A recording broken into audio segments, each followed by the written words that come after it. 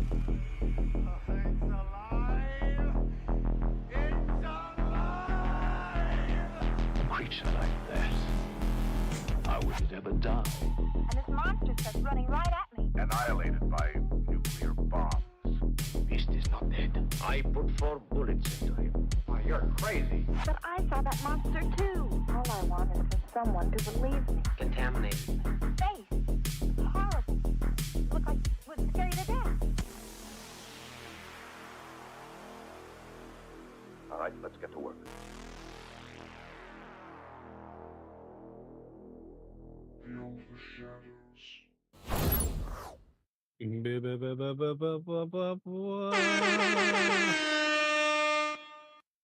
Welcome in, everybody. Let's see. Here we go. Yes. Welcome in. Welcome. It's Sunday night. It's freaking Sunday night. So you know what that means. Podcast time. So if you're listening to this on Spotify or YouTube and it's Tuesday, just know that we are live every Sunday on Twitch. Let me give you the right name here. Twitch.tv/Beyond the Shadows Podcast. Twitch.tv/Beyond the Shadows Podcast, where we are live every Sunday at 5 p.m. my time, so Eastern time. But if you go to Twitch and you have an account, you go to our page, twitch.tv/Beyond the Shadows Podcast. If you go to schedule, you will see the active schedule when we're going to be live next, and it will show the time appropriate to your time zone. So, let's say again, Sunday nights. Welcome. We're live. We got a little doozy for you this week. It's going to be something else. I'm going to play with some new sounds. We're going to do something a little different. I got more of a narrative style script written tonight. Planning on having a little bit of fun. I got a speech chat is up so I can hear that in my ears tonight. Let me see. Where's that at? Where did speech chat go? Oh goodness. Did I lose speech chat? Let's see where we got. What do we got here? Bibbity. Yeah, it seems I lost speech chat. That's fine. I'll go ahead and open another window and do it again. No big deal. This is so easy to do. It's easy when it works. So news, paranormal news. Nothing of any importance really. I'll be honest with you. Been kind of a quiet couple of weeks. Just about what you expected. So the trend lately on social media has been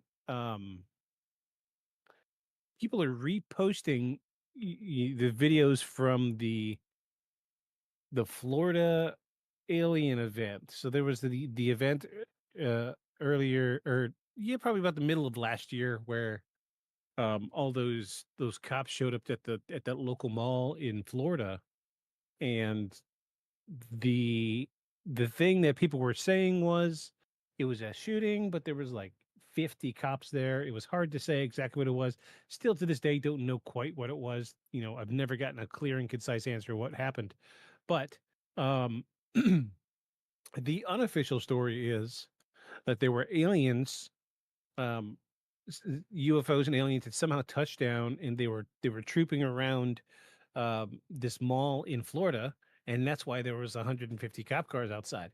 And then there was a bunch of little videos.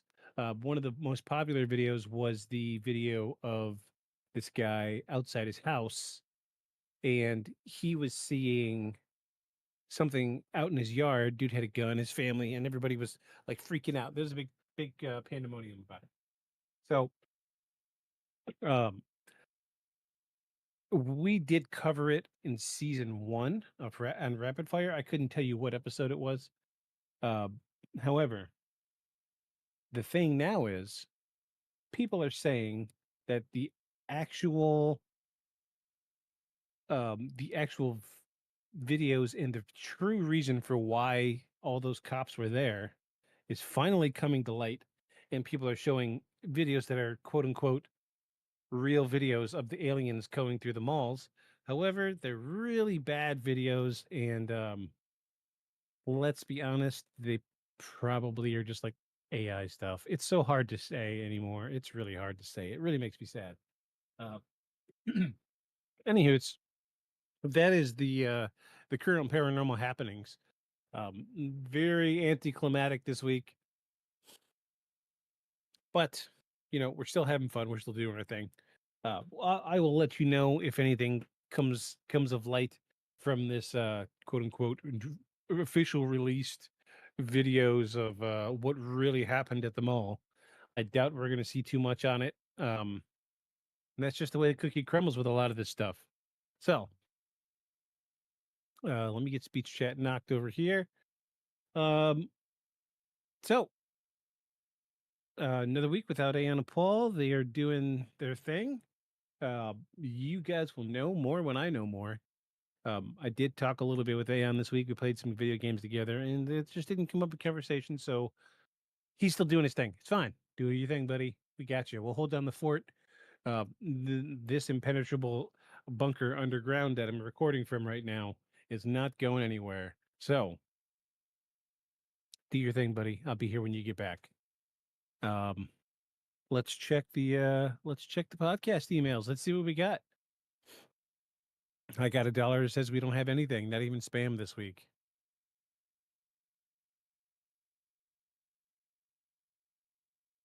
Let's see. Nope, nothing. Oh, we're eligible for a credit card and switch to 5G home internet. That is it. Wow.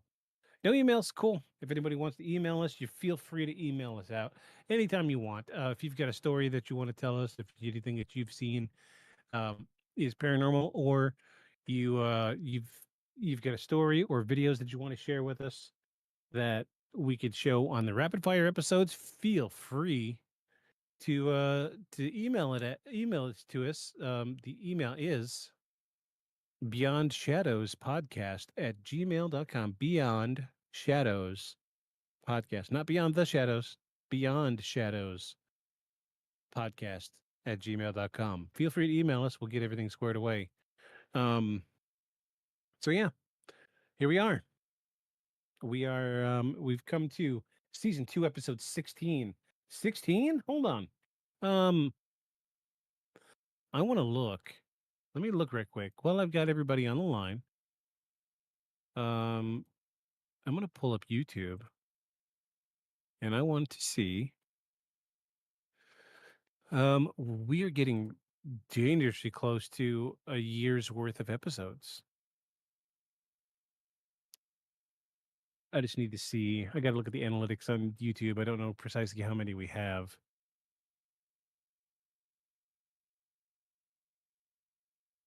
Oh my gosh, we're at 44 episodes. What? So 52 will be a year. So another what's 44, 52, so 8 more episodes. Oh my gosh. Almost been doing this for a year. Let's see how many followers we got. On YouTube, we have 181 subscribers. On Twitch, we're at 152. And I think, Spotify's embarrassingly like 50 people. We are getting some comments. YouTube's looking good. YouTube is our go-to. We put the most work into YouTube more than anything. We make shorts, we make videos, we upload to YouTube. So if you're enjoying what you see here, be sure to go over to YouTube, check out some of that stuff. Give us a follow. We'd appreciate it. Every single person helps. So I think we all know what's coming next.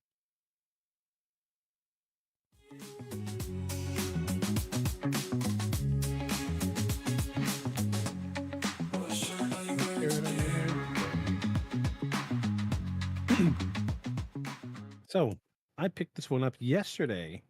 Went out shopping with the wife and picked this one up special because, for starters, I'm a huge Adventure Time fan. So follow the theme. The last 2 weeks I've been wearing Adventure Time shirts, and this week I've worn my new one. So check it out.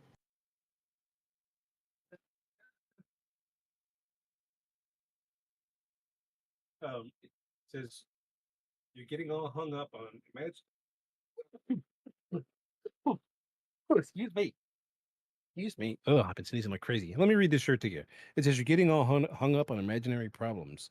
You got to focus on what's real, man. It's true. You've got to focus what's unreal. Um, Stop focusing on imaginary problems. Treat yourself. Don't beat yourself. As I always like to say. Oh, goodness. That little sneeze, that got me. Whew. So, let me check one more thing before we get going. So let's see. Tonight we've got a. I finally did it. I got a dry erase board. Tonight's episode is The Hat Man and the Shadow People. So this is going to be the dry erase board for the podcast. Every time we think of something we want to do, we're going to go ahead and put it on here and make sure that it does not get forgotten, because a lot of times we'll be like, oh man, we should do an episode about the airspeed velocity of a European unladen swallow. And by the time I get around to doing research for the week's episodes, I forget. So, um, we have dry erase board now. We're gonna put this here. This is the dry erase board home. This is where it will live, next to my Logic Funko Pop. Cool. Look good for you guys. Cool. You guys could see it. That's awesome. Awesome. Oh geez. All right. Let me check my phone before we get going. We are 13 minutes in. 12 minutes in, excuse me. And tonight we are covering the mysterious, the mystical, the mythical, the Hat Man and the Shadow People.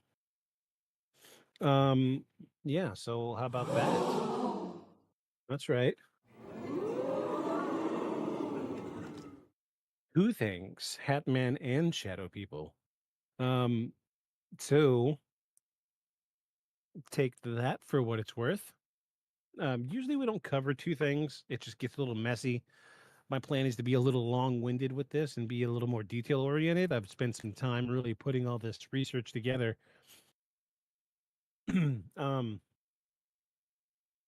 so usually when we do a normal podcast and everybody's here, I have somewhere between 3 to 4 pages of script written for the podcast. However, tonight I have 12 pages of script written. So this very well may be a two-parter. It's hard to say. We'll just have to see where it goes.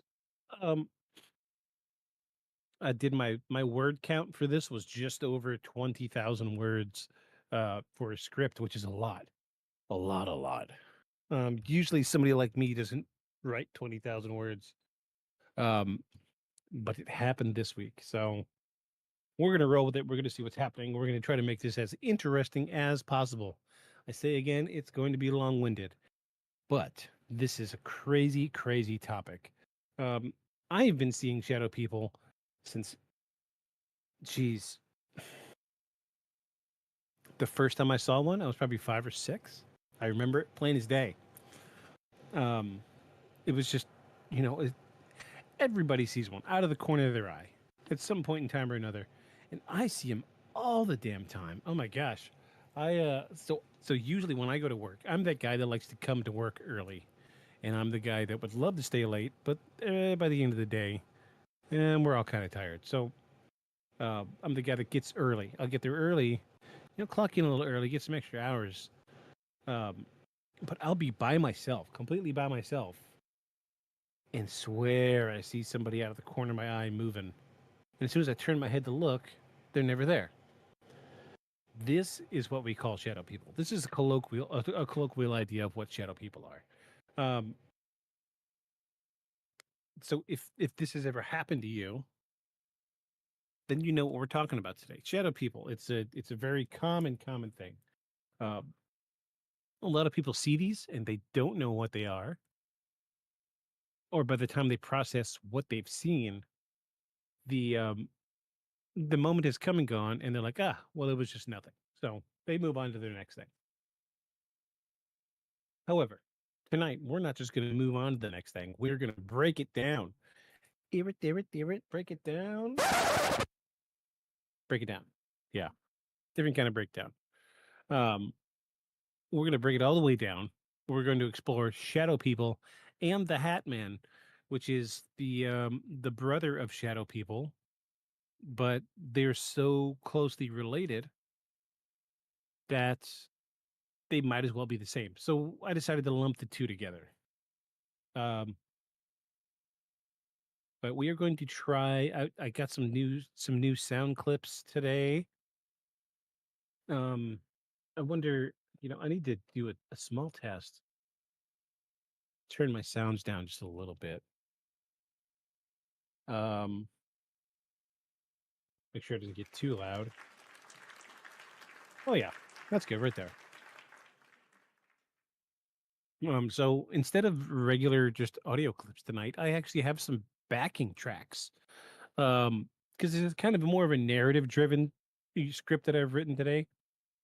Um, so my way of trying to make this a little more engaging is I've got some generic backing tracks, and I'm going to do my best to kind of smother them in and out of the story.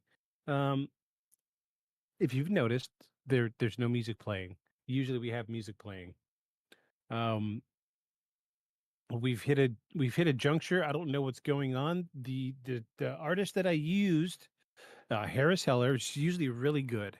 I've been using him for years, and something has triggered YouTube into saying all of his content is copyrighted now, and I'm having a heck of a time getting everything sorted. So, um, every time I upload a video to YouTube with any music on it, that because I've been using Harris Heller for years. Anytime I have uploaded anything to anything to YouTube now, it's coming back and saying I have a copyright infringement. So, um, until I get this sorted, I'm going to stop using his music. Um, so, in the spirit of trying to make this as interesting as possible, I'm going to start trying to throw some ambient sounds into the background of when I'm doing some storytelling. So, bear with me. I'm going to do my best. We're gonna adjust on the fly. And if you or anybody you know makes music, feel free to reach out to us and shoot us an email, beyondshadowspodcast@gmail.com.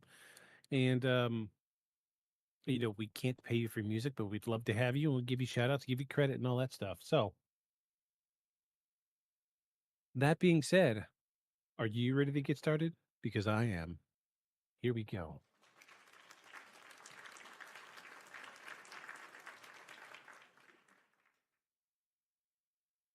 But first, a word from our sponsors. No, I'm joking. We don't have sponsors. No, but first, I do need one more beverage. Hmm.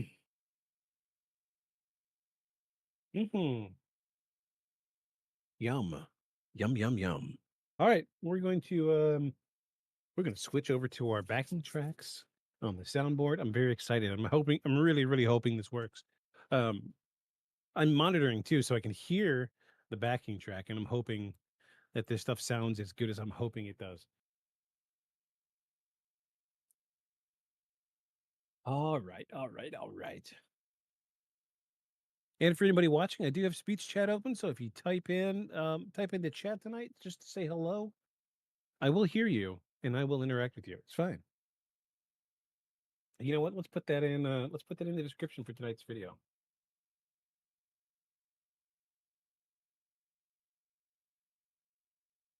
Uh,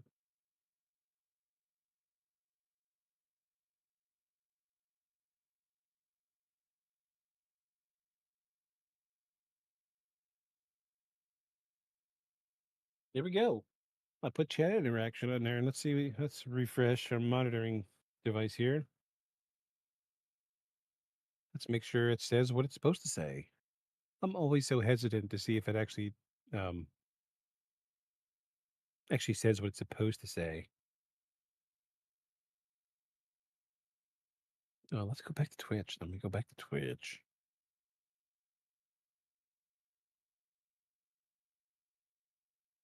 Interesting. Cool. It doesn't actually show the. Oh, it's the go live notification. Yeah, nobody looks at those notifications anyway. Cool. So, we're gonna change the title.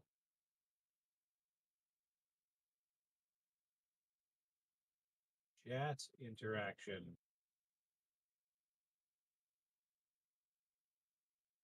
No, let's do chat is live. That sounds better. That is live. Done, done, done. So if you do any chats tonight, anybody listening or watching tonight, um, you'll be on the podcast. Be aware. So, without further ado, I give you the Hat Man and Shadow People. All right. So, um,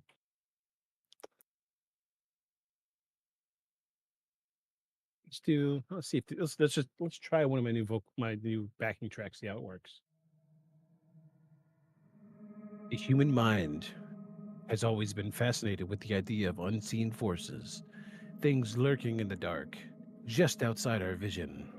It's not surprising that cultures across time and space have shared stories of mysterious, shadowy figures, beings that dwell in the periphery of our vision, neither fully tangible nor entirely imaginary. Tonight, on Beyond the Shadows, we'll delve into the most eerie phenomenon in modern paranormal research, the entities known as Shadow People and their more sinister counterpart, the Hat Man.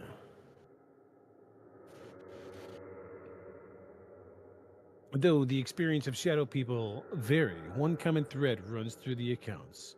These figures seem to exist on the boundaries between sleep and wakefulness, often appearing in the darkest hours of the night.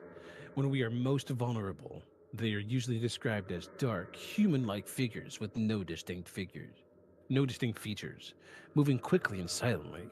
Some report feeling watched or even followed by these entities. Ooh, that was good. I hope that sounded good at Yell's end. If anybody's listening, let me know what that sound mix sounds like, please. I need to make sure that sounds good. It looked good at my end. I'm seeing the audio levels. That's all I really see.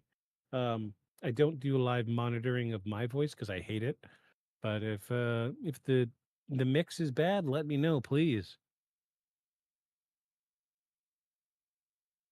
There's no takesies backsies once I stream. So, among these shadowy figures is one who stands out, and that is the Hat Man. The Hat Man.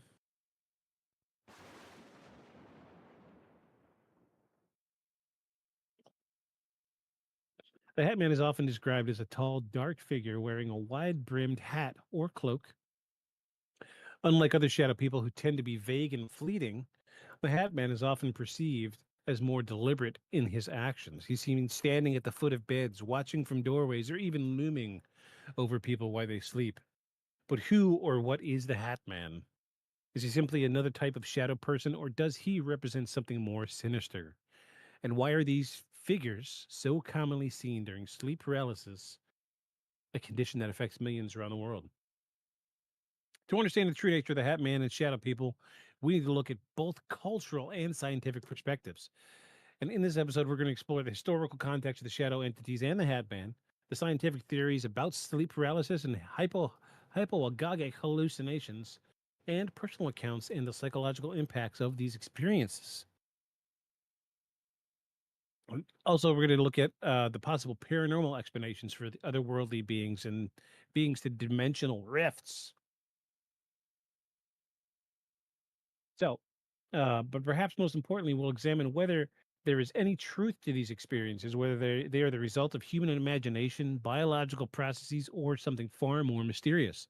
So let's begin by looking at the history of shadow people and how the phenomena has been described across different cultures.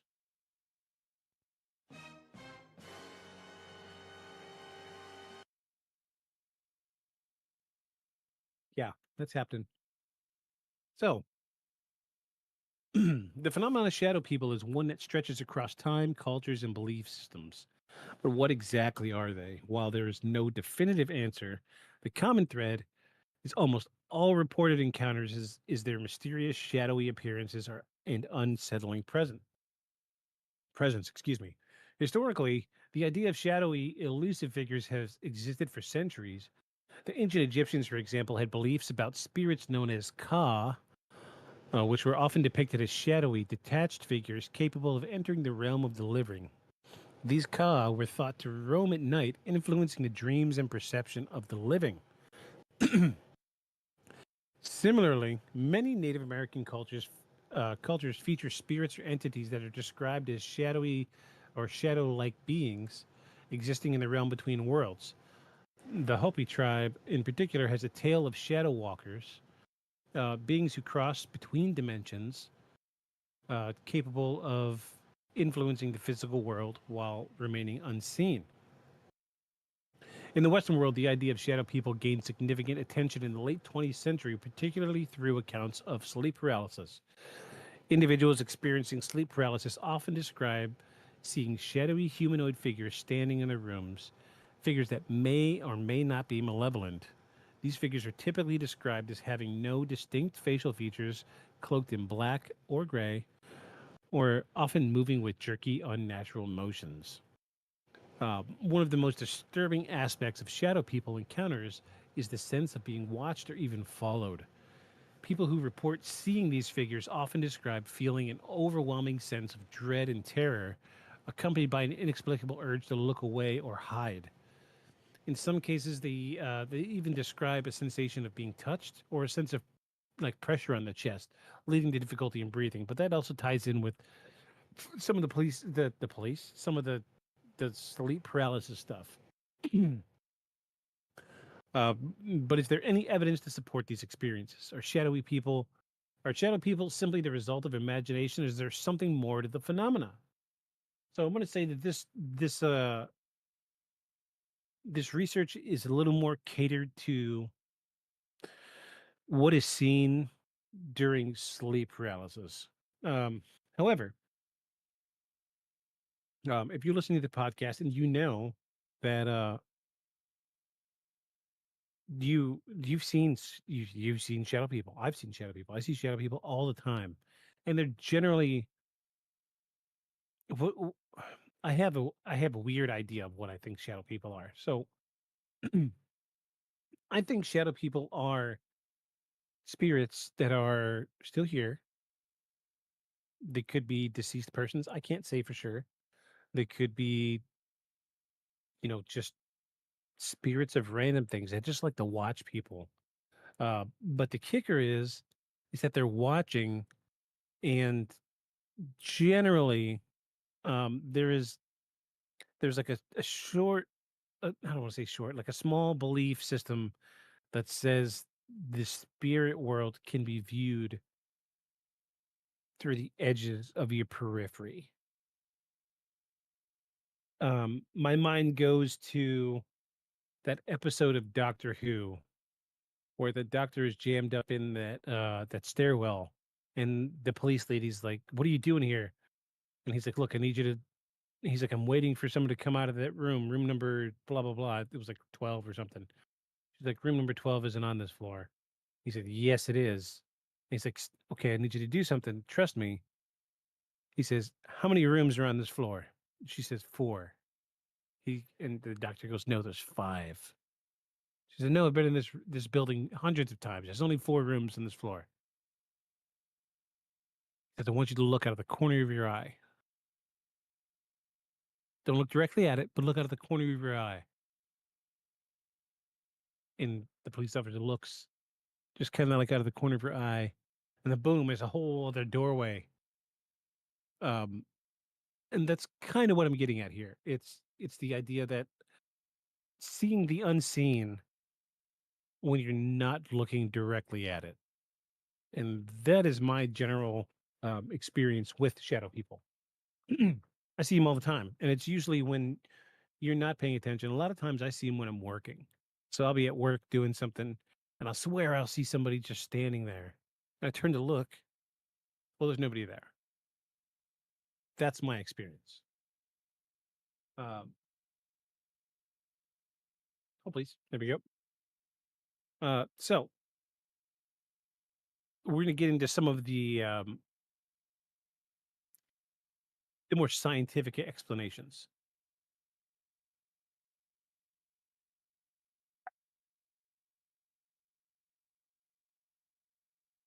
All right. So first and foremost is sleep paralysis. The most common scientific explanation for shadow people is sleep paralysis, a condition that occurs when a person wakes up but is temporarily unable to move or speak. And during this state, people often experience vivid hallucinations, which can include the sight of shadowy figures in their environment. These figures are often described as tall, dark, and featureless, which aligns with many reports of the shadow people. Sleep paralysis is a well documented phenomena. It occurs when the body remains in a state of REM, rapid eye movement, sleep, where most vivid dreaming takes place. Even after the mind has awakened during REM sleep, the brain essentially paralyzes the body to prevent us from physically acting out our dreams. If the mind awakens before the body, the individual may experience intense feelings of fear, the sensation of a presence in the room, and vivid hallucinations, commonly in the form of shadowy figures. So here's the kicker about this: sleep paralysis is a horrifying thing. I've had it happen to me a couple times, and it is the one of the worst experiences of my life. Uh, so essentially, let me break it down. This says it pretty straightforward and clear. When you sleep, when you dream, your brain paralyzes your body to keep you from physically doing what you're doing in your sleep, in your dream. However, I don't know if it's like a chemical released or what have you, the brain doing what the brain does. Um, there can be times where your body is still asleep, but your mind is awake. And this is what sleep paralysis is. So your body is still acting like you're dreaming, and whatever is causing you to dream is still surging through your system. However, your eyes are open. And this is where the hallucinations part comes in, because your brain thinks that you're still dreaming, your eyes are open. So it's processing the information from the room that you're seeing through your eyes, but it's also treating it like a dream. So think of it like you take a static image of your bedroom and you use an AI filter, and you're still seeing your bedroom, but now the AI is creating something fantastical, and it's making this incredible thing happen right in front of your eyes, as opposed to your eyes are closed and you're only seeing it in your mind. So this is what we're talking about when we talk about sleep paralysis. I've had it happen to me a couple times, and oh geez, absolutely horrifying. Um, I think one of the worst ones I had, and I haven't had it happen in a good long while, was I was asleep and I had a dream that I was in my house and somebody was chasing me. Now, when I sleep, I like the room cold. So it doesn't matter if I'm cold. I want the room cold because I like the feeling of the cold air and being under a warm blanket. If you're like me, you understand why. Um, so when I sleep, a lot of times I'll curl up in a ball. Even if I'm under my blanket, I'll curl up in my ball. And at the time, I was living alone. And in my sleep, or in my dream, being chased from my house, I would run into my bedroom and I hide behind the door. So my thought process is I'm going to hide behind the door. So if whoever's chasing after me opens the door, I'll have to jump on them because I'll be behind the door. However, my dream, in my dream state, my REM sleep, my brain picked up the fact that I was curled up in a ball and my shins were pressed up against the wall. And so then I went and turned and put my hands against the wall. So I've got both my legs and my shins against the wall, like I'm getting ready to push. And in my dream, the door was being forced open, and I was half asleep, half awake, and the door being forced open was me pushing on the wall. And there was just enough of me that was awake to mix with the part of my dream that made me feel like this person forcing open the door to get me was absolutely immovable, and it was pushing me backward, which was me pushing myself away from the door in my dream, but I was pushing myself away from the wall in the real world. And um it was wild. It was absolutely wild. The physical sensations, the crossover with the dream state, absolutely insane. I had a few others where I was uh I could think of one or two where I was awake, my eyes were open, and can't move. I remember being able to only move my eyes and seeing someone come into the room and sit on the edge of the bed. And while they're sitting there, they're leaning in closer and closer over me. Like, so, like in a laying down state, anything standing up, you're looking directly up at them. So they look huge, right? So I'm laying down. This shadow comes into the room, sits on the bed, and then like leans over me, looking down at me. And the closer it got to my face, the more horrified I got. And I tried screaming. But of course, my body was paralyzed, but my vocal cords were trying to work. And I remember the sound of me screaming with my mouth closed woke me up. Think about that. Just think about it.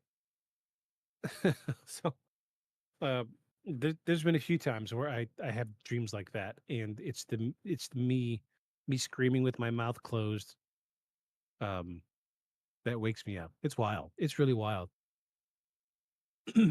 We'll see if just me talking about it tonight makes it happen. I hope not. It shouldn't. It's really bad. It can get really bad, really scary. So, moving forward, um, another related phenomena is hypnagogia. Gagia, hypnagogia, hypnagogia. I don't know how to pronounce that word. Let's ask the oracle.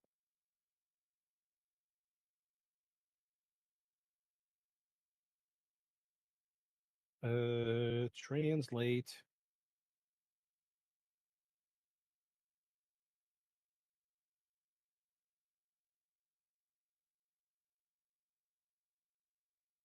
Okay, I want to hear it.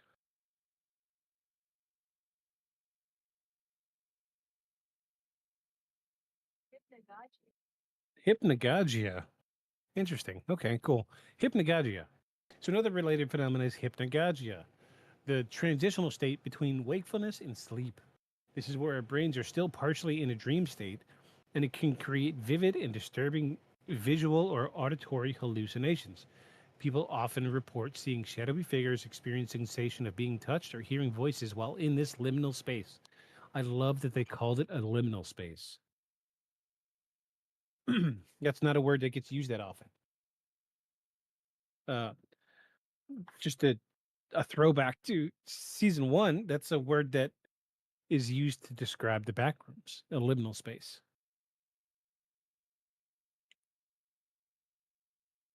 Um, so, from a neuroscience perspective, researchers have also pointed to brain activity and neurology as explanations. Some theories suggest that during times of stress, sleep deprivation, or mental illness, certain areas of the brain may become hyperactive, triggering vivid hallucinations. And these could easily take the form of shadowy figures, humanoid figures, especially when combined with the fear and panic that often accompany sleep. Excuse me, sleep paralysis. So, despite these scientific explanations, the university of shadow people, or the universality of shadow people encounters is difficult to dismiss.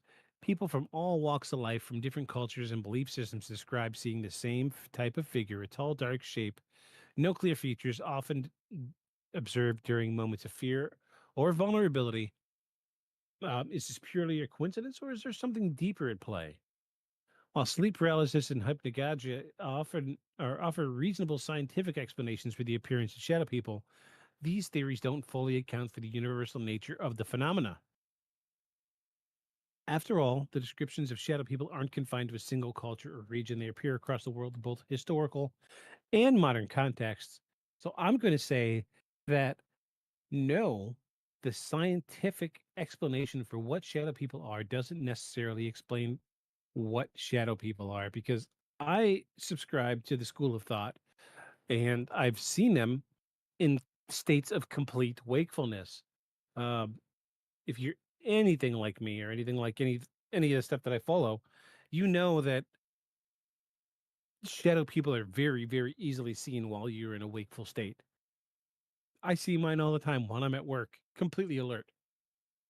Um, so I don't completely agree with the fact that there is not historical, but scientific explanations for why we're seeing shadow people. Um, but that's not to say that that's not one of the root causes. Um, I don't see that. Ooh, excuse me. I wouldn't say that like lingering sleepiness would be a reason for seeing shadow people during the day. Like I think like even last week I saw one at work at like 1 in the afternoon. So it's not like I'm groggy from sleep when I see one. I mean, how many times have you been just like in like an office building or any kind of room and swear that you just saw someone standing in a doorway out of the corner of your eye? Would you say that you're asleep? I wouldn't. I absolutely wouldn't. Because that's n- this is what scientists are trying to say. Scientists are trying to say that you're asleep when you see shadow people. This is not the case. Come on, folks. You're not blind. You're not sheeple. Our eyes are open. Literally. That's why we're seeing shadow people. So let's take a closer look at some of the theories and beliefs surrounding the shadowy entities, starting with cultural interpretations. Uh, this one, this one's kind of heavy, but I want to say deal with it, but um, take it for what it's worth because it does have some factual basis. Spirituality is a heavy, heavy subject, and oftentimes, um, there can be religious or spiritual underlying implications that have to do with why we see shadowy people. Um, I can't think of anything personally that I've seen, but we're going to cover a few of these. And these seem a little bit outside the box, but they fit the mold of shadow people and the Hat Man. So bear with me. Here we go. Across the world, shadowy figures or similar entities appear in many folkloric traditions, and these beings are often seen as malevolent spirits or harbingers of doom. And this is why it's considered a spiritual aspect because they would see these shadow people and feel like it is a sign from whatever deity they believe or feel like it's a sign from the gods or something that's getting ready to happen. Um, the most prominent, and this one kind of shook me a little bit because it challenged what my traditional thought of what this was. So in Middle Eastern folklore, we have the jinn. Um, is there's a belief in a supernatural creature known as the jinn?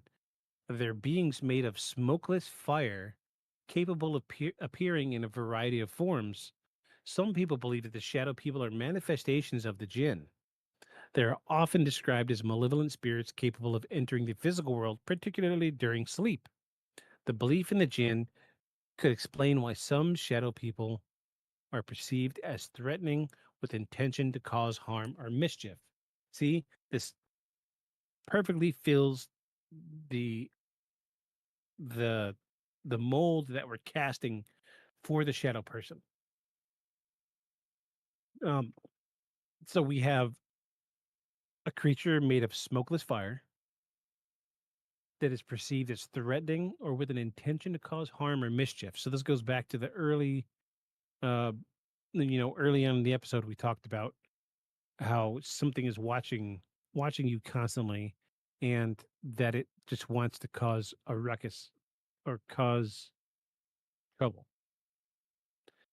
This is this is ballpark, but still with very close to home plate explanation of what the person is. Um, so Asian cultures, we start to get into more of the Hat Man idea of what the shadow people are. In certain Asian cultures, there are similar figures that mirror the description of the Hat Man. For instance, in Japanese folklore, there are creatures known as the Yurai, spirits of the dead who roam the earth, and these spirits are sometimes depicted as shadowy figures in traditional ghost stories, often wearing traditional clothing or hats. Some interpretations suggest that the Hat Man might represent a Yuri or a lost soul trapped between worlds, haunting the living. So this is one of the earliest and first explanations for what the Hat Man is. So it follows the mold of what we think shadow people are, but it also it also covers the Hat Man. It's very simple like that. We did have somebody else in the chat. They came and went. I guess my storytelling is not that great. I am sorry. I'm trying, folks. I really am.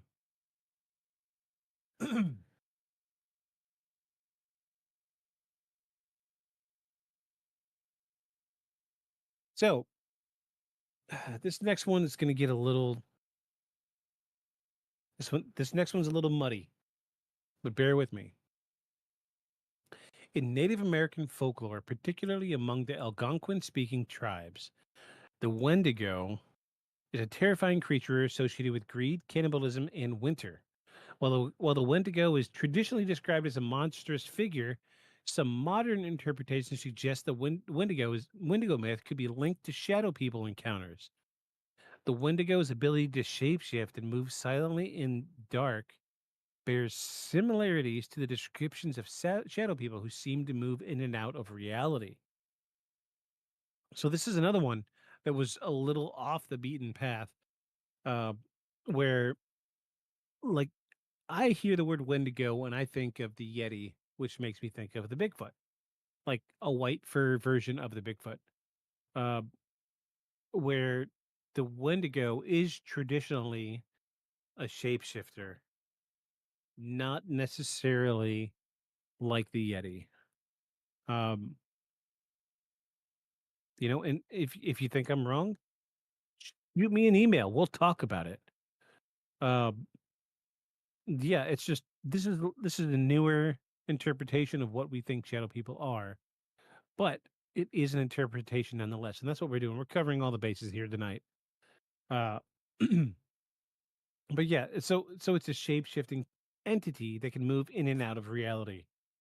Uh, the next one is kind of once you think about it, it makes good sense. Europe's shadow figures is also known as the Grim Reaper archetype. In European folklore, the Grim Reaper is often depicted as a cloaked figure with a hood and a scythe, much like the descriptions of shadow people who are frequently seen wearing dark, indistinct cloaks. Some theorists argue that the Grim Reaper represents cultural projection of death, and shadow people may embody the same fear of mortality, appearing at moments when individuals are most vulnerable, such as during sleep or illness. So, this does have teeth. It's it makes sense. The idea of the Grim Reaper being, this shadowy figure that's always always kind of watching and waiting. You know, it's not as far fetched as I would say as the Wendigo is, but it makes sense. You know, it makes sense to me. So these cultural interpretations point to a shared human experience, a deep seated fear of the unknown, the dark, and the forces that exist outside of our control. But there are also theories that venture beyond folklore and delve into more paranormal realms, suggesting that shadow people might not just be figments of the mind, but actual entities from another plane of existence. And now we're starting to get into the nitty gritty, the hairy stuff, the stuff that I like. And yeah, this is some of my stuff. This is right up my alley. This is more what this podcast is catered to, the paranormal.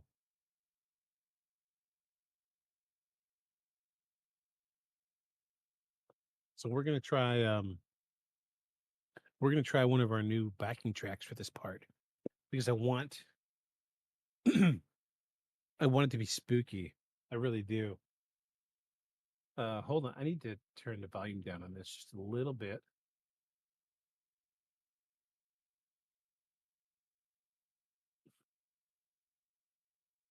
All right, I think we're good. All right. Paranormal and metaphysical theories. Interdimensional beings. One of the more popular paranormal theories is that shadow people are beings from another dimension. This theory posits that these figures are not figments of our these figures are not figments of our imagination, but visitors from a parallel universe or alternate realities. According to some of our excuse me, but visitors blah blah blah blah blah blah. I totally missed the whole sentence. According to some proponents of this theory, the reason shadow people are seen so frequently at the edge of our vision in dark spaces is because they exist on a different plane intersecting with our own. These beings are not fully aware of us, or perhaps they are, and they're simply observing us from a distance.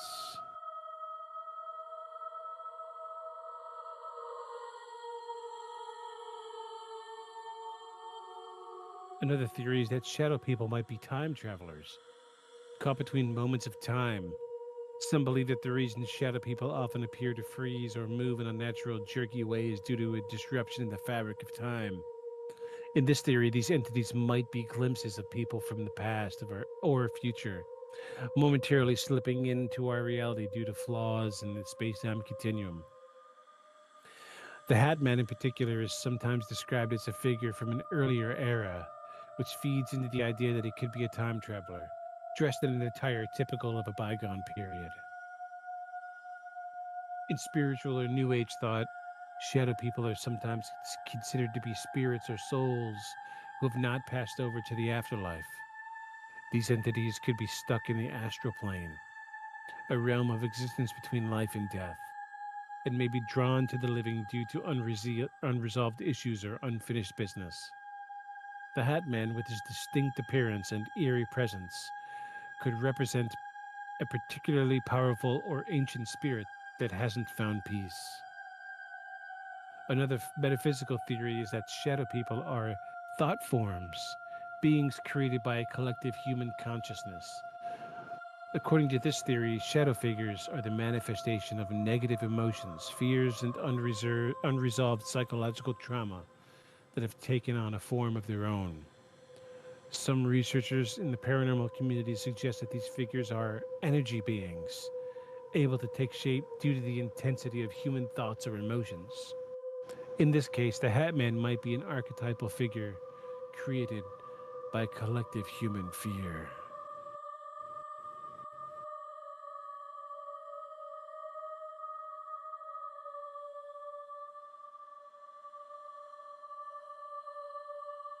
Ooh, that backing track really worked. That was good. It sounded good at my end. I hope it's not too loud.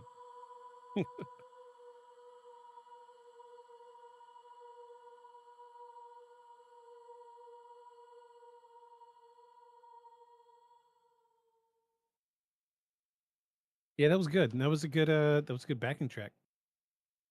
I like it. I'm gonna keep trying to use these as best I can. Whether you believe shadow people are merely the result of sleep disorders, psychological stress, or something far more extraordinary, there's no denying the profound impact these experiences have on those who encounter them.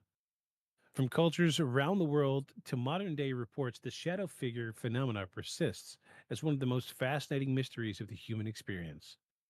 As we move forward in this exploration, we'll look at the Hat Man, a particularly enigmatic and terrifying form of shadow person, an example and examine the real world accounts that continue to keep this mystery alive. So stay with us as we investigate who or what the Hat Man must be and why he appears to haunt so many lives. Let's see. We're an hour in. Do I need to use the bathroom? Let me see. Check my bathroom gauge. I think I'm okay.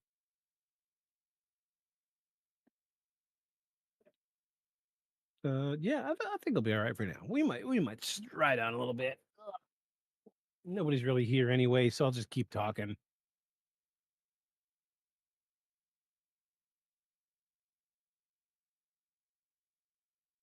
Okay, so of all the shadowy figures reported by witnesses around the world, there's one entity that stands apart, a figure who seems to embody both mystery and terror in equal measure. This figure is none other than the Hat Man. Unlike the more common shadow people, who are often described as shapeless or fleeting, the Hat Man is distinct. A tall, dark, often depicted with a wide-brimmed hat, a cloak, or other period-appropriate attire. Witnesses frequently report an overwhelming feeling of dread when encountering this figure, and many describe him as having a presence, something that sets him apart from the rest of the shadowy being that tend to slip in and out of vision without leaving much of an impression. But who or what is the Hat Man? And why is he so much more terrifying than the other shadow people? Let's examine the characteristics of the Hat Man, the encounters people have reported, and what makes him different from the more generic shadowy figures. Cool. Cool. Um, I think before we get into this, yeah, I might just use the bathroom. It took me that quick to realize I might just need to use the bathroom. Um, don't go anywhere. We're going to discuss the Hat Man in greater detail in just a minute. Be right back.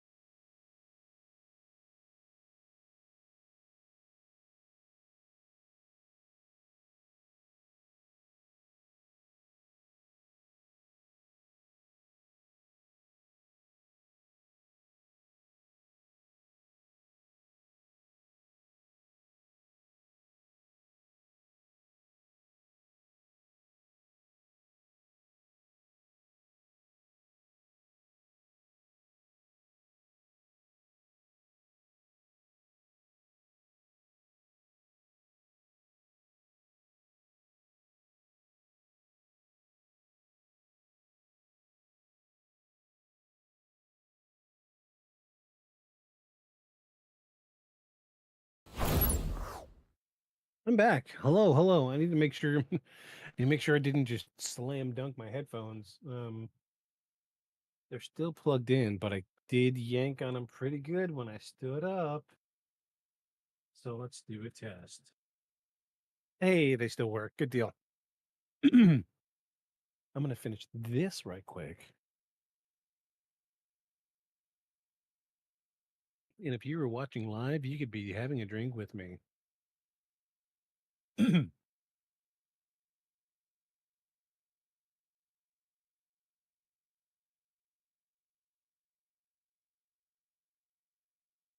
Oh,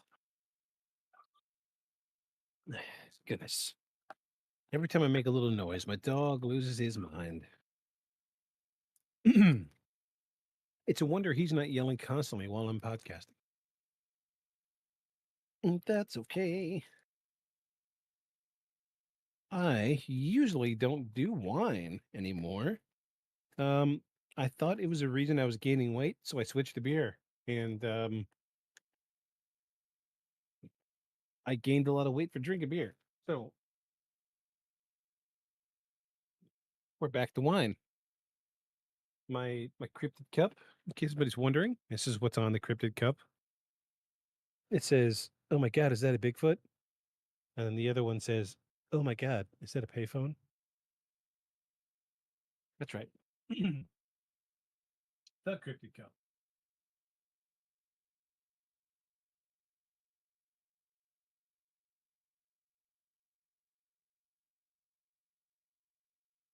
Hopefully, this doesn't make me phlegmy like it used to. Oh, I haven't had wine in a while. Here we go. It's about to get crazy. About to get crazy. Crazy. We're about to turn it up. Turn it up on Cryptid Channel 107.9. I'm not saying it's space aliens, right? But it goes without saying it's fucking space aliens. Yes. Space aliens. Wait, here we go. One more time. Oh my God! Yeah, I play that one all the time at work. It's a favorite at work. All right, so we've hit the halfway point here. We have moved on from shadow people to the Hat Man. Uh,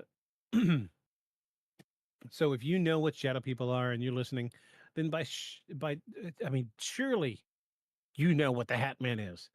My plan for this evening was to have like some really cool visuals up, uh, photo evidence of the shadow people or the Hat Man.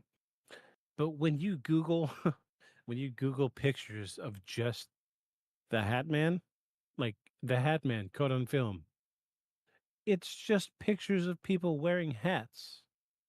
It doesn't understand what I mean when I say the Hat Man.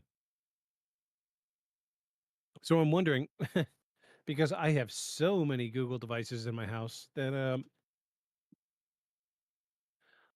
probably after tonight I'm gonna get a ton of ad recommendations for hats. I'm sure. I seen a guy on TikTok do that where he had a piece of paper in front of him and he says, I should say that I have no reason to buy this. Um, I don't own one of these that requires these. And he turns his paper and shows it to the camera, and he says, and the camera says, "Dog toys." He's like, "There's no reason this should be in my life." So he does one little, like 30-second talk, and then he starts opening an internet browser, and he's like, "See, look, these ads for like hair growth, all this other stuff." And then he closes Chrome and he starts talking about dog toys. And then the first time he opens Chrome, one of the first windows or one of the first ads he gets in his window is dog toys. So I'm sure after this, we're going to get lots and lots of ad recommendations for hats. So bear with me. Here we go. We're going to dive into the Hat Man. Most notably, his feature is, of course, the hat. Do I have a hat? Do I have something I can wear? No. The only hat I have is my tinfoil hat, and I really, really don't think this is the hat that the Hat Man is wearing. So, just saying.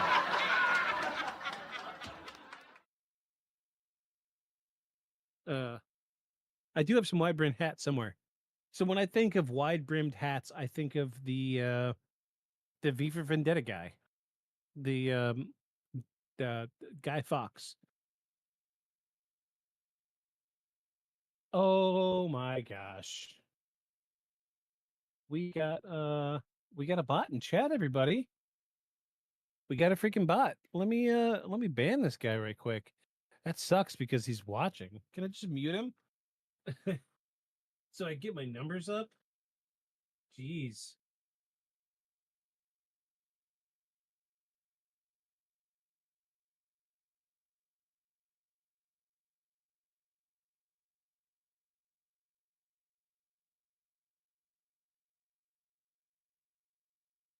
Yeah. Guess I'm just gonna have to go ahead and ban this guy.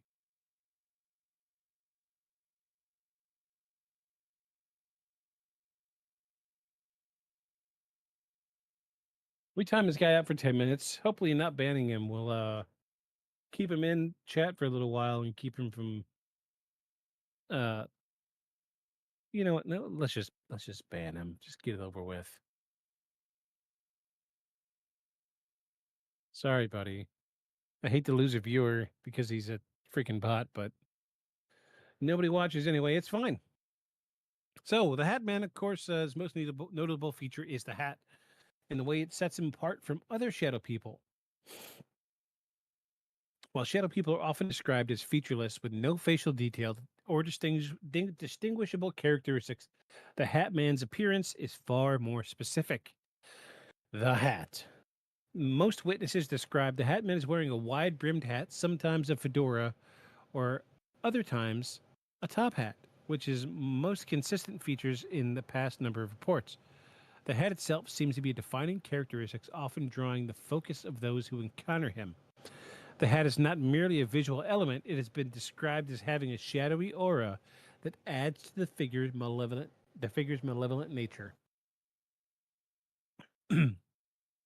Some people even report that the hat appears to distort the shadow itself, making it seem almost unnaturally dark. In addition to that, many descriptions of the Hat Man include a long flowing cloak or robe, which further enhances his ghostly spectral appearance. Unlike the formless, fleeting shadows often reported by those experiencing sleep paralysis, the Hat Man is described as a solid, imposing figure, often standing at the foot of beds, looming in doorways, or simply watching from the corner of a room. A striking characteristic of the Hat Man is his height. Many who encounter him report that he is much taller than a typical human, sometimes towering over the people at 7 feet tall. This towering presence is often what triggers the feelings of intimidation and unease that accompany the encounter. Unlike other shadow people, who are often reported as having an unidentified or vaguely humanoid shape, the Hat Man's body seems to be far more defined, even though it remains entirely black or shadowed in appearance. So, there's that.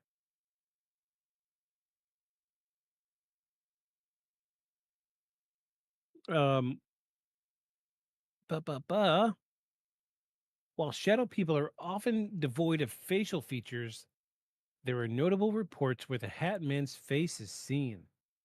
Although in some accounts it is still difficult to make out specific details, some witnesses describe his face as void of expression, a black void with no eyes or discernible features. Other accounts describe glowing red or yellowish eyes, adding a sinister aura surrounding him. In some cases, the Hat Man is seen with an eerie smile, but it's not a smile of comfort. It's described as unnatural, something that instills a feeling of deep, unsettling dread.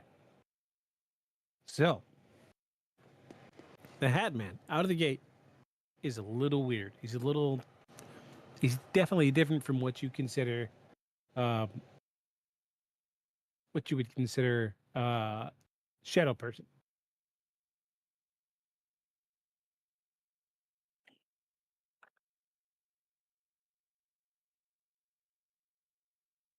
I'm going to change category.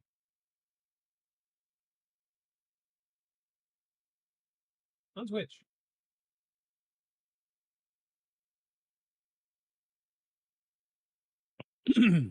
So we've got the shadow person, and the shadow person is devoid of definition, no form, no shape. It's what I've seen. The shadow person is just head, shoulders, body.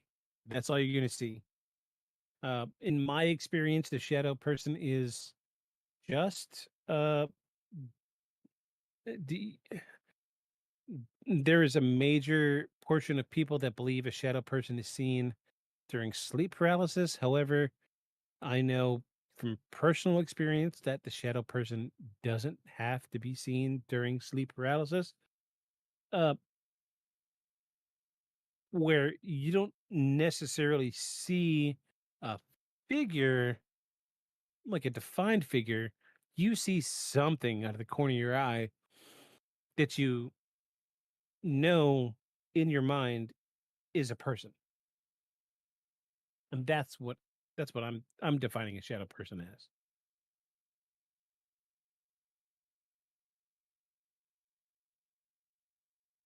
Hold on, I'm just reloading the stream.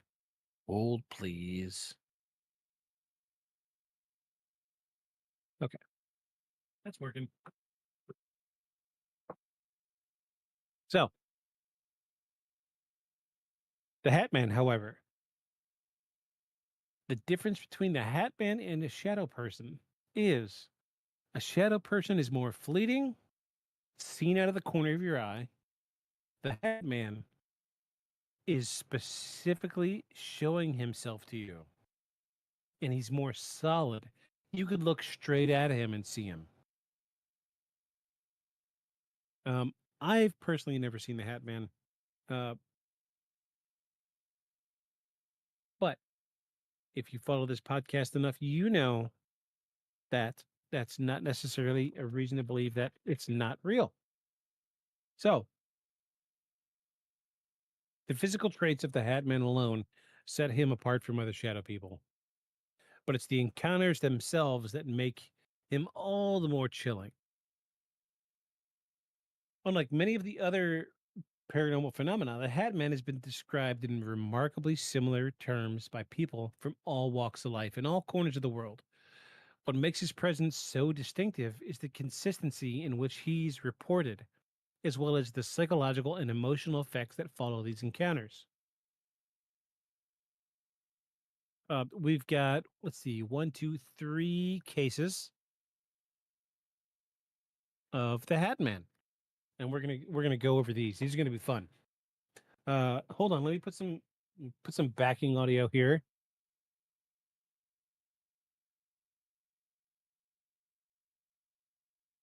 All right, you guys ready for this? This is about to be fun. We're gonna have some fun with this. I'm gonna use my movie voiceover voice. Yeah. Are you ready? Because I'm ready. Are you ready? Are you ready? Are you ready? Are you ready? Are you ready? Here we go.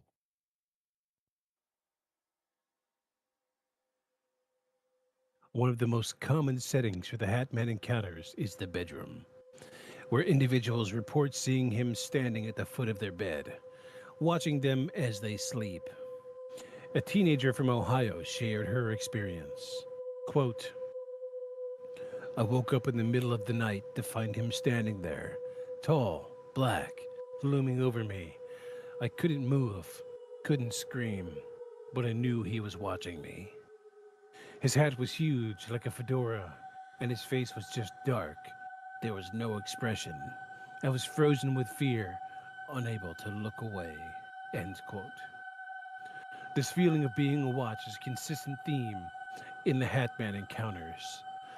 The figure doesn't seem to engage with the victim in any way, but the overwhelming sensation of being observed is something that can last after the encounter.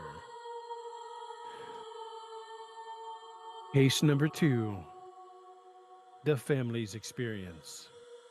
A family in Arizona shared a chilling experience that was witnessed by multiple people in the same home.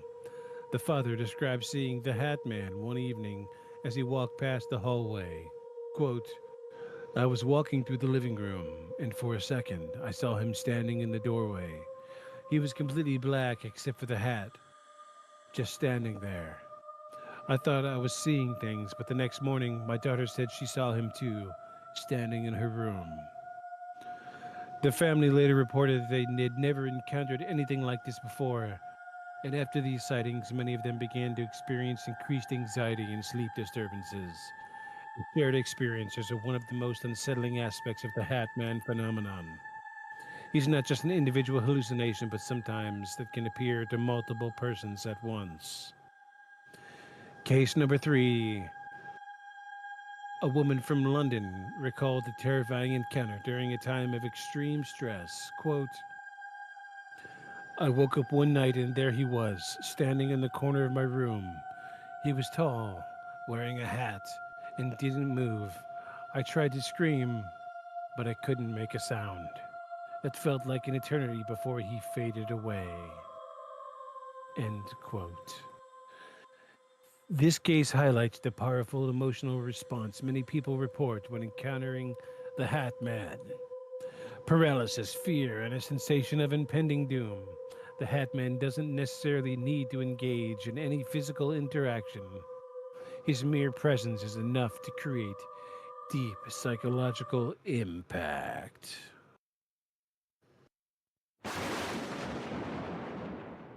I should have been a little quicker with the lightning strike or thunder strike. Yeah. That should have made it more entertaining. I need a much better soundboard. Sorry, I can't afford the good stuff, everybody. This podcast doesn't make any money, so you have to deal with the weird in between sounds. Sorry.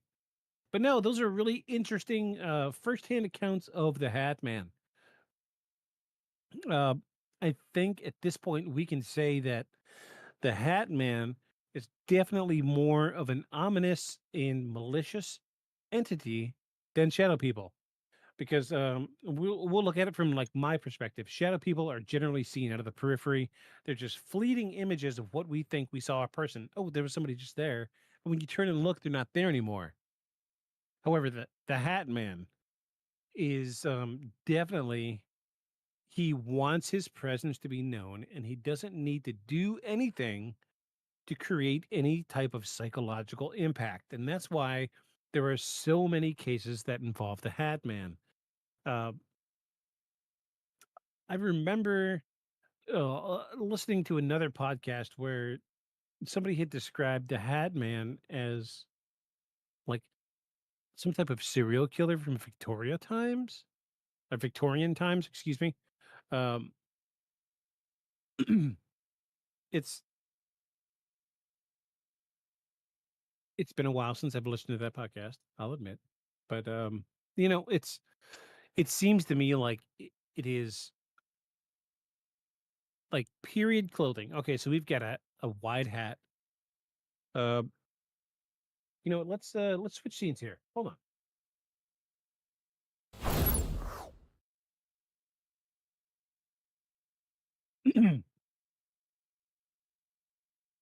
I think I can do this. What time frame wore wide brimmed hats?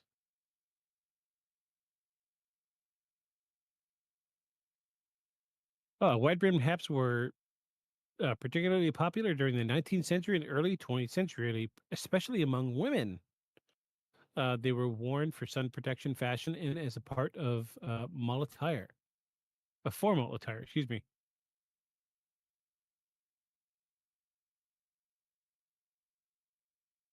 Oh yeah, like this is what I'm seeing. Like this feels like Hat Man territory.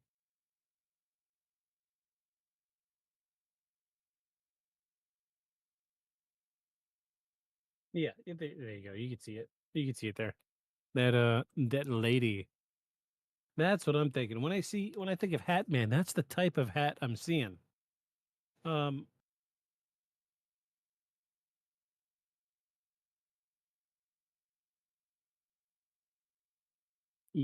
the Middle Ages, felt hats in Europe. Key developments during this time included the wide-brimmed hat, which would provided protection from the sun and rain. The creation of the conical witch's hat, possibly inspired by the tall, pointed hats worn by medieval Jewish men. Okay, so we are dealing with some type of powerful, malevolent spirit from 19th and early 20th century. That's what we're dealing with. It's as simple as that.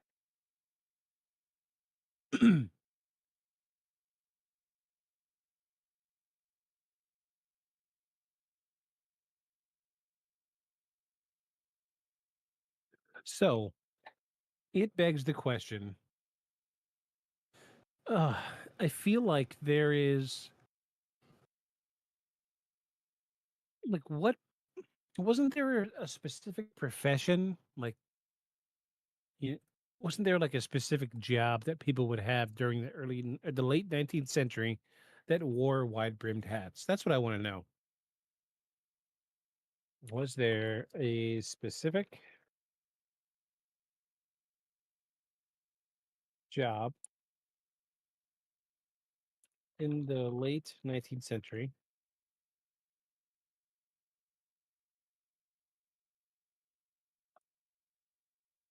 that wore wide brimmed hats?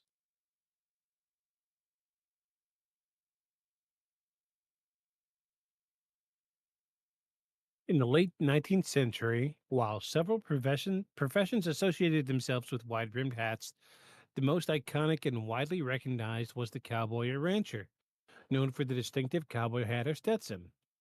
Other groups who frequently wore wide brimmed hats include farmers, stockmen, and some military personnel, particularly those units that served in the Western United States.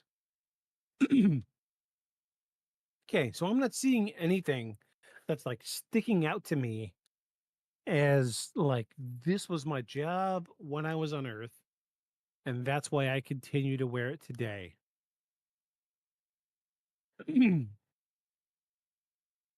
So let's look up one more thing. Why does the Hat Man wear a wide brimmed hat?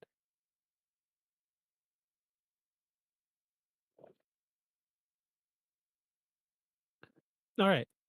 So it says the Hat Man, a figure often described in the context of sleep paralysis and shadow people, wears a wide brimmed hat, likely due to its association with the figure's shadowy, mysterious experience with the common imaginary imagery of sinister characters. While no definitive reason exists for the paranormal or psychological explanations for the specific feature, it's part of the figure's iconic and unsettling visual representation. Interesting. Okay, so we're going to touch more on that towards the end. That's interesting. Uh, I'm not going to forget that. And if you're watching, don't let me forget. So we're going to move forward. We're down to the last 3 pages of the script. I thought this was going to be a two-parter. I was wrong. We're tearing through this stuff because nobody's watching the stream and nobody's interacting. That's okay.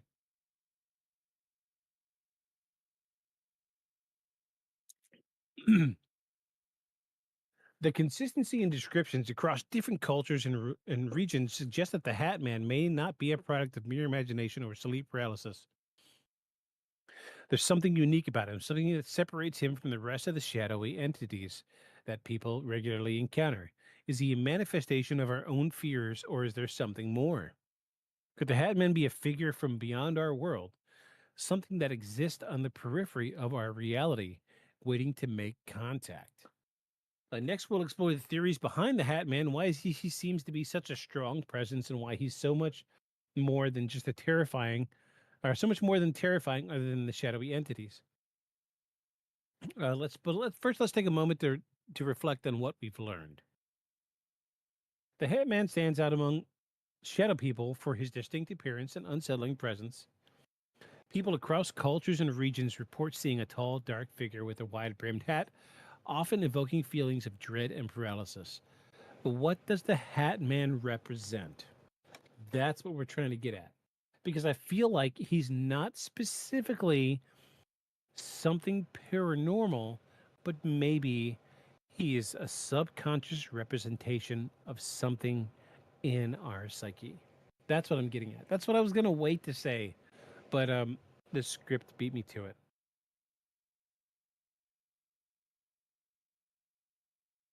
In this section, we'll explore some of the theories behind the Hat Man's origins, his purpose, and his connection to the broader phenomena of shadow people. So, we're going to get into why the Hat Man can be considered an archetype of fear. And it's really funny that this is where the script I wrote this script, but um, I have trouble keeping bearing of where we are because this is like a 23,000 word script. So I lose track of what we have and where it is in line. So I had forgotten that this was actually part of it. One of the first theories to consider is that the Hat Man is an archetype, a universal symbol of fear that exists in the collective unconscious.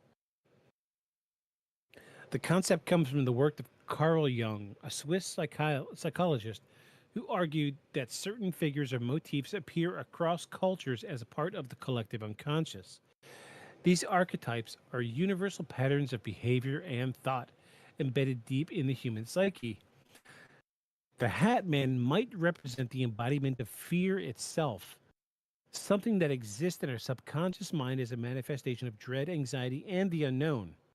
The hat, a common figure or a common feature of this entity, could symbolize authority or mystery, as hats have historically been worn by figures of power.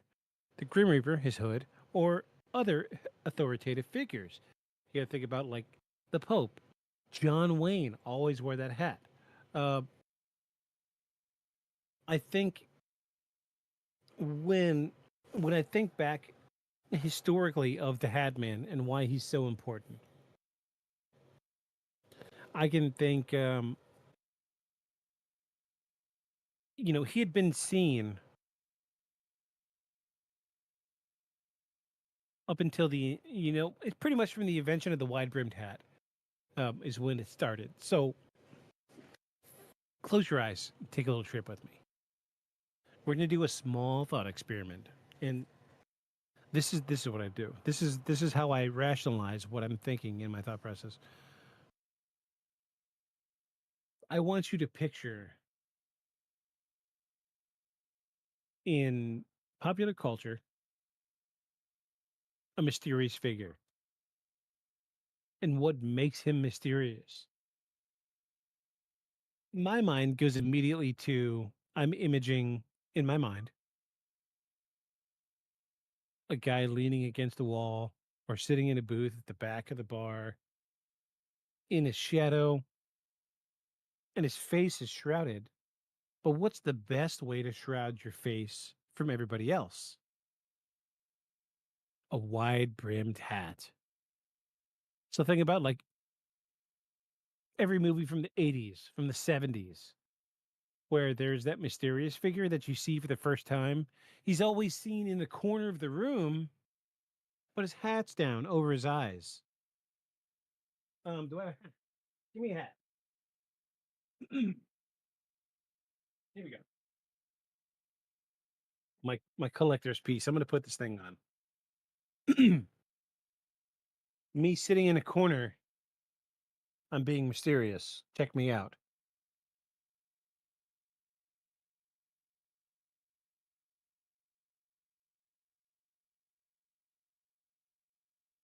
What makes me mysterious? It's the fact that you can't see my face. So the wide brimmed hat, think about like even Lord of the Rings. The first time you see Aragon, he's got his hood down and he's sitting in the corner of, was it a bar or like a hotel or something? He's got his hood down over his eyes. You can't see his face. John Wayne movies. The first time you see the antagonist of the story, he's sitting in the corner, probably with his feet propped up, and he's got his cowboy hat down over his eyes. It's classic. It's the classic move of the mysterious guy. Check me out. I'm mysterious because you can't see my face.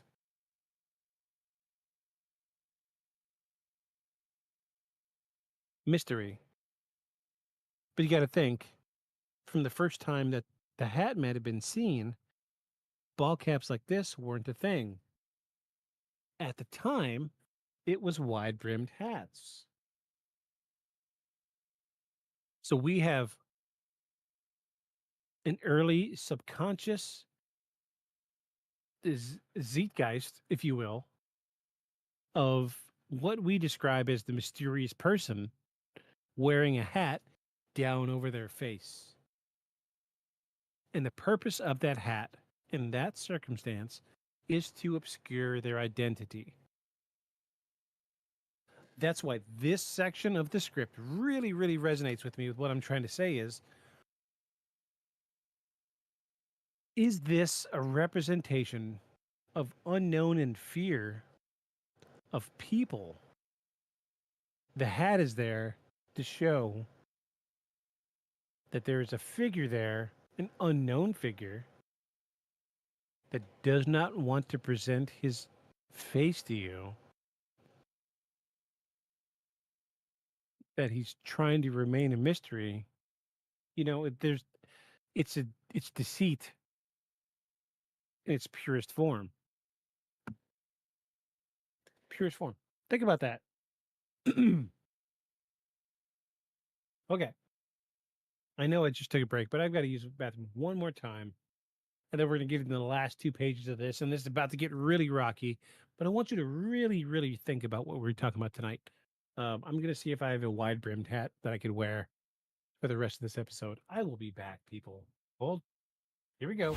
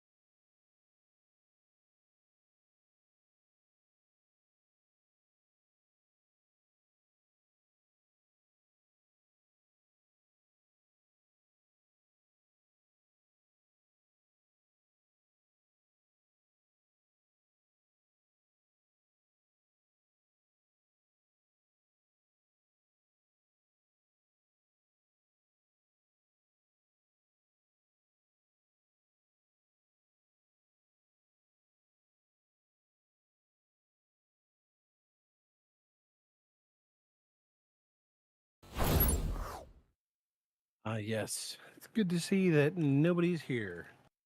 Like always. I'm back. Hello. Um, I have a wide brimmed hat. I don't know where it is.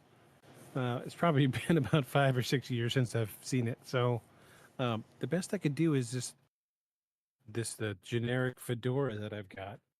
But I'm going to, I'm using it to further drive home the idea of what I mean about the mysterious person. So think about like Michael Jackson music videos, right? He's always doing the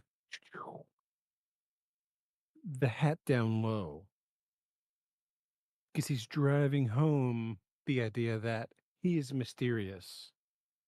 This is in the zeitgeist of the human experience.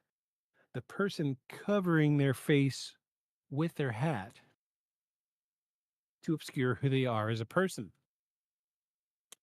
It's very deep rooted. Um, I mean, my mind goes to so many different movies where we see the bad guy or the first time you meet the good guy hiding his face with a hat. It's just a thing. I don't know where it started or how it started, but that's what I'm seeing. But we're gonna touch back more on that here in a little bit. I just wanted to make sure that everybody knew what I was getting at when I was talking about this hat.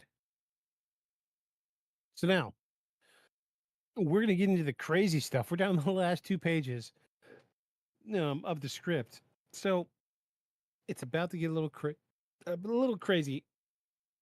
Um, we're going to put a hat on, but it's a little different from what you're used to. So this is outside our normal range of what we're talking about, but this is going to make sense. I promise you. This is a little weird, but we're making sure to hit all of the strokes. We want to make sure that everybody knows um, every facet of this jewel before we pack it away. You know what I mean? So, the Hat Man as a thought form or tulpa. In the paranormal community, another explanation involves the concept of the tulpa. I know what you're thinking. What is a tulpa? I've never heard of that before. Yeah, the tulpa's a little weird. Okay. The tulpa is an entity that is created through the intense thought or intention of a person. According to this theory, the Hat Man could be a thought form brought into existence by the collective fears, anxieties, and imaginations of persons who have experienced him. A tulpa is a being created by focused mental energy, often resulting in a group of people who believe in or concentrate on the same idea or figure. Over time, this belief, collective beef. Ugh, jeez. Yeah, I'm getting ahead of myself. Over time, this collective belief could give rise to a physical manifestation, the Hat Man, in this case, who exists because people have created him through their collective fear and focus. Supporters of this theory argue that the more attention people give to the Hat Man, the more power they inadvertently give to him, enabling his presence to become stronger and more influential in the physical world. The Hat Man could, in essence, be an energy construct perpetuated by the very people who fear him. So we're back to kind of the same thing. Um, you're afraid of the guy that you can't see his face. He's always hiding, always off in the corner, obscured in darkness, and you're just generally afraid of him. So let's go back to um, let's say early 19th century. You walk into a room full of people sitting at, there's a bar and people are eating, people are drinking, but there's that guy in the corner. The hat's down low and he's obscuring his face. You can't see his face because it's shadowy. You inherently become cautious of that person. So let's say 100 people see that person. What they're saying is those people, because they are so afraid of this person that they don't know and can't see, they are giving a physical manifestation to this person.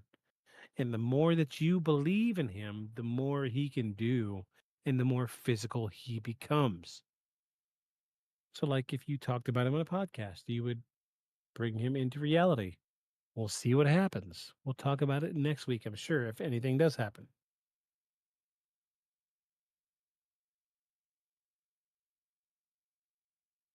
So, finally, a psychological perspective on the Hat Man suggests that he is a manifestation of the mind, specifically a result of stress, trauma, or psychological distress.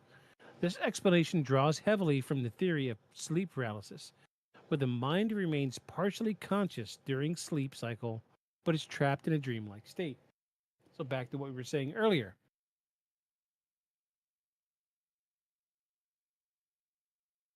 The Hatman in this context could be a projection of the mind's deepest fears, a response to overwhelming stress or trauma.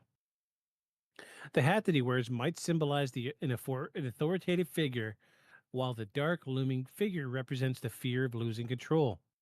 This explanation also fits the reoccurring theme of anxiety and nightmares that often accompanies the Hatman sightings.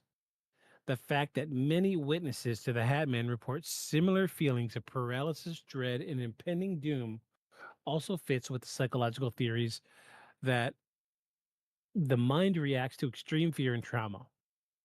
The Hatman may simply be a visual representation of the mind's attempt to process deep seated emotional distress. So, what exactly is the Hatman? Is he an ancient spirit, a lost soul, an interdimensional traveler, or a product of our own collective fears? The truth is, we may never fully understand the origins of this chilling figure. But what we do know is that the Hatman represents something far greater than just a shadow.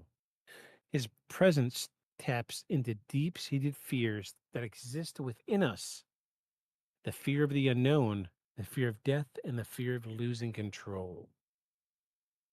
So, we've come to the end. I've given you all that I've had for research. We went through 12 pages of research. I never have 12 pages of research. This is a milestone. This is a big thing for me. um I can't say whether or not this is truly paranormal. I've never personally seen the Hat Man. I can, however, say that I have seen shadow people. I've talked about it a bit the entire episode. uh, let's see. Hold on. I was curious, and I think we should look on Reddit. I don't, you don't usually pull from Reddit, but um, Hatman experiences Reddit.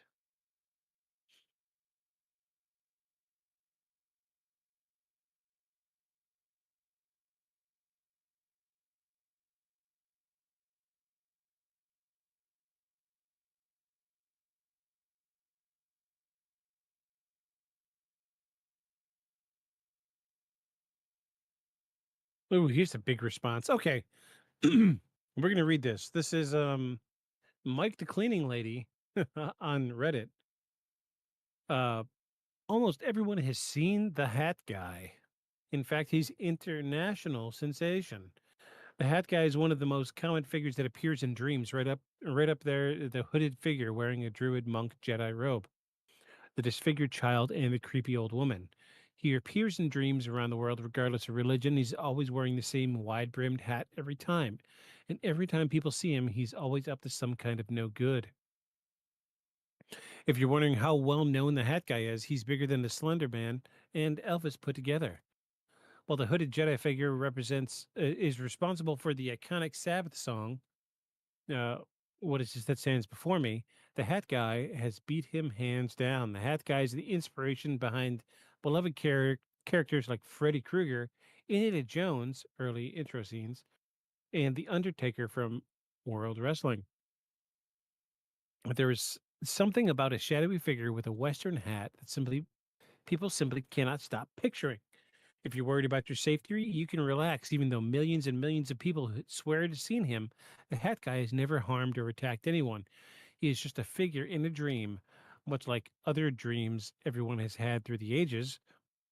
Remember that dream you had about it being naked in public, or that dream you had about being hopelessly lost in a place where you're familiar with? How about that time when you dreamed you were having sex with someone you would absolutely never have sex with in real life? The Hat Guy is just the same. Why do we seemingly have all this almost exact same dreams? I can't answer that.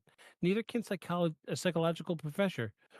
But it happens, and someday, probably not today, we might understand why. Now, if it's all the same to you, I'd like to fall asleep and have that naked in public dream one more time. I'm twisted in that kind of way. Thank you for your input, good person. That was Mike the Cleaning Lady on Reddit. Thank you so much. Great response. Yeah. Uh, Prince Peach 007 says, I recall seeing him when I was 14. I attended a summer program where middle schoolers would stay at college campus and take AP classes for college credits. I was wide awake, laying in a loft bed with the lights out. My two roommates. My roommate says, "WTF is that?" We look over to the right. In front of the door was this huge, tall, shadowy figure with a fedora-style hat. Couldn't make out any features. We were so scared, but we couldn't leave because he was right in front of the door. I went under my blankets. I felt him near me. I peeked out, and he was right at my bedside. I don't know if he was looking at me or not due to not being able to distinguish features, but I flew back under the blankets and didn't come out.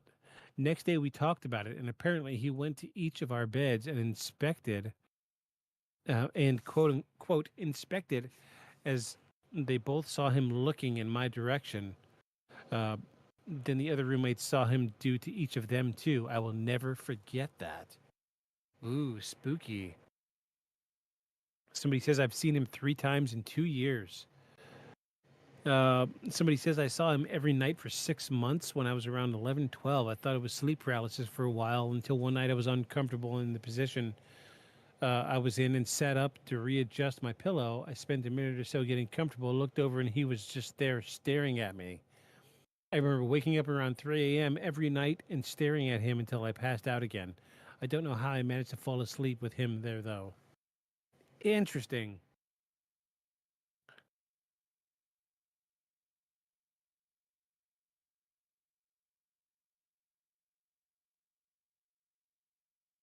Yeah, there's tons and tons of people have seen him. So this is a thing. Um, before we go any further, I'm going to see if there's anybody that we can raid because we're getting close to the end. I think we're about due for a UFO story or a cryptid. No, I guess Shadow People and Hatman would kind of follow under the cryptid category. So it's also kind of ghostly. So let's go with the UFO story. Let me write that down. I'm gonna go ahead and write that down.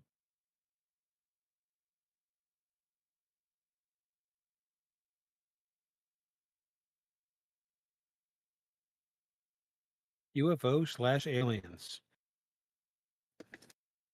Next week. UFO/aliens. Now we will try to find something good for next week. I cannot guarantee what we're gonna find, but we're gonna find something. Um, but I want to say I have never seen the Hat Man. I don't intend on seeing the Hat Man. I don't feel like a lot of these stories, people are seeing the Hat Man when they were younger. Um, I never saw him when I was younger. However, I am a grown man now, and I don't anticipate that he's going to show himself to me because I'm happy in my life. I've dealt with a lot of things. I've learned to deal with a lot of things. I wouldn't necessarily say I have high stress or high anxiety. I have a job. I do my thing every day. I get 1, 2 days off a week. Excuse me. I record a podcast every Sunday. I wouldn't necessarily say that my life is full of stress.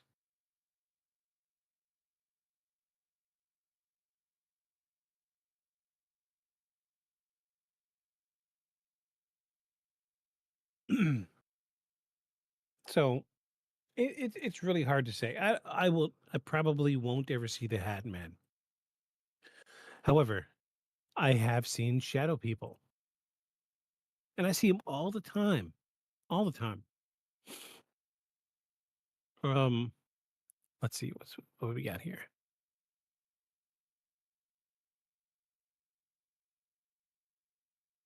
Jeez, I have one viewer. Yeah, nobody's watching this stream.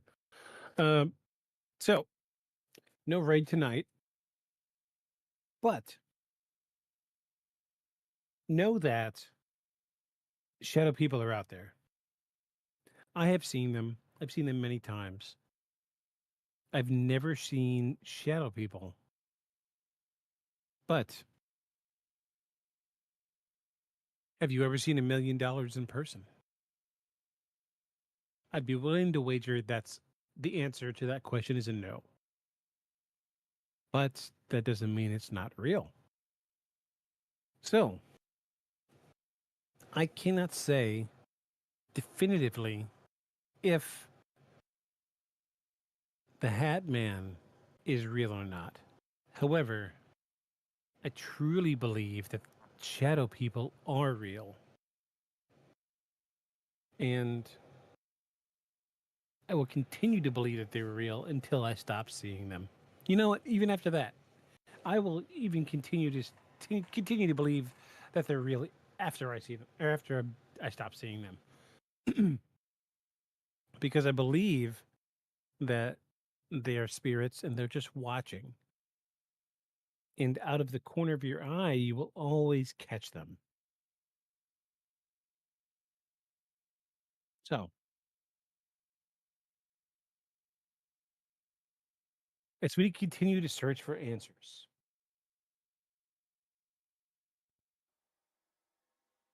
the Hat Man remains a mysterious, terrifying presence in the shadows, one that continues to haunt the minds of those who encounter him. Whether he is a manifestation of the unconscious mind, a lost soul from the afterlife, or something altogether different, his legacy as a figure of fear endures.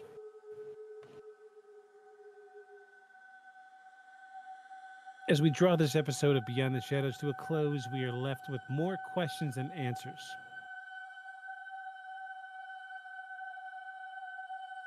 The Hat Man remains an enigma, one that challenges our understanding of reality, fear, and the unseen forces that may lie just beyond our perception.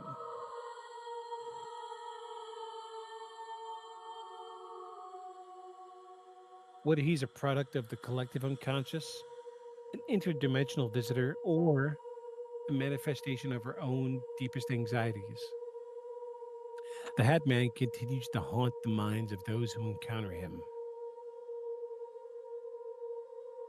His shadow stretches across the world and perhaps across time itself. What's lurking in the dark? What's lurking in the corners of our minds?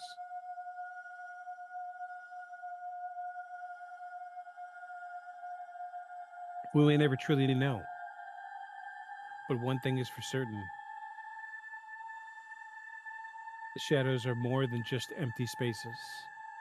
They're full of mystery and often truth. But whatever you do, just make sure you follow us.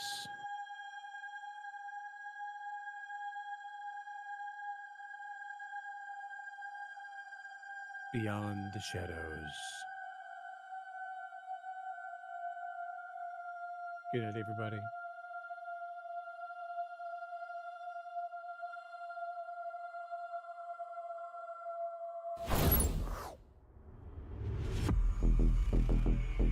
It's alive!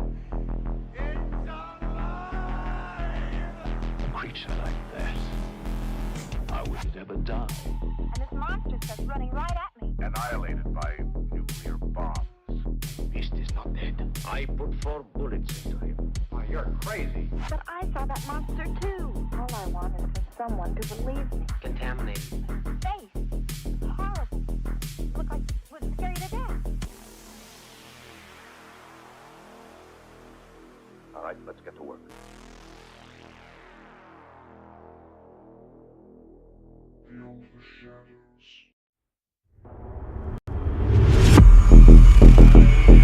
It's alive! It's alive! A creature like that, I wouldn't ever die. And this monster starts running right at me. Annihilated by nuclear bombs. Beast is not dead. I put 4 bullets into him. Oh, you're crazy. But I saw that monster too. All I want is for someone to believe me. Contaminated. Face. Horrible. Look like it would scare you to death. All right, let's get to work.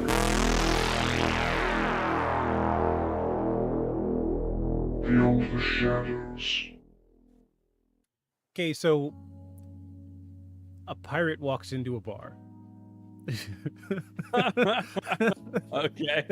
I haven't even told the punchline yet. We're both live. A pirate walks into a bar, and he's moseying through, and he sees another pirate sitting at the bar. So he sits down next to him, and he looks over, and this pirate's got a steering wheel stuffed down in front of his pants, and he goes, he goes, "Gar, what is ye have a steering wheel in your pants?" And first, the other pirate takes a little sip of his drink, sets his drink down, and he goes, "Aye, 'cause it be driving me nuts."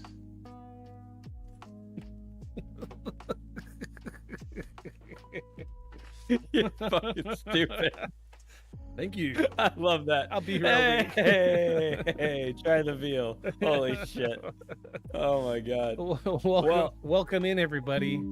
I'm sure you've noticed we have a new opening video. Yeah, totally new. I reworked the entire the opening video. Hopefully it's. I was gonna say, don't much say better. we. Victor spent like hours making a sweet new entry video to go along with the music that he made for our opening music. So Yeah, it applause. That is dope. I love it. it kind of fits more what we're going for. You know, it's the vibe. You know, I definitely have like a classic horror movie vibe. I've always loved it. The audio clips in the opening audio are from like 1920s, 1930s horror movies, and I'm a sucker for the black and whites. Actually just got the original Blob on VHS yesterday. Did you? Yeah. Yeah. Is that where it's like looks like a pool of tar? Yeah. On the lake. Yeah. He's just a Yeah. blob. I've watched that one. Except the way I watched it was actually Mystery Science Theater 3000. Yeah. They did the Blob, and I watched it then. Yeah. I watched that's how I first watched that movie was on Mystery Science. Yeah, half of those And audio I just clips are from kept thinking it. Yeah, I was like, it looks like. I mean, I don't know how else to phrase it, but it looks like if Swamp Thing came in the water. Yeah. That's what was chasing you. I was like, what is that?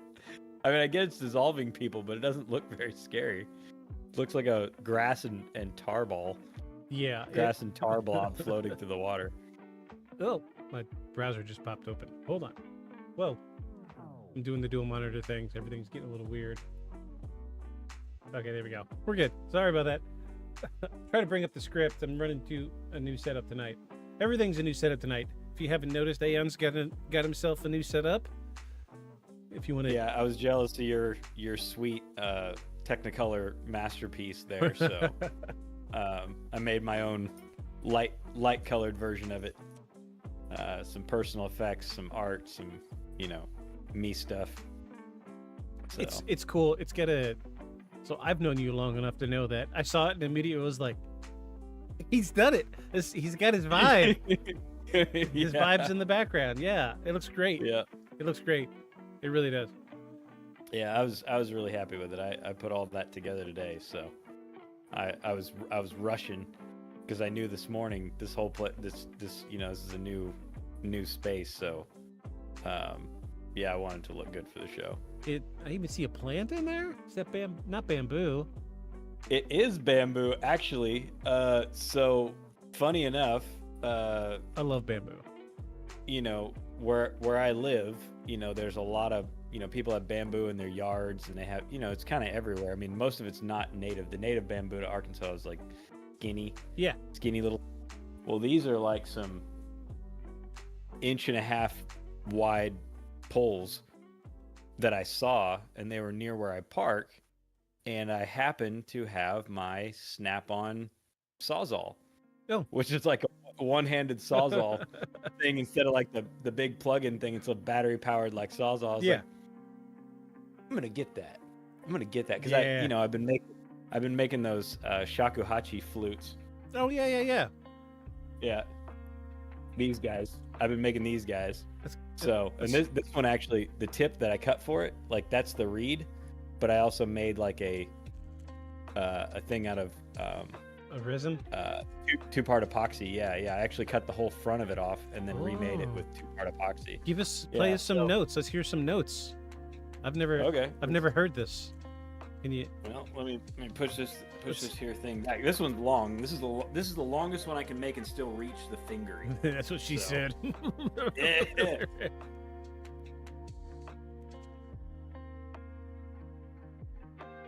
Whoop. Oh.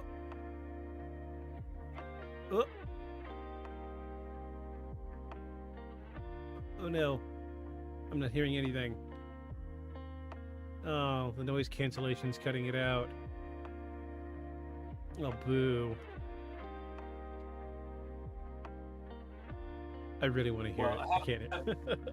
I know. Well, I actually have another one that's easier to play and plays in a different registry. This might be... Okay. This one might work. Let's hear it. Oh, there we go.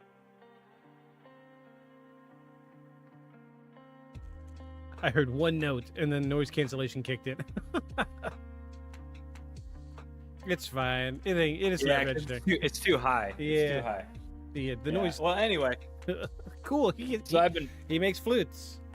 So I've been making them by hand. So actually, somebody taught me when I was like 14. Somebody who was actually, for a white person, a fairly renowned shakuhachi repair lady. Oh, cool. So one of the problems with bamboo, and I'll show you on this one because this one's my best sounding one. It sounds amazing, but I don't know. Can you see this? See this? The splitting. It as soon as I lacquered it, it cracked from one end to the other. Oh no! Like completely split open after I'd already like tuned it, like the whole thing. I was like, man, what the fuck? But because I trained with this lady for like 7 months. What you do is you actually spread it further and put the tension the other way. So I have a pin in each side, and then put another piece of bamboo in it, and used 2-part epoxy on there, and the inside is lacquer, pretty thick lacquer. Okay. And then, so now it actually has a super. This is the nicest tone that I have. Like I can play 2.5 octaves on it. Dang. Like besides the 6 notes that are on it, I can move it up another octave, and I can move it up another half octave from there. So anyway, she also would copy famous ones. She would borrow them and copy really famous shakuhachis. Well, and notably, she copied one not while I was not while I knew her, but she copied one that had gotten irradiated Oh. during World War II when The bomb dropped. not it was in Nagasaki. Okay. It was in a museum in Nagasaki, and it survived, but it was heavily irradiated because organic material tends to hold that stuff. Mm-hmm. So it's heavily irradiated, but it was a very famous one. It was very old too. It was like, I don't know, almost 200 years old. So she, in some museum, she had a way of making. It wasn't resin. It was like a laid bamboo fiber technique, but she copied it. And while it didn't sound exactly the same, the point of doing it was to let people see, hear what it likely sounded like. Right. Because they didn't have but like some like record recordings of it, which aren't very good for Right. that. So she would do stuff like that. So she taught me how to make simple ones like this. Like a shakuhachi normally has like seven of those korums on it, and normally the tip of it is the root ball. Oh. Which is super thick. Yeah. And so you taper from big to narrow, and then get slightly bigger again at the end, and that end is normally super tiny and really thick around the edge, like an inch thick all the way around the edge. So they have a particular look. None of mine look like that because I'm just using stuff that I find. But the thing that she taught me was that while purists are all about, it has to have the root ball on the end, and it has to have, Mm-hmm. so many joints, and it has to end joint to joint. Truth is, it doesn't. It's all about how you temper the bamboo and how you keep the tension in the body of it, because normally it has tension trying to pull out.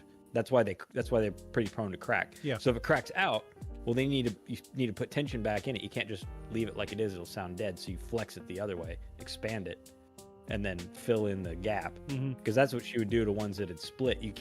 You're never going to bring it back together. It will never work. Right. You can put whatever you want in it. It will eventually pull apart. So instead, what she did was do like that. She'd put little pikes in it, expand it out, and then custom cut and file a piece that basically you had to tap in. Yeah. And seal it in with an organic resin. Oh, cool. Well, Yeah. So shit. of the weird ass skills that I have, one of them is I was taught for a while how to make shakuhachis by a really eccentric lady. Cool. I mean, one of the many talents I'm sure you have.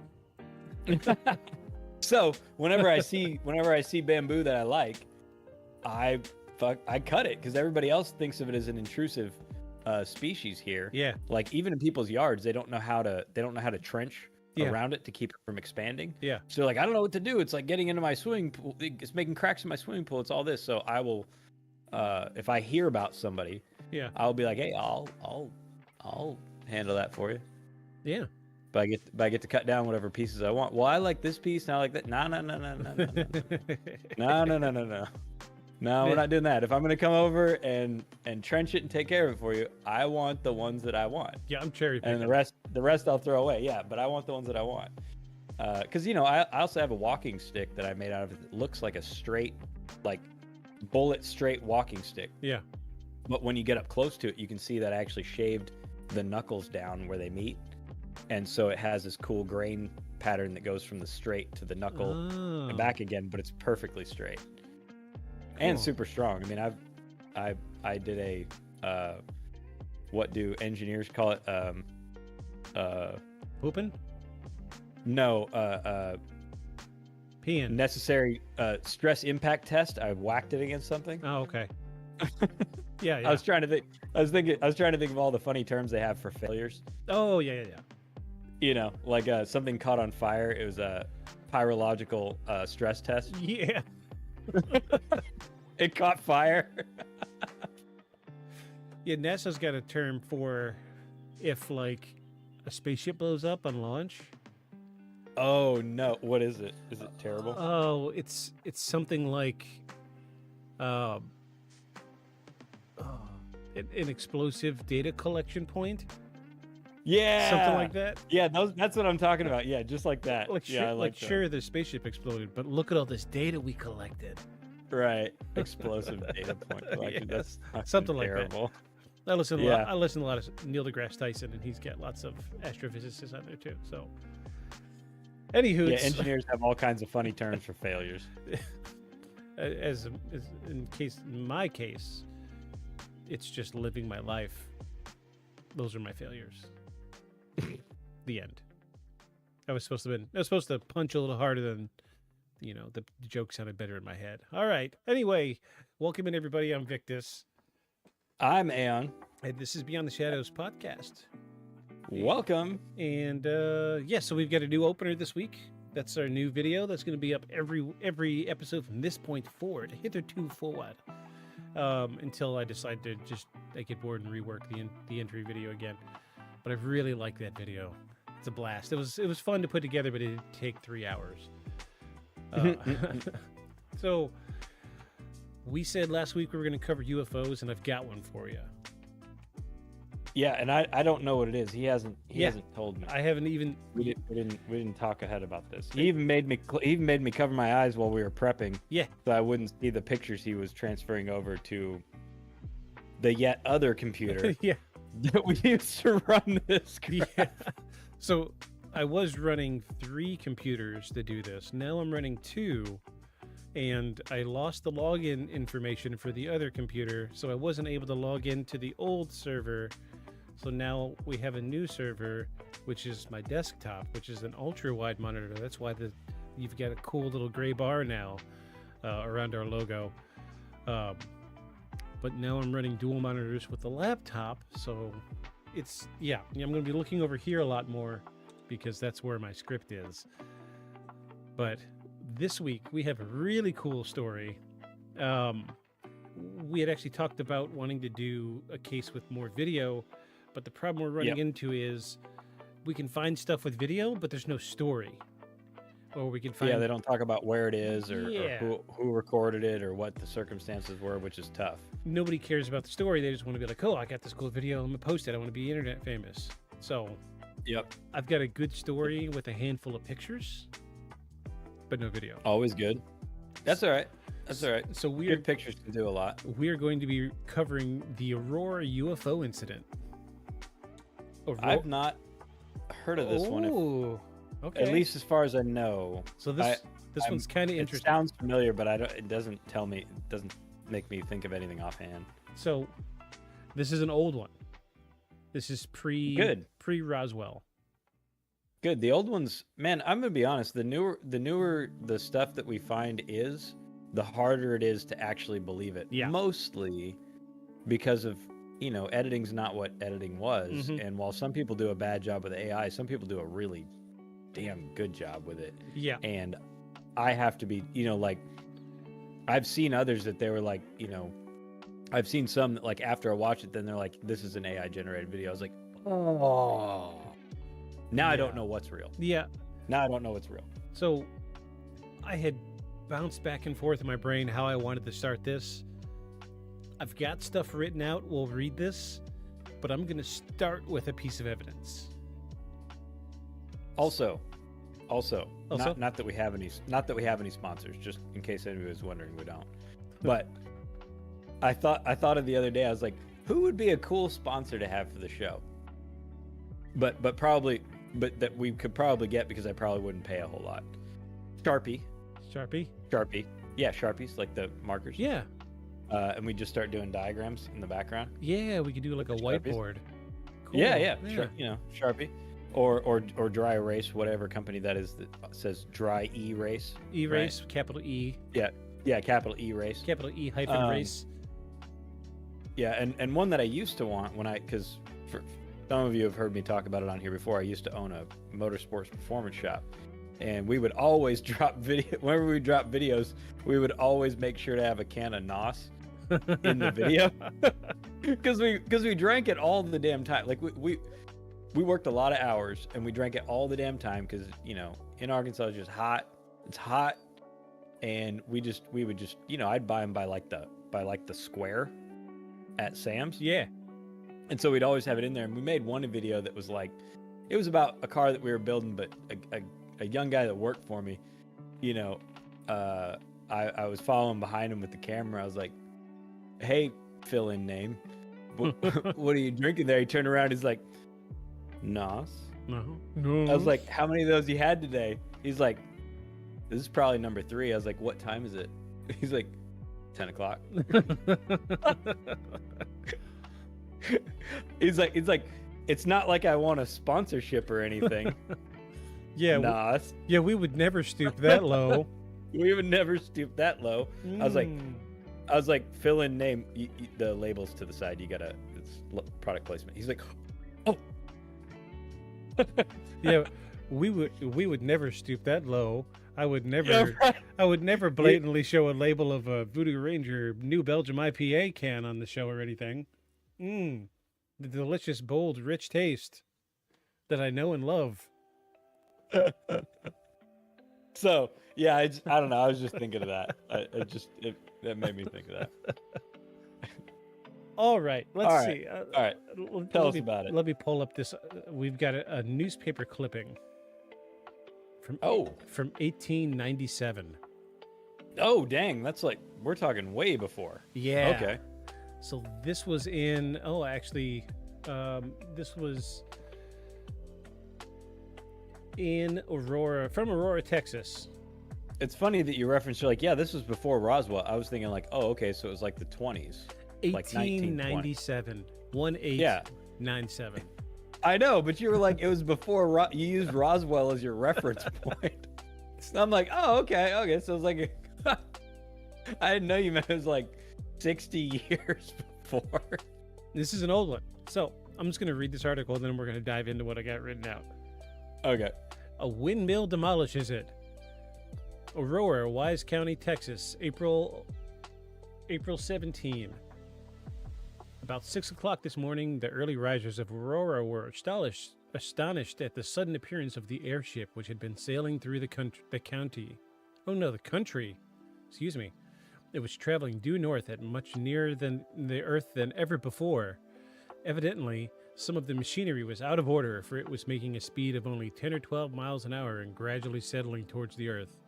It sailed directly over the public square, and when it reached the north part of town, collided with the tower of Judge Proctor's windmill and went to pieces with a terrific explosion, scattering debris over several acres of ground, wrecking the windmill, water tank, and destroying the judge's flower garden. The pilot of the ship is supposed to have been the only one on board, and while his remains are badly disfigured, enough of the original has been picked up to show that he was not an inhabitant of this world. Mr. T.J. Weems, the United States Signal Service officer at this place and the authority on astronomy, gives it as his opinion that he was a native of the planet Mars. Papers found on his person, evidently the record of his travels, are written in some unknown hieroglyphics and cannot be deciphered. The ship was too badly wrecked to form any conclusion as to its construction or motive power. It was built of unknown metal resembling somewhat a mixture of aluminum and silver, and it must have weighed several tons. The town is full of people today who are viewing the wreck and gathering specimens of the strange metal from the debris, as the pilot's funeral will take place at noon tomorrow. I have heard of this one. 1897. I have heard of this one because they buried Yes. the pilot.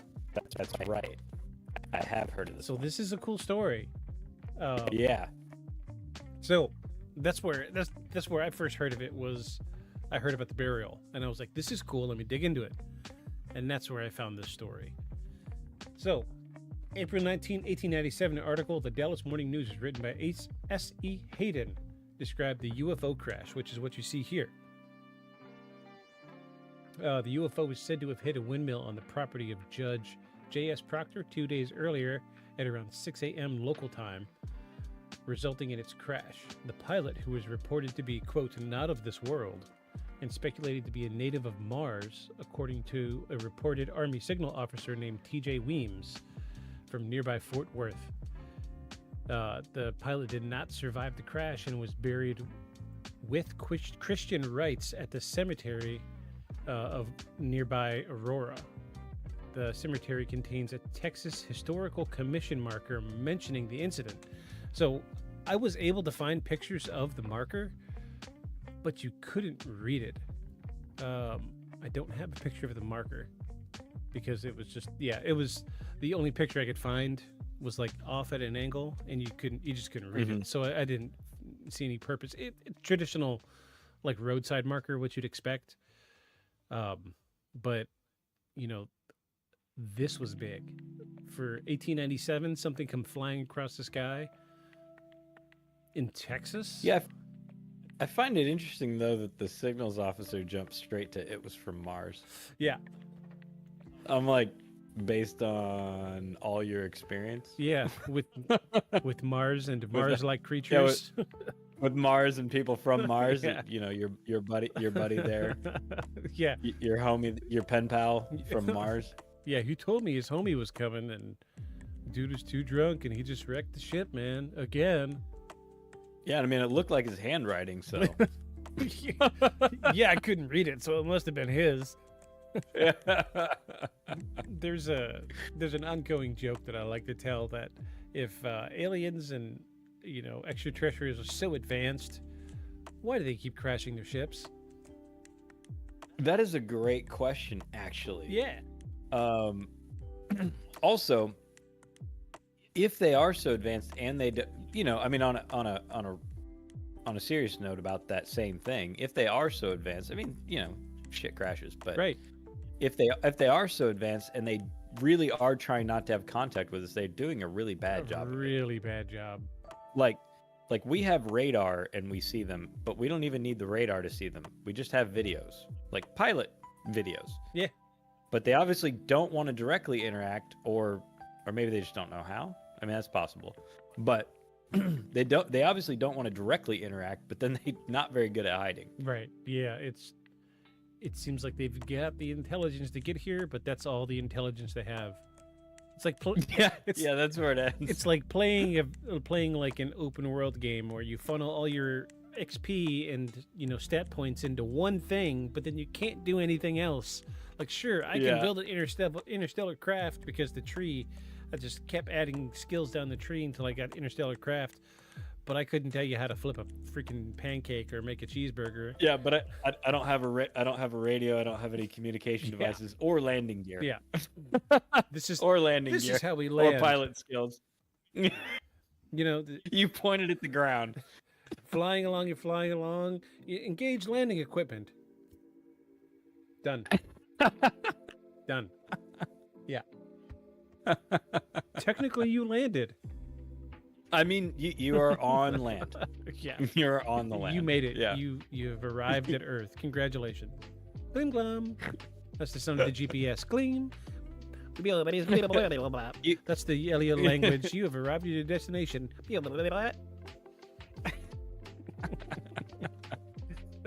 Oh my god. Poor aliens. Poor aliens. Poor aliens. Reportedly, wreckage from the crash site was dumped into a nearby well located under the damaged windmill, while some ended up with the alien in the grave. Adding to the mystery was the story of Mr. Brawley Oates, who purchased Judge Proctor's property around 1935. Oates cleaned out the debris from the well in order to use it as a water source, but later developed an extremely severe case of arthritis, which he claimed to be the result of contaminated water from the wreckage dumped into the well. As a result, Oates sealed the well with a concrete slab and placed an outbuilding on top of it. According to writing on the concrete slab, this was done in 1945. So apparently radiation does not cause any other kind of sickness now. It just causes arthritis. It's not old age anymore. Just causes arthritis. Yep. Yeah. So, yeah, it couldn't be that it was 40 something years later. Right? Yeah. So, like you said, and still in the early 1900s, no one had any, we had all kinds of great treatment for arthritis. The bottle of snake oil cures everything from headaches, migraines, arthritis, old age, incontinence. Give me my Landemann's liniments. Blindness, deafness, lopsidedness, cross-eyedness, cloudy weather. It cures everything. Yeah. So, like you said, he was buried in 1897. This is where the hysteria starts because at first they buried him with a marked grave. Okay. And that's the way it stayed for a very long time until so many people were coming to the grave trying to steal the head marker that they removed the original head marker. So if I remember correctly, they used some of the hieroglyphics from what they found in the guy's notes as the head marker, or on the head marker. So I'm gonna show you what the original head marker looked like. Is it a drawing? No, this is the original. Oh, I'm sorry. It's not hieroglyphics. So this is the original head marker from 1897, and it's a depiction of the craft. okay. This is no longer there. This was removed. I don't know the exact year this was removed, but this is the original head marker that was removed recently-ish, and they had a problem with people trying to dig up the grave. So, did they also employ their local cavemen to Apparently, edge out the design? you know, I mean, I know that they're probably, that they're doing them all by hand then, but I'm like, it looks like somebody just doled out their drill bit for three recesses and then couldn't quite hammer a curved line, and so they had to redo it. yeah, look right in there. one There's section.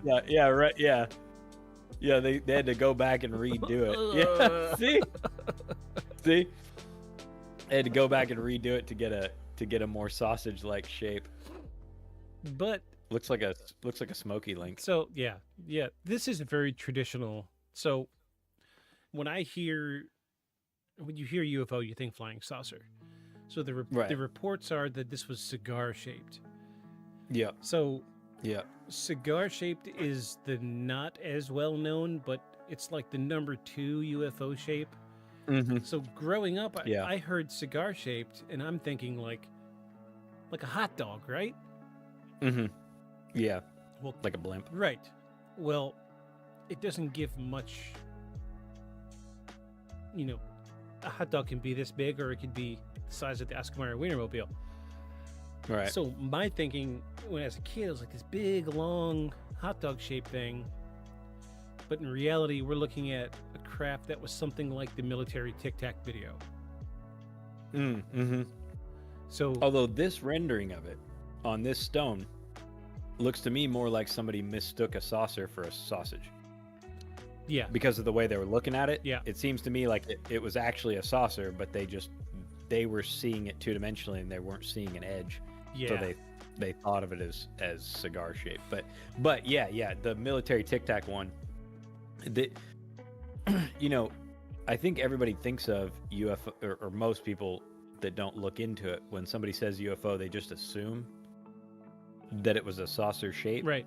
But like you said, a lot of the military stuff are the flipping Tic Tac thing. Oh yeah, and that thing's wild. It's all over the place. Mm-hmm. Like not just how it moves, but yeah, It tumbles, flips this way, goes like that. Yeah. It- Does hoopty hoops all over the and place. yeah. Yeah. But we do have another article here, or a clipping from. This is from the San Francisco Morning News in November. The Call from San Francisco. This is an artist rendition of what they saw.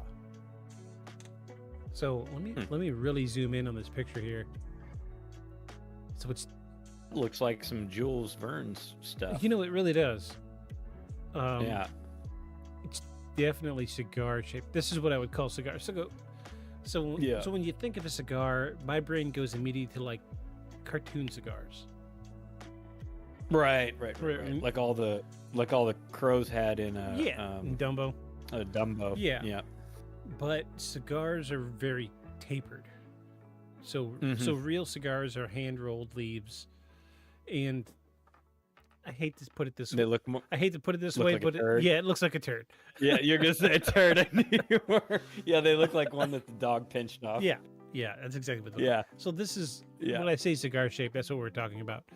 But Mhm. this is the first time that I've seen any kind of UFO represented with any type of wings.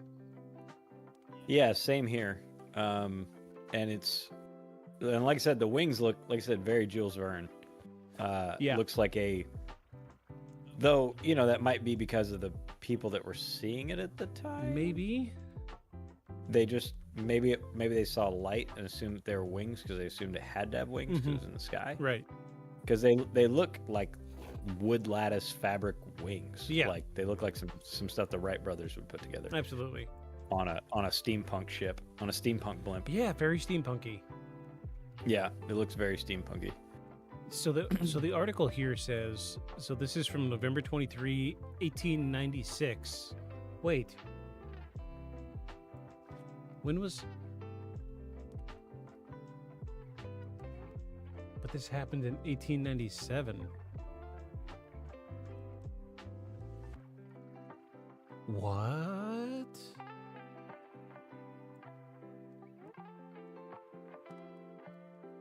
Okay. Maybe it's a typo. We'll chalk it up to a typo for now. Well, this also acts like somebody's claiming they made this. Oh, okay. Yeah, the winged ship in the sky, it cleaves the air with pinions like a huge condor. It says, all Sacramento sees the new wonder, and then underneath it says, the inventor's lawyer describes the machine and says it is genuine. The great airship. It was seen soaring near San Jose at midnight. Interesting. I wonder why this was lumped in with the rest of them. Well, if I remember right, Oh yeah, there were sightings Somebody- beforehand. and somebody tried to take credit for having actually made the thing, but then never could Yes, produce that's correct. said ship. I recall now. Yeah. So there. So if you look at the article, let's go back to this article. It was traveling due north, much nearer the Earth than ever before. Mm-hmm. So this lends to the context that they had seen it several times. Mm-hmm. Hence the date difference. Yes. So Aurora, Texas to San Francisco. That's not much. I mean, that's a good stretch. 800 miles ish. Yeah. Great. It's a good stretch. I mean, as the crow flies, but still, that's, what did he say? It was going 10 or 12 miles an hour. A long time. That's a. Take a long time. So maybe it. Take a long time. So maybe it left. Not a year, but a long time. So maybe it left California in 1896 and showed up in Aurora, Texas in 1897. So this was the end of November of 1896. Oh, okay. Well, and like I said, they claim to have seen it several times. Yeah, if I remember right, a guy claimed to have made the craft that everybody was seeing, trying to capitalize on, the phenomena, and say that he could craft ships like this. But like today we can look at this. Yeah, we can look at this and know that is not a craft that would fly. Not if it was made by us. No, for sure not under conventional means. So no, for sure not. I mean, not unless it's just a blimp. So I mean, but even still, a blimp wouldn't have wings. It would have like a stabilizer, but that's it. yeah, I mean, it shouldn't have wings, but I mean, this dude probably doesn't know what he's doing. Yeah, this feels like so. Feels like charlatanism. Yeah, Yeah. This may be. So let me put my conspiracy theory hat on. Maybe there was a UFO, and it was traveling east from California. Let's say it followed the coast, and decided just to head west. It would hit Aurora, Texas pretty easily. Mm-hmm. And You mean head east? yeah, east. I'm sorry. Had a couple drinks. Bear with me. I'm about to have another one too. So my conspiracy theory is, first sightings November of 1896. Okay. Maybe they did see something and somebody decided, hey, I'm gonna take credit for that so I can get famous. This is the 1896 version of wanting to be internet famous. Yeah, that was mine. That was me. I did it. I'm the incredible inventor. You know what I'm saying? Mm-hmm. And, maybe it was a genuine UFO, but maybe it was like full of dumb people and they moved really slow. I mean, Full of dumb aliens that didn't know that faster than light speed travel, but to get here, they only go 12 miles an hour. yeah, like you said, they put all their filled up their skill tree on one branch. But it comes back to, traveling due north, nearer Earth than ever before. Evidently, some machinery was out of order because it was moving at a slow speed of 10 or 12 miles an hour. So that means they have seen it before. Mm-hmm. Yep. And they've seen it moving much faster Mm-hmm. because they were able to identify that something was wrong with it. Mm-hmm. So my brain says, sure, maybe this thing made it from California over to Aurora, Texas, and they've seen it several times. Maybe it's something, we don't know why they go to places that they go to. If we did, then we would beat them to it, and we would be there with GoPros and shit waiting on them. But maybe there's something in Texas that they wanted to see, so they circled it a couple times for a few days. This is where the weird thing happens, is we don't have any other newspaper clippings of them seeing anything else beforehand. From any other town or anywhere else. Yeah. Yeah. So, you can take that for what it's worth. I need another drink. Yep. I can still feel my face. I'm not an alcoholic. You're an alcoholic. Just gonna pour just a glass of wine. With your Franzia box of wine. It's product placement. It's affordable. Product placement. It does the job. As I precariously balance my cup on a $2,000 laptop. Anyway. So, a police sketch artist was able to take people's firsthand accounts of what they saw the pilot look like. Oh no. And he compiled a sketch. Oh no. Oh no. Okay, so it's not as bad. I hope it's better than the dude that carved the headstone. It is. It's actually much It'd better. be like a little circle with two big eyes. Hold on. I'll draw it for you. You ready? Let's see what you got with fucking paint.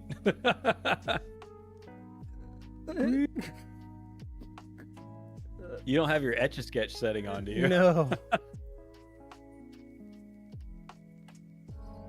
Okay, so he's got one ear. Okay. Yeah, that's an ear. There you go. Artist rendering.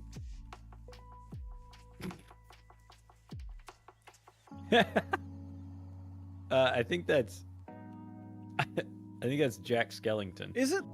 Is it Jack Skellington? No. Close. No, it's not. He has little stitches across the corners. There you go. There you go. We've solved it. Jack Skellington is really an alien. Okay, that's not it. That's not. We're not going to save that. Okay. This is the artist rendition. Oh shit. Okay. Well, that's it's not bad. That's really good, actually. It's not bad. No, that's actually really good. That is. Yeah, I like that. And he's got his little spacesuit collar. Yeah. So. For his clicky helmet. So when did we go to the moon? 60s? 1969 was when we landed on the moon. Now, we had been going into space longer. I don't remember the first creature into space was Laika, the dog Like for Russia. I thought it was something else. What was the dog's name? Thought it was Leica. Hey Google, what was the name of the dog that Russia sent into outer space? Leica. Good call. Leica. Yeah, that was November 3, points. 1957. Yeah, so that was the first living creature into space, and it had a doggy space helmet. Okay, so that was 1957. So way later. So this was Way later than this. 1897, and they were able to describe the color. So 60 years before. Yeah, they were able to describe the air sealing color that's on what we see on spacesuits today. Yeah, without any sort of reference for it. Although I wonder if there was some sci-fi novels. I don't know how big sci-fi novels were at the turn of the century. I don't feel like they were all that popular, but I wonder if any of them, were like those. I guess all the stuff I'm thinking of is 50s and 60s. Right. With the bubble. Yeah, the glass dome. Yeah, the glass dome on people's heads, but that's all like 50s and 60s stuff. So Yeah. I don't think at the turn of the century anybody was really doing spacesuit drawing stuff, or really much in the way of sci-fi novels. So it makes you wonder. So this Jules Verne, but right. they weren't wearing space helmets when they went to the moon. They just assumed there was an atmosphere in the movie. Right. The French movie they make about it. So it makes you wonder, how did they get the information to prove that they needed this? Right. Well, and they may not have even know. Let's assume that that they really saw the guy, right? They probably didn't even know what that was for. Right. If that's what they saw, they just saw that that's what he had. Yeah. Because he crashed, so so let's go into let's do a mental exercise. You're in a spacesuit. Mm-hmm. Your ship crashes. Yep. Let's say your helmet gets busted. What's the first thing you're going to do? You can breathe a little bit. What's the first thing you're going to do? You can Take it off. There you go. Yeah, take it off because it's broken or it came off. Or I have atmosphere in my ship, most likely. Yeah. So I probably already had it off. Because, like, I've had my fair share of a handful of traumatic injuries, and the first thing I want to do is, I'm gonna take my gloves, Get the gear take off. my gloves off. I'm gonna take my hat off. I'm gonna sit down in front of a fan for a few minutes. Yep. Interesting. And even the astronauts, when you look at all their video, even when they're traveling through space, they don't keep their Right. they Yeah. don't keep their helmet on because it's one, it condensates, and two, it's not. They have backups. If it starts to leak, they know, and then they have procedures. They lock it on and put everything on. They have the rest. They have the undersuit on, but they don't have their like extravehicular walk suit on. Right. Like they don't chill with that on. They just had their their pullover onesie thing, their zip up onesies. So Their NASA jammies. NASA jammies. NASA jammies on. So this is really good. I like it because it's human enough that it makes you think that. There's enough description and detail here that I feel like he had. I want to say he had like 5 or 6 firsthand accounts of the description of what the pilot looked like, Mm-hmm. and he was able to put this together. It's humanoid, right? But it's very classical gray. Yeah. Right? The oversized eyes, the minimal nose, the small mouth, and the very big cranium. Which, cranium-wise, that was our big evolutionary change. Yeah. Was a diet that no longer required us to have substantial energy dedicated to digestion, and it allowed for substantial energy to be dedicated to brain matter and the growing of and the keeping running of.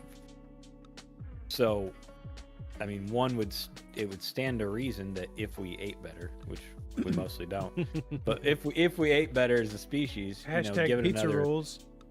hashtag hot pockets. We're looking for sponsors.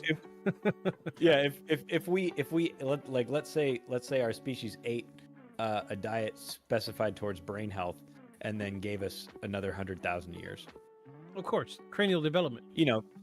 Right, because our brain case looked like this about 100,000 years ago, but previous to that, it didn't. But size-wise, but our brain case, our brains were smaller, but back then our brains were thicker, or our skulls were thicker.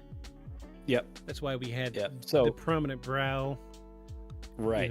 Right. So our brains have been progressively getting bigger, and the protection of them has been going down progressively. Because again, you're not getting whacked over the head, as a regular way of dying. Wait, you're not? I mean, if I do, I'm getting concussions and not remembering it. So. Oh, I mean, I did yesterday. Getting gas. It was rough. I mean, you live in a rough neighborhood, homie. Dudes walking around with caveman clubs for your gas. I mean, it's a hard life. It's a hard life out there on the East Coast. It's hard out here for a klaxor.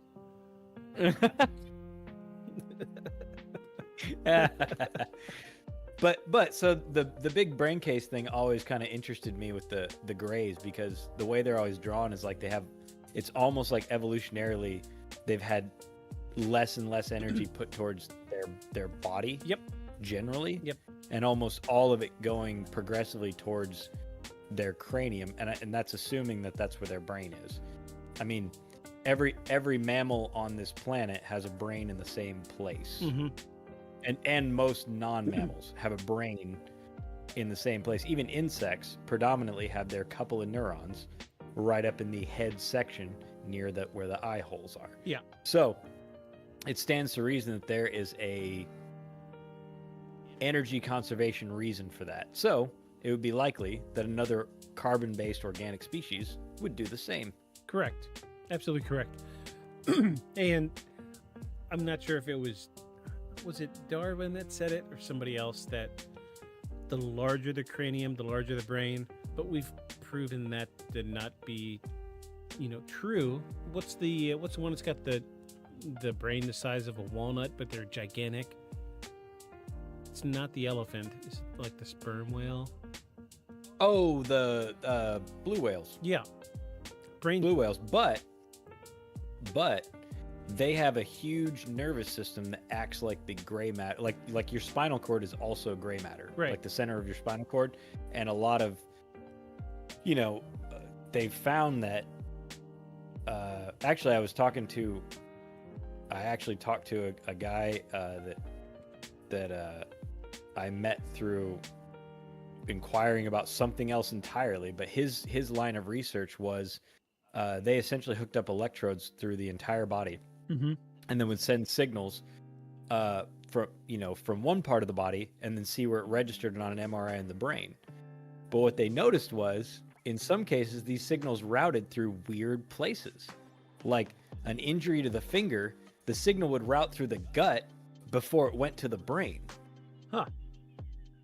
So and he was like, they were noticing this, and he's like, whatever, I think it's an anomaly. We're not concerned with that. We're talking about, we're looking into where in the brain this stuff is, going, like getting high definition images. That was his purpose. Yeah. But he had to change his entire route of study and change everything that he does for his neuro research into why does it route through these other parts of the body that seemingly have nothing to do with, an injury to the finger or a poke to the toe. Right. Why does it go through the large intestine first to get to the brain? That doesn't make any sense if you want to get something there the fastest. Why does it route all the way over to the gut and then back out of the gut system and then into the head? Yeah. So So I lost my train says of that thought. what I was saying is that a lot more of your body, they think that a lot more of your body does a lot more of your mental computation than just your brain. Right. And that's how you explain, an animal the size of like, a blue whale being able to control and feel so much, because they have very sensitive skin, for instance. Yeah. They can feel, they can feel water currents. They can feel temperature differentials over their huge body, which allows them to sense where jet streams are through the water. And they think that the way it's able to do that with a substantially smaller brain, given its overall size, that it's because a lot of its neural processing has been allocated to actual nerve fibers and gray matter that extends out as long spinal cord like bits through their body. So like an extension of the brain. Right, because your spinal column is, a weird way to think of it is actually like your brain is an infestation in your body that's managed to worm its way into every system in the rest of it. Right. Like, because if you look at an X-ray of it looks like a creature sitting inside your body, right? You have the brain, your spinal column, and all your nerves. It looks like it looks like a parasite inside of an agglomeration of other body parts. So, a lot of that is actually doing a lot of the computation, which would explain why your reaction to stuff like why you move your hand before you actually feel the pain when you touch something hot, right? Because the thinking is that it doesn't actually have to get to your brain to know that it's hot. It knew that your hand knew that it was hot before your brain got a chance to process it. That was also part of his study. So if you're acting before you're actually reacting, the reaction is the, oh shit, my hand hurts. Except you moved before you ever knew your hand hurt, which makes sense, again, evolutionarily, that you would find a way to avoid something hot or sharp without having to send the process all the way to your brain and then send it all the way back. If the area itself could react to, and be connected and control muscles directly that it's near. So, you don't have to have a big brain to be smart, but the larger the brain is versus the size of the body that it controls means that more of the brain is allocated to things that are not nervous system related. Right. Like all of our pondering. like humans, endless pondering. The vast majority of our brain is not dedicated towards nerve endings and bodily processes. Your brain doesn't communicate with your stomach constantly to tell it how to digest stuff or how to move stuff. It does it on its own based on its own nerve clusters around it. The vast majority of our brain is occupied with back chatter. Yeah. I'm going to throw this out there because I haven't told anybody yet. But I passed out at work the other day. From what? This just made me think of it. So, I have the hiccups now because I'm trying to clear my throat. Excuse me. You have to deal with my hiccups now. So I was drilling through a piece of starboard, which is what we use for repairing, like, let's say you've got a 3-inch hole in your console of your boat. Mm-hmm. But you only need a 2-inch hole. Okay, I got you. So we'll put a big square plate of starboard over it. Okay. And then drill the right size hole in it. Oh shit, that just knocked my ear off. It's starboard's great. It doesn't rot. It's like high compression plastics. Okay. And so I was drilling my 4 holes, so one in each corner. Just screw the plate down. And my dumbass, I was holding it while I was drilling it instead of putting it down on something and drilling through it. And I drilled through the first hole and I hit my thumb with the drill bit. Fun. Yeah. So immediately I knew I hurt myself. Stopped. Wrapped my thumb up in a rag, went to the bathroom, cleaned it up, and like immediately my body went into shock. Oh. I was getting the cold sweats. I was like, oh, I need to sit down. I don't feel good. And I was leaning on the back of a boat, and they have like those flip down, those flip down ladders so you can climb in the back of a boat. Yeah. Mm-hmm. There was nowhere to sit, so I flipped one of those down. I was leaning on it. And I was talking to my coworker. I was like, man, I just don't feel good. I was like, I just need to cool off for a second. So I took my hat off and I got the fan pointed at me and it's blowing on me. And I felt like shit. Like hammered dog shit. Horrible. Like when you're too drunk and you know it. Yeah. You know what I'm talking about? So you're like, Yeah. you got the spins are coming on and you're fighting it, and Mhm. you're like, nope, it's not gonna happen, not today. Here it comes, and then you throw up and you feel better. Mhm. But this was coming on, and it was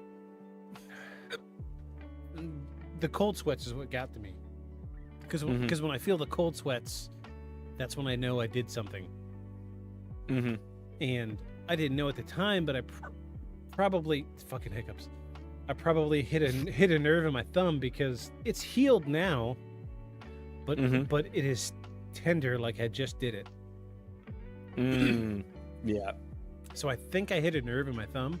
So I'm leaning on this ladder, and I'm fucking sweating, and it's like saturating my shirt, and I'm like, fuck, these guys are gonna think I fucked up real bad. I don't want. It's like, I've only been here for a month. I don't want these guys to fire me. And I remember like it was creeping in, like the white fuzzies were creeping in. So I knew I was getting ready to pass out. That's why I leaned against the ladder. Mhm. And then next thing you know, I felt like the ladder running down my back, and I slumped to the ground, and I felt myself doing. Oh yeah, yeah, yeah. And it reminded me of when like somebody chokes you out just for fun, and you do a couple floppies before you wake up. Us 90s kids remember that, yes. Yeah. So All the dumb I felt kids, I felt the ladder down my back, and then I felt the ground because I hit hard, Mhm. because it was like 4 foot off the ground. And then I did a couple floppies, and then like stood up really quick, and I looked around, make sure nobody saw me. God damn, I hate these fucking hiccups. But yeah, I passed out for like a split second from just poking my thumb with a drill bit. Mm. But it drives the point home to what you were saying about your nervous system being extended from brain. Like, Yeah. my brain knew that I hurt myself, and it was like not a delayed reaction, but it was an obtuse reaction. Yeah, I yeah, don't- versus the actual pain that you felt. Yeah.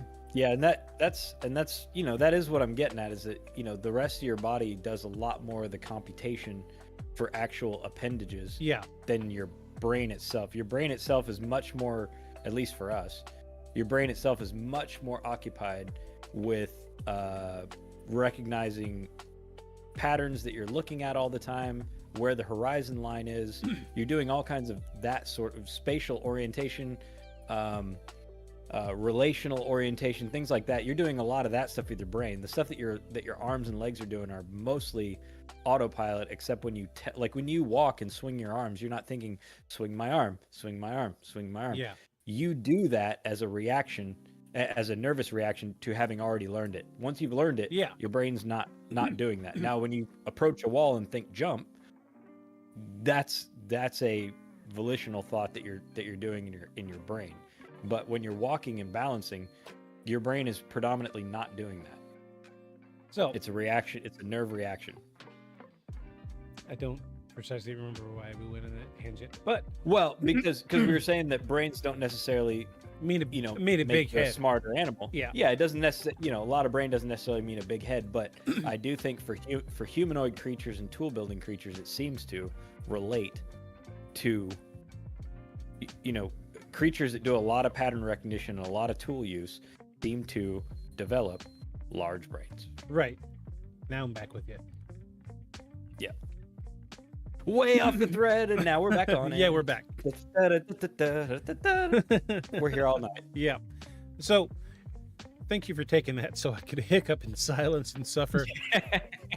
I'm here for you. So usually my hiccups will last for like a half hour. So I'm really hoping if I just keep talking that maybe they're going to They'll go away. Yeah.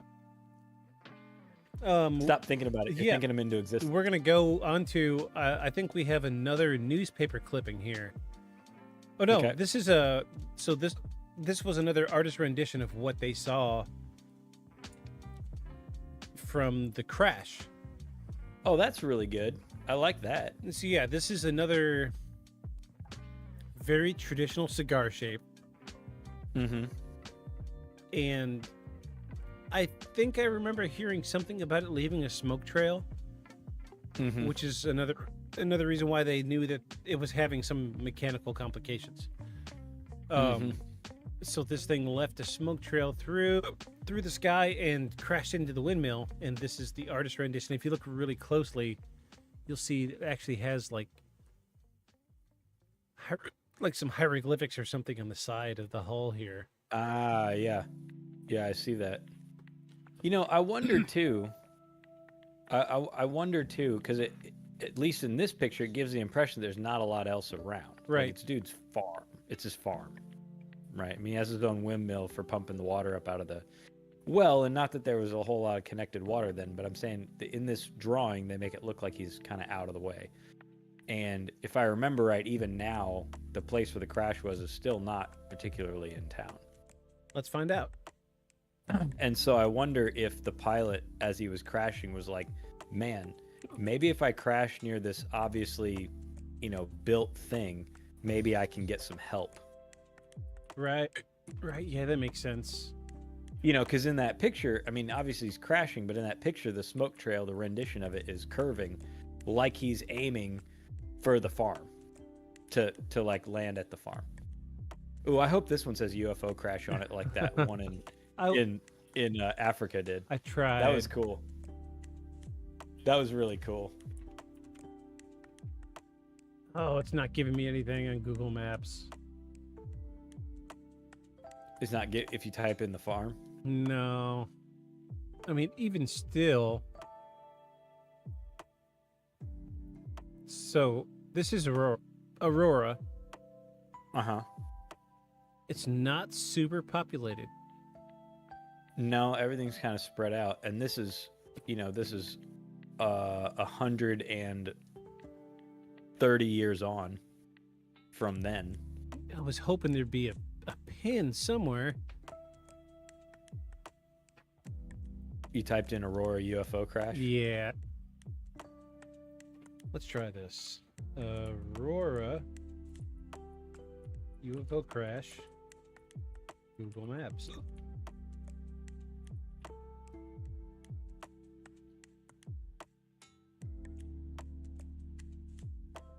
Searching, computating. Yeah, it just shows Aurora. Oh, okay. Okay. Oh, But that's... look, there's the cemetery. Oh, there you go. I mean, you could tell even today. It's not super dense. No. And this, like I said, it's 130 years later. So, I imagine dude's farm was out in the middle of nowhere, which makes me wonder. I mean, again, this is all purely speculation, but I'm saying if you... Oh, hey. Is that the well? That's the grave marker. Oh, that's the grave marker. Oh, sweet. So this is something we haven't touched on yet. Let me go back to the pictures. So the headstone, the original headstone, the one that looked like it was carved by a third grader. Yep, that one. Got it. The people kept trying to steal it and then dig up the grave because they wanted to see the alien or the pilot. Right. Because who wouldn't? So they placed a giant concrete slab or a stone, a large stone over the top of it. And this is the way it's been for years now. Okay. So a huge stone to keep people from digging it up. Okay. Makes sense. And the legend goes that they removed the headstone to keep people from digging it up, but they put this in place to kind of identify the marker. They buried somebody there, so they wanted to mark the grave. Right. So people will show up and leave trinkets. Hmm. And I think it was just last year or the year before they removed this stone. Oh, really? Yeah. What for? Well, my research says that there was no actual definitive proof that it was a grave marker. So Okay. they wanted the real estate for new headstones. Ah, because it is in the middle of the cemetery. Yes. So And no death certificate right. for an alien. Of course. So you can find, if you look on Google, there's pictures of like before and after. So there's like this huge cemetery, and then there's this stone, and you can see where people have been walking all around it. There's a path all over the place just to go to this stone. Mm. And they said that it was like bad for traffic, bad for whatever. You know, you don't want people walking Right. all over a cemetery. Yeah, because a lot of fans are looking for So looking for where the alien is buried. So they removed the stone, and now there's like 4 vacant lots, air quotes there, in place where this stone used to be. And it honestly makes me a little sad, but this is the trend now, or up until recently, is people would go to the cemetery and then leave, you know, trinkets, odds and ends, lots of coins. I see pennies and dimes and nickels, a little toy Sharpie. car. Yeah, there's a Sharpie. I see an XLR cable. Yes, I see a wristband. Yeah, yeah, that is an XLR cable. What the hell? A Man of War jellyfish, perhaps. Perhaps. That's kind of. I see a cotton ball. I see a little. A vinyl sticker here. Yep. Some sort of piece of coral-looking thing. Some peace signs. Another pen. That's a guitar pick. Yep. Another little piece of electronic there, like that black thing with cables coming out of it. Yeah, it's maybe like a charging cable for a phone. I don't know. Maybe. But then, like some people left flowers. Like there's 1, 2, 3. Yeah. At, There's a bunch of fake flowers. at least 3 sets of flowers. Some ink pens, which is kind of weird, I guess. Maybe some pocket lint. I don't know. So A washer. a peace sign. A peace. Yeah, I saw the peace sign. Looks like a copper washer above it, or something. Maybe it's not.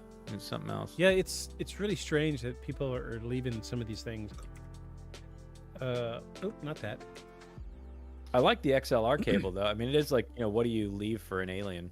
You know, what? Like that's better. Some figurines and stuff. Yeah, like somebody dropped a couple figurines, a crystal, a couple crystals. That's obviously a note of some kind. I can't read the writing, but a rubber duck. Yep, a cow rubber duck. Or is it stars? That's a cow. Is it a cow? Yeah. Okay, that's what I first thought was a dairy cow duck. Then like an arcade token right there. That's weird. Maybe. That's interesting. Maybe. I want to say there was even a show that covered this, and they almost got the now owner of the farm. They found the concrete capped well. Yeah. And were trying to get him to let them jackhammer open the concrete plug. But I think he said no. Yeah.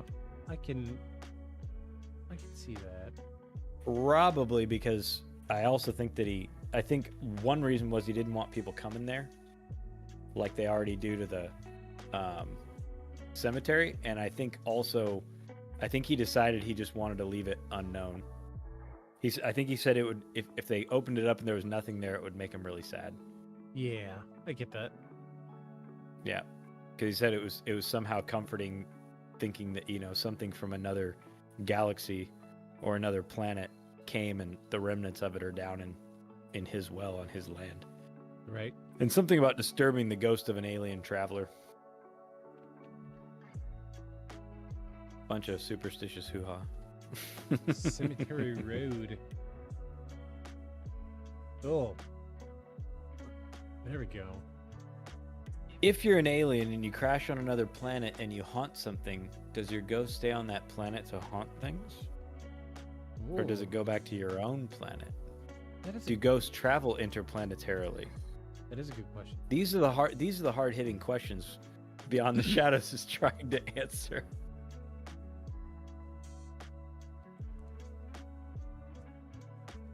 What's that say?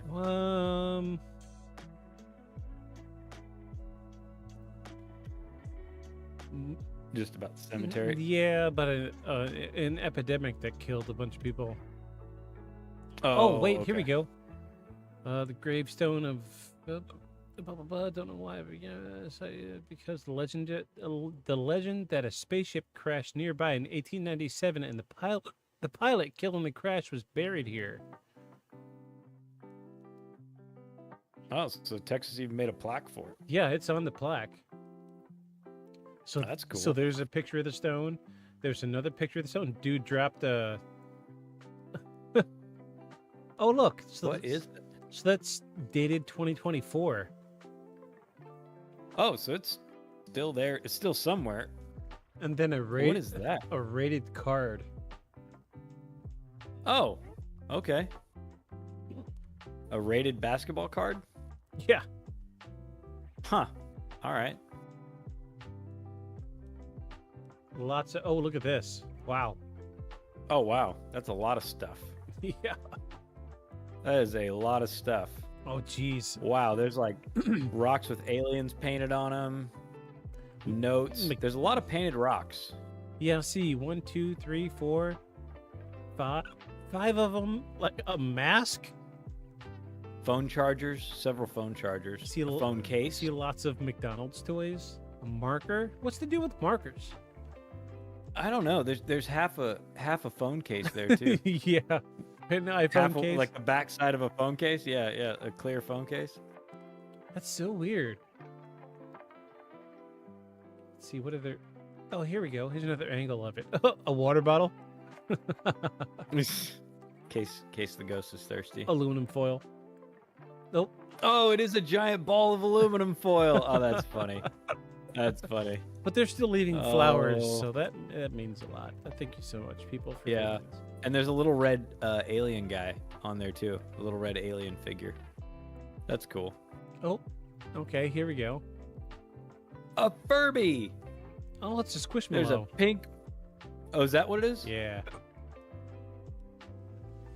So Oh, yeah, it is. here's that same guy, the alien face AJ in a date. 2022. So he's the So he comes back every year? I guess. And And those are glow bracelets. yeah, All those little white things are the break and glow things. yeah, That's cool. a business That's card, cool. Yeah. A business a koozie. card. A key. Another phone case or a wallet. There's a key, some McDonald's toys, another key.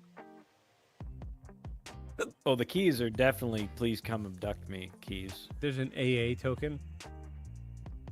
Oh my god, for real. Yeah. More painted rocks. That's interesting. Yeah. I see 1, 2, 3, 4, 5, 6, 7, 8, 9, 10, 11, 12 of them? 13 of them? It's a lot of painted rocks. And double pull, single throw switch. Yeah, the electronics thing is interesting. Yeah. A lot of phone chargers and random electronics pulled out of stuff. Yeah, it's weird. Like there's a little rubber alien.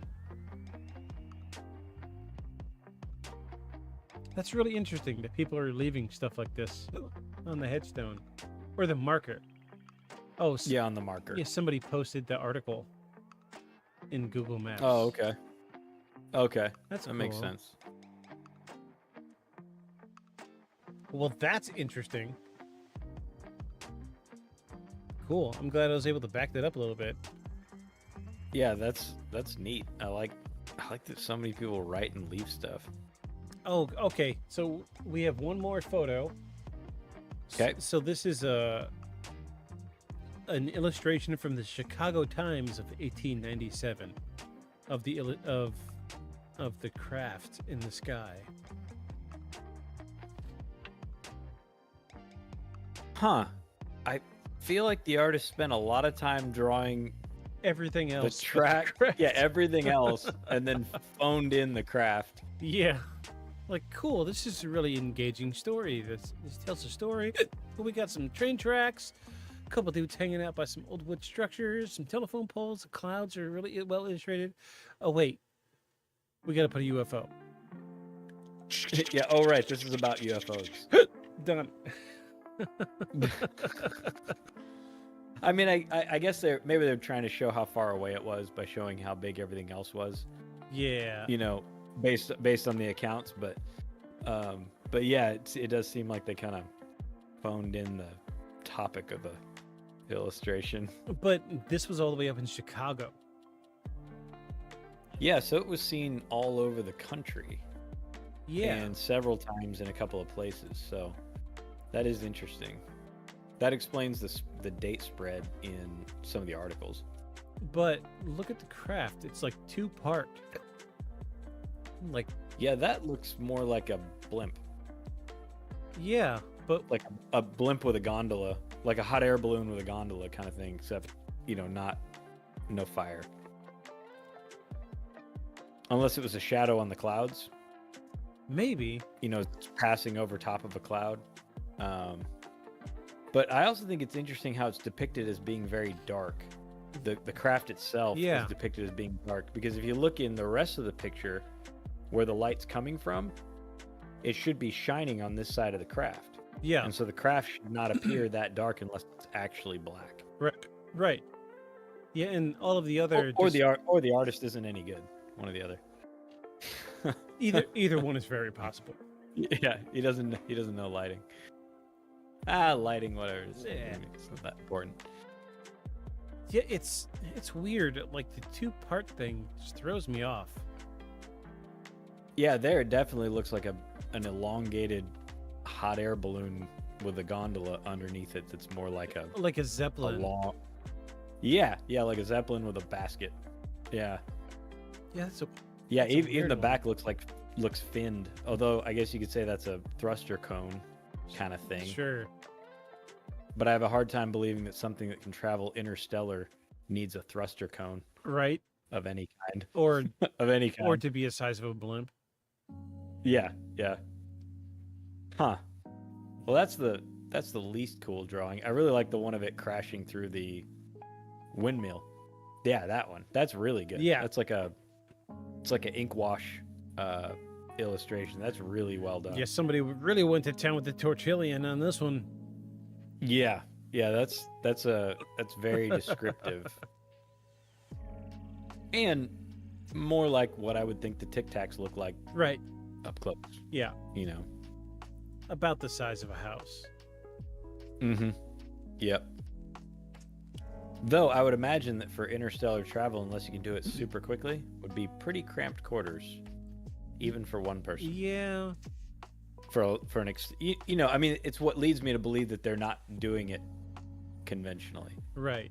Right, because even at light speed, it'd still be years. Right. Yeah. It's... the nearest solar system is still several light years away. So even if you're traveling at the speed of light, you're still several years away.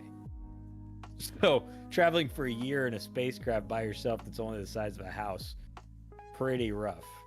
Right. Well, really the size of a small, like a tiny house, like because that's smaller than like a trailer home. Yeah, you would struggle to stand up in that. Well, depends on how tall you are. I mean, he's tiny. Yeah, I was gonna say. I mean, he looks like he's, he might be tiny. They don't really describe how big he is. All right, so we've touched on a lot of things. Go ahead.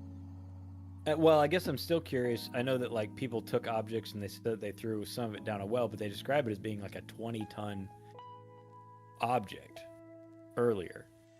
Yeah. So 20 tons of anything, even steel, is a lot of material. So even if you take away all the trinkets everybody might have kept, and even with the explosion and scattering of it, I mean, I think you'd have a lot more than what you could fit down a freaking well. Yeah, for sure. So, and this is way previous to the U.S. government, or it's seemingly way previous to the U.S. government being super concerned about them. So, and there's no stories of like people going door to door and taking them, demanding them. Right. Yeah. So where did it all go? And why is there none of it anywhere? Yeah, that's an awfully big craft that just disappeared on a well. Mm-hmm. Unless it crashed straight down, and that's how they built the well.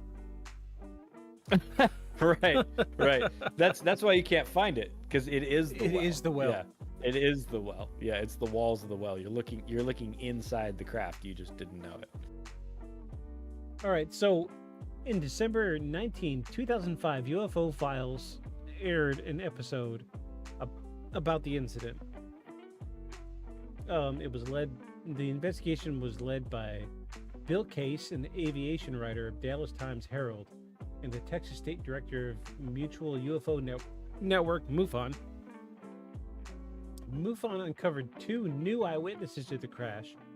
Mary Evans, who was 15 at the time, told of how her parents went to the crash site. They forbade her from going. Excuse me. In the discovery of the alien body. Charlie Stevens, who was age 10, told how he saw the airship trailing smoke as it headed north towards Aurora.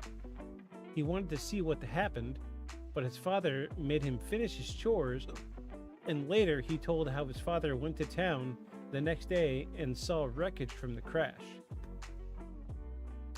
MUFON then investigated the Aurora Cemetery and uncovered a grave marker that appeared to show a flying saucer of some sort, which is what we saw earlier, as well as readings from a metal detector. MUFON asked permission to exhume the site, but the Cemetery Association declined permission. Of course. After the MUFON investigation, the marker mysteriously disappeared from the cemetery and a 3-inch pipe was placed into the ground. Which is weird. Yeah. 3-inch. I mean, That's a big piece of pipe.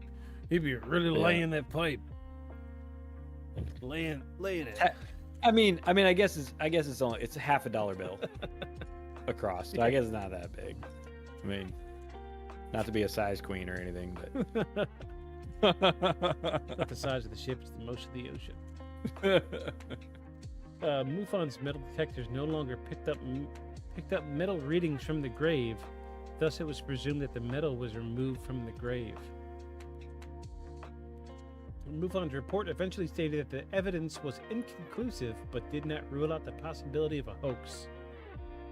The episode featured an interview with Mayor Brammer, who discussed the town's tragic history, which goes into, like, they got hit with a really bad sickness epidemic. Yeah, like 300 people died.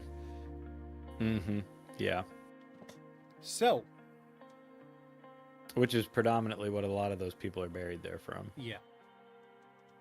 Which I think was part of the reason they were tired of people visiting for just the alien, because it was kind of a big deal that they had this whole cemetery full of basically this really tragic time, and everybody's really coming to leave phone chargers on the alien burial marker stone. So yeah, I think after the marker was moved, so that was in 2005, is when that stone appeared, and everybody just assumed the stone was to cover the grave site, to keep people from digging it up. Right. So that brings us to today, and today the stone is gone, but there's empty burial plots in its place. And the mystery kind of dissolved with time. So, what are you thinking? I mean, so I like how you always start your analysis, which was your analysis. Accident. So I always like how you phrase, your look at it, which is, who makes money from it. So I don't think at the time, at least, UFOs were not a big thing, really. And more importantly, they weren't the only town that reported this same object around the same time. You also had California and Chicago. So, and none of them none of them seemingly made a big industry about it, and even Aurora seems to discourage it. Yeah, Though I bet if you go there, there's at least one or two shops that are like absolutely. hyping it up. But they seem to have discouraged it by what they've done with the marker stone, and they even weirdly, even the story of the burial, because there was no at the time, like I said, I don't think any government entity would be interested in it, or would have known that they needed to be interested in it. Like, this is very early, before the hype about UFOs. Yeah. The burial thing and the artist rendering of the alien itself, and even the rendering of the crash, those are they're professional renderings by someone who's obviously an artist, right? And for them to go to the trouble to have an artist draw it because they thought it was important, and doing, having a record of doing the burial and enough descriptions to make this composite drawing, I feel like it happened, personally, especially since it doesn't seem like anybody's made any money off of it. Nobody's, marketed it. At least as far as we can find. We did a Google search, and there isn't instantly, a bunch of stuff about it, whereas like, others, somebody writes a book, or somebody makes, somebody makes some money somewhere, or somebody promoted it, or the town promoted it, like the Squonk, the town. Yeah. Mostly it's stuck around because the town makes a big deal out of it because they don't have anything else going on, and they have a Squonk Fest. So I feel like this one feels pretty legit, especially given its time period. So If somebody made it up, they were way outside the box for something to make up to attract tourists. They were way outside the box for what people were doing to like draw tourists to a place. UFOs were not a social meme yet. So I just tried to look on Google Maps to see if there was anything Aurora UFO. Nothing came up. Nothing. Yeah. So, let's check the first box. Who's making money? Nobody's making money. Yeah, seemingly no one. I would think there'd be tours or something if somebody was trying to keep it going for money, right? All we got was a state marker, which, Right. state money went towards the marker, and all you got was a sentence. So, Yeah, nothing. I'm gonna say that this really happened. Yeah, I feel like it has at least all the hallmarks of being something legit. Yeah. Even it's sort of haphazard-ish, accountings. Because like so we covered the Stanley Hotel, Yeah. right? And they do a lot to promote the ghosty thing in their hotel. Yeah. They do a lot. In fact, if you search Stanley Hotel, like, it's the first things that come up. Not even Stanley Hotel ghost, just search Stanley Hotel and you get ghost stuff. Yeah. They've spent a lot of time promoting it based on very little, and mostly based off of Stephen King saying he had a weird experience there. Yeah. A dude who was already famous at the time for writing ghost stories. So this is the opposite of that. And so, yeah, I'm with you. I think something happened. Something very strange happened. If you're going to try to tell me it's not, not a UFO or not an alien, well, I'm open to other suggestions. Yeah, if there was enough descriptions of the pilot to give us this, Yeah. but the town isn't like UFO Central, UFO Right. UFO coffee shop, unidentified Right. pilot, bistro, whatever. Right. There's Right. nothing in this town. I'm sure if you went there, somebody would have like keychains or something. But Yeah. this just feels to me like it really happened. Yeah, this is the artist rendering and the drawing of the ship crashing, especially since it resembles the Tic Tacs that are, as far as UFOs, really well documented by military pilots. Yeah. Like, really well documented. Like, good video in multiple wavelengths you know, both in visual light and non-visual light. Like, I mean, a lot of, you know, geolocation, like a lot of stuff. It looks just like that. Yeah. It looks just like those. So, I mean, yeah, I feel like this is one that's good. And it seems like the old ones are usually the good ones because it's previous to people realizing you can make a lot of money on being a UFO town. Yeah. Or being in the newspaper for being a UFO person. I mean, they didn't even have a first-hand account by the judge whose home he crashed into. Yeah. Just that he did, but the judge didn't offer any sort of, or at least he wasn't quoted. Right. So no one's really quoted. Yeah.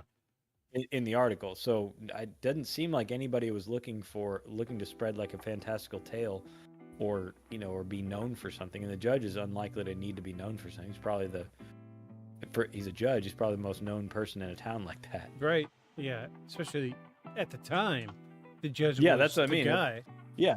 Turn of the century, the judge would have been the guy, just like, you know, the mayor of the town. Like, everybody knows the mayor and the judge in that era. So yeah. So I feel like I feel like you found a gold nugget. This is a good one. Yeah, this is a good one. It was a good and one. you were like, we just have a couple of pictures. This is some of the best pictures we've had for, like, other than the school in Africa with all the kids' drawings. Yeah. That was really compelling because none of them are artists, and they all get pretty close to the same thing. And some of them even having the look of how it sat in the trees being like almost identical. Yeah. Like, that's what made that one so good to me. And I think that's what makes this one good to me also. Yeah, it's excellent. I agree with you. This feels very authentic and very true because nobody is profiting from it. It's the golden rule in my case. Yeah. And it's like the rule of thumb that, you know, who's making money off it? Nobody's making money. So it almost seems like the town of Aurora, Texas is trying to actively not promote this. No, it reminds me of that incident in Vegas where the folks said that an alien landed in their backyard. Yeah. And they saw the creatures. So they called the police. They didn't call the newspaper. They called the police, right, like several times. And then afterwards, they like would not talk to people about it. Yeah. Like they answered some initial questions, and then they started telling people, do not come to our house. We're not going to talk about it. We do not want to talk about it. And they just, like, they wouldn't talk to the newspaper about it. They just wouldn't talk to anybody about it. They didn't make posts about it, nothing. Because they hadn't called the newspaper, they called the police because they were scared. Right. And this reminds me of that, except they weren't scared because the thing was dead. Right. But that's why I guess I don't know that there's a whole lot of information about their story either, but it, you know, it's a big thing, but then there's no information because they won't take interviews and they won't talk to anybody about it because they didn't want that in the first place. They wanted help because they were scared out of their minds. Yeah. And so, like you said, if nobody's profiting from it, it's like, what's the, I mean, I guess, and nobody's, or not wanting any fame over it, then what is the point of making it up? Right. So, yeah, I like that. I think that is always a pretty, you know, litmus test to start with. You know, does anybody make any money off of it, and did anybody get some sort of fame or recognition for it? And what really, you know, puts the cherry on top for me is I feel like something really crashed, and there was a pilot, and enough notoriety was around it that they performed a funeral for whoever was piloting that craft. Right. Because enough people saw it and enough people came to the crash site. You know, there's historical evidence to show that there was as they said, a Christian burial. Yeah. For the pilot. So.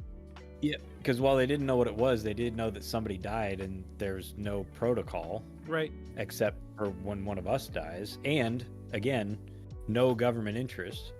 So what do you do with them? You know, it was obviously a thinking, you know, being. It made this thing and it had paperwork on it of some, with it of some kind. Yeah. And so, they felt like they ought to do something. Well, what do? We bury them. So but they don't know anything about it. So they just had the same sort of service they might have had for a neighbor, Right. which, like you say, I think that feels compelling. Right. It's That something really happened. Otherwise, why fake a burial? What again? What's the yeah. the There's no pastor end didn't game get famous there. for burying the pastor didn't get famous for burying an alien. Like what would be the point other than that they just wanted some closure over this thing that happened? Yeah, and it's just the burial is so unique. I can't think of another UFO crash where they felt like they needed the burial. Right. Right. I doubt they even buried the dudes from Roswell. They're in a fucking No. They're in a test tube somewhere. Right. And Right. they're still being studied, They're in a big vat somewhere Yeah. disassembled. just like an Independence Day floating in alcohol with their Yeah. with their tendrils. Hanging. Yeah. So, yeah, this was a good one. I like this one. I was very happy with this. Yeah, this is a good one. I think if you're interested in this one, obviously, like we read, they did make a show about it, and they have some interviews and some interviews with people that weren't there but their relatives were, and the stories that their relatives told them. Yeah. So if you're interested in it, you should go check it out, look it up. Yeah. Because I think there's some more interesting stuff to cover that we can't play here because obviously, it's licensed. But yeah, this is a good one because, I think the UFO stuff is definitely hit or miss. We come across a lot of bunk, and honestly, we clear out a lot of bunk before we ever bring it to the table. Mm-hmm. There's so much stuff that we see that, someone's got a good story except it sounds fishy and stupid. Yep.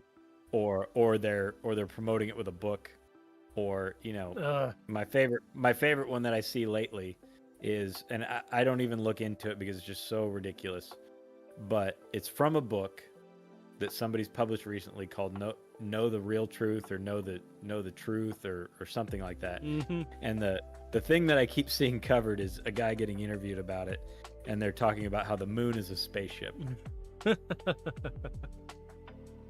Not only is the moon a spaceship, but the Russians have known that the moon is a spaceship for decades. Not only that, they know that it was built on Jupiter. And it has been wandering our galaxy for millions of years. Sorry, I didn't know. Yeah, well, apparently the Russians do, Well, according to Dude. yeah. And he's even got sketches of what the inside of the moon must look like. It's great. But you it's great fiction. But you gotta get the book to see the sketches. Yeah, but you got to get the book. Yeah. They show you one, but if you want to know how it all works, you got to buy the book. I'm like, yeah, exactly. Sounds sweet. I mean, I want the moon to be a spaceship. Believe me, I want the moon to be a big planet-sized spaceship because we could use a planet-sized spaceship, but it's not. It's not. I still want the moon to be made of cheese, but that ain't happening. Yeah, exactly. But it's not. Exactly. I want it to be a big sentient head that actually has a face that winks at you at night, But that's Show us what you got. Yeah, show us what you got. We like what you've got. But yeah, so I mean, yeah, and that guy's obviously spending a lot. He published the book and he's printed it and you can buy it online, and he's doing interviews, and I'm like, yeah, except no one said anything about this till there was your book. Yeah. It wasn't even no one even theorized that the moon was a ship. Yeah. Till you wrote your book. So, yeah, that's the kind of stuff that we come across that we do not cover, other than to mention it. Other than to mention it as an example, which is why I'm not going to say the guy's name, or other than what I think the book was called. But if you look into UFO stuff at the moment and you are on Instagram, I promise you it has come across your feed. Yeah. Because he is pushing it. Mm-hmm. Pushing it. Promoting it. It is out there. Well, it has come time for closing statements. Let me bring up our socials. If you guys like what you heard, shoot us an email. We are at beyondshadowspodcast@gmail.com. We are also on Instagram at Beyond Shadows Podcast and on Facebook, Beyond the Shadows Podcast. This is our logo. It's everywhere. Everything we do has this logo in front of it. I say again, if you find something on like TikTok, Instagram, Facebook, whatever, shoot it to us. We will talk about it on our rapid fire episode. We still got 2 or 3 weeks before that comes up again, but it's coming. If you send us something, we will talk about it. We will shout you out. Because nobody reaches out to us because we're nobody podcasters, and that's okay. Yes. We're podcasting for fun. Yep. At this point. Paranormal cuss and discuss. Yes, cuss and discuss. For the win. Cuss and discuss for the win. So, it's fine. Just reach out to us. Tell us we're doing good. Tell us we're doing bad. Tell us our camera looks like shit. Tell us you're tired of seeing me in a black light. Whatever. Tell us you like. I mean, I would cheer some hard criticism right now. I mean, I'm just saying. I'd like some attention. The only thing we're getting in the email right now is like reset passwords because I keep forgetting passwords. So that's all we get. And what's worse is I write them all down and I've emailed you those passwords, but I still forget them. But anyway, what are we planning for next week? I think we have a ghost, paranormal, poltergeist. It'll be ghost, paranormal, or well, we got 3 options. Okay. Ghosty paranormal stuff, something weird, or cryptid. So there is an option. Now, I don't have a story for this. There's no story, just something weird. Okay. I mentioned to you before, so I have a huge interest in nuclear technology. Okay. And I'm gonna rant here for like 5 minutes. Go, rant. So here's why. I am a huge conservation buff, which might sound weird to you that I'm also super into nuclear technology. Here is the reason. The reason is I appreciate all of the forays into renewable energies. Okay. Great. Except currently, the amount of destruction required to create those technologies is as big of a carbon footprint as what we currently produce with our very efficient gas engines. Now very efficient, not formerly. And all these electric cars, great. You got an electric car. Now we're all just running off of one giant consuming engine called the power plant. Yep. Predominantly not nuclear. Bill Gates, shout out to Bill Gates. Bill Gates made a company, a new company, right after he gave his billions to the Bill and Melinda Gates Foundation and has solved several world disease problems. He has personally made it his mission to eradicate what is that thing that you get from mosquitoes? Malaria? Malaria, yes. He's made it his world mission to eradicate malaria from the face of the earth. No kidding. That's one of their stated goals of the Bill and Melinda Gates Foundation. Anyway, he made a company and designed from scratch a brand new nuclear reactor. Like, has a working one. Oh. There have been no new nuclear reactors approved for construction in like 50 years in the United States. So all the ones that we have that currently run, which is something like 200 of them across the country, are all 30 or 40 years past their expected use date. Okay. Right. Ancient technology. Yep. And they all have to be monitored constantly. You know, you have to have the control rods in and out, you know, to moderate how much they're actually irradiating the water so it doesn't make an out of control chain reaction and, you know, have a meltdown. Right. His new reactor is based off of electrical potential. Without getting into the physics of it, essentially the way it works is the more electricity it produces, the more resistance there is, right? So then it dials back, not mechanically, with physics. not with moving parts. As it cools down, it gets better conductivity and rates back up, right? So it just stays in this middle area where it hovers, generates electricity, and needs no control rods. Super safe. Not only that, take it one step further because it's Bill Gates. Right? It is made to run on nuclear waste. Even better. So the 70, 80 years of nuclear waste we have piled up, it's made to run on the old nuclear fuel rods that we think we have to store for the next 10,000 years. Yep. His can run for twice as long on a single set of used nuclear rods than the original reactors could run on the fresh rods.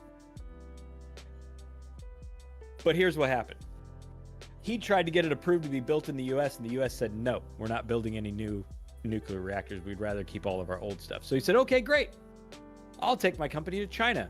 Because who has the biggest carbon footprint in the world? China. Because they're mostly still working off of coal. Yep. And they said, oh, yeah, except you developed it in the US, and we're not going to let you sell it to China because we're going to consider that state secrets, even though we didn't make it. So also you can't build them there either.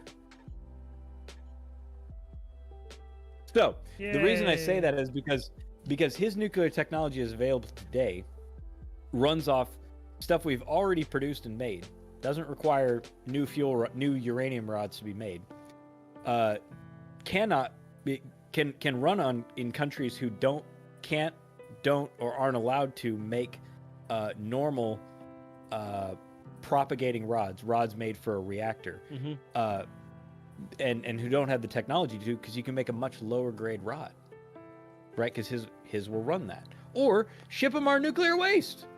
Yeah. Whatever. Yeah. Something to do with it. That is technology that is ready right now to replace carbon emitting fuels that we normally use. It's ready right now as a stopgap while we develop all of these renewables to be more efficient and actually be able to cover the grid for all your electric cars that you want and all the other electrical devices that only get to be more rather than less. Yep. Here's why I say that.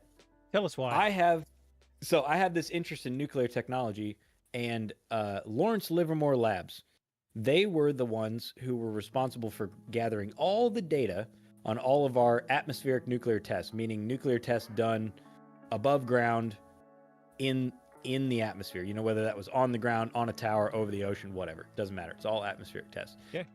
A guy who was the nuclear weapons specialist for Lawrence Livermore Labs, I think he's in his 70s now, pioneered a whole project to take all this old film, which was the only data collection that they had, take all this old film, refurbish it, record it on a new film that's not irradiated, because a lot of that stuff, some of that stuff is still hot, by the way. Put it on new film that's not. And he has put it all over YouTube. He has 450 something videos that he's restored. And it's on the Lawrence Livermore Labs YouTube. And he has his own playlist and his own thing that's all he does. And here's the interesting part. Some of them are just detonations, some of them are in black and white, some of them are in color, some of them are famous, but the ones that you've never heard of are the interesting ones. Oh. So I watched one, and I think it's one labeled as a knothole test. And this knothole test goes off, but doesn't make a mushroom cloud. Instead, there's a flash, and then it shrinks back down like this and makes this like burning plasma orb. Not an explosion and a whole like column of smoke. It's just this burning, looks like a micro sun. Wild, absolutely wild. And if you happen to be into SCPs, when you go in and one of the SCPs, I cannot remember the number of it, but it's supposed to be a device. The picture that's with it on the SCP database is a picture of a giant cannon, and in the background of the cannon is a nuclear explosion. And that really, the picture is really of the howitzer that they made that would fire a nuclear warhead. I mean, that's a real thing. They describe it as like a proton-emitting cannon that you can load anything into it, and it turns anything... If you see your Oh. state, you can Oh. register. Sorry. Oh.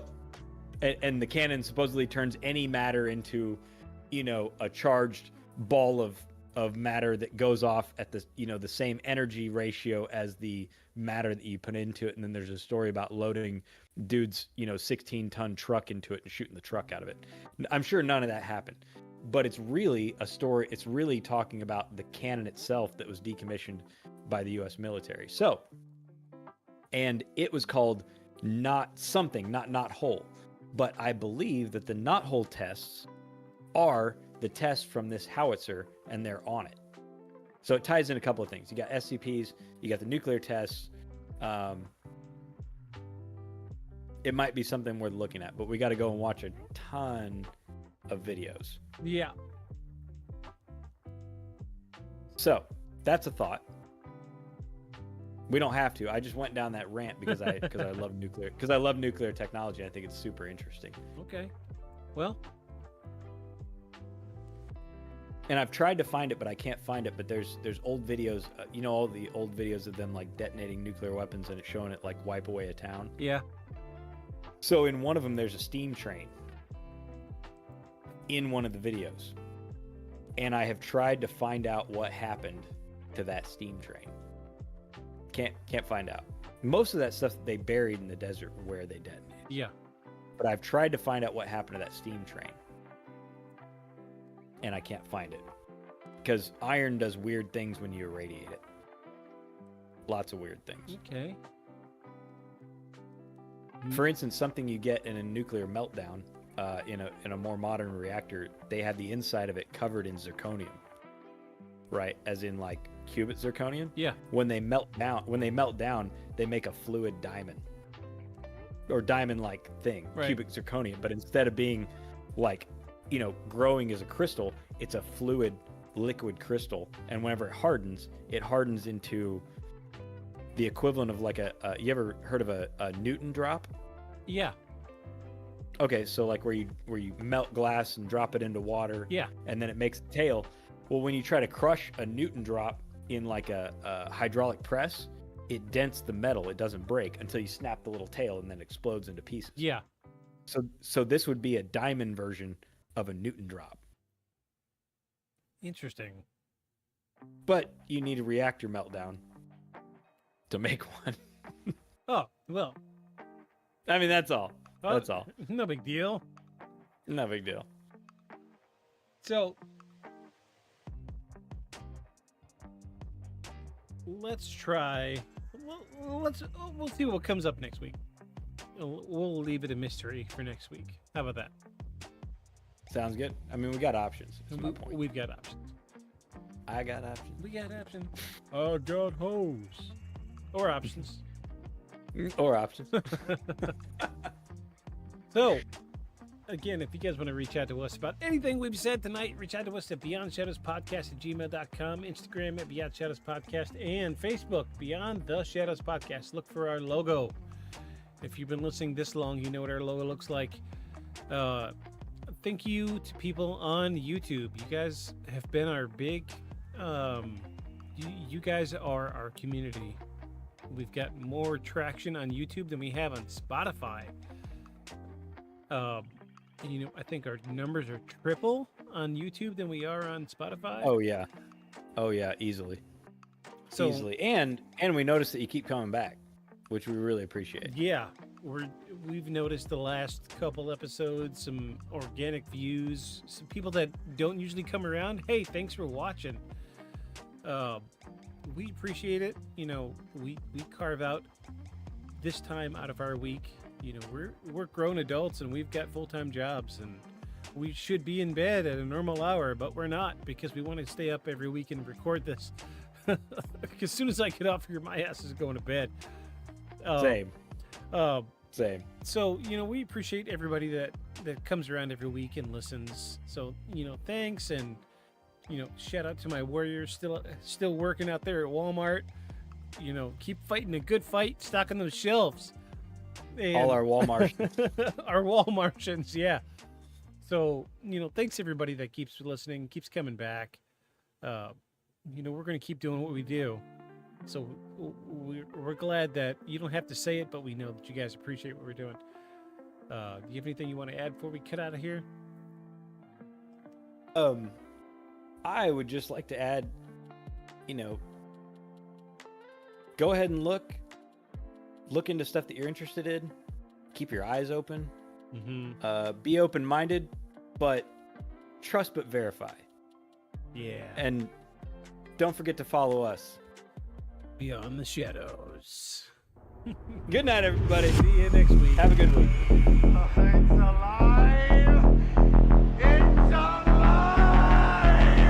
A creature like that, how would it ever die? And this monster starts running right at me. Annihilated by nuclear bombs.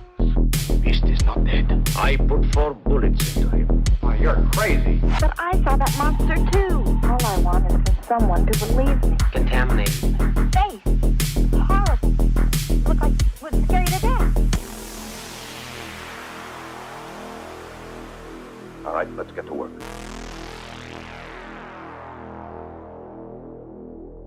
Beyond the shadows.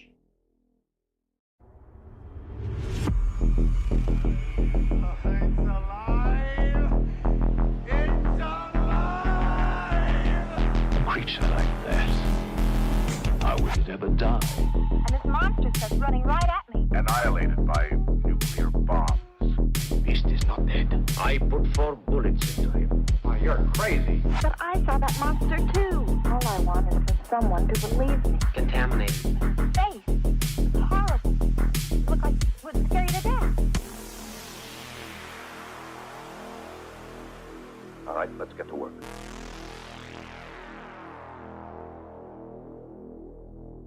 Discord, on your phone. Yeah. But I'm surprised. But the forward-facing camera is usually not near as good as Oh, yeah. as these Yeah. as these GoPros. Yeah, this so. is a 4K. It's 60 FPS, and Yeah. it's going through a cell phone. Well, no. The video processing. Well, I don't know. I guess it dumbs it down. I don't know. Anywho, welcome everybody. Welcome to Hello. season 2, episode 8. Yes, episode 8. Yes. If you haven't noticed by now, we have a little bit of a format difference. Been dealing with internet issues at my end. Yes, we were not able to broadcast Sunday night Yeah. On Twitch, but here we are anyway. Yeah, by the majesty of my freaking hotspot, I'm hoping this thing holds. I guess I should. No, I don't want to fuck with it. I don't want to mess with it. I'm just gonna leave it be. I was gonna plug it in, but I'm just gonna leave it be. We're running. Our Discord connection is running on my hotspot, and it seems to be holding pretty well. So, we're gonna leave it there. Geez, yeah, really just flabbergasted that the internet still is it's gone in and out twice now, so we're just going to stick with the hotspot for tonight and deal with this, and we will upload later. So I'm sorry for those that watch on a regular basis on Twitch. Sorry, y'all. We just internet issues. That's the way it goes sometimes. So, geez, I can't even do the freaking song, the shirt song. Oh man. Geez, yeah, if I knew how long it was, we could fake it and put it in later. I might be able to patch it in if you're willing to wait a few minutes. Nah, it's all right. We can skip it this time. What shirt are you wearing today? Yeah. So yeah. See, the whole thing gets messed up because the internet's out. So what shirt do you got? Oh, it's yours. It's one of yours. Mine. Wearing one of mine. Oh, okay. So now the power. Yeah. So on the power symbol so makes sense now. I get yeah. it. So on the fronts, it's the on symbol, like my like the way my logo is for me. You know, the O is always an on symbol in Aeon. Yeah. And so I made the shirts up like this on the front, and then on the back, it has the full. Let's see it. I'll show you. Pray tell. I'll show you. Yeah, let's see show it. you because I'm super proud of these. It looks good. All right. Oh. Turn around. Oh yeah. Oh yeah. Yeah, there we go. Ah, yeah, that's great. Yeah, it's So I awesome. got the name logo and the full print on the back. Because to me, I mean, the merch is cool, but I'm not super. I'm known locally, but I'm not famous by any Right, stretch. right. So, someone seeing this is going to be like, so what is that? Yeah. Right? They know the on symbol, but you don't know the painting. So Right. I do the painting. I thought if you're buying, yeah, I mean, people who are real close to the project know, but like, someone just going to buy it, I kind of thought they ought to have the whole print. So I did the print on the back. Made the t-shirts unfortunately expensive. Oh, yeah, shirts are not cheap, Unfortunately man. expensive. Yeah, I make I sell them for like $30 because I feel like no one wants to pay more than $30 for a t-shirt. Yeah. And I make like $10. So Yeah. it's better than nothing than people ask me about the shirts, and I'd rather them be out there so that people ask the people wearing them about the shirt. Oh, what is that? Yeah. That's the point. But Yeah, it's dope. Yeah, I do the hoodie, it's weird. The hoodies, are a better deal for me. I kind of like the hoodies more, but you can't wear a hoodie just like, well, you and me wear hoodies all the time. Yeah. But most people don't just wear hoodies for every occasion. Yeah. So, yeah, actually I think I have, yeah. Oh, the hoodie. Look, there it is. I've been using it as a backrest. Yeah. These are super dope. Oh, man. These are super cool. Yeah. And then on the back, oh, the man. name logo across the top. Yeah. Yeah. They're cool. These I like. I never got mine before I left. It makes me sad. Well, I have to get you one. Yeah. I made these honestly for me because I just thought they were so cool. Once I realized you could do that, the sublimation printing, I was like, I want that. Yeah. I'll wear my own stuff. I'm shameless. No shame. Yeah. What shirt are you wearing? Oh, What do you got? You ready? Yeah. Oh, nice. I like that. That's good. That's good. Where'd that come from? Walmart. Oh, really? Yeah, That's a good one. Went to a different town to get some groceries from Sam's Club because the closest Sam's Club's like an hour away. And oh yeah, we're bulk buying now. And I saw it. I was like, "Yep, this one, this one, this one." And of course, the other two I bought. One was the Sonic, and then the other one was the Kirby. And you wore those back to back, so those went to the bottom of the pile to get rotated in for next time. Also, wearing my coveted early 2000 Hot Topic Invader Zim sweatband. Oh, nice. Nice. Yeah. So I Googled it. Does Hot Topic even still exists? Yeah, it's still there. It's nowhere. It's nothing like it used to be. Funny thing is, though, every time I find something that I used to wear 20 years ago, I Google it just to see if it's increased in value. And my G-word assistant's like, "Oh, I used the G-word. Sorry." I G-worded it to see. I was like, "Cool, the sweatband. I'll wear it because I'm doing the shirt tonight." And there is none on the internet at all of this sweatband. Really? I found one picture of it. Somebody on Reddit trying to find one from like 4 years ago. Oh wow! I was like, so is this valuable? my sweet preciousness. Yeah. So like 20 years ago, it was, everybody had them 20 years ago, but now they're rarity. Sweatbands were super popular. Yeah, they were popular. I had one that was I had a couple skateboard company ones. Everybody, because everybody was wearing them when you skated. So yeah, I had a couple. I think I had one from I can't remember the name of the company, but they always had super simple. It was Enjoy. Yeah, Enjoy boards. They came out with a board that was called the Dingleberry, and it was just like a brown starfish with like a hair and a little brown it was all like flat vector stuff, and it little Dingleberry. So I had a Dingleberry band. This is one of the nice things about living here. Is there is a prominent skate scene. So in the same town an hour away where the Sam's Club is, there's a mall, surprisingly enough, a mall that's still thriving. And and there's this chain of skate shops called Zoomies. Oh, that's a good name. and they sell nothing, it's exclusively skate gear. And I've got a sweet jacket. You would love it. It's one of the newer skate brands called Killer Acid, and just incredible artwork. And I got this sweet bomber jacket with this giant embroidered patch on the back of like a melting skull, and like he's looking up and like a hit of acid's dropping in his mouth. That's And cool. I like that. black with, so the jacket is black with like gray spider webs and neon green accents. And oh man, awesome jacket. It was I like like that. it was like a $300 jacket. I got it for like $70-$80. I was like, Oh, yep. nice. So every chance I get, I try to wear it. But I have one of my hoodies from middle school, independent truck company hoodie from from the late 90s, still Yep. intact. It's got a few holes in it. It's old, but I Googled it, just like, oh geez, I used the word again. No, stop. Was that an independent boards? Independent truck company. It wasn't by the board, the skateboard independent. Yeah, they started off just making trucks. Oh, okay. The trucks okay, on the gotcha. skateboard, the thing that holds the wheels. Yeah. They started off just making trucks. So I looked it up, and the hoodie is worth like $500 now.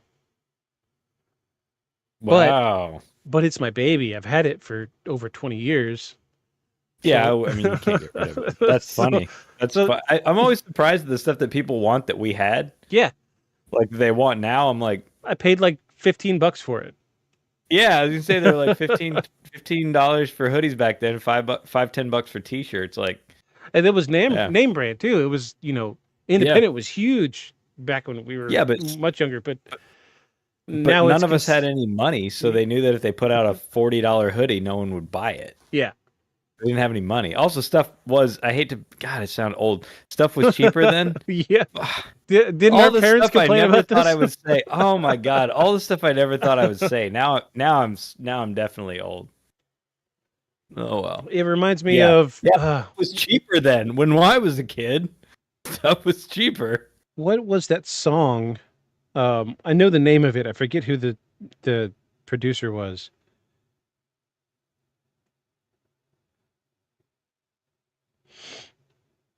Baz Luhrmann. He made this song in, oh geez. Let me find out when this came out. You know what? I got a microphone. Let's use it. When did Everyone is Free to Wear Sunscreen come out?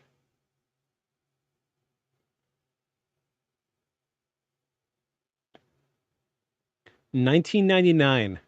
It was produced in 97, but it was released in 99. It was a song by Laz Berman called Everybody's Free to Wear Sunscreen. And it's just a beat. And the producer, Laz Berman, just reading, like it starts off let me find the lyrics. Yeah, you're going to be like, oh, this is crazy. It starts out, it says, ladies and gentlemen of the class of 99. If I could offer you one tip for the future, sunscreen would be it. A long-term benefits of sunscreen have been proved by scientists, whereas the rest of my advice has no basis more reliable than my own meandering experience. I will Yeah, I've dispense heard this that advice to you now. Yeah, I've heard that one. And then it's just him Yeah. talking. Yeah. But there's like tons of like, I say old people advice, but it's stuff that we heard growing up that makes me think, oh geez, I hear that stuff growing up, and now I'm dispensing that. Now I'm saying it. Yeah. Yeah. And I thought, I was always like, whatever, you don't know. And now I'm saying all this. Phenomenal song. Yeah. Like, oh geez, man, this song actually gets me emotional when I listen to it. So, not to get us, not to cut the flow, but we No. completely forgot the intro. The intro. Yeah. Hello. Welcome. My name is Victus. I'm Aeon. and we are your intrepid paranormal investigators. It's a crazy night tonight. Tell us why Paul This isn't is- here. Yes. Yeah. And on top of internet problems, Paul is Paul is in the rest of the office, but he has a trial, a full-on trial, tomorrow starting at 8, and he is still finishing getting his exhibits together, which he's been working on this thing all weekend. And I, you know, uh, it's the law firm. But our podcast doesn't make any money. Yeah. The law firm does. So he said if he can get it done, he'll jump in for some opinions, but Yeah. nothing we can do about it. It bums me out because But- he wore that shirt last week because he thought we were he did. we were talking about what we're talking about this week. Yes. We need Yes, to but this is still Beyond the Shadows, and we are still here yeah. to have an adventure into the unknown. So Yeah. why don't you tell us a little bit about it? So we are talking about the Amityville Horror House tonight. Ooh. Yes. So it's going to be Very famous. It's going to be bare bones tonight. I can't pull up any video or pictures. I had a great video too, and when we get to that point where I was going to show you the video, I will tell you about it. Maybe we'll watch it next week, just to fill a little void. But I'll tell you what I can about it. But I mean, everybody knows about the Amityville Horror. I mean, it's covered by several movies. Geez, so many movies. oh my gosh, And didn't the whatever franchise, didn't they do a version of the actors from that have been playing those two famous paranormal yeah. investigators? Didn't they do one with Ed and Lorraine? Ed and Lorraine Warren, yeah. Yeah, Ed and Lorraine. Didn't they do it with those two actors? I'm not sure if they were part of. Because I thought dude that played Ed was in one of the new Amityville. So one of the many remakes. the last one that I saw was the one with Ryan Reynolds. Okay, I haven't seen that one. It was. I remember watching it when we lived together. So Okay, well that's kind of a stretch to have a yeah, have Ryan Reynolds. Was he played the dad? yes. Wow, that's a stretch.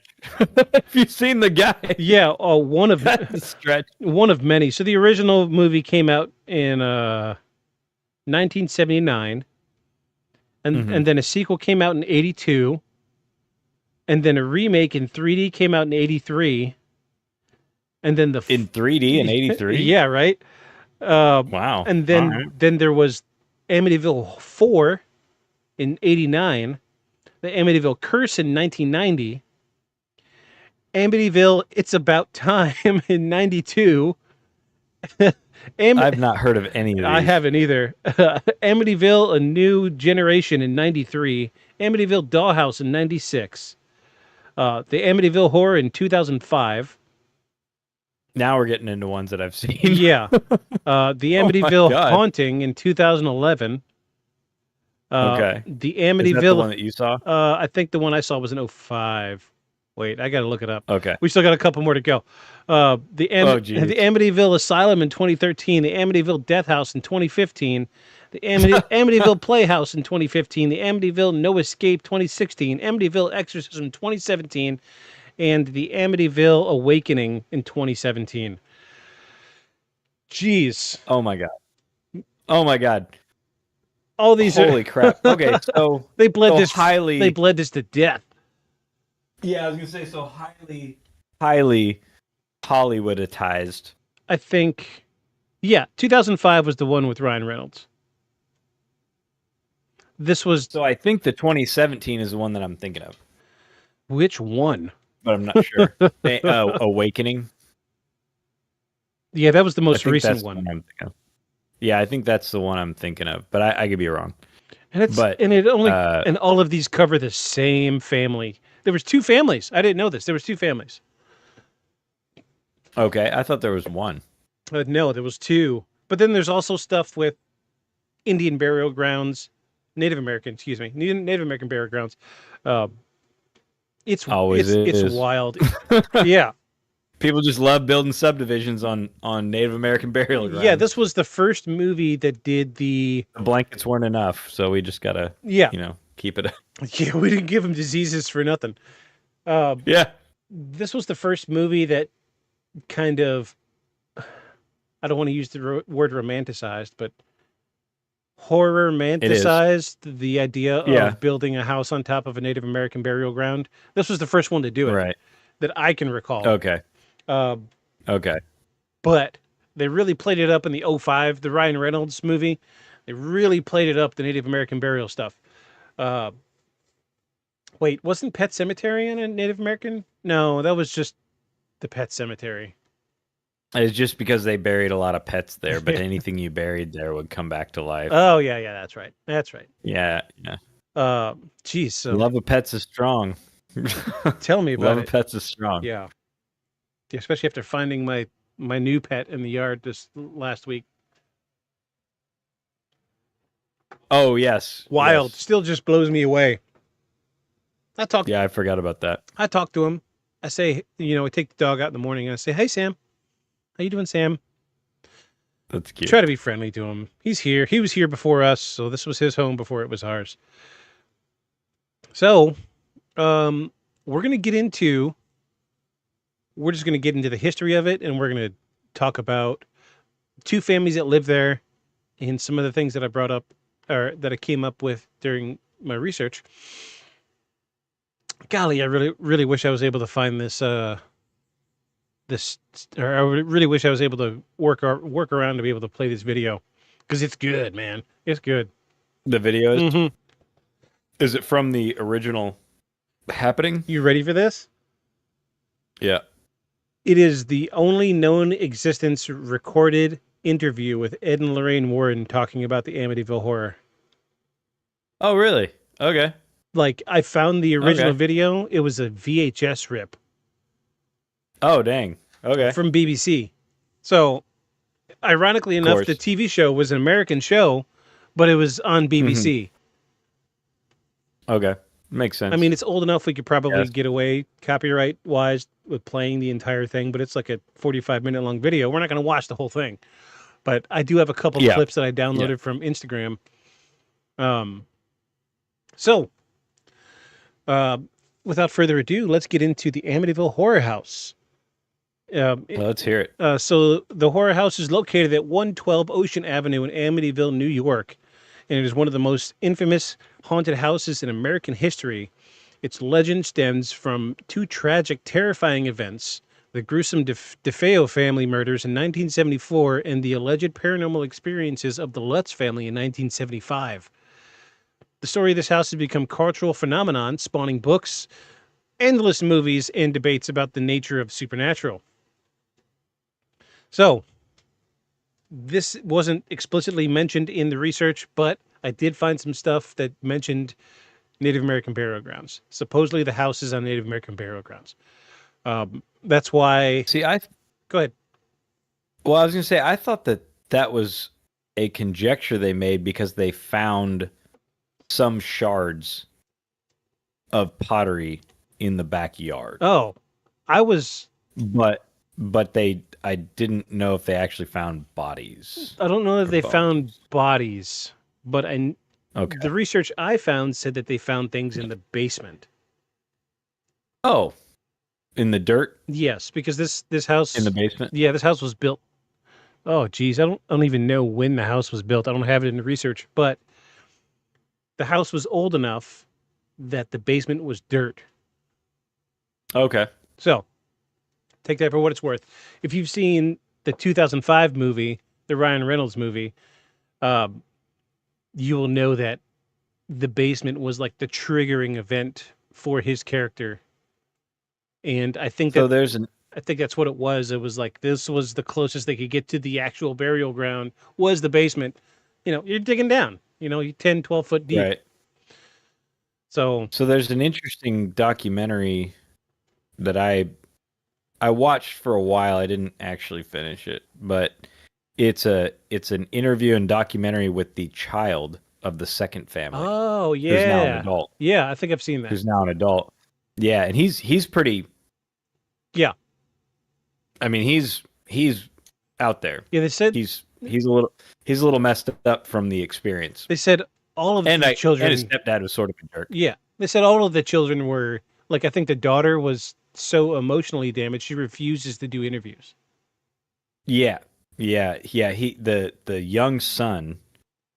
That's who this was with, and there were other family members like aunts and uncles, I think, or cousins. Maybe it was cousins. I think it must have been cousins because their age was similar to his. Right. But he talked about all of his therapy and all this stuff that he's done, and he's like, he's like, the problem is, he's like, I go into he was seeing a new therapist, and he's like, he cuts her off at the beginning. He's like, look, if what we're gonna do here is have me defend the fact that this stuff happened to me, and that whether or not what I experienced was real, he's like, I'm just gonna leave. Yeah. He's like, I'm not here to debate whether it was in my mind or not. He's like, it's real to me, and I experienced it. Yeah. And what I can tell you is that it wasn't from inside me because I wasn't the only one. So stop. If we're past that, we're decades past that. It happened. I need help with the PTSD of it. Yeah. We're not talking about whether or not I'm crazy. I'm not. My problem is dealing with the horror of what I experienced. Mm-hmm. Help me with that. Yeah. And she was like, okay, well, I'm glad you brought that up. And then they start from there, and it's his therapy sessions and interviews with him. And I guess the guy makes custom hot rods too. Oh, apparently, cool. He had 2 really awesome tea buckets that were just Ooh. crazy. Yeah, like one of them was like done up almost like tea bucket, but done up military wagon style. Like it was cool. He made it all. It was cool. LS powered monstrosity. It was cool. Ugh. Yeah, it was very cool. Stink face. Yeah, no top. Yeah, no top to put up. Just open all the time. Cut windshield. Yeah, it was cool. Brother. Death machine. Yeah. Is this stink face? Is this a segue into Christine? No, that'd be funny. That'd be funny. Is it all connected? Was that a Bel Air? Yeah. Haunted Bel Air. Yeah. Another oft hot rod thing. Yeah. Good times. Yeah, unbuyable now. Of course. Yeah. So, we're gonna start with the DeFeo murders. The origins of the. Oh, that's right. I forgot. Never mind. Yeah, I was only remembering the second family who experienced the haunting part. I forgot. Yeah. There's all about this. There's a whole murder part of it. Yeah, I forgot all about this. Yeah, go ahead. So the origins of the Amityville Horror began in November 13th in 1974 when 23-year-old Ronald DeFeo Jr. took a .35 caliber Marlin rifle and systematically murdered his entire family. His parents, Ronald Sr. and Louise, and his 4 younger siblings, Dawn, Allison, Mark, and John Matthew, as they slept in their beds. The horrific crime shook the quiet suburban community and Ronald Jr., also known as Butch, initially claimed that he had heard voices urging him to commit the crime. Kill yourself and others. Yeah. Kill yourself and others. Kill yourself and others. Okay, so this is, it's funny you say that because so the guy that built the house, his last name was Ketchum. Okay. He, apparently the lore says that he knew it was a Native American burial ground, but he said, I want this glamorous house and this is where it's going to be. And supposedly he was into black magic, all this other stuff, and necromancy, things like that. And so the lore goes that he knew about the Native American burial grounds, and that's part of the reason why he wanted to build there, so he could play with the dark entities that were there. So, oh wow, one of the little-known reported pieces of evidence about the subject is after the DeFeo murders happened, on the door to the basement, on the back side of the door. So if you're in the basement looking up the stairs at the door, on the back side of the door, he wrote the words in blood, "Catch 'em, kill 'em." Oh, wow. And they interviewed the guy later, and he said that he did not know any of the history of the house. He doesn't know where the phrase "catch 'em, kill 'em" came from. And it wasn't until 10 or 12 years later before they did the research and found that the original builder of the house's last name was Ketchum. Wow. So, there's Wow. that. Also, I guess I have a lot of questions of how he went around with a hunting rifle and managed to kill everybody in their beds with nobody waking up and running down the hallway. Yeah, that was a big contested point in a lot of the research. How are you going to kill an entire family? So what? 4 kids? 4 kids and 2 parents Yeah, in their beds with W- nobody getting up out of their bed, middle of the night. middle of the night. So we'll touch on that. We'll touch on that. Okay. Um, Okay, good. So investigators found all 6 victims lying face down in their beds, shot in the back. There were no signs of a struggle, nor were there any immediate explanations as to why none of the neighbors heard the gunshots.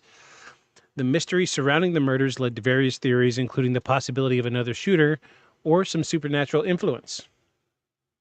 DeFeo Jr. was arrested and later convicted of 6 counts of second-degree murder. He was sentenced to 6 consecutive life terms in prison, where he remained until his death in 2021. However, the details of the case sparked numerous debates and alternative theories over the years. So personally, I feel like there is a supernatural factor to it. How else could you shoot somebody in a bedroom? So, like, my house is nowhere near as old as their house, but it's still an old house. I can hear what my wife's doing in the next bedroom, and I know she can hear our conversation. Mm-hmm. How on earth is somebody going to go around with a, what was the gun again? 35 caliber Marlin rifle? Let me look that up. Let me see what it looks like. Be the same size as you said a 35? Yeah. Yeah, so it'd be like a 35 with a long shell. 35 handgun, but with a long shell. It's like a repeater. Yeah. So that's about what I thought.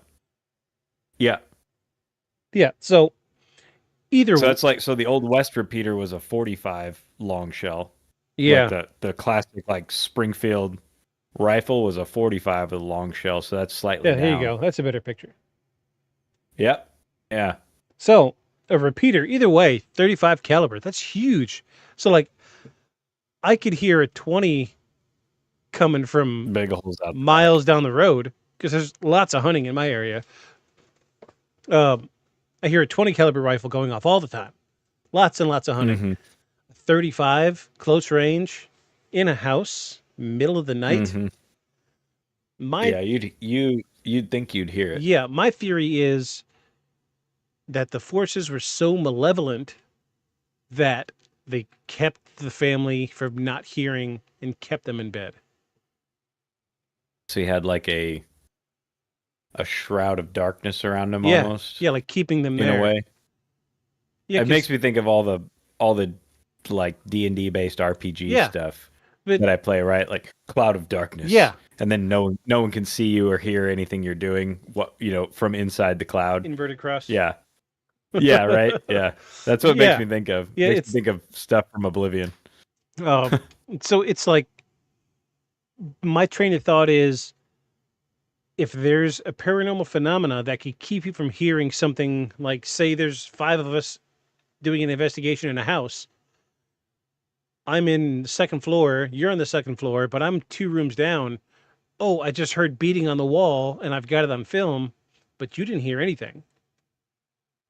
Right. I've seen Right. I've seen enough paranormal investigations to know that noise doesn't necessarily travel when it comes to paranormal stuff. Mm-hmm. So begs the question, is there something paranormal that's keeping the sound from traveling? And was that a factor here in this case? It almost makes me wonder if it's not. I mean, in the case of the gun, I feel like it had to be something like that. But I think sometimes in the case of like knocking or footsteps or whatever, Yeah. I wonder if the paranormal influence is more like influencing your mind, Yeah. right? Like it's intended for the one Yeah. observer. And so it's not even a sound out here sometimes. It's something that you heard because it's communicating directly, especially Right. with some people who seem to be more sensitive to that. Yeah. Yeah.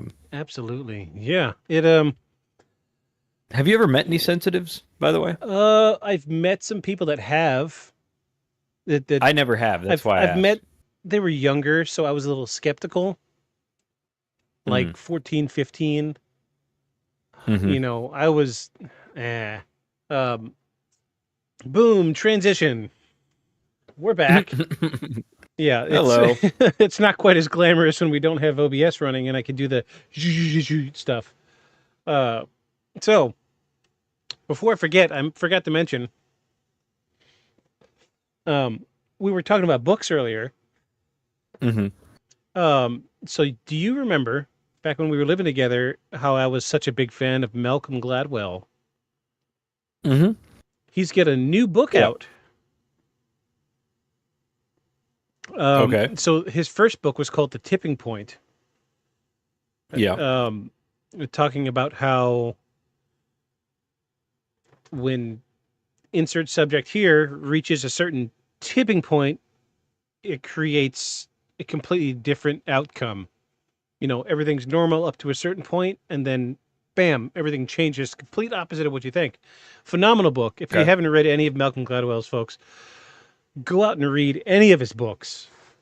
Phenomenal author, an absolutely astounding researcher. This guy is such one of the best researchers I've ever read.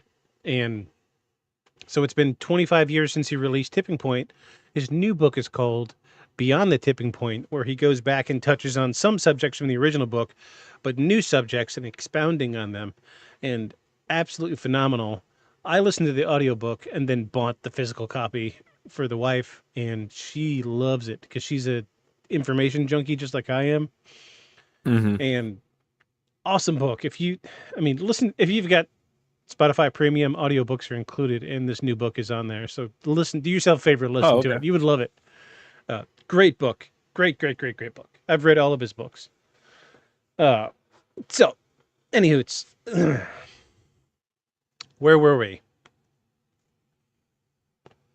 Yeah, the gunshots. Yes. So in the The 2000 unheard gunshot. in the 2005 movie, so when Ryan Reynolds' character was going around murdering his family, he was possessed by the father of the DeFeo family. Or no, he was possessed by the demon that possessed the father of the DeFeo family. Okay. Heavy air quotes. And he was recreating the event from 1974. Oh, okay. So it was the dad Yeah. that killed his wife and the 4 kids. Yeah. Well, he Okay. killed his parents, Ronald Sr., Louise. Okay. So And it wasn't the oh so it yeah, wasn't the dad. so it was so one of he the kids. killed his parents and his 4 younger siblings. Okay, so Ryan Reynolds is possessed by the DeFeo kid. No, he's possessed by the demon that possessed Ronald DeFeo Jr. Okay, the kid. Yeah, so it was 2 parents, 5 kids. One of Gotcha. the kids was possessed, killed everybody. Okay, gotcha. So in the movie, he was repossessed by the same demon, and he begins to recreate the events from 1974. But what he does in the movie, which kind of sort of answers this question, is he goes around, they're sleeping, he grabs an extra pillow, puts it over the back of their head, gun to the back of the head. But he ends up getting, in the movie, he gets, spoiler alert, you're 20 years late anyway. If you haven't watched it now, you weren't gonna. Yeah. Too late now. Spoiler alert. He gets stopped before he kills everybody. He does kill one person in the movie, but he gets stopped. Gotcha. And I'm going to say, Ryan Reynolds in a horror movie, he's got this like crazy look in his eye that I can picture to this day. Because it was... He's a good actor. Oh, he's phenomenal. He's underrated. Yeah, He's underrated absolutely. for serious content. Yeah, Deadpool's great. Because everybody knows him for his jokes. Yeah. Deadpool's great, don't get me wrong, but you need to go and see this Amityville movie with him in it because it's so good. He does this thing where Because okay, so we're used to what we see with Ryan Reynolds today. He's fit, Right. dude is racked, he's he's yoked up, he's Always wearing his Batman suit. yeah. We used to see in the muscly Ryan Reynolds, and Yeah. back then he was like average Joe, like me. He was a little overweight. He was, he had a little, and I remember this scene, it just keeps playing over in my head, where he was there with his son after they moved in, and he was cutting wood for the wood stove, and he's like, hold that log, and I'm gonna split it. And he was like, last second, and then he would go to pick up the axe, and but when he would do it, it was like a slow motion thing with and his face was a little overweight, so he would jiggle a little bit. And dude had evil eyes. Yeah, dude pulled off the horror thing really well. I was very, very pleased with his performance in that movie. Great. But the story goes that he was possessed by the demon that possessed the DeFeo Jr.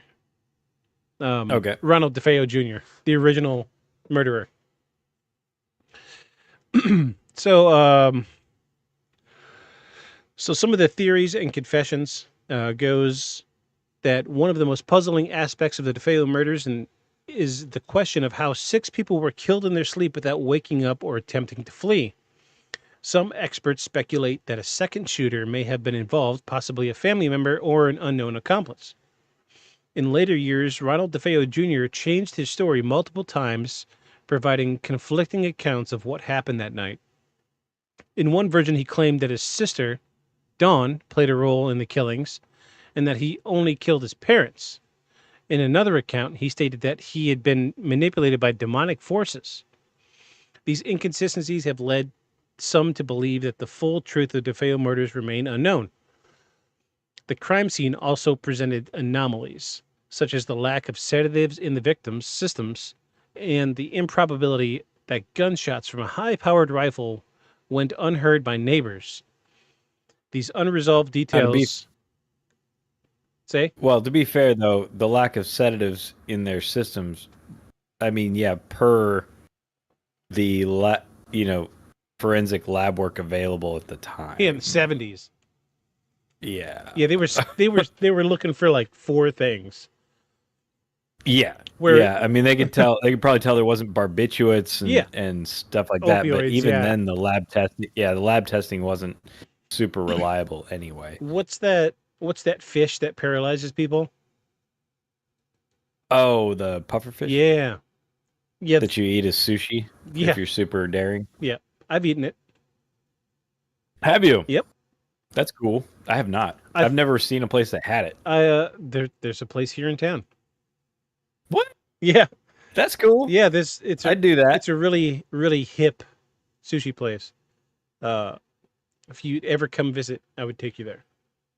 I like defying death. I mean, sounds fun. Surely by then, by the time you get here, the menu would change a dozen times. But I mean, it's changed in the last 2 years we've been here. So, has it? Yeah. Are they one of those sort of things? They have a rotating. Okay, gotcha. And they're also one of those places that they open at 4, but they don't serve sushi until 5. Okay, I guess if you're trying to be weird. Yeah, we're grumpy. Weird. We're grumpy about it right now because the wife's birthday is on New Year's Eve. So not last year, but the year before, we went there for her birthday. It's the place that we like to go. It's a nice place. It's small, seats like 25 people max. Mm-hmm. And so we go for an anniversary, everything. So we went for her birthday year before last. It was great. We had a blast. We go for my birthday every year. We go for an anniversary every year. And this last New Year's, we went there for her birthday, and they're like, "Oh, it's a private event." Thanks for telling us. We sat outside and waited for like 45 minutes because we got there at 4. Like, oh, right. You waited till they were going to actually be serving sushi. Well, no, they didn't open the doors till 5. Or no, we got there. There later, and they didn't open till 6 or something. And so, like, we waited, and by the time they opened the doors, everybody's going in, and we get to the door like, "What's your name?" And we told them the name. They're like, "Oh, it's it's a private event. Did you not pre-register? Like, we didn't know. Like, we were dressed up and everything, embarrassing as hell. Still mad about it. Dang, dude. And like we've gone back once, and we went as soon as they opened. We got there, and we sit down, get our drinks, and we're chatting. And they like, "What did you get your order?" And we're like, "Oh, I'll have this roll and this roll." They're like, "Oh, we don't serve sushi till 5." Well, So we went one year. Speaking of nice places for birthdays, yeah, last time I ever did this, we went to Ruth's Chris because they have one here. yeah. For my birthday, and they were like, they asked Paul, like, is it a special occasion? He's like, yeah, it's my husband's birthday. And I'm thinking like, oh, that's interesting that they asked. Maybe they'll do something cool. Yeah. Yeah. And it wasn't quite this, but it was like, we came and the special thing they did was there was birthday themed confetti on the table, like the shiny plastic stuff. Yeah, and in my mind I was like, I don't even know what movie this was, but somebody was like, I feel like there was a scene where somebody was like, no, it's supposed to be festive, and dude like grabs some shit and goes, like with some confetti or something. Happy birthday. That's what it felt like. I was like, you get. So we go to a place called Atlas now. That's like a, you order all your courses ahead. And then they bring a thing and they wait for you to be done eating. Yeah. And the chef makes the next thing and they bring it. We go to, we went there last year because Ian, my buddy Ian, his birthday is the day after mine. So his wife and him and Paul and I all went together, and it was so much fun. I think we were there for like 4 hours eating. Oh, nice. Because you eat something and then you hang out and they make the next thing and you just kind of chill. And I didn't know it was quite that nice. And that was what I was hoping for, was something, nice, like, because we weren't in a hurry. It's birthday. Yeah. Birthday. Yeah. And yes, but like, yeah, we went to Ruth's Chris. I'm like, as much as it's the same kind of price, you're going to spend like, $200 or more a person. Yeah. It's the same kind of pricing. I was like, but you go to Ruth's Chris and it's almost like it's the Applebee's of fine dining now. I was just like, what is the confetti? What is this? So we ended up leaving. So we were dressed up and everything. Ironically, the way we were dressed kind of themed their closed event. But we ended up going to there's an Irish like pub restaurant in town too. Uh-huh. It's even smaller than the sushi place. Like, screw it, let's go to the pub because food's good. So we go and sit down. As soon as we get there, they hand us New Year's Eve favors. I was like, oh, we're not going to be here that late. They're like, oh no. Midnight in Ireland is 7:30 or no 8:30. So we're going to celebrate midnight at 8:30. And I was like, oh, this is perfect. Very clever. Yes. Very clever. So we ended That's up good. We had a better time at the Irish pub than we did at our favorite sushi place, and it was a blast. That's really good. Yeah, we saved our That's really good. saved our party favors from that place and everything. It was great. That's really good. I like that. Good times, man. So that's probably going to be our thing every year. New Year's Eve go, and it was nice. It was cool. Yeah, that's a good idea. So let's see, where were we? So yeah, the DeFeo murders. These are the ones that were the infamous ones, the ones that triggered the events. To come. Yes, there were lots of rumors about the original Ketchum guy, the guy that built the house, how he was doing like mutilations, sacrifices, all sorts of weird stuff. Animal or people? People. In the basement. Where do these rumors stem from? So did they catch him? Catch him? I see what you did there. I did it. Catch him, kill him. So there's Sorry. No, it's good. We're middle aged. This is okay for us.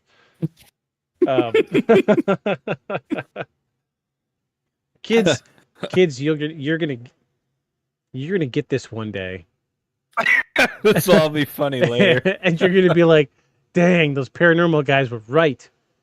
They were funny. So they were really funny. Oh, jeez. Yeah, and you also know the struggles if you ever start podcasting. But I want to say some of the unofficial rumors were that he was doing black magic in the basement, but he would like kidnap people and chain them up in the basement. But they didn't have he didn't get arrested for No. for something like this. Let, Okay. let me find out when the house was built. That'll give us a good time frame. Oh, look, my Amazon package shipped. That's always good. It's like mini Christmas. The house built. So the Amityville house was built in 1927. So that's Oh, okay. that's pretty about old. right. Yeah. About the same age as your house. Yeah. So no, mine's 40s. Oh, yours 40s? Oh, Yeah. I thought yours was 20s. Yeah. So in the 20s, people kind of minded their business then. They give you an True, but- idea, like Gunshots. Ed Gein was the 20s. Okay. And dude, I mean, he didn't really kill anybody except one woman towards the end, but he was grave robbing and making people's faces into lampshades, and everybody just minded their that's own business. right. Yeah, That's right. I would love to cover Ed Gein one day. Very graphic photos available.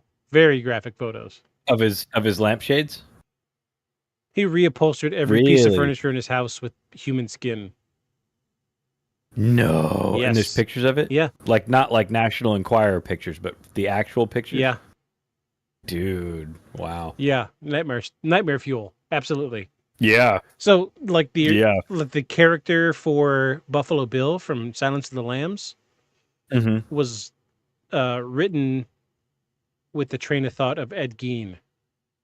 Okay. Because Okay. Buffalo Makes Bill was sense. making the woman's skin suit.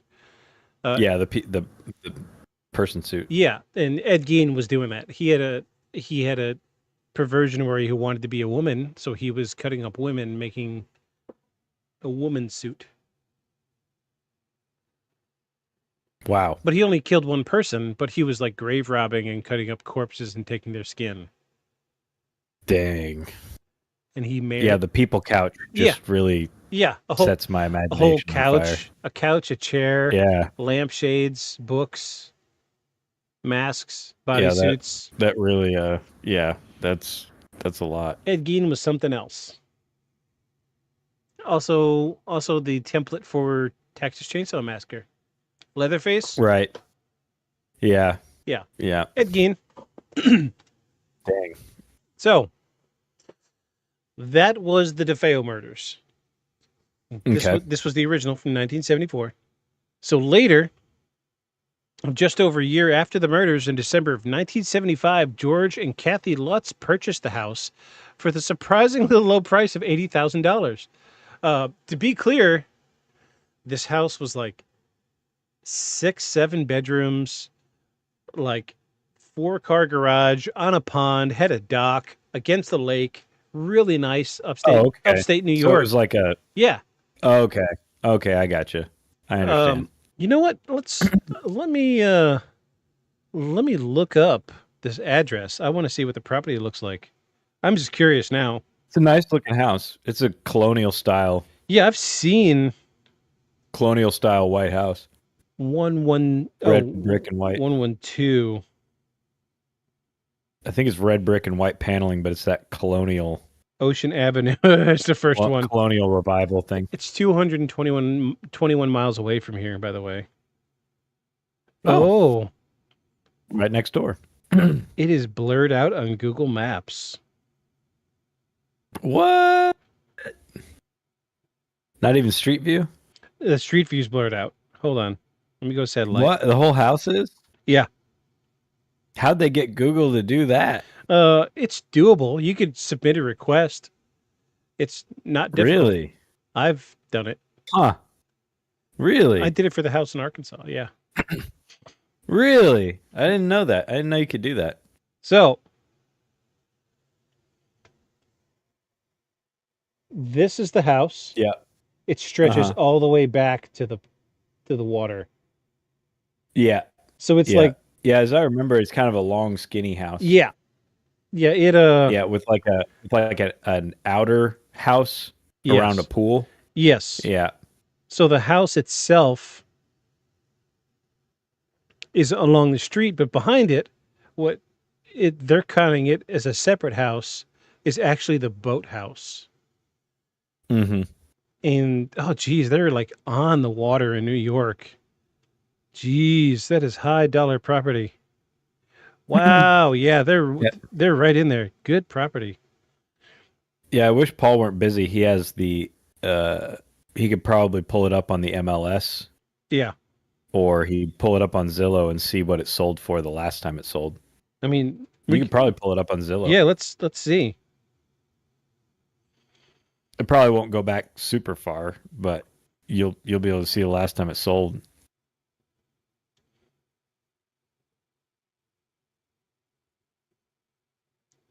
Ocean Avenue.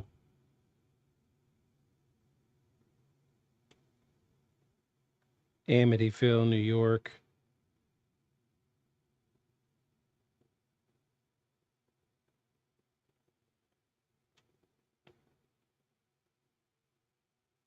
Oh, it's blocked. No way. Yeah, wow. Wow. So I guess the people living there currently Probably had like records pulled or something.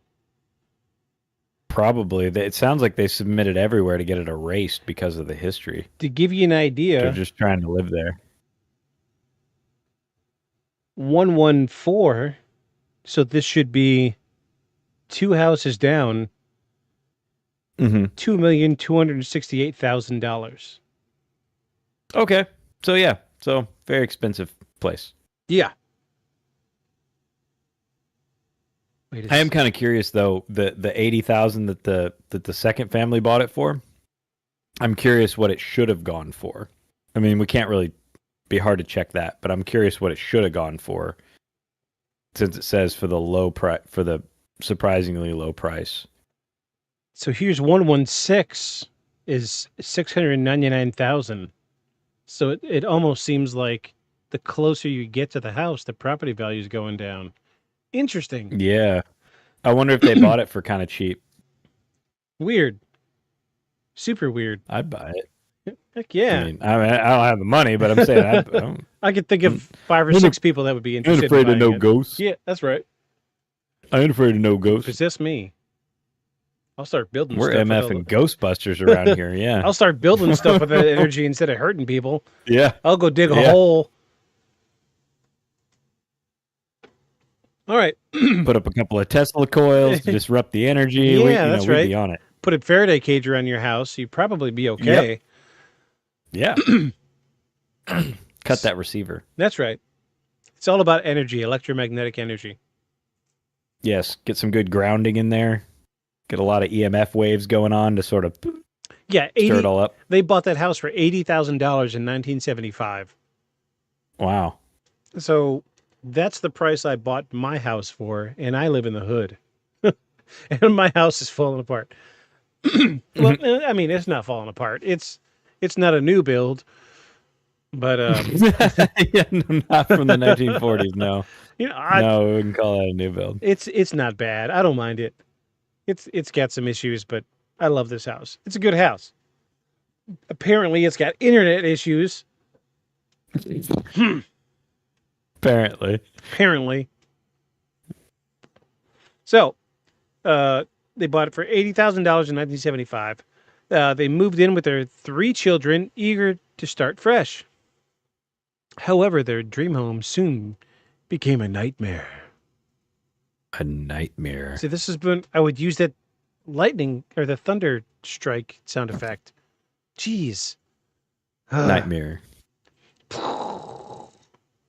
Lightning strike. Lightning strike. Yeah, like there's a part of me that wants to be like, all right, hold on. Let me just reroute everything. No, don't. Yeah, I'm not messing with it. Yeah, it's too late for all that. And so, according to the Lutz family, their time in the house was plagued by disturbing supernatural occurrences. They claimed to hear strange noises, feel cold spots, and witnessed objects moving on their own. One of the most famous accounts involved George Lutz waking up at 3:15 a.m. every morning, the exact time of the DeFeo murders. So this is we're tying into the 2005 Ryan Reynolds movie. Right. So where he starts to be the dad's influenced by the house. right. So this was a thing in Right. that movie. He woke up at 3:15 every morning. Okay. One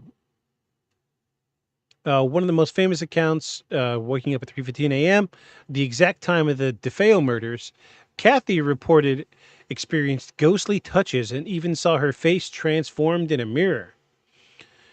The children were allegedly tormented. I've seen that before. Yeah. Yeah, let me I've watched my face transform in a mirror. let me get a few more of these in. My face is going to transform into something handsome. For those of you out there that know what I'm talking about, stay away from the bathroom. You'll get stuck. Yeah, the rate I'm going, I'm going to look like George Clooney in about 2 hours.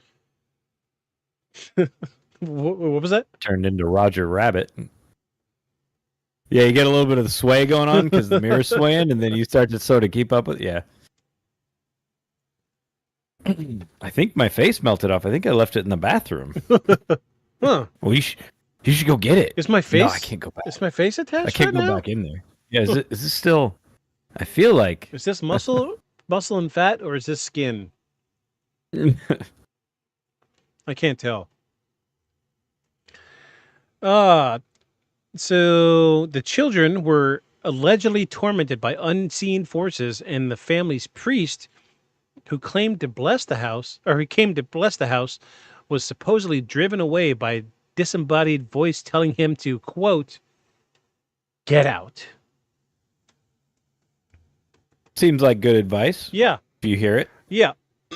So this was another thing. maybe you should. I keep coming back to the 2005 movie because, mostly because this is the one that I've seen, and I feel like it's the most closely tied to the history of the house. Rather than fanciful writing. There was the reports of the disembodied voice yelling to get out. I had read a report from the priest, an interview with the priest that said that the voice was so booming, it shook the pictures hanging on the walls. Oh wow. Okay. I mean, we've all heard audio. I mean, between me and you, we've been to enough live show to know how loud audio yes. needs to be to shake something hanging on a wall. Yes. Loud enough for me to wear professional earplugs. Yes. If Just so I can hear what the sound is. yeah, if you're my wife and you know how loud I listen to my music before we record the podcast, I got a vibe before I get into it. That's funny. Yeah, I've been listening good. I got a nice speaker in front of me and a nice subwoofer underneath my desk. Jeez. My life is a mess. So perhaps the most chilling tale involved a mysterious red-eyed, pig-like creature that the youngest daughter, Missy, befriended and called Jody. Ooh. This was Creep vibes. not in any of the movies that I know of. Yeah. I could only imagine a red-eyed pig-like creature called Jody. Was that It's not what I would name it. okay? So Dawn, Allison, Mark, and John Matthew were the kids. So who's Jody? The demon. I guess. Interesting. Hammy McHorrorface. A better name. Hammy Jody. McCheesesteak if he comes to my house. I'm gonna eat that pig. You look tasty. I like pork. I do like pork. You make some demon bacon. Would it I'd taste be any better? demon bacon. A little spicy. It's got a little spice to it, a little kick. Did you put some tapatio on this? It feels a little spicy. It's a extra demon greasy, bacon. A little spicy. It's a demon bacon, man. It's a demon bacon. It's got a little kick. What do you mean it's got a kick?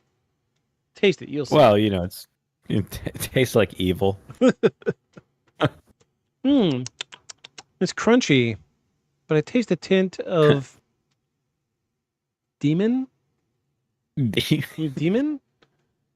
Is that hatred? Is that hatred? Is that hatred? Is that hatred I'm tasting? All right. So the Lutzes also claim to see green slime oozing from the walls, doors slamming shut on their own, and shadowy figures lurking in the hallways. The disturbances grew so intense that the family fled the house in terror after 28 days of living in the home. So I remember there was also some trying to, like in some of the investigations, they tried to, blame it on, gas leaks. Yeah. It's like the hallucination on like gas leaks and things like that. But I'm gonna be really honest. Gas, while it will make you very sick, I don't think that they could pinpoint a type of naturally occurring gas in the ground that would cause that sort of hallucination. The only thing that might could is hypoxia, right? Lack of oxygen. Mm-hmm. But for there to be enough gas in the house to be a lack of oxygen, anytime you lit the stove, the house would explode. Yeah. So this was the 70s, so they didn't have, probably not electric stoves, probably a gas stove. Probably gas. Yeah, same with the water heater, probably the furnace. A lot of things would have been gas. So they would have had gas in the house. But again, my issue with that is for there to be little enough oxygen in there because it's being pushed out by gas, for you to be hypoxic, I think it would explode. Yeah. Or at least have a fireball, rip through the house if it didn't actually compression the house outward. Absolutely. So I don't know if those are relevant explanations, but I know people have tried to blame it on all kinds of things. And then no one else experienced the hallucinations, as far as I know, other than the family and the priest. Yeah. And the priest wasn't in there long enough to become hypoxic. Right. And experience. Plus, booming voices is not the kind of hallucinations you're going to get from hypoxia. Right. Auditory hallucinations is not on the list. Yeah, it's visual. Yeah. Yeah, my mind goes to the hallucinations that people see when they're climbing Everest. Right. Yeah. It's like mirage-like. Colors. Mirage-like. Colors and like waviness and stuff from starving the brain. But it's not, entities and ooze on the walls. Those are pretty vivid. Yeah. Descriptions. Absolutely. Yeah. Versus hypoxic hallucinations. What it is your brain is deprived of oxygen, so it's running on, say your brain is a 6-cylinder engine, you're down to running on one cylinder, and we know that the brain will try to fill in the blanks the best it can, so it's going to take what input what it has and run with it, and stuff comes out crazy. Mm-hmm. So, but I don't know if this quite fits that, No, I don't think so either. But 28 days, can you imagine 3.5 weeks of this? No, that'd be 3.5 weeks of staying in one spot and it being so bad that you just decide to leave. And here's the kicker. Yeah, I mean, they left without packing anything. They left everything in the house. Really? They got in the car and split. And they never went back to that house. I can't think of, I've also never had a house that I thought was, exceptionally haunted. We hear stuff in our current house, and the guy who built it did die in the house. Yeah. Of old age. Yeah. And he built the house. He was an architect. He built that house and a bunch of the houses in the area that we're in. He was like a contemporary of Faye Jones, right? Who did all kinds of crazy construction around here. But he died in that house, and I have heard. We've heard footsteps, and we've heard voices, and we've heard things sound like something fell, Yeah. like a heavy thing, Yeah. and can't find anything that fell. I mean, it doesn't mean I didn't miss something, but enough stuff in the first 3 years, Yeah. for sure, that Paul was like, I kind of feel like it's a thing, but it never felt malevolent. It's interesting. And I never could get it on recording, but yeah, I didn't know that. yeah, but that's the closest. It was at night, or it was always in another room, right? Yeah. And the dog would be next to us, right? So it's not like, oh, it could be the dog. And there's no attic in the place. The ceilings go up with the roof, and Right. then it's drywalled. Yeah. So it's not like squirrels in the attic or that sort of thing. And we'll be upstairs and we'll hear it downstairs, right? Like it doesn't. It's wherever we're not. It's not like we're downstairs and it's always something upstairs. Yeah. And it's in the last 2 years, I haven't heard anything. But another strange thing, when we first got Gus, the first thing he started guarding me from were things that were invisible. Mm. So if I was in the upstairs living room is a big square, right? And then the stairs come up this side, and then you have a bathroom at the top of the stairs, and then you have the kitchen, and then the main living room is over here, right? And I would be coming out of the kitchen, and he would run up in front of me, put his paws out, and just start snarling at the other half of the living room. Ooh. I'm home by myself. Yeah. He'd just start snarling, like puppy yaps. He was like 8 weeks, 9 weeks old. Yeah. A little thing, this big. And then also he would sometimes he would it seemed like wherever I was in the living room, he would turn and guard against the other side of the living room in an empty house. Interesting. No noises. And sometimes while I was eating on the couch, the like dining room comes off of it into a little alcove by itself where I used to broadcast from. Yeah.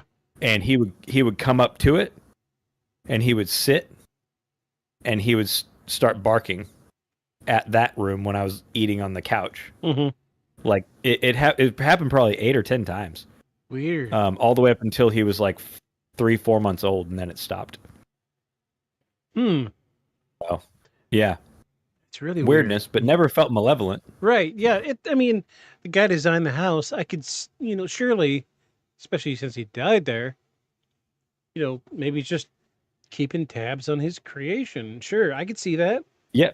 And it is the the family, his family still lives in the main house. So like, to call this house a guest house, I mean, it's like 3,000 square feet, but it is the guest house Yeah. of the like 6,000 square foot house that shares a driveway with us, right? And they're connected by like 7 garages, right? 4 on one side, 3 on the other, between the two, that connect between the two houses. So his family, his daughter and her husband still live in the other house, and Yeah. they still own the house that we're in. So, in the realm of things that spirits do, it would be not crazy Right. for him to be wanting to stick around. I wonder, how often do you talk to them? The family? I see him weekly. I mean, we know him real well. We have dinner with him and things like that. I'm going to give you a piece of homework. Okay. Next time you talk to him, if you can, bring it up. Uh-huh. See if they've heard anything weird. Okay. And see if Okay. see if they'll let you record the conversation. I would love to hear it. Okay. Yeah. I'll see if he's into it. I'll see if the husband, I guess it would be the ghost's son-in-law, Yeah. is into it. Yeah, it's you 'cause- feel it out, see if it's cool, and if it is, record the conversation. It'd be worth. Okay, because It'd be a great Yeah. conversation piece for sure. Yeah, because it's yeah, I hadn't actually thought about that until you mentioned like 28 days of haunting. I was like, well, I mean, I've never experienced a haunting that was like goo coming down the walls and Yeah. like red-eyed creatures, and shadowy figures in the house. I've never seen that. I think Paul said he came around a corner and swore he saw somebody. We have a mirror in the main entryway. Yeah. And I think he said he either came in the front door or came around the corner from the bedroom and would have sworn he saw something. And I think I thought I saw something. You know that video in the sewer of the things poking their head doing the around the corner where you can't quite see it, but you see you see it, but you don't so see quicker it. than that. Right. So I thought I turned a corner once. I thought I came out of the bedroom and turned the corner and was going to the stairs. Right. And the hallway to the other bedrooms is, you go in down the entryway and into the other hallway. I could have sworn on this corner that I saw something out of the corner of my eye, and I turned, and it's like, by the time I look, it's, it's almost like it disappears as I look. Yeah. But I've also had stuff happen like that, and I know there's nothing there. I mean, I have had that happen in Walmart, so I wouldn't put any stock in my experience, but Paul, on the other hand, is sensitive. So probably. That's what we were talking about before the bathroom break. Sensitives. Yeah. Yes, sensitive. Yeah. So that's what I was getting at was, so I did, after we were living together back when I got my first apartment in Van Buren, I clicked up with a group of, I hate to use the word ghost hunters. It's not a great word. It's not glamorous, but they would, so the town I lived in was a historic town. Like, it's so historic that they filmed a couple westerns on Main Street, and gonna say wild because they closed off Main Street for like 3 months, and you couldn't go on it, but they filled the entire concrete part of Main Street with dirt and sand to make it look like an old western. Yeah, it's that. I was going to ask you about that. I was like, that is a wide section of blacktop there. Yeah, but that makes sense. They filled it with dirt. Yeah, they filled it with dirt and sand and filmed like a western on Main Street. It was cool. I didn't know that. Yeah, I was cool with it. But a lot of the buildings were built in the 1700s, 1800s. Yeah, yeah, you can tell. And you can tell. So the group I was with, we would go around to some of the older buildings. So there's like an old Masonic lodge. Like in the architecture, you could see the Masonic symbols. And you usually can. Supposedly that place is so haunted that nobody, it's a completely vacant building, but they don't want to tear it down because it's historic. But they won't let anybody in there. We tried going in there a bunch of times. We went into an old building that was a brothel. You told me about that one. We talked about that on the show. Yeah, back when it was a western town. And we were there. You ripped some of your stuff of the orbs. Yeah, that was the orb building. And had it on the show. Yeah. Yeah. And so we were upstairs. So downstairs was like a leather. The guy that was running the place did leather work. But upstairs, they said the girl's name on the tape. Yeah. Yeah, that's right. We were doing. Yeah, and she was like, "No, it's okay. They just like me." Yeah. It was. Yeah. So for those that haven't gone back and listened, we were doing an EVP session, and we were using a spirit box. And the spirit box, what it does is it randomly generates radio signals. And the idea is they play the software plays the audio backward. So the concept is if there's something intelligent, it could take the string of reversed audio and create a coherent sentence out of the reversed audio. But it's like a fraction of a second, and every fraction of a second it's skipping to a different channel. And we were upstairs from this leather place, and upstairs it was all burnt out. They have remodeled it a dozen times within the last 20 years, and every time it keeps catching on fire. And so the room we were in was just studs. Studs and a plywood floor, and we were running this EVP session with the spirit box, and we kept getting the name Sierra. And at the time, I had only met like 2 or 3 people on the crew of like 9 or 10, and there's like this little like 12, 13-year-old girl in the corner, and it kept saying Sierra, Sierra, Sierra, and gobbledygook, random sounds, Sierra, Sierra, random sound Sierra, random sound Sierra. I was like, dang, I don't know who Sierra is, but they really like her. And the girl in the corner was like, that's me. My name's Sierra. They just like me. Wow. And I was like, what? Wow. No. And that was the one too where you had the flashlight. So we had a flashlight incident. So if you're listening to this podcast, you know what to expect when it comes to seeing paranormal investigations, especially for ghost hunting. So people what they'll do is they'll get a cheap flashlight, the ones that you got to tighten all the way to turn the flashlight on. They'll loosen it just to the point where it's like a micron between being on and off, and they'll set it down somewhere. Mhm. Ask questions. Turn the light on if you're here. The light will turn on. If you're a man, turn the light off. If you're a woman, keep it on, and the light will do whatever it does. Mhm. And we had instances where clear and coherent responses with the light turning on and off, and we had set it down on a stud in the wall, and I had, like a crappy Sony camcorder, and I'm standing. So the stud that it was on was next to a door jamb, and I was in the doorway looking at the front of the light, then to the back of the light, front of the light, then to the back of the light, while they're asking questions. And as they ask questions, the light turning on and off, because I'm the guy that wants to be really thorough.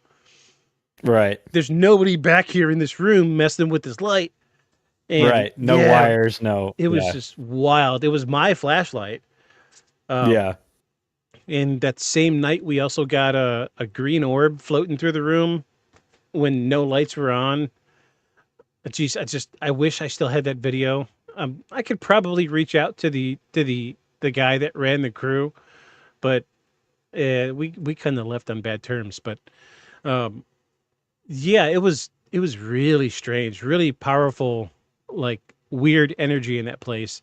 The history goes that there was it was a brothel, and as a form of punishment, they would put the women that did bad things underneath the floor in the brothel downstairs. Mm-hmm. And supposedly in like the 20s or 30s, when they remodeled the building, that they found like 3 or 4 skeletons under the floors. It was wild. It was dang. Yeah, it was some of the craziest stuff I've ever seen when it came to paranormal investigations. Wild, absolutely wild. It's never that good on TV. No, it's always bogus on TV. Yeah, it's like, it's always terrible. This is thermal imaging of, see that 4 pixels? It's there. Yeah. Now it's gone. 4 pixels. We're professionals. Yeah. Yeah. Right. That's what funding will do. Yeah, it was a good funding and zero. Too much funding and zero expectations will get you. It was a good group. I really enjoyed when I was with them, but I worked during the day, and then on the weekends they were like, "Oh, Friday night we got something, Saturday night we got something, Sunday night we got something," and then I have to go back to work Monday morning, and it was just too much. I couldn't keep up with it. I was like, "Y'all ain't paying me, so I ain't gonna stick with it." If we were able, and we had the funding, I've seen, some stuff on some of these shows. There was one that was like a super remote tuberculosis clinic, like super remote up in the mountains. There's not even a paved road up to it anymore, but the building's still standing and a bunch of the equipment's still in it. Yeah. And something like 600 deaths. Yeah. In the time that it was open or something like that. And tuberculosis is a pretty agonizing death when you still had to die from it. Yeah. And it's like, windows busted out, no electricity, all this. I had this vision in my head of us going and doing like a guerrilla camp kind of thing, like like have a camp outside and a camp inside. Sleep during the day outside. Yeah. And then have a broadcasting and filming set up with like 10 or 12 cameras on different floors that are known to have activity. Yeah. While we run it from a central hub with like a single light bulb on or something creepy like that. Yeah. And I was like, I wonder if we could do it for a week. Oh yeah. Stay in it at night, live at night in the thing for a week and sleep outside during the day so we could maybe actually get some sleep. Yeah.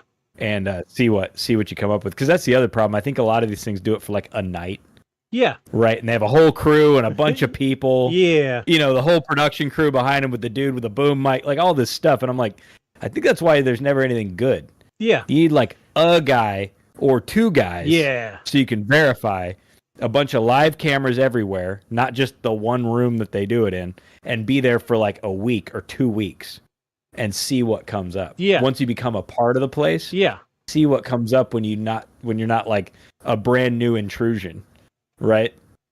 I always wondered if you could do that stuff differently. I thought that one place gave me the idea. I was like, but you could do that to a bunch of these abandoned places. Yeah.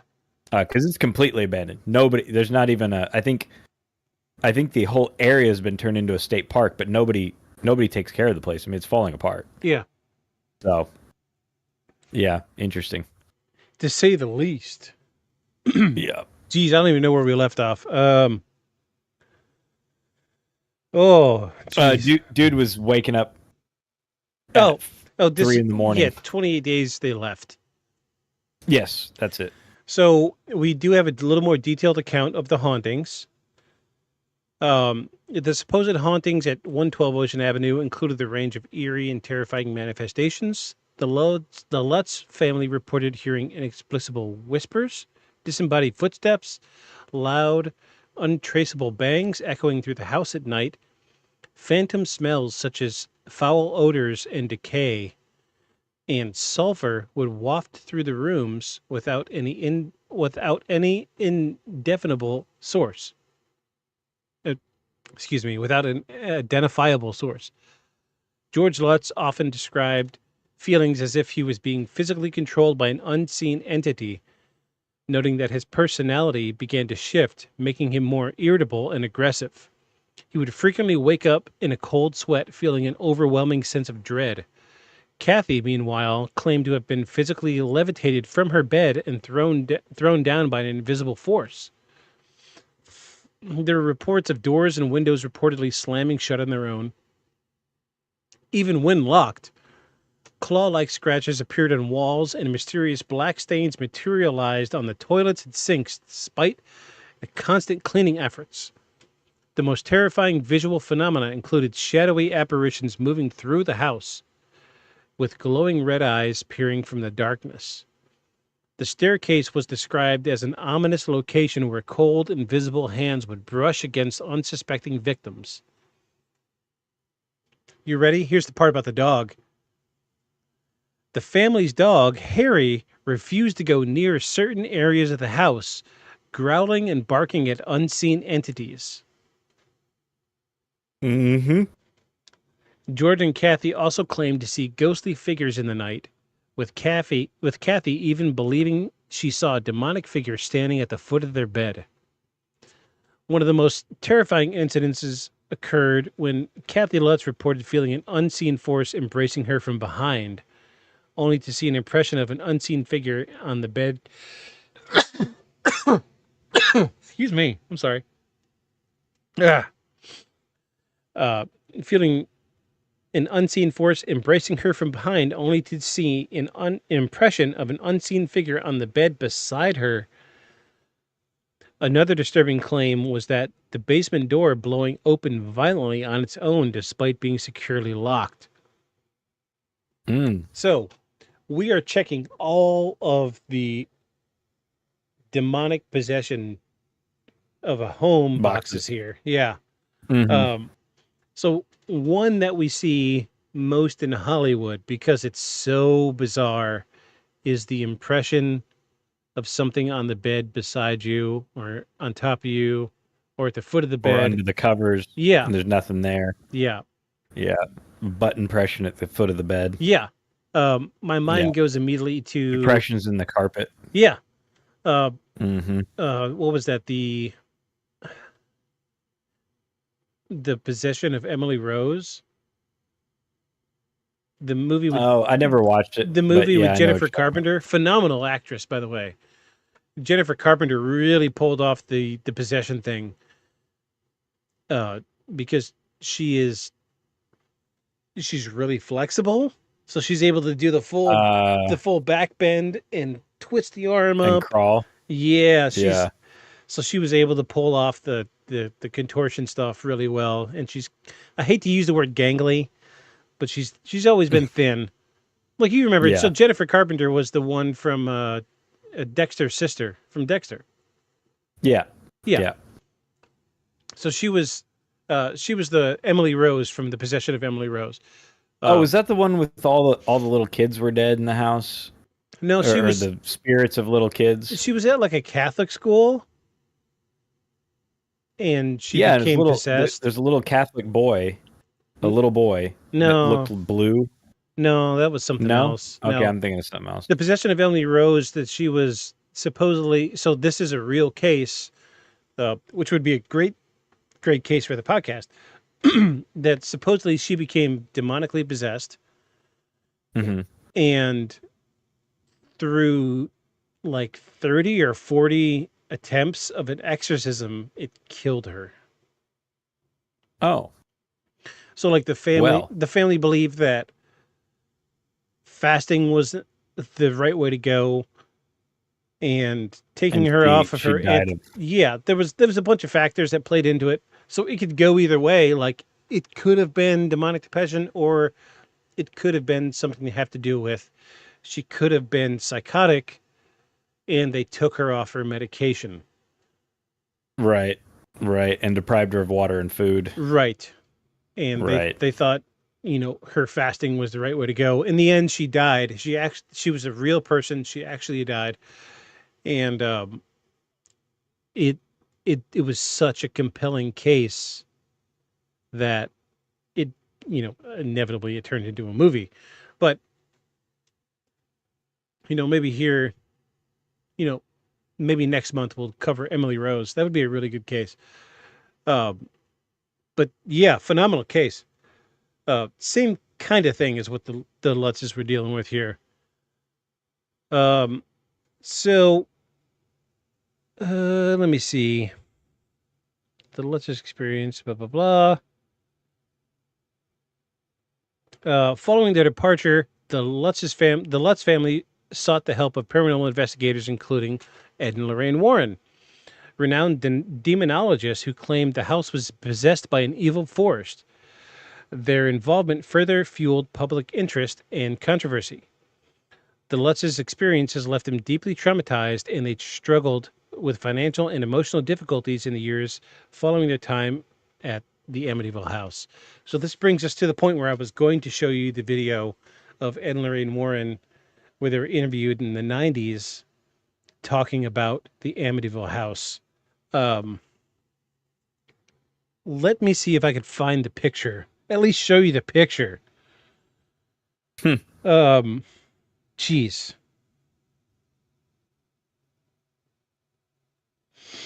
Amityville house, demon images. Okay. So this was cutting edge technology in the 90s. Ed and Lorraine Warren came through the Amityville house, and they were using infrared film. Okay. And so Infrared film. yeah.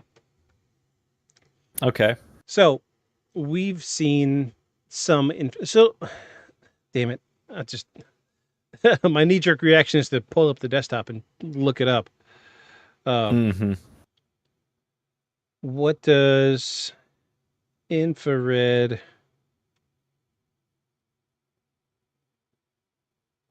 film capture?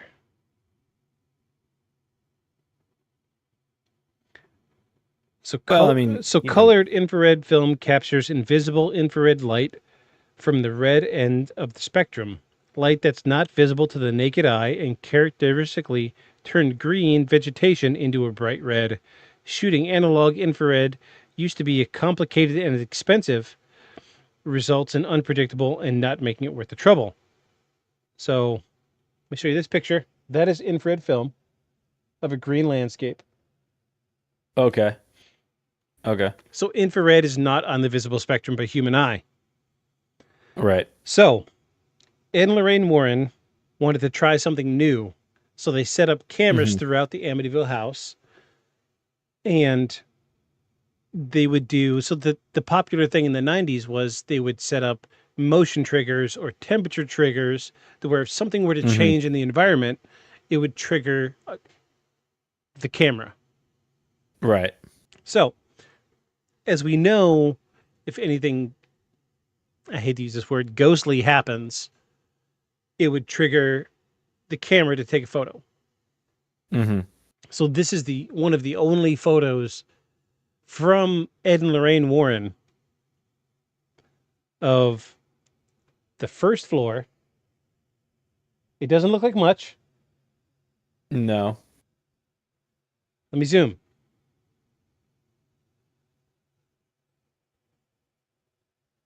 You see the boy in the doorway? Oh, yeah. Yeah, I do. Huh. Yeah, I can see it. Dang. Them little peepers and his plaid shirt. So, Huh. in the video, the interview with Ed and Lorraine Warren, they said that, so let me back up a little bit. Ed Warren was the investigator. Lorraine Warren was the sensitive that could detect what's going on. Mm-hmm. So Lorraine, as soon as they walk in, Lorraine's like, this place is bad. Lots and lots of negative energy. So she walked around the entire house, got a feel for it, and she was like, there is something here. I don't know what it is, but it is evil incarnate. It is the most evil entity I've ever felt. So that was when they decided to set up the cameras. So they set up the cameras, they find this photo, and Ed Warren went on to say that, let me see if I can, I want to pull up this video because he says it in such a way. Man. Let me see if I can at least pull it up on my laptop now.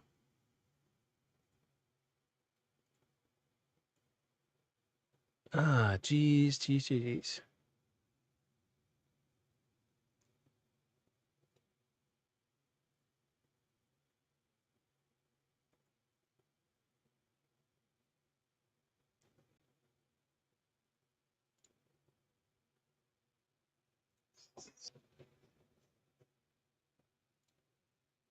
Okay, let me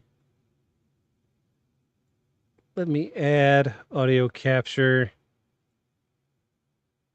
Okay, so don't talk while I'm playing this audio because we're just gonna capture whatever goes in my headphones.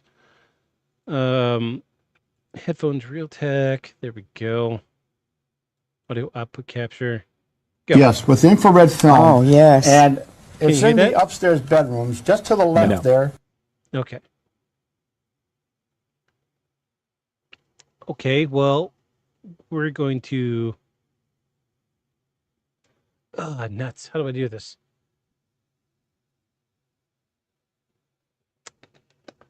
Give me a second. I'm gonna get it here just a second. I'm gonna share my screen.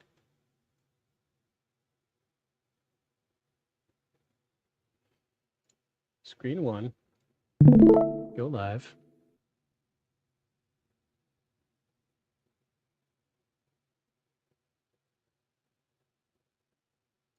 You see what Can you looks hear like a that? small boy's face. Oh wait, you've got to watch the video. Oh. Sorry. Yeah. Okay. All right. This next picture that we're going Can you hear that? There you go. Yep. Okay. Yep, there you I'm gonna go. play this audio. This should be capturing now. Here we go. Okay. to see I think was this is, taken this is again. an astonishing picture, in fact. Yes, with infrared film. Oh, yes. And it's in the upstairs bedrooms. Just to the left there, you see what looks like a small boy's face looking out with bioluminescent eyes. This was the room of one of the young boys who was murdered there. Isn't that Now, eerie? a lot of people would say, well, is that the spirit of the young boy? No, it is not the spirit of the young boy, but it is a diabolical spirit with luminescent eyes that appears in that home to confuse the investigators. You think that is an evil spirit, Ed? Positively. Everything about this house was evil. You know, a lot of people say, well, you know, I was in that house one time and nothing ever happened to me. It's not that a house is haunted 24 hours a day. You don't walk into a haunted house and see ghosts flitting all over the place. After 9 o'clock, the psychic hours start, 9 to 6 in the morning. 9 o'clock, the energy starts to build up because of the darkness. Then you start to get what we call the infestation in a house like Amityville. First you hear the little knockings, the rappings. Then you might hear pounding sounds. Then you might hear crying or sobbing, hysterical laughter. These are the types of things that actually happen in these homes. But pictures like this, taken with infrared film, the camera is neither for nor against the supernatural or preternatural world. It only takes what it sees. And what it sees here is a spirit of a diabolical nature in that room. This next picture that we're going Okay. There you go. Wow. Yeah. He speaks pretty definitively about that. Yeah, he knew his stuff, man. Yeah, he's pretty certain. There we go. Okay. So that was Ed and Lorraine Warren, like 97, I think it was. And let me make sure my audio is still capturing here. Yep, there we go. So that was Ed Warren talking about that photo from the Amityville house. So this is infrared film. This is something it wouldn't pick up. So if it was going to pick up a human, it wouldn't look human in infrared film. Right. But just the phenomenon of that little boy being captured. And, you know, let me show you this picture one more time, because this goes back to what we talked about. Yeah, it's really good. Like, look at the It's eyes. really good. You can see that. Yeah, you can make out his face and everything. It's a little plaid shirt. I wish, you know, the internet was working so I could show you the full photo here, but this goes back to what we talked about with the skunk ape. You know, we had saw pictures of what we assumed was the skunk ape in the bush, and it had that reflective, you know, the cornea was reflecting the light. Humans don't do that. No, humans don't do that. No, it's only animals, and it's only nocturnal creatures that do that. So there is no doubt in my mind from that photo that this was not human, that it was just something absolutely benevolent that was there. This is my singular piece of evidence, and I wish there was more. I really wish there was. Well, you know, I'm going to be honest. Even though Ed and Lorraine Warren were plagued later on with, like, you know, all kinds of, you know, things with people calling them frauds and stuff like that, you know, I think a lot of that stemmed from their popularity. Yeah. And I think a lot of it stems from people not wanting to believe that there's, you know, evil entities or evil energy, right? Like, no one wants to go to sleep at night believing that. Right. Most people. You know, or that there's something that exists out there outside of their control, right? Because what do you do about a thing like this? And so I think a lot of their detractors had a lot more to do with people not wanting to believe. Not that you have to want to believe them. I mean, if you look at their careers, but I actually find them, you know, them saying things like this, I find it to add more validity, not less. Yeah. For me. Because I happen to think that they were very good at what they did and super forward thinking in their approach. Like, even this, using infrared film in a time when it wasn't even, you know, I didn't even know that was a thing, first of all. I didn't even know the infrared film. I mean, you know, we have infrared, you know, detectors, but I didn't know that they ever did it with film. So that's pretty, I think that's you know, the way they try to incorporate technology into trying to, you know, make this into a scientific investigation of this sort of thing says a lot about them as people and their integrity. Yeah. Because why go through the trouble and the expense of this stuff if you were just going to make forged photos? Yeah.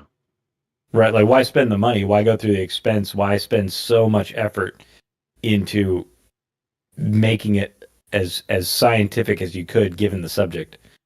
I find their testimonies to add more validity to stories rather than less. Absolutely.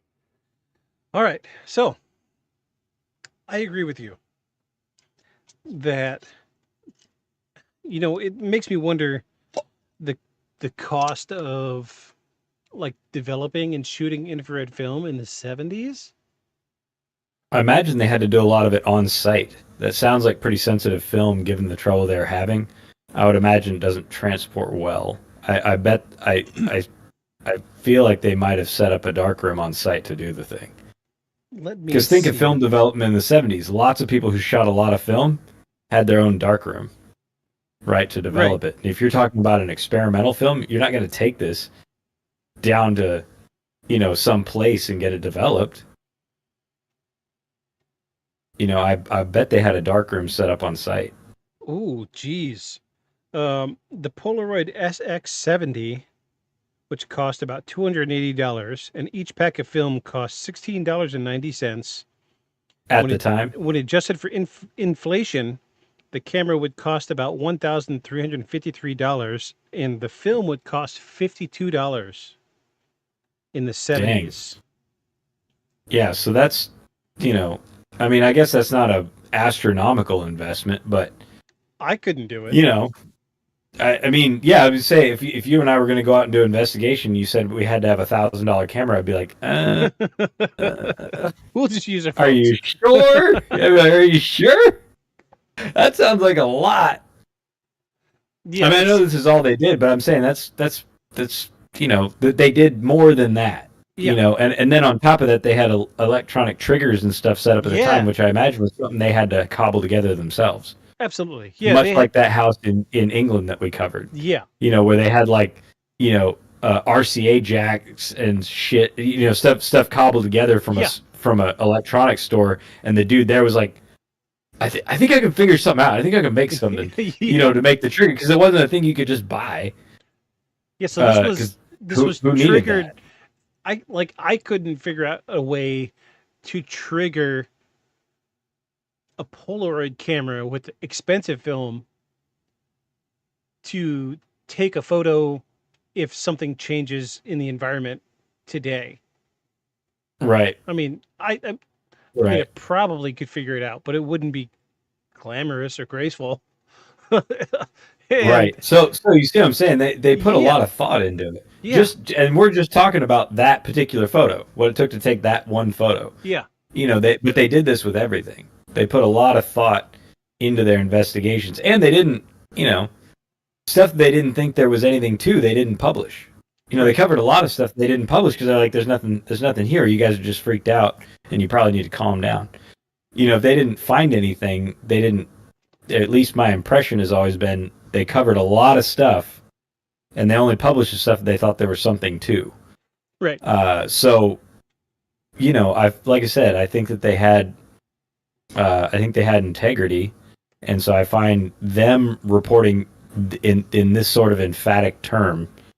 I find it to add validity to it. I find it to be great evidence, actually. Sure. Yeah. Myself.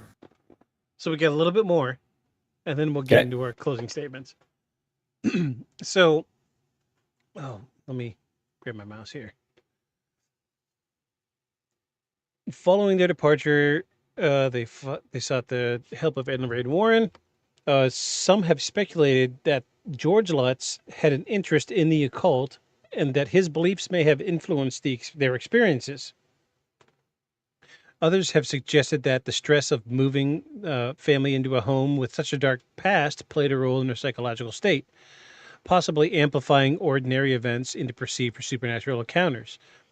Despite skepticism and accusations of a hoax, the Lutz family consistently stood by their story, even passing lie detector tests in an attempt to validate their claims. However, critics argue that the financial motives, including book and movie deals, may have played a role in their narratives. The Lutz family story became a basis for Jay Anson's 1977 book, The Amityville Horror, A True Story, which catapulted the tale into worldwide fame. This led to numerous films, which we've established at the beginning of the podcast. Numerous, to say the least. Yes. Documentaries Legion. and debates over the truth of their claims. Excuse me. Skeptics include investigative journalists and paranormal researchers have questioned the legitimacy of the Lutz's experiences. Some argue that the haunting was a hoax, pointed to inconsistencies of the Lutz's accounts and lack of physical evidence. Even William Weber, the attorney who initially represented Ronald DeFeo Jr., which was the guy that committed the murders, later claimed that he and the Lutzes fabricated the story over several bottles of wine to profit from the tragedy. Others believe that the house truly was haunted, pointing to the Lutz's apparent distress and the bizarre phenomenon that seemed to follow them even after they left the house. Over the years, the house at 112 Ocean Avenue has changed owners multiple times, and its appearance has been altered to deter curious visitors. Despite the skepticism surrounding the haunting, the story remains one of the most famous paranormal cases in history. The Amityville Horror has cemented itself in popular culture, ensuring that the legacy of the house will never be forgotten. Whether one believes in ghosts or not, the Amityville Horror stands as a chilling reminder of a real-life tragedy and the power of fear to captivate the imagination. The question remains, was it truly haunted or simply a tale spun from darkness? The answer, like the legend, may truly never be known. Thunderstrike. Thunderstrike. Insert sound here. Insert sound. I'm not going to edit it in post. I'm sorry. I don't have that much free time. But it comes down to, so we had a new rule. What was the new rule? So like our first rule was who's making money off of it. What was our new rule? I don't remember. I don't even remember, man. I don't even remember. So who's making money off of it? And there was something else. The listeners, if you listen and you were here at probably 2 or 3 episodes ago, let us know what you think. There was a second rule there that we should start solidifying. Anyway, I've been debating on putting like a dry erase board back here. Oh, I did too. I thought of the same thing, so I could be like, so we know. And then, but if you look over, I thought about the same thing. Yeah, it get all Professor what's his name from The Simpsons. Yeah. Boy, look, Laven. Because I just wanted to look at my cards. I used to be able to do that voice. I don't know what happened. So I also think we ought to add true, bogus, or a real story, but we don't know whether or not it's something weird. Right. Like a middle, like a. With the boom. Middle road. Boom. Yeah, middle. The boom. Yeah. So do you want to hear what I think? I do. I want to know what you think. So we do have the fact that the family did profit from books and things like that afterwards. Yeah. Sort of. Well, so yes, it's a good story no matter how you cut it. It is. But yes, you have the mom and dad did make money. Here's the thing though. The kids did not. Like you said, the sister won't even do interviews. Yeah. And the kid only recently did them as a 40 or 50-year-old adult, and he seems traumatized. Yeah, absolutely. And it's like, look, man, I didn't even want to do this, but you're the whatever 100th person that's asked. He's like, look, if you're going to be honest with me, I will be honest with you and tell you what my experience was. And essentially, he goes through it. He's like, look, there are evil things in this world. And one of the places they live is that house, right? That's his take on it. And he had been asked to do interviews his whole life and doesn't up until recently. And if you see the guy and you see the interview, he's not hurting for money. Right. He's got these 2 very expensive dope hot rods. Like, yeah, he built them, but dude, they would be very expensive. Yeah. Very, very, very expensive. So he doesn't need the money, and I don't know what he's, I don't even know if he's getting. I assume he got some sort of pay for that, because I think he talked about it. He's like, look, people are going to say I got paid to do this thing, and they're going to say, I talked to you and told you a great story because you're paying me. He's like, I want to be clear. Keep the money if you want. I'm finally in a place where I can actually talk about it. Like, he seems very legitimate. So you can say, yeah, the parents made money, but I think you can discount that with the kid's story as an adult. So we'll call that canceled out. The son of the first family certainly didn't get paid to murder his family. Yeah. And I think even given the things that get reported from houses where just somebody dies, right, or 2 somebody's die of old age, given the stories that are reported from that pretty regularly, that's a pretty common ingredient soup for a haunting of some kind, mild or otherwise. Somebody died in the house, right? Died in a space of living or something like that. Well, here you have 6 people brutally murdered in the house. I find it very plausible that there's something awful going on in there after that. Also, the kid that did it, and then later adult, must have been full of all kinds of awful energy to do such a thing. Whether or not the guy who built the house was into the occult, I don't know. I never saw any good evidence, right, other than rumors that he was a weird guy and built the house there for a reason and all that stuff. All that stuff is fact that, he had to build it there, and he built it there for some reason that was important to him. All the rest of it's kind of rumor and speculation. Ed and Lorraine Warren and their picture I find to be great evidence.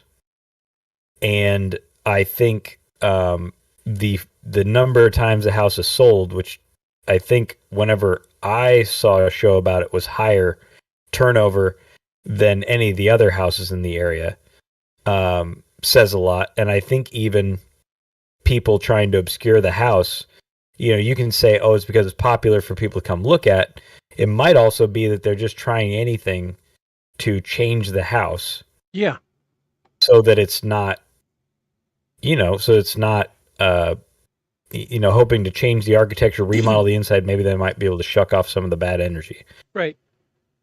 Which I would be inclined to do if it were me and it was a house that I wanted to try to keep, but I was trying to do anything to change it.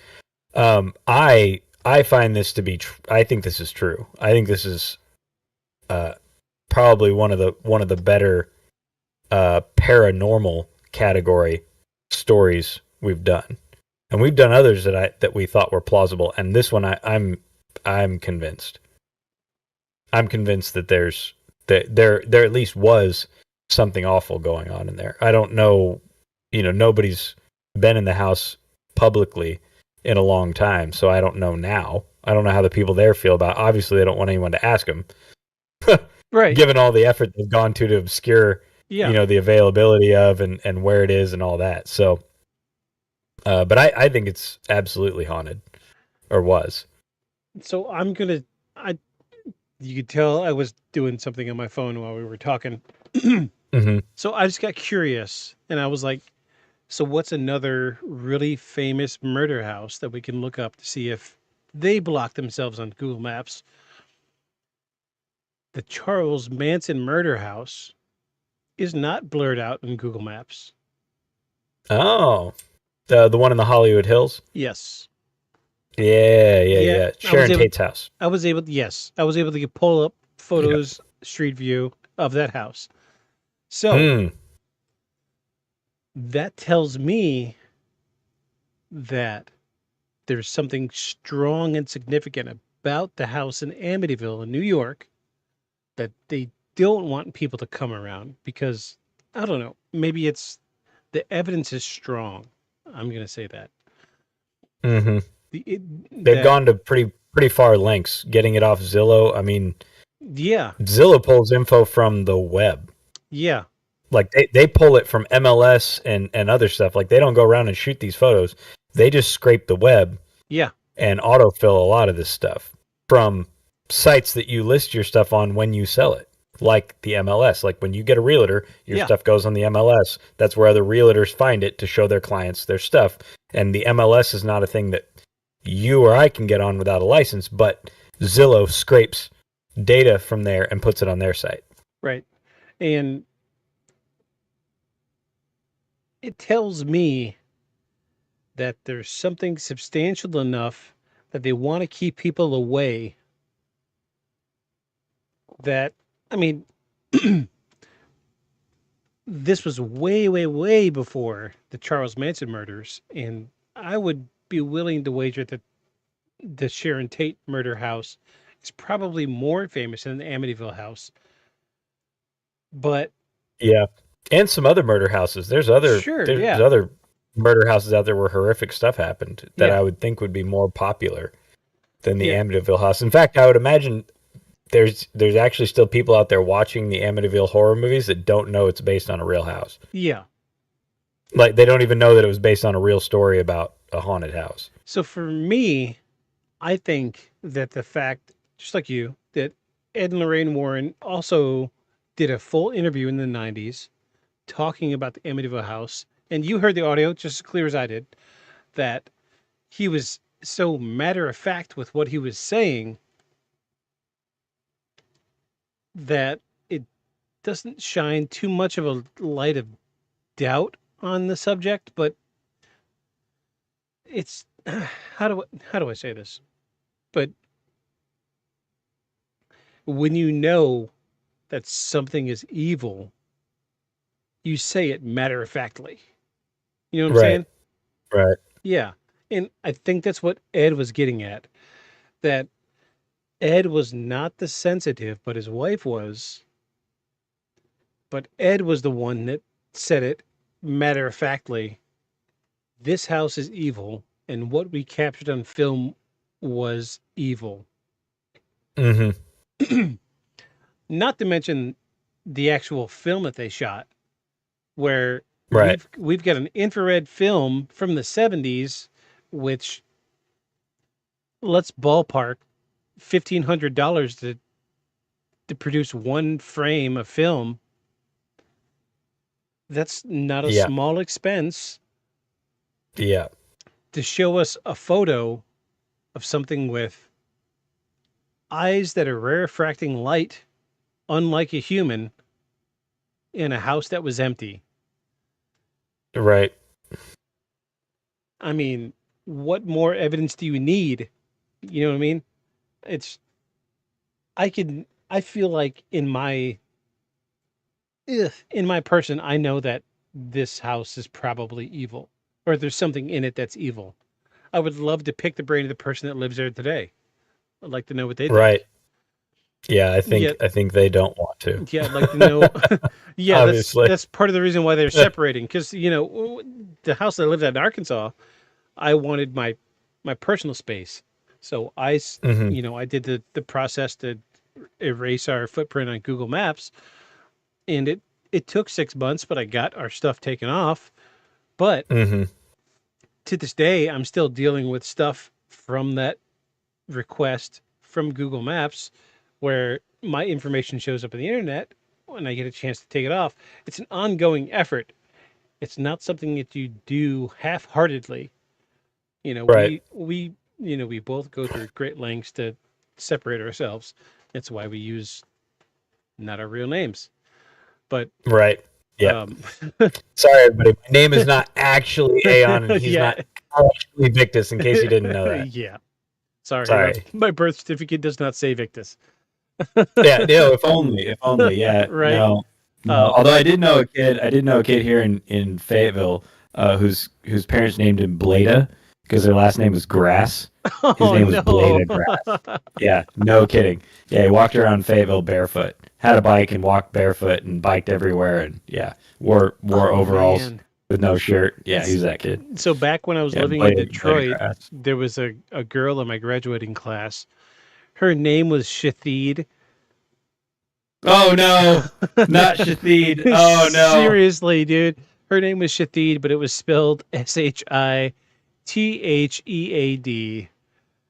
Yeah. Poor girl. Shathid.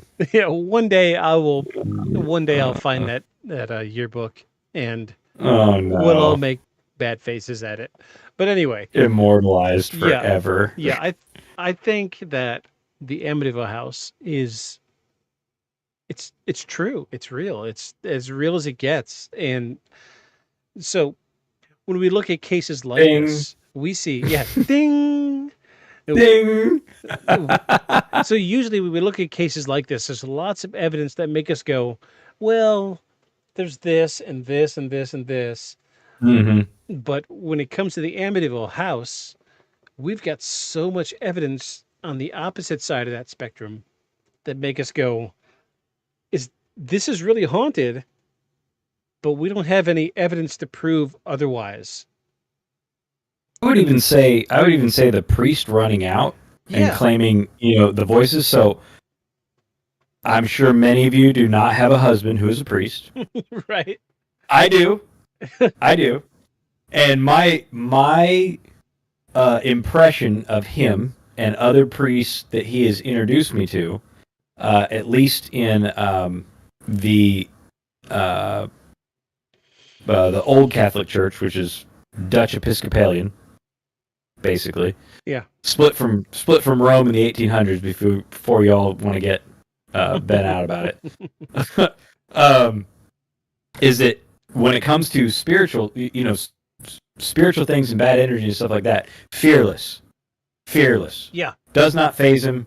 Not, he and I even talked about our house. He's like, do you think it's malevolent? I was like, I mean, no, but if it is, do you want to move? He's like, no, I don't care. He's like, can't do nothing to me. Yeah. I was like, right. So fearless, and that's been my impression from other priests that have been asked to go and bless places that people are, very afraid of and things like that, is that they're not, right? They feel, like they're, they've come properly armed, right, for such a thing. Right. So, and that's generally a Catholic perspective on it, right? And so for this priest that they had to come bless the house and not be able to finish the blessing because he got so freaked out by something that happened, that too is compelling to me. Now, right, not every priest is the same. Some might just be, scared of their own shadow, but I find that unlikely. If he was in that time, did you say he was a Catholic priest?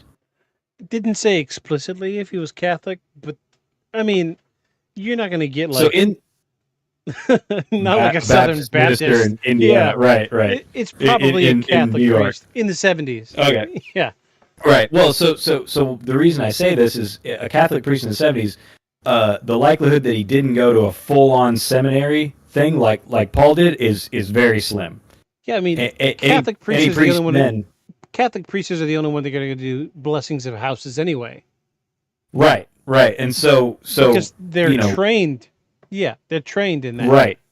Right. And that temperament about spirits and that sort of thing comes from seminary, right? And their training, and it's like going to college. Their seminary training. So I imagine that he believes that he experienced the thing that he said he experienced. I have no doubt. Also unlikely to be swayed and talked into doing some sort of PR stunt. Right. Yeah. For the sake of those people to make money. Yeah, because that unlikely. Because then it comes into question of his belief, and you're not going to rattle a Catholic priest to the point where, hey man, I'll give you $100 if you say you were scared out of this house. Catholic priest isn't going to do that. Right. So maybe I 100 find million. that also. Right. So I also find that to be compelling as well. I think that's good evidence. Yeah. I mean, we don't have an audio recording of stuff, but most of the stuff we're not going to have. But I find that account to be important. Yeah. I think we have a lot of good stuff here. I think it's great. It's funny we did Amityville House because I remember in the town that I grew up at in Michigan. So I grew up right along the Detroit River, and there was a house. It was always vacant, but the original builder of the house built it as a replica of the Amityville house.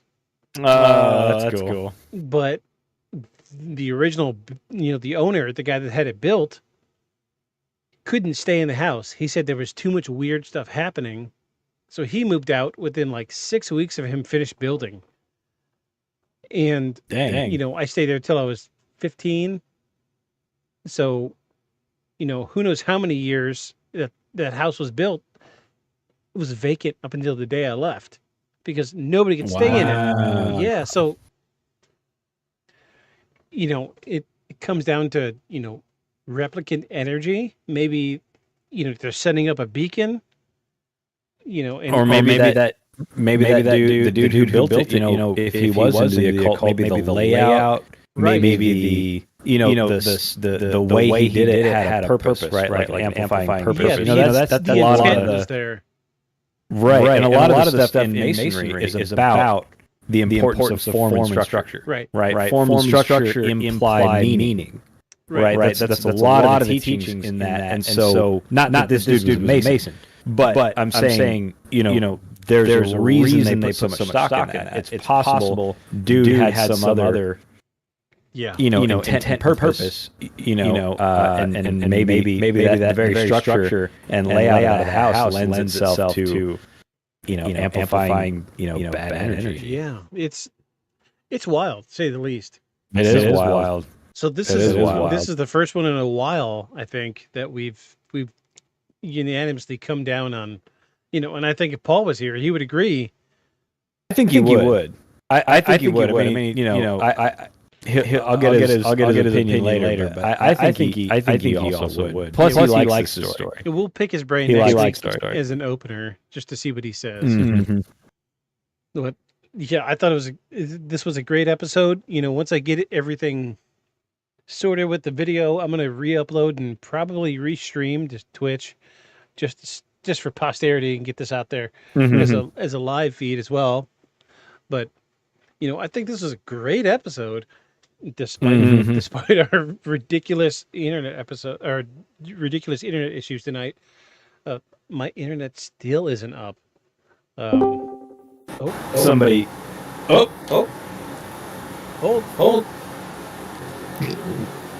Wow. Hold on. Is that your? That was my internet coming back up right as I said that. Wow. That was the mic from the other computer. Yeah. Dang. If that's not weird, I don't know what is.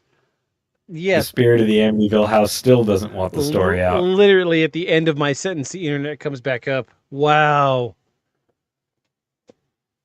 That is crazy. that entire episode lasted. Oh, geez.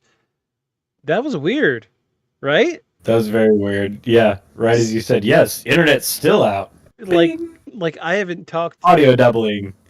How long have we been recording? 2 hours, 17 minutes. We've been talking, and then as soon as I make one mention about the internet being out, my streaming laptop comes back up. Wow.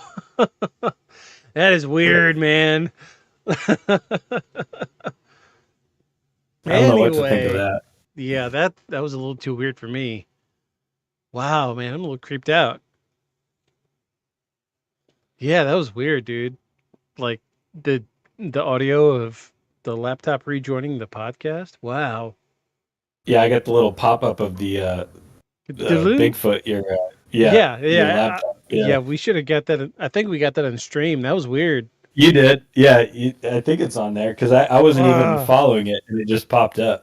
Yeah, because that was the one I didn't leave the voice chat. That was weird. Ooh, spooky.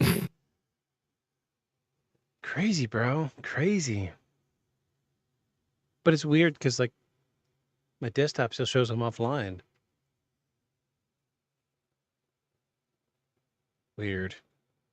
Anyway, do you want to? So we're in agreement that the Amityville house was real. Yeah. Okay. Haunted. Yes. Cool. Haunted. Cool. We'll very haunted. We'll pick quite haunted. We'll pick Paul's brain next week. So speaking of next week, what are we going to do? You have some that you've had queued up and ready for a while. So why don't we do one of those? Let me see what I got. You have two. So Amityville was one of them. Mm-hmm. The Thornton Heath Poltergeist. Let's do that one. You want to do the Poltergeist? Okay, we'll do Poltergeist next Yeah. week. Okay, cool. Let's do that one. We've been slacking off on doing paranormal ones, so let's do. Yeah, this one was. Let's do it. Let's do another one. This was good. I like this. So subpar Ghosties is were bad. fun. What is the opposite of subpar? Par? On par?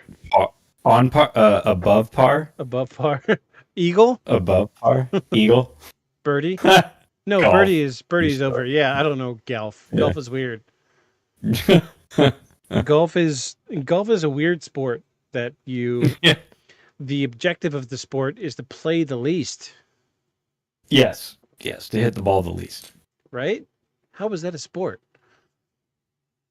Anyway, That's what happens when you have a bunch of white guys in Scotland coming up with a sport they don't want women to play. Yeah. So, next week we'll do the Thornton Heath Poltergeist. I think that's what it was. I don't have the window open anymore. More ghosts. More ghosts. Hopefully next ghosts. week will turn out as good as this one. I'm eager and anxious to pick Paul's brain about the Amityville horror. Yeah. Yes, that'll be good. It's going to be interesting. Do you want to take us out? Closing thoughts, good sir? Sure. Let us contemplate for a moment the darkness. Let us contemplate the darkness. I need a mic up here so you can hear the wind chime when I ring it. Yeah, as you say, you do it. There's never a sound. So, the darkness. Not to be Humans confused have- with the I want to believe in a thing called love darkness. Right. Right. Humans have a long history with their feelings about the dark. Right? Ed and Lorraine Warren, we heard them speak about how psychic energy buildup comes after the darkness falls. We have long had, scary stories that don't happen in the daylight. It's always, it's always a nighttime setting, right? It's always in the dark. People, anthropologists would attribute humans fear the darkness because we don't see very well at night, right? Predators, night predators stalk the darkness. But if you look back in human history, I think it's more than that. Even after we had very, advanced, fortifications to keep out, anything predatorial, and even other humans with, serious weapons, still the darkness holds a certain amount of fear for the average person. I'll give you a great example. Go sometime in your house at night when you're by yourself, turn out all the lights and go in your bathroom where there's no windows and sit in the silence in the darkness for 20 minutes. You'll hate it. Mm-hmm. You will hate it. Yeah. So, I think that there's something to that. I think that there might be something in the darkness, or something in the quiet of that lets people who are not sensitive feel something that's uncomfortable for us, something that's alien to our, matter-based world. And I think we see examples of it all the time. Not just our feelings about it, but, incidences of the paranormal, sounds. Nobody, even hiking in the woods at night is fun with 4 buddies. Do it by yourself. Yeah. It's not fun. It's not super fun. In the dark, out in the middle of nowhere, not fun. And you're not going to get eaten by anybody. It's not like we got packs of wolves roaming around the Ozarks. Yeah. You still won't enjoy it. A night hike is a lot of fun with like 3-4 people. You by yourself, it's not fun. And so in saying that, I think something stalks the dark. something stalks the dark, and I think we all know it at a deeper level. But I also think there's a lot of mystery to be found in the darkness. A lot of interesting things worth looking at. Just maybe not by yourself. And if you want to find out what lies in the darkness, you should follow us. Beyond the shadows. Good night, everybody. Good night. It's alive! It's alive! A creature like that. How would it ever die? And this monster starts running right at me. Annihilated by nuclear bombs. Beast is not dead. I put 4 bullets into him. Oh, you're crazy. But I saw that monster too. All I want is for someone to believe me. Contaminated. Space. It's horrible. Look like it would scare you to death. All right, let's get to work.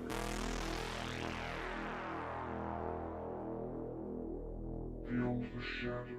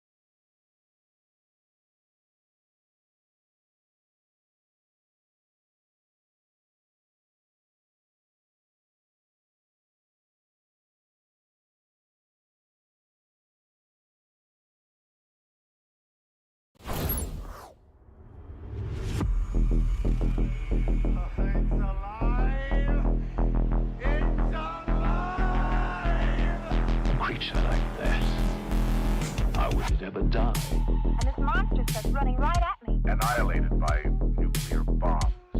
Beast is not dead. I put 4 bullets into him. Oh, you're crazy. But I saw that monster too. All I want is for someone to believe me. Contaminated. Space. Horrible. Look like it would scare you to death. All right, let's get to work.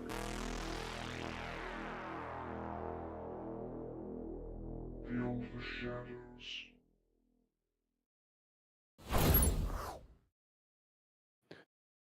Hello, friends. Hello, friends. I don't have anything witty to say immediately. I usually do, but I don't this time. Hello and welcome. This is Beyond the Shadows. I am Victus, I'm Aeon. And I'm Paul. and we are your intrepid paranormal investigators. And tonight is the almighty rapid fire episode. Just as soon as I fix this layout, of course, stuff moved. I don't know why it moved. Just trying to get this whole screen in here. There we go. All right. If you've been here before, you noticed the layout change. We've got we decided to try to do a little bit of a layout change just for rapid fire episode.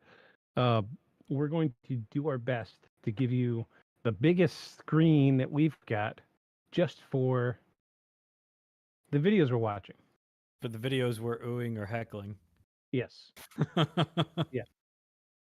And so you're going to see some minor layout changes while we're rolling, because I'm trying to get everything sorted while I'm doing this. But if you're watching in the stream, this is a fan favorite. This is what we call our rapid fire episode, where we go through social media and we find the best of the best and also the worst of the worst, and we watch them and decide, whether what we're looking at is really, paranormal, what have you. Probably most of the time it's going to be fake, but we have had a few in the past that just completely stumped us.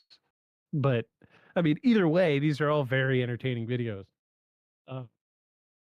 Paul, this is your first rapid fire. What are you expecting? I don't know. Something fast. Oh, well, it's not exactly fast, but we don't spend quite as much time on each individual Yeah, subject as we normally do. we just pick through social media and find like reels or shorts, whatever you want to call them. Every platform's got their own word for it. We call them shorts. But I think we have like 50 of them tonight. Ooh. And we'll go until we're tired of looking at them, I guess. But we really scraped them out for this. So yeah, because last. Go ahead.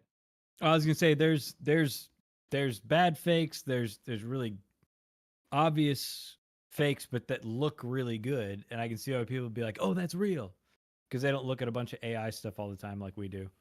And then there's some stuff that I can't explain, and so I'm gonna be interested to see what you guys think. And it was a long time ago that I stacked any of these up, so Yeah. many of them I've forgotten. Though the one you have on the screen currently, I do remember, and I just thought it was cool. Yeah. Because I kept seeing a like a trend of these like cryptid creatures. Yeah. But they've been done so well. Yeah. That it wasn't just like some weird amorphous blob, morphing to things. It was like, and then they had their hands in there, and like it's some of them are really well done. AI is getting crazy good. Mhm. I actually saved one video that I found on Facebook, and I reached out to the creator. I'm going to see if he's going to let us use it on stream, and I'm going to try to get it for like the stream starting soon screen. But it's a bunch of old ladies. It's AI. It's a bunch of old ladies like in the 70s, like meeting in someone's house, and then there's aliens in there, and they're all hanging out with these aliens and laughing and having a good time, and then they're dancing. And yeah, and then there's like That's 7, cool. 8 different scenes, and they're like some scenes where it's like old lady body from the shoulder down, the neck up, it's an alien. That's cool. And it's so good. Like I remember a year ago where AI was just nothing. It was, I think immediately of that video of the rock eating rocks, and his mouth like stretches way open to engulf a whole boulder that he's holding. Yeah. Yeah, and I think of the bad beer commercial one. oh, It's which like one? beer and hot dogs. But like when people go to eat the hot dogs, it's like they eat it, but like their mouth goes, Oh yeah, all like anteater to the Mhm. side to eat it, and then the beer. Sometimes the beer looks like a hot dog, but there's a tab. Like it got all their imagery that they put in there like all mixed up, and then like the grill flames up when they put some hot dogs on it, but then that turns into like then there's a fire, and then the whole house burns down. Like it ran with this whole thing. It started out as like a beer cookout with like hot dogs and beer, and then it turned into like then the house burns down, and then like people catch fire, and they're like, this is how you know AI is not quite there, but it is very interesting to watch. It had a hard, uncanny valley problem going Yeah. on, especially when they're Yeah. eating the hot dogs or like drinking the beer. They're Yeah, like pouring it up here, and like a mouth appears out of the side of his face and is like chugging it down. But Yeah. he's talking here to this lady. I'm like, oh my god, makes my Yeah, brain hurt. the early AI was okay. So I made this connection a long, long time ago, and I've never actually said it to anybody except my wife. But I'm gonna tell y'all, how is it that like early AI videos seem so much like what we see in our dreams? Yeah, so they even made an AI video that I saw where they asked AI to generate what it thought human concept of dreams were like based on descriptions. And it was a lot like you're saying, where like one image flows into another, and then Yeah. it's kind of hazy and like weird stuff comes out. There's no context for it, but you could definitely see the parallel. Yeah. And it's probably because dreams, while we think of parts of them as linear, like when you wake up, they lose a lot of their linearity. Yeah. Like stuff, one thing runs into another, and the imagery is not super clear. I wonder if that's why. Yeah. It's I don't maybe I just have weird dreams. But it feels like those early AI videos where things just morph into each other. Like I think of like there was a video of Daenerys Targaryen snowboarding. Oh yeah. It turns real Yeah. sharp, and then the snow flies up, but then it turns into a wave, and then now you're on a beach. And she's surfing. Yeah, it's so Yeah, weird, but I it's saw that. it's seamless blend. That's what that's what my dreams are like to me. It's just crazy out there. But I did see like tiny snips of each one of these videos, but only long enough to hit the button to save it and put it in a playlist. So I guess we're gonna start with this one. It is AI, but it's really good. And I'm gonna say, while I was getting the audio figured out, I may or may not have listened to this clip on repeat for like 40 minutes. Well, I don't know what the audio is on most of these, so This one does have audio. It's yeah. Well, let's go ahead and play it.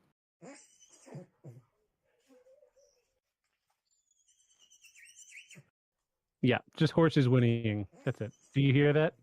Oh yeah, yeah. I think too, it's weird because I think that that's a real person's hand, and they're just filming a bin, and then they had AI fill in the yeah. Because see how they just have it like just held, kind of still. Yeah. Like maybe their intention was to put like a unicorn in their hand. Yeah, yeah, and they didn't quite. AI didn't quite agree. Man, AI is getting there, bro. It is getting there. Isn't that wild? And some of them don't have horns. If you look, there's like one or two that don't have horns. Oh yeah, yeah. Like there's one there's there that one, doesn't. and one right below it. Yeah. So I know people make this because it's easy, like swipe bait. Yeah. On social media, you'd be like, well, those look like real unicorns. And that they're obviously not, but yeah, I see a lot of these. What was it? I love these comments. Guy says, I hate that it's AI, but still cute regardless. Yeah, right. One guy says, just came here to see how many people would think this is actually real. I was not disappointed. Yeah, that's why. 1,843 likes on that comment. Yeah, again, that's why I wanted to include it, because this is a great example of how. I mean, I don't want to say this person's like trying to make misinformation, but you can use this same thing to make Yeah. some of the faker videos that we've seen, and some of them are even good. And this is my concern going forward about trying to research this stuff, and why I frankly like stuff that was obviously recorded on an old like camcorder. Yeah. More, because it would have been much harder to fake the camcorder footage than to take a relatively static shot and be like, AI put, insert this. Right. Show me UFO abduction.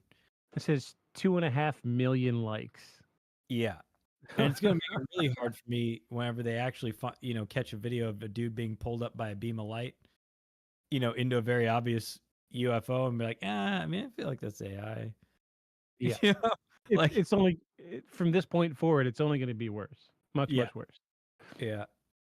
All right. You ready for the next one? Uh-huh. Let me turn the audio on. Let's see. People started paying attention after this particular video went viral. In this video, you can see a plane flashing a green laser and kind of scanning the ground. This made a lot of people start questioning what the heck was going on. Where were these green lasers coming from? And then just a couple of months later, a CCTV camera captured what looks like several green laser beams of light descending from space. Needless to say, this caught a lot of attention, and experts and researchers were saying that this probably came from a Chinese satellite, but no one knows. Yeah, this one. We covered this one. Yeah. A couple of months after, there were several videos popping up all over the internet of what's supposed to be these green laser beams descending from the sky.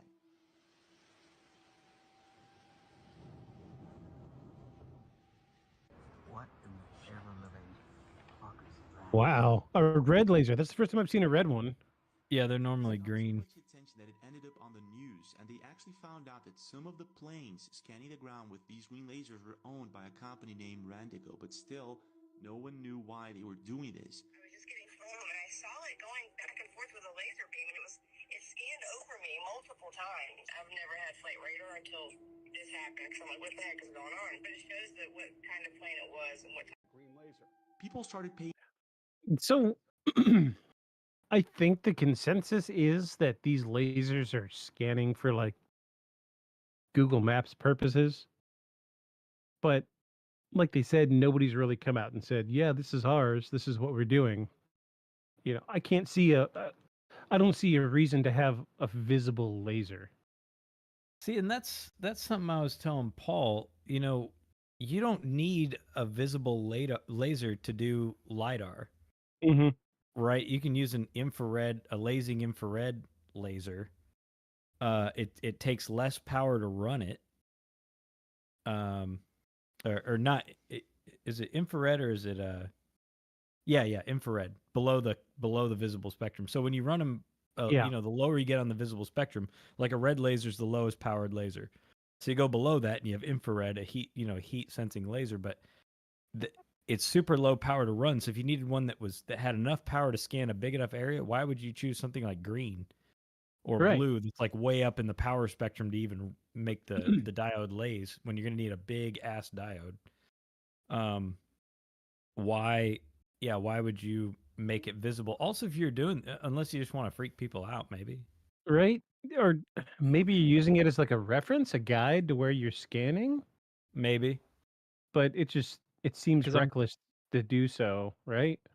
Yeah, because green lasers can be bright enough to damage eyesight. And cameras. Yeah, so it seems weird to use that. Yeah, I don't know. It seems very weird.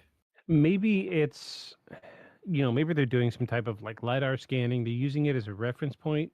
They could have used infrared, but maybe in like the spirit of transparency, they decided to use a green laser so they could see. So what would be worse, a green laser or an infrared laser scanning and you didn't see it with your with your eyes? If it was infrared, then you could be like, oh, they're hiding something. Yeah, but I mean, in this case, the green scan, they're like, oh, well, we think it's this plane in this company, but it doesn't say what this company does. Like it doesn't seem less Yeah, suspicious. it's very muddy. It's very muddy. I mean, I agree. If it was infrared and somebody caught it on infrared, they'd be like, "What is this?" Right? Like they're Yeah. out there with their night vision camera. What is this? And probably your outside camera, if it switched to, night setting where it is just the infrared diodes, it would pick it up. Mm-hmm.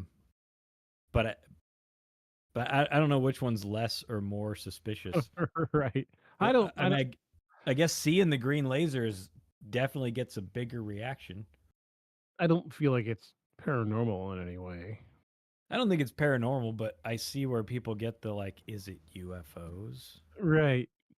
Yeah, It it's seems weird. very sci-fi UFO-y, right? Yeah. That, Especially green. It's green, of course. It's green.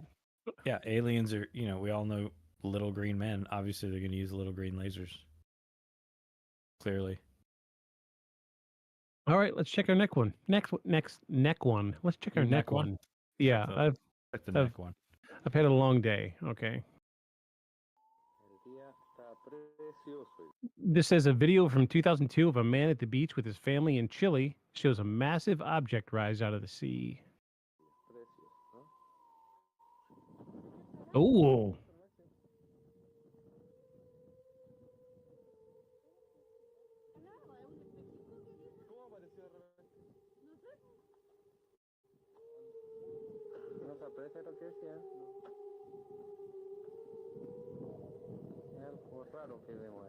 I hate this audio.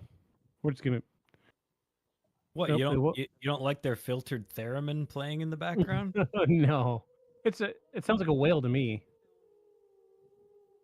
Yeah, but it's a theremin with a gate filter on it. Oh yeah. Yeah.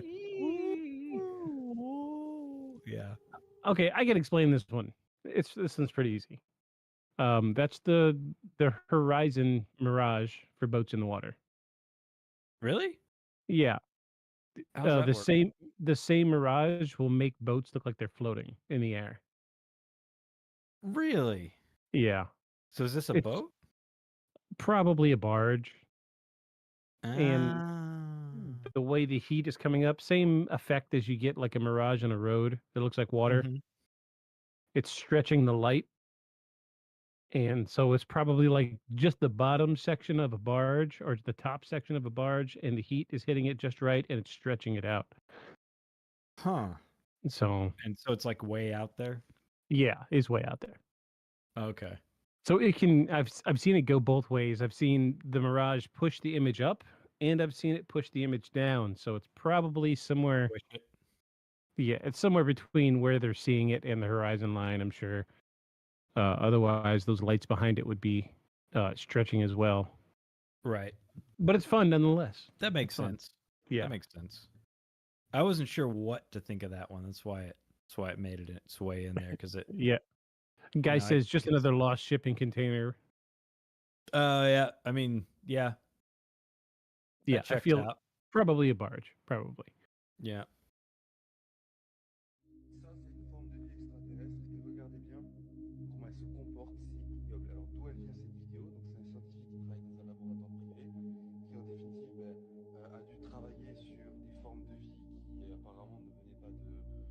Et on lui a demandé de bosser dessus, de sortir des rapports, etc. Donc il a filmé en gros ce truc-là. C'est vraiment mais incroyable. Donc c'est une sorte de I'm not quite sure what we're looking at here. We'll kill that audio. We don't need the audio for this one. Oh, you don't speak enough French to know what he's saying, do you? No, I don't. Dang, because it's all in French. So it's supposed to be, real alien life form recorded in a laboratory, but at first I was going to explain this away with there's a type of material that's a magnetic fluid. Oh, ferrofluid. Ferrofluid, yeah, and some of the ferrofluid stuff looks alien-esque. Yeah. There's a guy on Instagram that does, his whole thing is just ferrofluid stuff that he actually makes and films super close. Mm-hmm. But the way these rotate and close doesn't, and it also looks like it's around a sphere, not on a plate like they normally. Yeah, And the first of the video, it looks like an iris in there. That was a little. Yeah, and when all these close, they look like a spinning iris. So I don't know what this is. It looks good until the eye closes. The eye closing looks AI to me. But let me just say this: if it were a real alien in a laboratory, zoom out, show us the rest of it.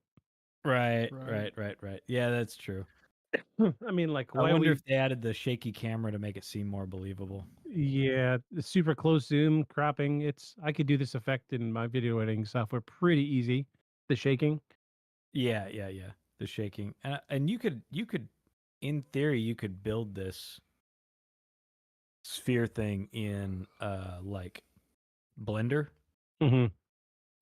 And if you used After Effects, you could get a lot of the lighting and the like organicness and the light and shadow thing they have going on here. Yeah. I guess you could. It'd be a pretty big undertaking, though. I mean, If, this would take a very long time to make. to me, it looks good until the eye closes, and that looks fake. Because it becomes so solid looking. Yeah, just the way the rotation is around it, it's like Yeah. shoop, a little too perfect.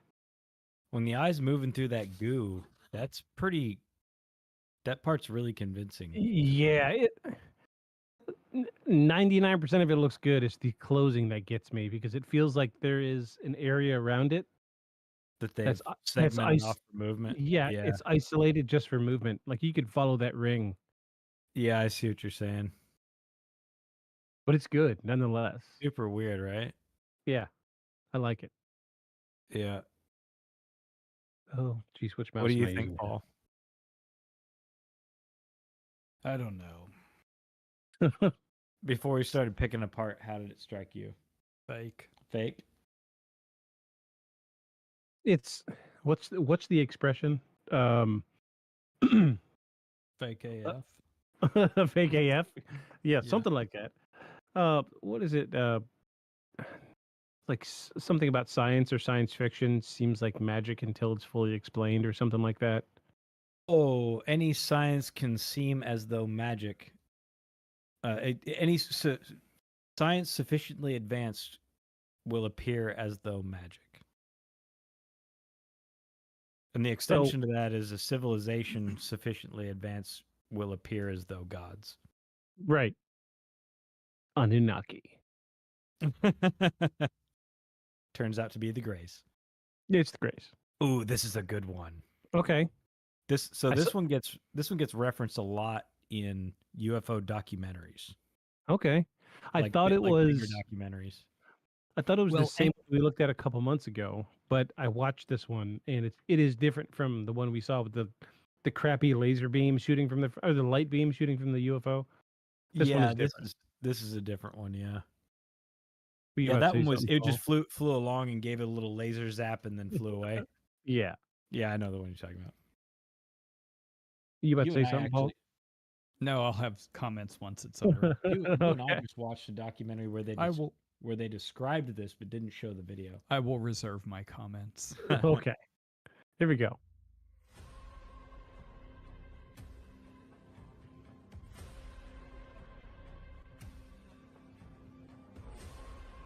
Oh. Okay. Yeah. All right. So it's definitely different from the one I was thinking it was going to be. Yeah, the one you and I saw was just you had a side view of the rocket. The thing comes in above it and like sends a laser zap, and then Yeah. This thing almost looks like it's not a missile, but you know how it behaves? It behaves like a targeted mine. You know what I'm saying? Like the little thing Yeah. disappears and destroys the missile. But it looks like old footage, and that's definitely an old style. Like Soviet missile or something. It looks like it looks like a Titan, actually, a U.S. missile. It looks like a Titan or the water version, the Triton. Oh yeah, yeah. Or Triton. Yeah. The explosion is convincing. And I mean, if you look real close, there's even like um, the atmosphere is ionizing in the trail behind the UFO. Like it should. Yeah, Because it's doing it in the rocket's trail too, around the outer edge. yeah. It It's just destroys it. if it's fake, it's a very good fake. Yeah. Like I said, I've seen this one referenced in more than one UFO documentary as being legitimate US test film. They were running a test on a ballistic missile, and this is what they caught while they were filming the performance of the rocket.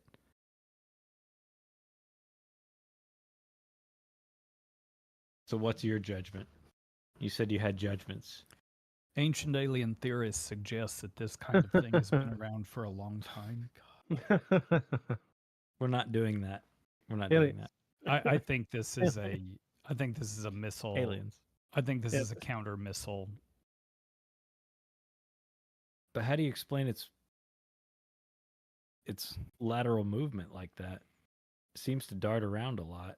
It's giving off. It looks like it's giving off like a static discharge. That's what's really strange about it. It's not what we think it's when we're talking about UFOs. I think it's a government organization created that. And The it's video? It's a missile It's a missile defense system. Okay. Not one I've ever seen before. I was gonna say, it's size, right? It's size and its darting motions that it makes, and then how it kind of just finds the spot it wants, and then it does look like something like right there. It acts like an anti-missile thing, right? Like when it detonates at the end. But all this movement, like if it's going as fast as this missile is, like that missile couldn't move like that if it wanted to. It can't move laterally like that in its. I mean, I know it's all going one direction, but it just seems very agile for. Also, it's tiny. What's moving it? Right. I guess that's the other part. Like, this is a giant missile. So that thing, the missile's probably several stories tall. So that thing's probably not quite as small as it seems. Let me play devil's advocate. Mm-hmm. Does the missile seem to have a little bend to it? Yeah. Like, don't they all have a little curve? Don't they all have a little arch? Curve, a little curve towards the tip. I mean, I don't again, know. would it be a missile without it? I don't know. I couldn't tell if that was a lens thing, or I guess or what. I guess depending on the amount of atmosphere you're looking through, you could get video distortion.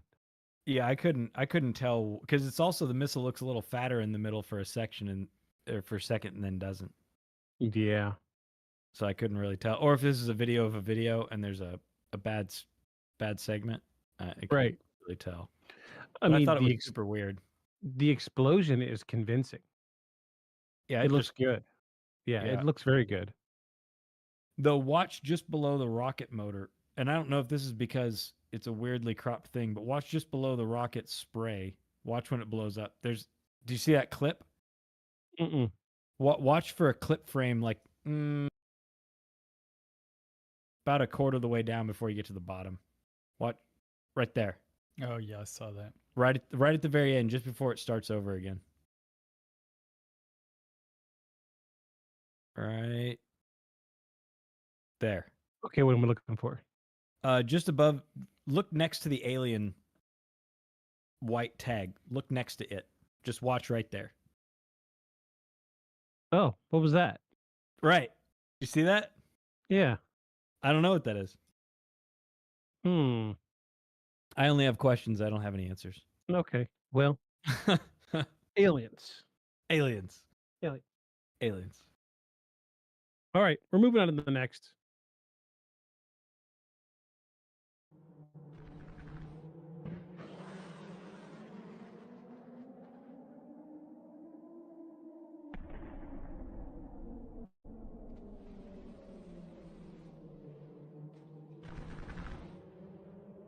That is not normal behavior. Weird, right? How strange.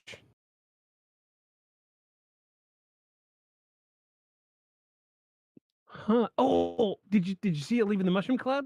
Yeah. Yeah. Oh, And I think that's water being drawn up, and then when it leaves, all the water drops. yeah. Because that's sort of what rain looks like, except it's going the wrong direction until it does that. Oh. Oh yeah, I had to watch that a couple times where I saw the UFO bolting out of there. Yeah, that's exactly what it looks like. Like it's like there's a UFO up there sucking up moisture. They try to And then hit it with somebody a fires a missile. rocket. Yep. Broop. Oh man, that's a good one. That is good. That is good. I also do like how somebody's like, or how they put, does anyone know how to explain what happened here?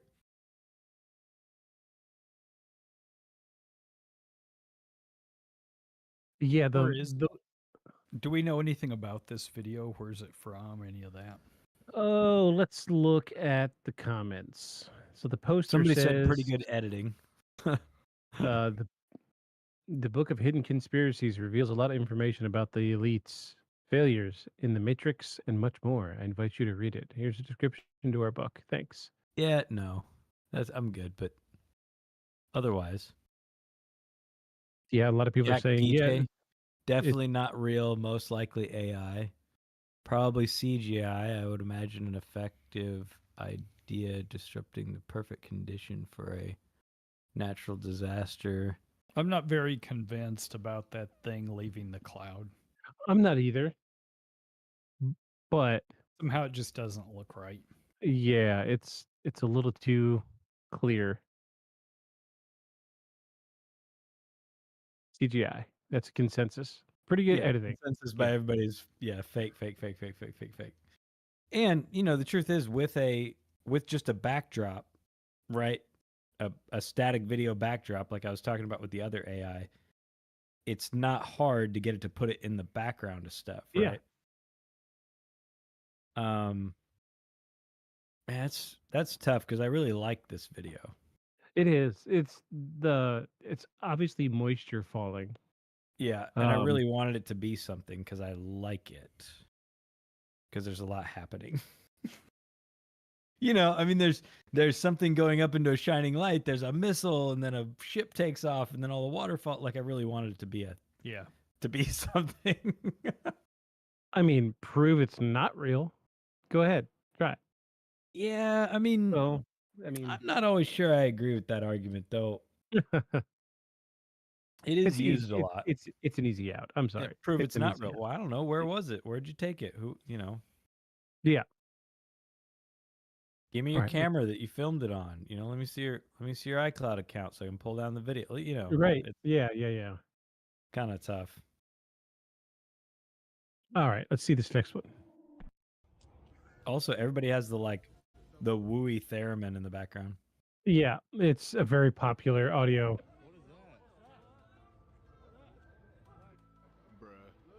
Bruh. Bruh.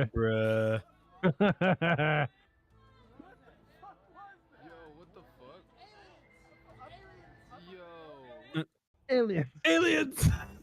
Oh wait. Right there at the beginning, he's like, it's a video of a video. Bruh.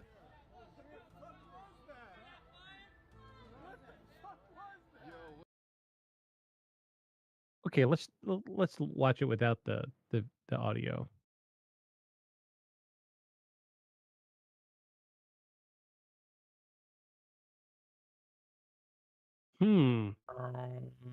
That's pretty good. It's like what the Tic Tac. Yeah. Looks like a helicopter to me. Think a shadow of a helicopter? The first one. Oh. Yep. Oh yeah. I see what you're seeing. Yeah, there could be a helicopter. Yeah. I flew a lot in the medical helicopter back in my paramedic days, and that's kind of what the ground shadow looks like. Little torpedo. Looks like there's some skids or something on the bottom and something coming out of the top of it. On the first video? Yeah, on the first part when you can see it. I'll look closer. I'm going to try to pause it.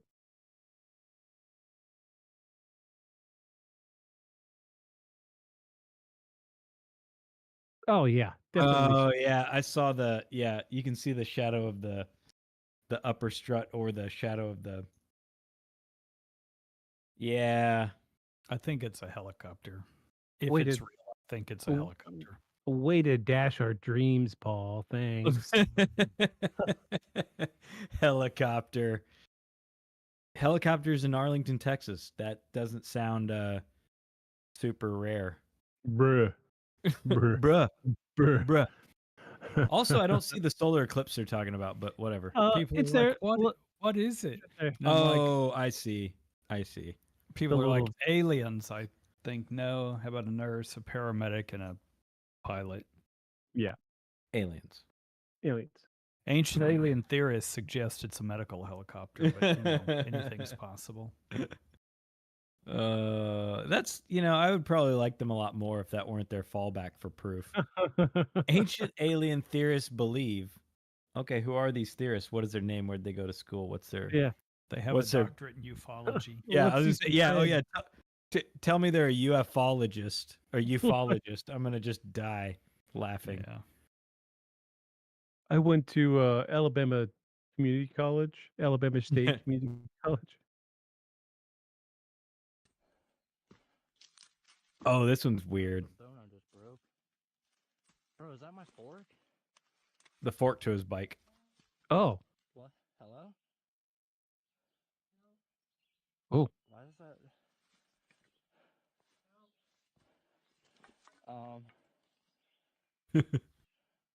Oh no. What the hell? Bro, I don't care about my bike. Hello? Is anybody there? I don't know, dude. Am I just hearing things? Oh.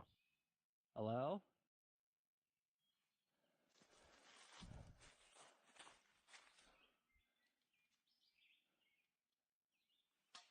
What the? Yep, nope, I'm good. It throws it back out at him. Yeah. Yeah, Oh, watch it man. over again. Listen real close. There's bits of his bike and some. What? Hello? Why is that? It even sounds like it's in there.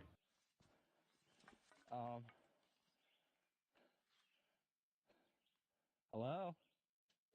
What the hell? Bro, I don't care about my bike.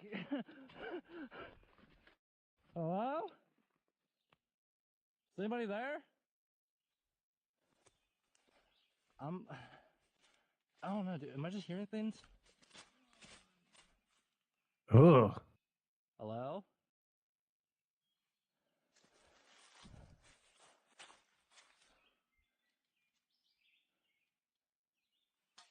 Oh, I saw it. Yep, nope, I'm good.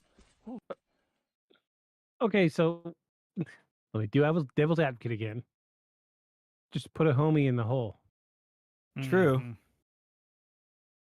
But if that's the case, I mean, it's put together really well.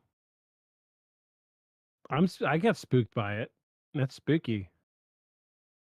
I mean, I guess the weird part is you could fake this, but that's not what I would have thought of to do for a creepy forest thing. Not that doesn't mean somebody can't think of it, but I would like to know the rest of the video because it seems like a bike, like an what do you call it, mountain biker's trail cam on his helmet. Yeah. Like, what led up to this? Why is his fork of his bike there? He says, "Is this my fork?" And it was a straight piece. I'm no professional, but I know a fork tends to fork. That was a straight pole he picked up. It could have been one of the two struts. Like on the newer ones there, it's two into a union. Mm-hmm. And then the two individual struts. But yeah, I don't know. Aliens. It's certainly Yeah. creepy, even though it's like a daytime thing. Yeah. Those are the worst ones, generally. All right. What are the comments? Guesses. I'm with this guy. Whole lot of nope. Dang, yeah, getting out of there is top priority. Sounds like a trap. Send the authorities to make sure. Nope, time to leave. Timmy O'Toole, who's stuck in the well. Look at the deer antlers on the ground around there. Ooh, yeah. Force demons, possible skinwalker. Class 3 entity. One dude says, just get out of there, bruh. A Wendigo. Yeah. And then one guy says, feeling the fake feeling. Yeah. Yeah. I was getting more of a serial killer vibe. Oh, yeah. That would be a good lure for a serial killer, yeah. Help! I'm in the well. I'm down in the well. Can you just come down? Gotcha. It used to have the Herbert sound though. Why don't you come on down into my well? Why don't you come on down into my well? My God. I got a deep freeze full of popsicles. My God. Get them juicy buns down in this hole. Looks like wait. shoes untied. You should probably bend over and take care of that. Let's see. Do I still have that sound clip on audio or in Discord? Oh no, I don't. Wait, what's this one? Yes. My favorite. Yeah, that one's yours. And we cut all the other ones out because it was giving me a hard time about it. Here you go. Nope. Nope. Out of there. Let's see who can eat the most Tylenol PM.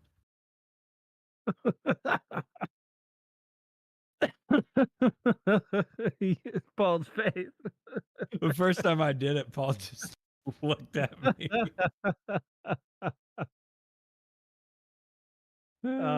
You'll crack me up. Moving forward. Popsicles? Nope.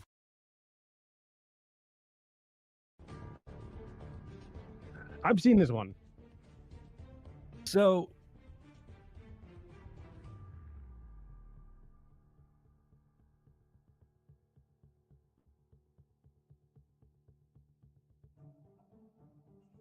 Okay, we don't need that audio. Oh, the thing takes off fast. So Who's filming at Area 51 in July of 22? And I guess government security is not what it used to be. I don't know. It's an insider. That's it. Yeah. Insider from a lookout post. Also, that Area 51 doesn't look like that and has a lot more buildings. Yeah. And a huge airstrip for gigantic aircraft. That vehicle over there in the foreground has some kind of a light bar. Yeah, the one in the one in the top definitely has like a siren going or like emergency lights or something going off. Yeah. So has anybody watched Tiny Apocalypse? No. Is that like an ant farm? No, it's this really awesome video that a guy made, but I assume it's all stop motion, but like everything is micro-sized, like you're looking at it from like a perspective like this. But it's a zombie like invasion, but you can never see individuals really. They're so small they look like dots. Yeah. And the camera work looks almost just like this. So there is a new video effect going around that can take like a standard video and make it look like it's stop motion or make it look like it's a model. Yeah. Yeah, because this all obviously looks like models, but they're so real on the Tiny Apocalypse. It's worth looking up. Dude spent like 3 years putting it out in micro segments and then finally released the whole thing. It's so good. Is it me or is when it zooms in, does it seem like that vehicle in the back doesn't have a light bar on top? No, it's just going much slower. They very Oh yeah, significantly I see slowed it now. down. Oh yeah, yeah. I don't know. I mean, it's not. It's not. So this is not what Area 51 looks like. No, not at all. But this does look like a. I don't even know that it looks like a base, to be honest, man. It looks like any old airport. Looks like a chicken plant. Yeah, I mean, this like that looks like a helipad that it's landing on, and that looks like an airstrip out there that they drove across.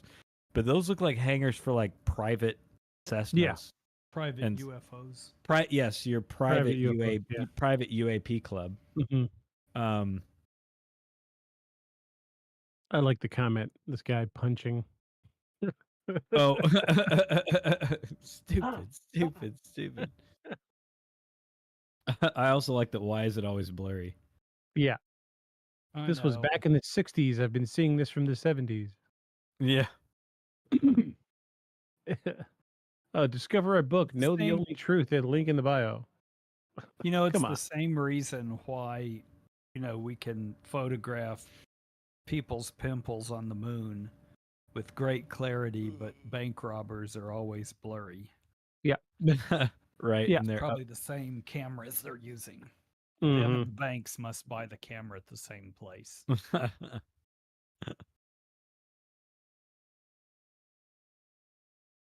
All right, let's check this next one out. Follow, like, and share for more. No, we're good. Barely do this on paper. How can anybody do this in a field in the middle of the night in the dark? It's Oliver's Castle, and yeah, and just for those people who don't know, Oliver's Castle. I've seen this. An ancient hill fort. So you're Mhm. looking at the geometry of ancient sites. What you realise is that exactly the same proportions and numbers are found in the crop circles as well. Whatever the mechanism was, it only happened for a fraction of a second. So it was enough to heat the plants from the inside out, like microwaving your food. And some people have said maybe 20% are man-made. I think that's even maybe a little bit on the high side. Because I mean, Yeah. I'm a simple person, right? Now I'm looking at this from a right. How could I do that in the dead of without being found out? You've got this Yep. incredible design where you've basically got to be a genius to even think of it, and then to somehow apply it, and to somehow use the most incredible technology that I don't think really exists to create it. It's mind blowing. It's mind blowing. The following is a conversation with Karen Alexander. Karen has had almost 3 decades in hunting, recording, and decoding crop circles.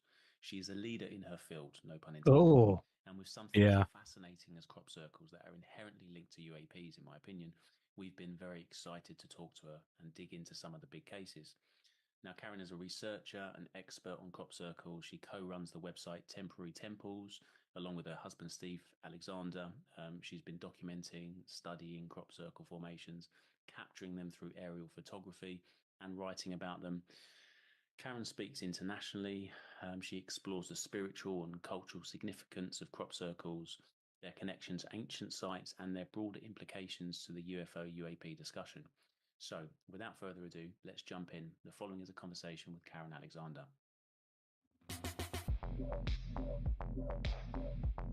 I dig their lead-in music. Yeah. So how far do we want to get into this video? This is somebody else's podcast. We don't have to get that far into it. I wish it had been more of a video of those 2 lights. Yeah. Because the video of those 2 lights making the cropsicle they make is incredible, and it takes them like a 3 count. Yeah. From nothing in the field to the 2 lights swirl around and make this outwardly swirling fractal, and then they just leave. And it's like a 1, 2, 3, and it's done. Yeah, I've seen that. I remember seeing that video in mid-90s. Yeah. Yeah, it's an old video. Oh, it's been around a long, long time. But man, it's a good one. If it was faked, I don't know how they did it. Yeah, I was hoping it would have shown more of that, because that was the part that was interesting on that one. Yeah. I need to use the bathroom real quick. Okay. Oh, and my foot is asleep. But give me a second to get the lower blood back into my foot. Yeah, let me get. Be We can right take a back. pee break. All right, be right back, folks.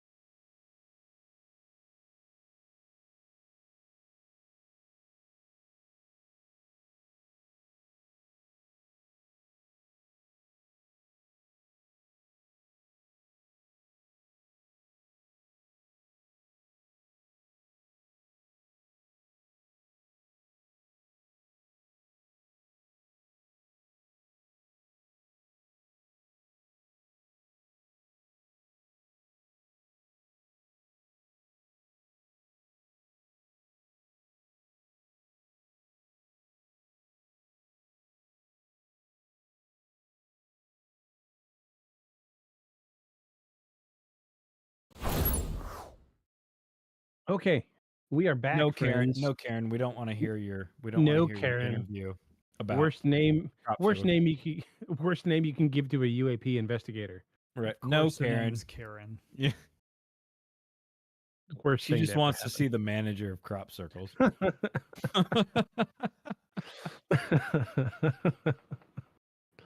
Yeah, let me go get the manager. Hold on. Hi, I'm the manager. Yeah.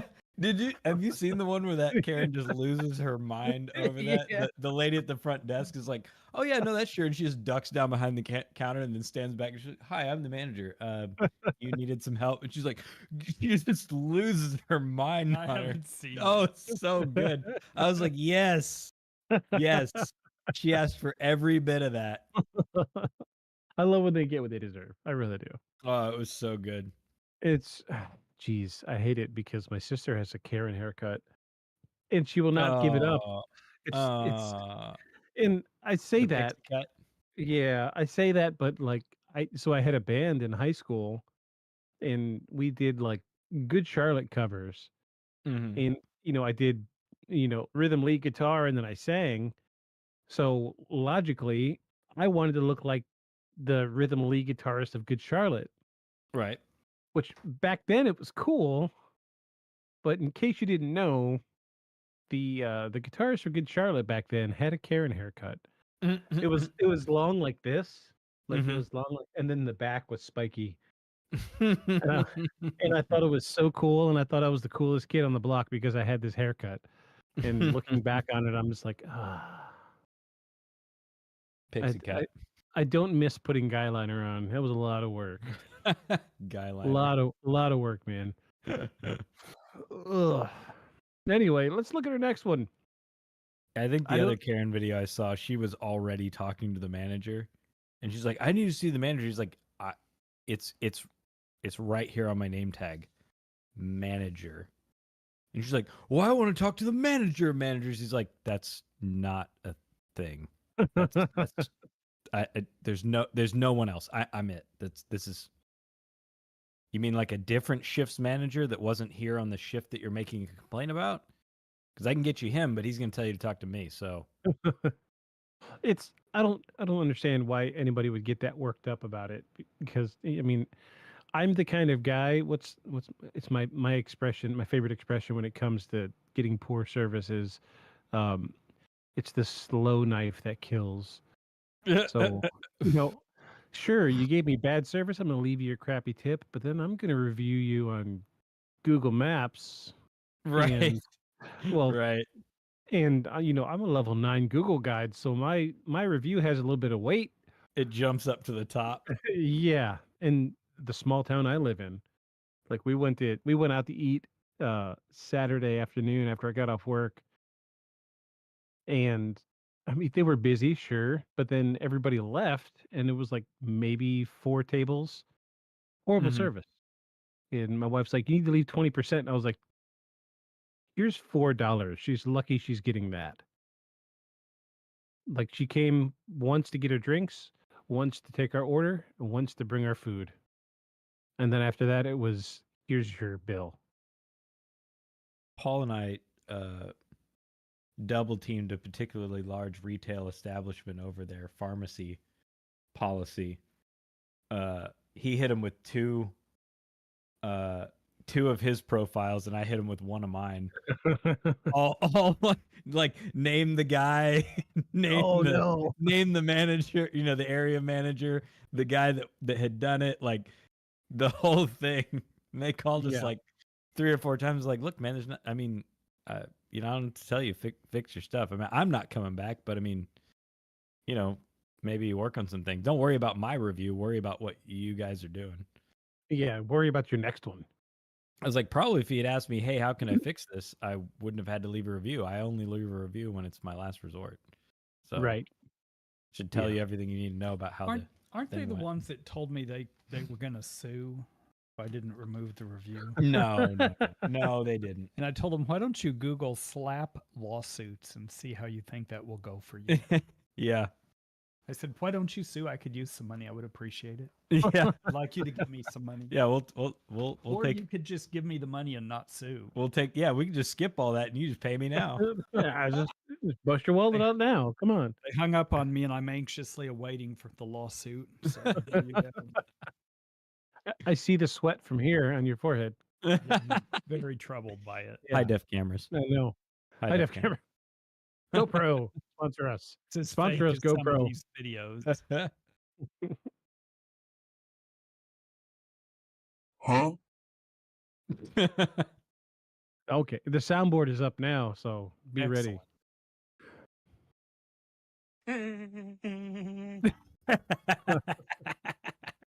That'll never not make me laugh. I'm gonna get it hotkeyed eventually. So I've got a MIDI controller, and now that we're using OBS, I can trigger sounds in OBS, but we won't be able to hear it. I'm trying to find a workaround to get that sound to loop back in, So we can hear it. And then I could do an infinite number of sounds, and it is a blast. Yeah, OBS does magical things. That's why I like it so much.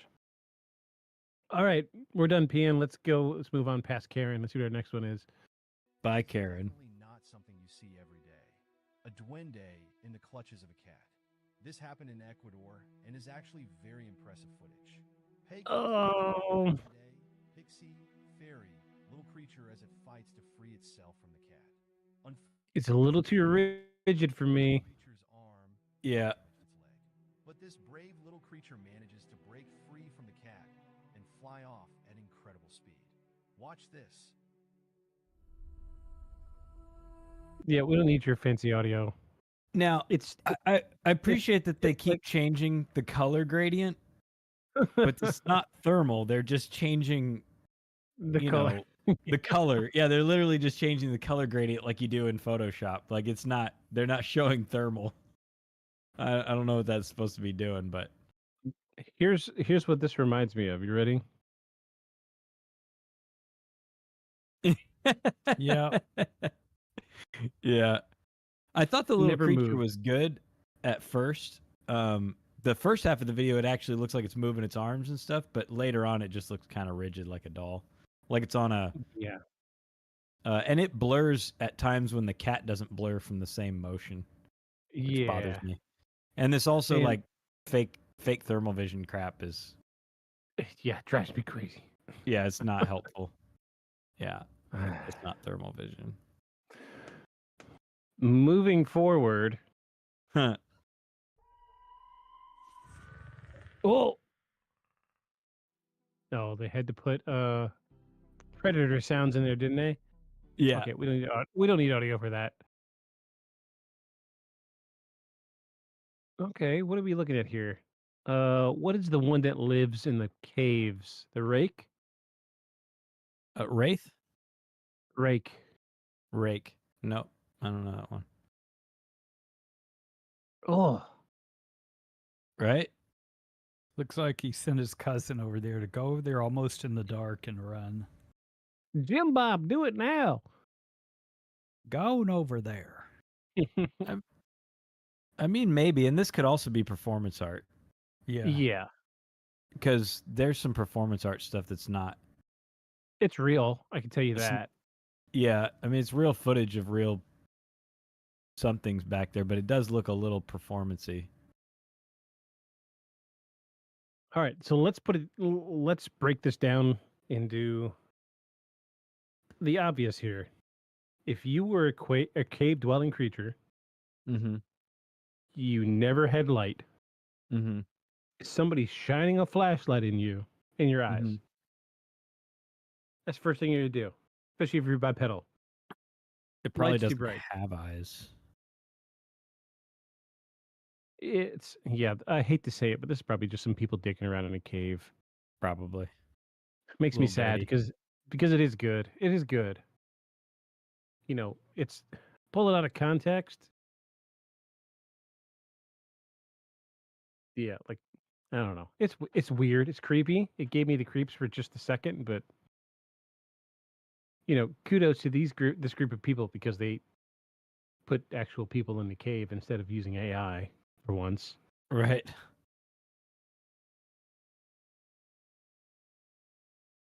Not bad though. I've seen worse. What At are least the, this looks like a video game called The Forest. Oh, I don't know if it looks like a video game. Yeah, The Forest was great. Sons of the Forest, loved it. Modded that game to death. Never played the storyline. I just went in and built stuff. That's it. Of course. I just wanted to cut trees down and build a castle. That's how I roll. And that's why I'm 4 years down the road with Valheim, and I still have yet to finish the story because all I do is just go in and build stuff. Next, let me give that a big fat nope. Nope.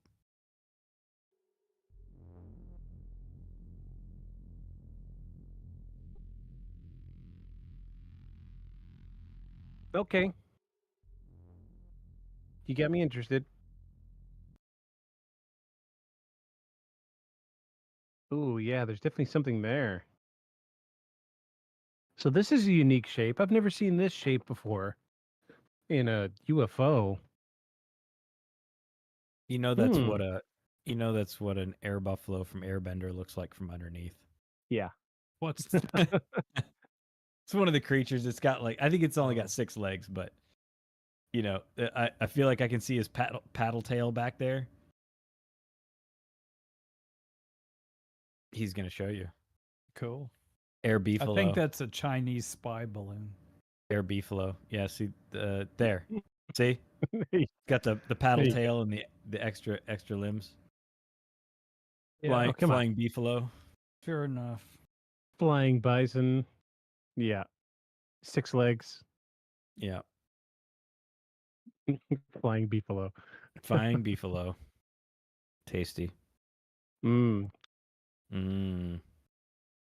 But still, I mean, I can't think of too many things other than a UFO it could be, or a beefalo.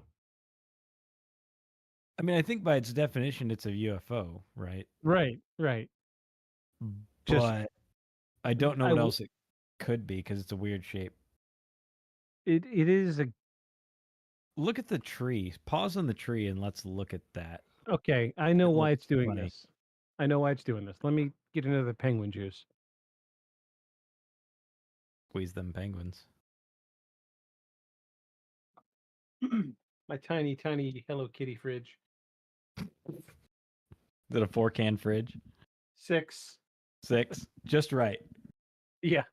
This is my allotment for the podcast. I'm not counting how many I had before. It's been a bad day for me. Yeah, I hear It took everything I had to not start at like 6 this morning. So, that. Mhm. all right. So I am familiar with nighttime photography. Okay. I do a lot of it. Where I'm at, there's not a lot of light pollution. So Mhm. when I take the dog out, I'm always looking up because if there's a good cluster of stars above my yard, I'm going to shut my yard lights off and I'm going to take a few pictures. Right. Uh, let me see if I have one. Because this tree looks funny. Yeah, and I know why it does that. Okay. Because I thought maybe the tree was fake, and then therefore all was fake. All was fake. Nay, not this time. Oh, geez. La Purga. I've recently downloaded and deleted a bunch of stuff off of Google Photos. Come on. Somebody's I gotta like, have "Oh, one. that's just an air guitar." What? Are you ready? I don't get Ready? that one. Yep.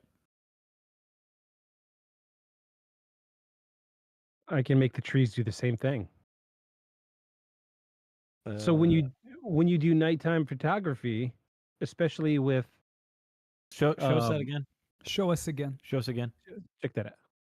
See how bright the tree is? Yeah, yeah. So yeah, I see what you're saying. when you do That's nighttime a street light you're taking a picture of. that's the moon. That is the moon, friend. Yeah, Pretty moon. bright. Yes, I was trying to get so it's called a timed exposure. It's where Oh, you close the aperture, uh-huh. but then you leave the shutter open for an extended period of time. Right. So you're letting in less light, but the light you're letting in is more intense. So trees for some reason bounce a lot of light. Right. In contrast to the night sky, green is probably a little more reflective than blue. So if there's like a street light off at a distance, like this one is, I have 2 street lights right in front of my house. So that's why that tree came out so bright.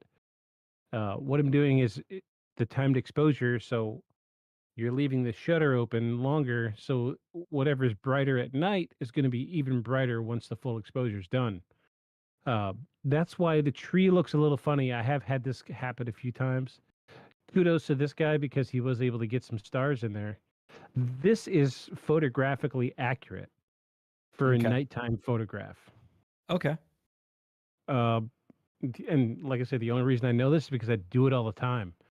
one of these days I'm going to get the Milky Way galaxy, the super awesome swirl of stars. Yeah. I got it once and I lost the photo. Got to be way outside of town. It just comes down to light pollution. Yeah. Yeah, it's we're right here on the coast, so we don't have a lot of big cities nearby, but there is a big dock, maybe 2 miles away, and they got tons of lights out there. Mm-hmm. So that's why this nighttime sky looks bluish purple, because they're actually catching a little bit of like a borealis effect. There's always borealis in the atmosphere, you just don't see it. But when you do these timed exposures, you're leaving that shutter open for a long period of time. You're letting more light in. Mm-hmm. So think of it like you're dripping a faucet into a cup over a great period of time. That cup's going to fill. Right. Same thing with nighttime photography. Yeah, this is one of the very few things about this stuff that I actually know about. This is incredibly accurate for nighttime photography, and judging by the picture, dude's probably got the same phone as me because it's got a nighttime photo mode, and this is how they all turn out. Okay. I like these. I like comments 3 and 4 on here. Marvel fans know what this is. It's the celestial's face with all the eyes and the mouth, the little lighted mouth. Yeah, from what was the mini series, or maybe it was a movie. Marvels? No. Yeah, was it Marvels? Oh no, Immortals? Immortals. Yeah, Immortals. They covered the celestial, the whole celestials thing. Mm-hmm. Yeah, it is what it looks like. Looks like the face of one. And his little mouth hole. His little mouth pooty hole. I don't feel like this is fake. I feel like this is real. Yeah, it looks, I mean, it looks like a real photo he captured. I don't know what to think that is. I mean, it looks like I said, if a tardigrade had its feet lit up. Right? Yeah, tardigrade is all I've been thinking about. Yeah, that's what it looks like. It looks like a little tardigrade feet, except gigantic, I guess. See, even the artifacting here in the dark. Mm-hmm. So this is another trade-off of doing nighttime photography, especially night mode or night photo mode on my phone. So I have a Google Pixel. Well, there's detail, but it's going to use AI to fill in those blanks. Okay. To give a good example, I have a picture of somewhere. I've got to find it, but walking on the beach, I saw this huge crab, and he's kind of like poking his head out of a hole, looking at me. So I zoomed in, took a picture of it, and then when I zoomed in more of that photo, AI had filled in the gaps, and the sand went from being grainy to like. Do you remember this? Do you remember the Singular logo? Yes. How it was like blobs connected with tangents. Oh, it did that. Yeah, that's what the individual grains of sand turned into blobs filled with connected with tangents. Oh, okay. And the crab looked crazy, but that's just what cameras do now. Like, think of like the Samsung phones. People taking pictures of the moon. Have you seen that? Yeah. Yeah. You know what we're talking about, Paul? No. This guy had a brand new Samsung phone. Yeah, they discovered that the Samsung phones are superimposing images of the moon over what it thinks the moon is. So this guy's experiment was, I'm going to go in a dark room and just put up like a yellow white circle on the wall and take a picture of it and see what the phone does. Well, he does that, and the phone automatically superimposed an image of the moon over that disc, so it looked like he was taking a photo of the moon. To try to make their camera seem like it's better than it is. This is what AI does. It fills in the gaps. Yeah. And the artifacting around this light looks like it's consistent. It's not it's going to take what information it has and kind of figure out what's there. So I'm not saying that this is AI generated. I'm saying this guy's phone filled in some gaps. Yeah. But but those lights were definitely there, and I don't know anything that's ever made that type of light pattern aside from a tardigrade with a little booty hole. Yeah, right. Maybe he's wearing his, one of those special butt plugs. he's wearing his dancing shoes. Yeah, he's wearing his dancing shoes and the strobe plug. Different strokes for different folks, my friend. Oh, there you go. Guy says it's just an air guitar. Yeah, I saw that. I was like, I'm not sure where he's getting the air guitar, but I guess the head of it. Yeah, the stock. Okay. Yeah. Okay. Oh, there you go. Yeah, see that? Yeah, there you go. The celestial. Yeah, I like that. I'm like, yeah, that's what I was seeing. Yeah, that's exactly what it is. Wow. We're going down. It's always bad news when the celestial's here to eat the heart of your earth. Yeah. Moving forward. Next. Oh, another laser. Yeah, this is the red one. It was just a longer clip of the red one. Like, I'm not tripping, right? That's See, and that's weirder because that doesn't seem like scanning because it's just like it's stationary. Kind of random. Well, it's random too. Yeah. That's freaking aliens, man. Aliens. Freaking aliens. Yeah, that's definitely strange. The stationary laser moving around is weird. Mm-hmm. Because I can't think of too many things in the sky. Drones are really amazing, aren't they? Yeah, but why the laser? I mean, that's a pretty Why- strong laser. You can do that with a little pen laser. I mean, make it visible. Even still, all drones that have any decent capacity for air travel have lights on them like airplanes do. I guess you could turn them out, but again, that's a bright laser. And It's it's a really bright laser. zeroed in on the guy recording. Yep. Right now. Twice. Yeah. Twice. He does it twice. I probably couldn't do that with a drone. Though down here it says, I've seen original video without laser. In the comments. Wah, wah.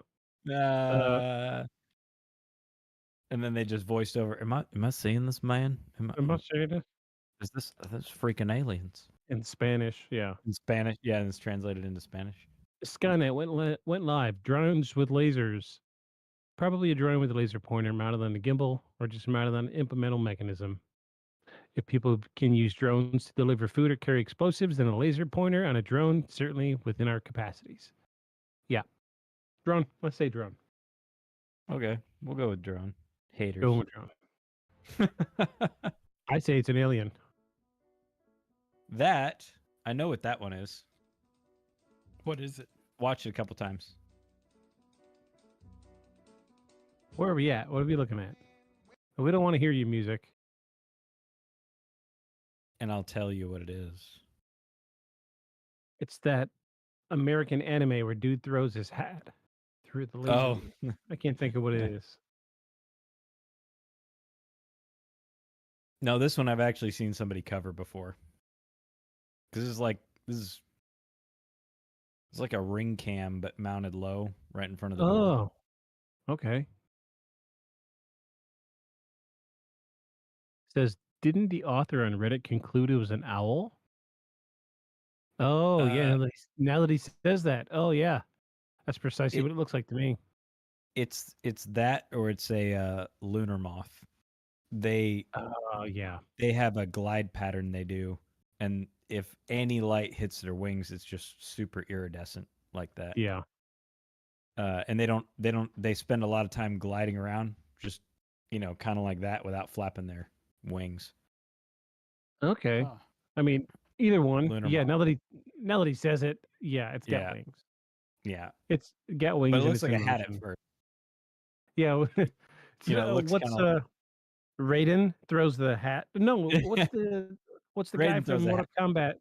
Yeah. No, Raiden does the lightning. What's the deal with the razor edge on his hat, the round one? Kang? No. Ooh, it's been too long. Yeah. Shame on me. Anyway, it's an animal. Yeah. It's an animal. Bonk. Guy says beautiful moth. Bonk. Yeah, see? Nope. You saw one get shot down? I saw the video. Sure did. Is this one that we all know about? Some people do. You won't find it. It's been scrubbed, but... And what was it shot down by? The video I saw was, you see, I get a little nervous here. What I saw was when this rocket left over the Pacific coast. I think it was launched out of Vandenberg.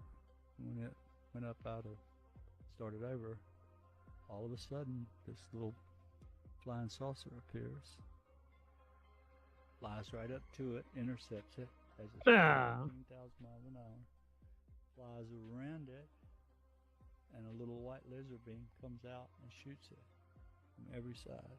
As it's going around it at 15,000 miles an hour, suddenly the whole rocket malfunctions, doesn't blow up, just quits and tumbles out to the sea.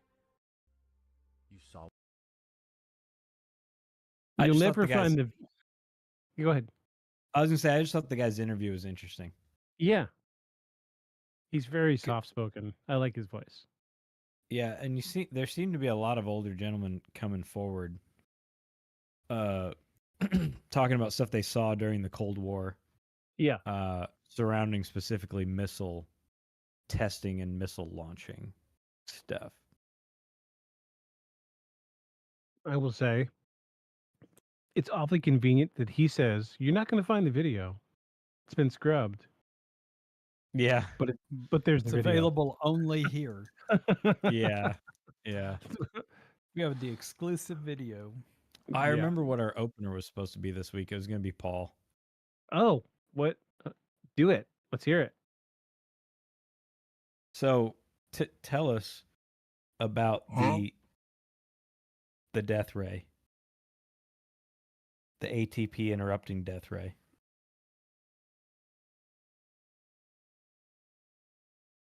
So I was at University of New Mexico working on a biochemistry degree.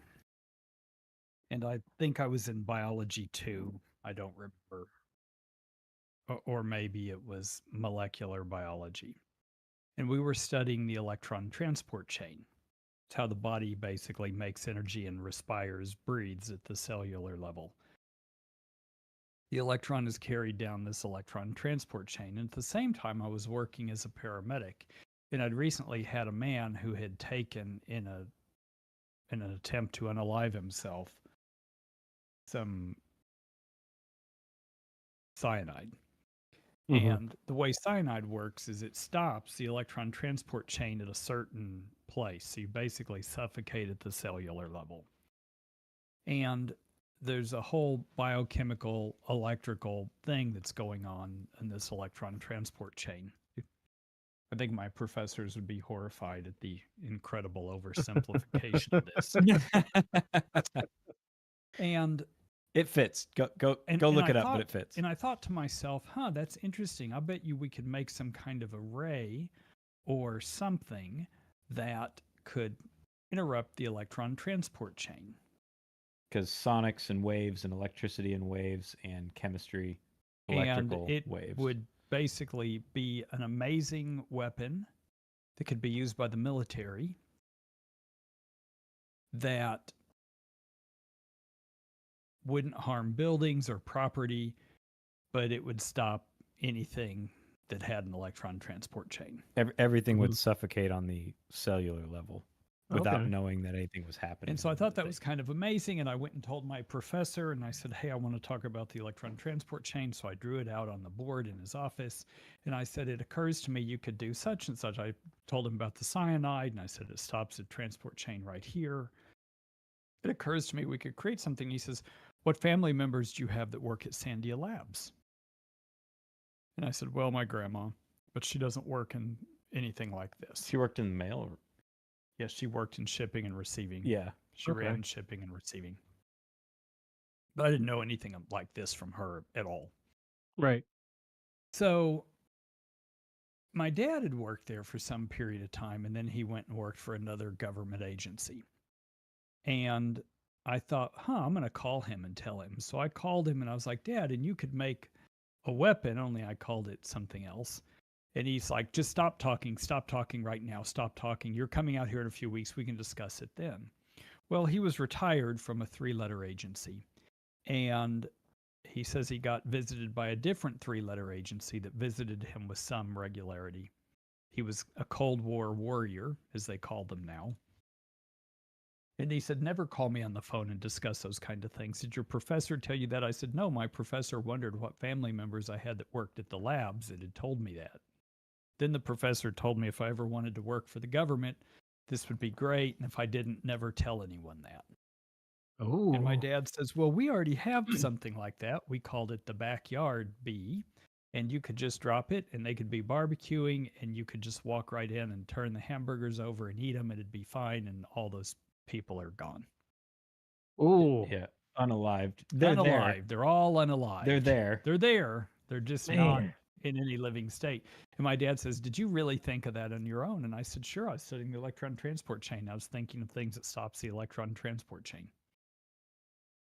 Ooh. Ooh. Something I'm sure you don't find anywhere that anybody's talking about. But No, not at all. But got used in the 80s. Yeah, probably before that. Yeah.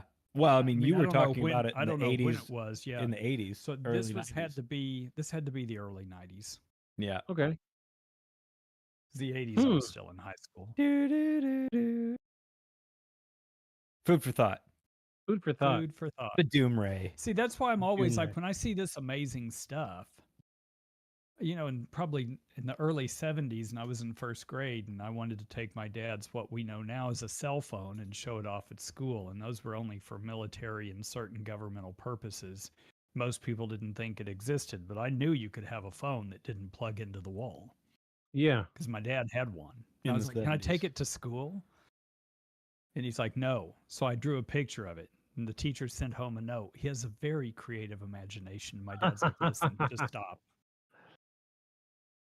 Oh, what is the new technology cannot be discerned from science fiction or something like that? What's Right. See, what's that the sounded expression? crazy. And now Yeah. every single person has this kind of a mobile phone in your pocket. And he had Yeah. his, and it was kind of in a big briefcase sort of thing. Yeah. Yeah. That's He told crazy. me if it rang, I was to never answer it. It's a great example Wow. of how soon we actually have stuff before anybody actually talks about it as a thing that anyone knows about. So when I see something like this, I'm like, yeah, I don't know. It looks like, this looks to me like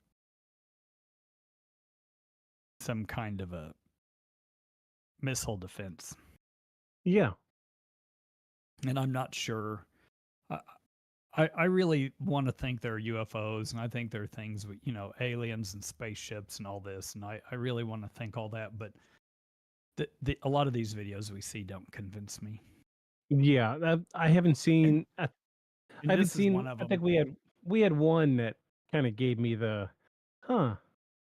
Because the proposition this guy's coming up with that you have to say is that you have to agree with the proposition is several propositions. First of all, the missile's going 15,000 miles an hour, and that we don't have any kind of a missile shield that can match that speed and maneuver at that speed.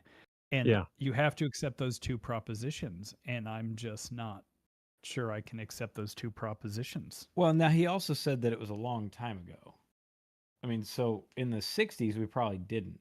We didn't have much in the way of defense where missile was concerned. We were more on the missile offense. Probably not. Mhm. But the whole Reagan Star Wars thing, I don't think it was just him being, I don't think it was him being, meaning Reagan being senile and just coming up with something to spend money on.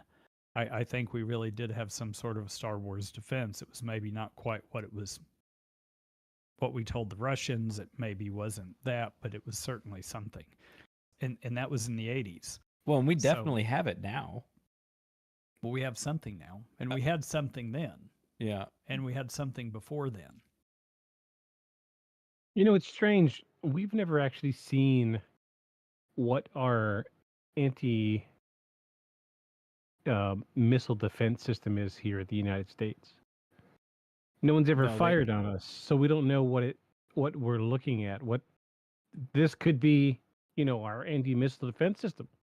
And they Could also be. never talk about U.S. defenses where the mainland's concerned. You never Yeah. hear anything about it. You hear all about NORAD and stuff that they can pick up on, radar, but you never hear about what are the borders of the U.S. actually being defended by. Nobody ever talks about it. Well, what we learned in September 11th is there were 2 military jets they couldn't get up in the air on the East Coast. Oh, right. Yeah, well, there is that. Yeah. So I'm not sure really what we have. I think we've not been attacked on the mainland, so I think we're not very worried about it. Because we know, like, say Israel, we know what their Iron Dome defense system looks like. We know how it fires. We know. We could probably turn CNN on right now and watch it in action live. Well, we also know because we sold it to them. By the time we sell it to another country, it's old shit for us. Yeah. We don't sell anybody anything that we think is strategically advantageous to us to keep. We sell it when we're like, yeah, that was super great like 3 decades ago. Yeah, well, sure, we'll sell it to you. You got a couple $100 million, right? That ought to get you started. You got to know when to hold them. Know when to fold them. Know when to walk away. Know when to run. Yeah. And I like this guy. He's all serious and earnest, and I'm sure it looked amazing to him. And I think that, I don't know anything about him. I haven't read any of this or watched the whole video, but I'm sure he probably saw exactly what he's describing. Of course, he says you can't find the video, but they magically have a video. I don't know if it's the one he means, but they magically have a video up there. And I don't know. I guess he's saying he saw it live or saw a video. I don't remember what he said. I don't know, but that is something to remember. I think a lot of these people saw the thing that they saw. But like we've said before, just because you saw it and feel like it's aliens doesn't make it extraterrestrials. It just means it's something that you can't explain, and it's probably super weird, right? Super weird for whatever context you've got. Doesn't mean that there's necessarily that particular occasion was extraterrestrials, though. Right. I'm inclined to believe it's more likely than not at this point that we do get visited by something outside of this planet. The problem is, I think there's so much junk and garbage piled up around that concept that the stuff that people are looking at are maybe not the important things. Mm-hmm. We might even be mostly looking at stuff that we made. Hence why it's so clumsily obvious sometimes. Like, why people catch footage of it. Because I think that if let's say it's another intelligence or another race from another, completely other solar system, which, even the closest one is many light years away. If they don't want us to see them, I think we won't see them. Yeah. Predominantly. Yeah. Like no one ever sees the cattle mutilations, which are also super weird. They happen, but no one ever sees one happen. Right, where like the udders are cut off with lasers and the faces dissected with lasers and all that. We watched a thing on those. The whole rest of the program was mostly garbage. But the parts where they actually went out and had the farmers had like a bunch of pictures of the carcasses. Super weird and chilling. We should cover that in an episode. Just cattle mutilations. It would make a good episode.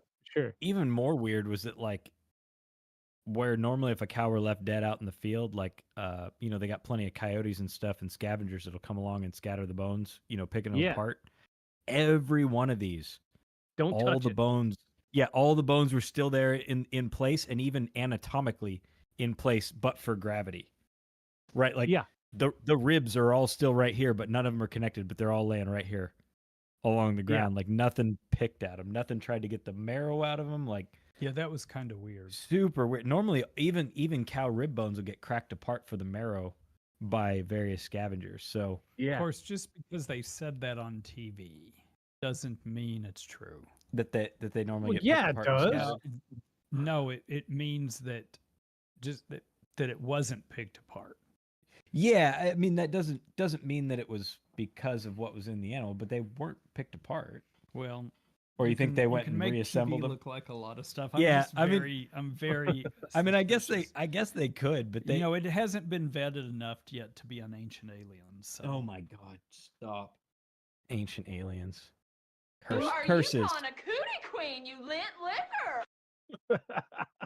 Curses upon Ancient Aliens. Best Curses show upon you all. ever. All right. Next one. Let's go on to the next one. I will say for this video, the guy he's interviewing seems really sincere. Then it pans over to this guy, and he's Who like, seems "What like he ought to planet am take I an on? act. I know he ought to What take planet an am acting. I on right now? I have feet." Seems like he hit the pen a few too many times before the show. Yeah, Hit look the at what? look at his face. Hit the pen. Oh yeah. The pen. Hit the dabs. Doing a couple dabs. Yeah, he's definitely Huh? got the. Wait. Oh, Oh. it's a wait. podcast. Right. It's my podcast. Right. I got the sound for it. Here we go. This is his face. Huh? Huh? Yeah, that's his face. That's his face. Moving forward. All right, you can hear it a little bit as it went by, as the two ships went by. You can hear a little bit of a disturbance. With that in mind, watch this.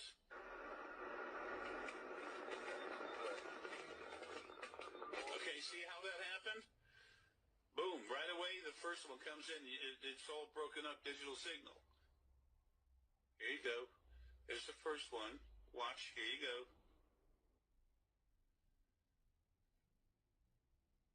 We're watching. Boom, it's breaking up everything. Then the second one goes by. Come on there, buddy. Super slow mo. Look at that. Super. Look at that ship. Folks, that is a starship. That is a Napoleon ship. They love the circular thing. Okay, now he's naming the race. I don't know. I'm not into that. But I saw this come out after stories about them cutting the feed on the ISS because of objects flying by the ISS, which is why I pulled this. But this, unfortunately, doesn't look like this is on the ISS, and here's why. There's no fins on the ISS. Well, and besides that, look at the horizon line. Way too low.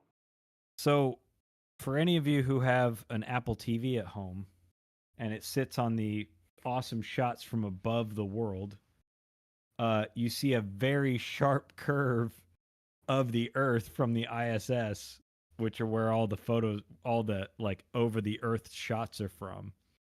And this looks more like he's just above the cloud cover. Yeah. But I did see an article saying that they cut a live video feed, though this feed didn't get cut, obviously. Yeah. I did see a thing about how the live video feed that's always going from the ISS got cut after objects came within close proximity to it. But they didn't say they were UFOs and they didn't say they were crafts. They just said objects. And there's a ton of space junk floating out there. But I've seen just this recently. Is not the I've ISS. seen no, not at all, not in the least bit. I've recently seen a 3D representation of all the stuff floating around the planet. Oh, it's scary. It's a mess. I don't know how the ISS isn't colliding with stuff. Right. Well, But- and then if you see it too, like seeing it as a sphere around the Earth is one thing, but then if you see them like I saw one where they took it and they were like, okay, here's a slice, right? Slice of the horizon. Now we're going to drop down into the orbital zones, and they showed you the density by orbital zone as you get further and further out from the planet, and they're like, Mhm. you know, the fullest zone is where all the data satellites are, right? Closest in for lag reasons and signal fidelity reasons. And the ISS is somewhere in a zone that's definitely less densely populated. But you're not wrong. I mean, let something come apart. You don't really get to decide what zone its junk is floating through. It's just junk. And something going, 5,000 miles an hour will punch right through anything on the ISS. Yeah.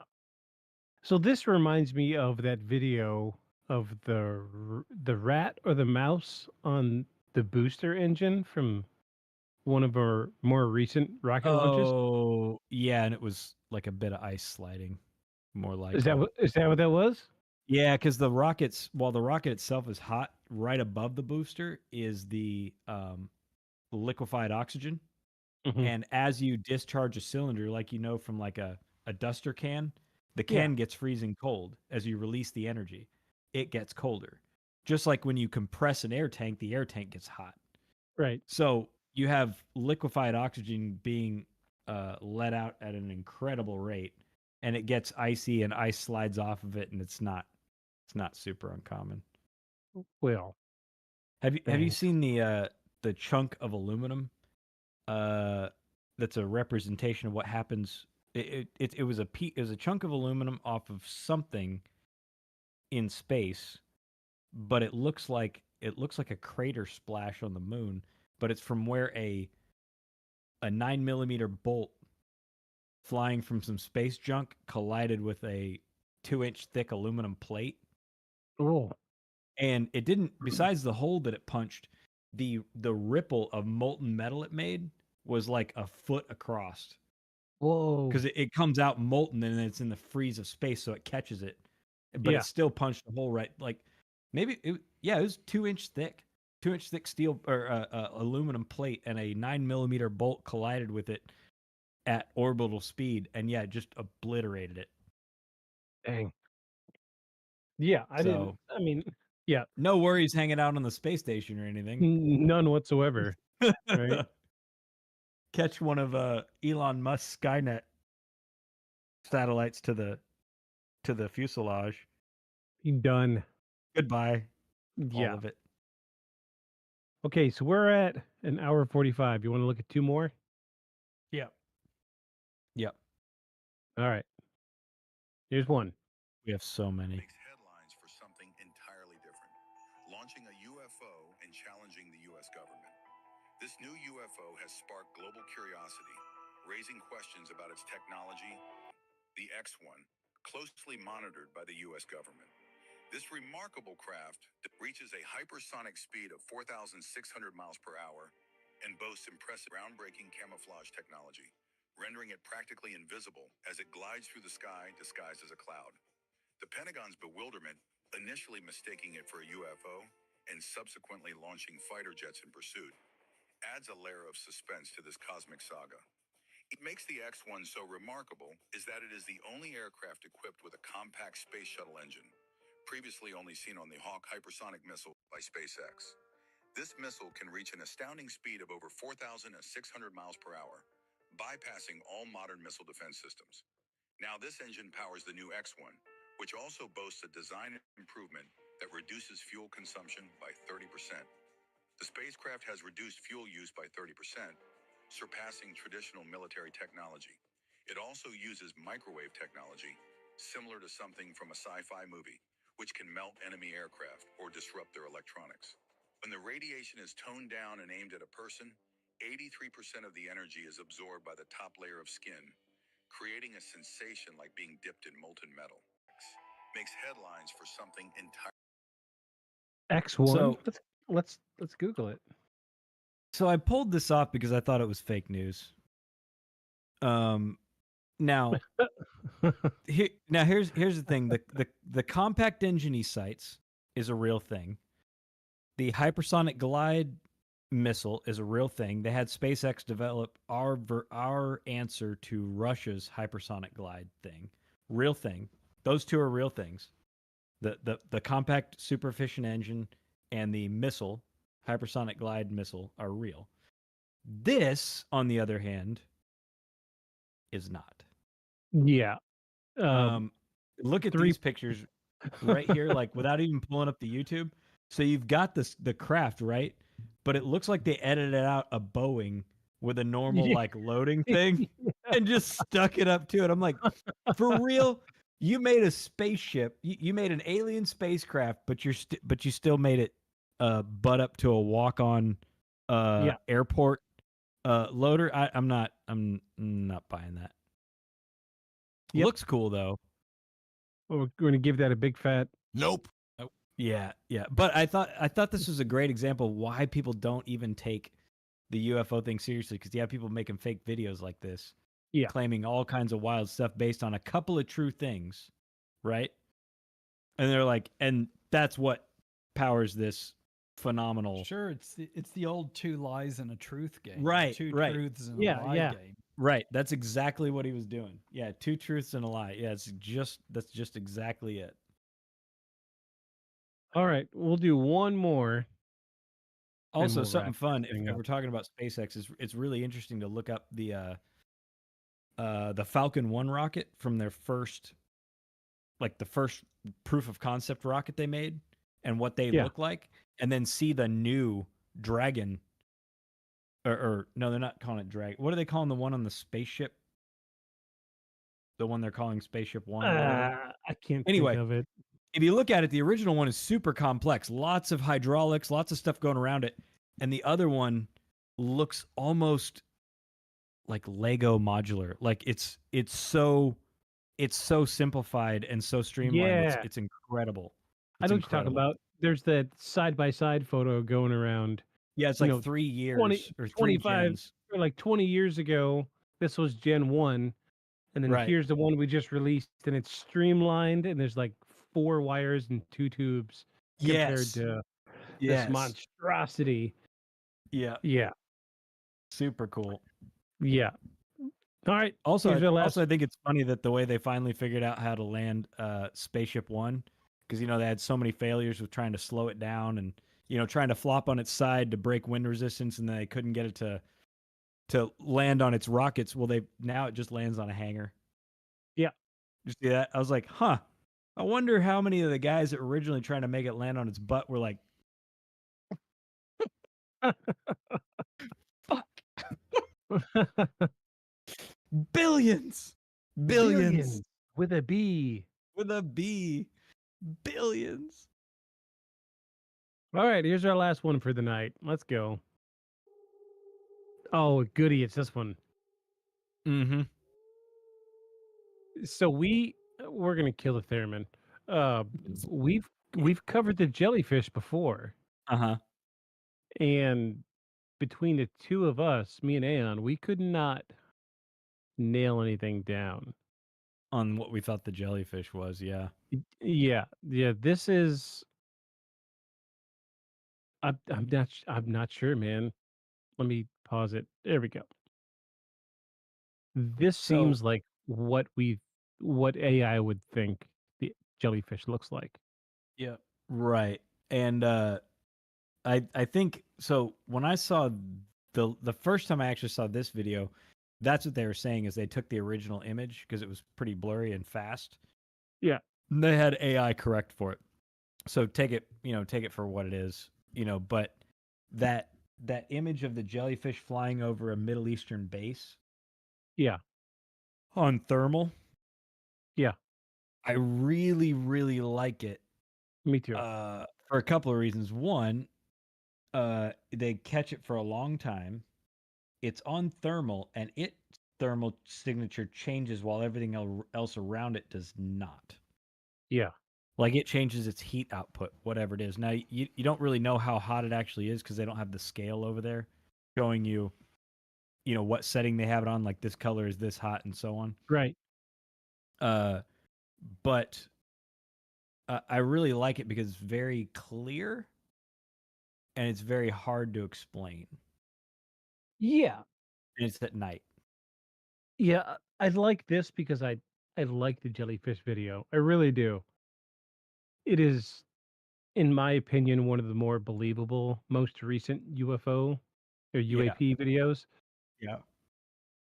But on the flip side of that, this video, let me hit play again. It's a bunch of still frames. Yeah, it's like a choppy ring camera or something. And what's going on right here at the top of this tree? I'm not sure. Also, all they do is mirror image the thing to be able to play it twice. Yeah. I'm not sure what's going on there, but I mean, it's good, but it's too clear. You know what I mean? The other thing I like about the the other one where it's flying, where there's the jellyfish object flying over the military bases, it looks it the when someone first showed it to me, my buddy Spencer was the first one to show it to me. I saw it and I immediately thought of the little droids that the Empire has that are Star Wars. black. Yeah, Yeah. from Star Wars.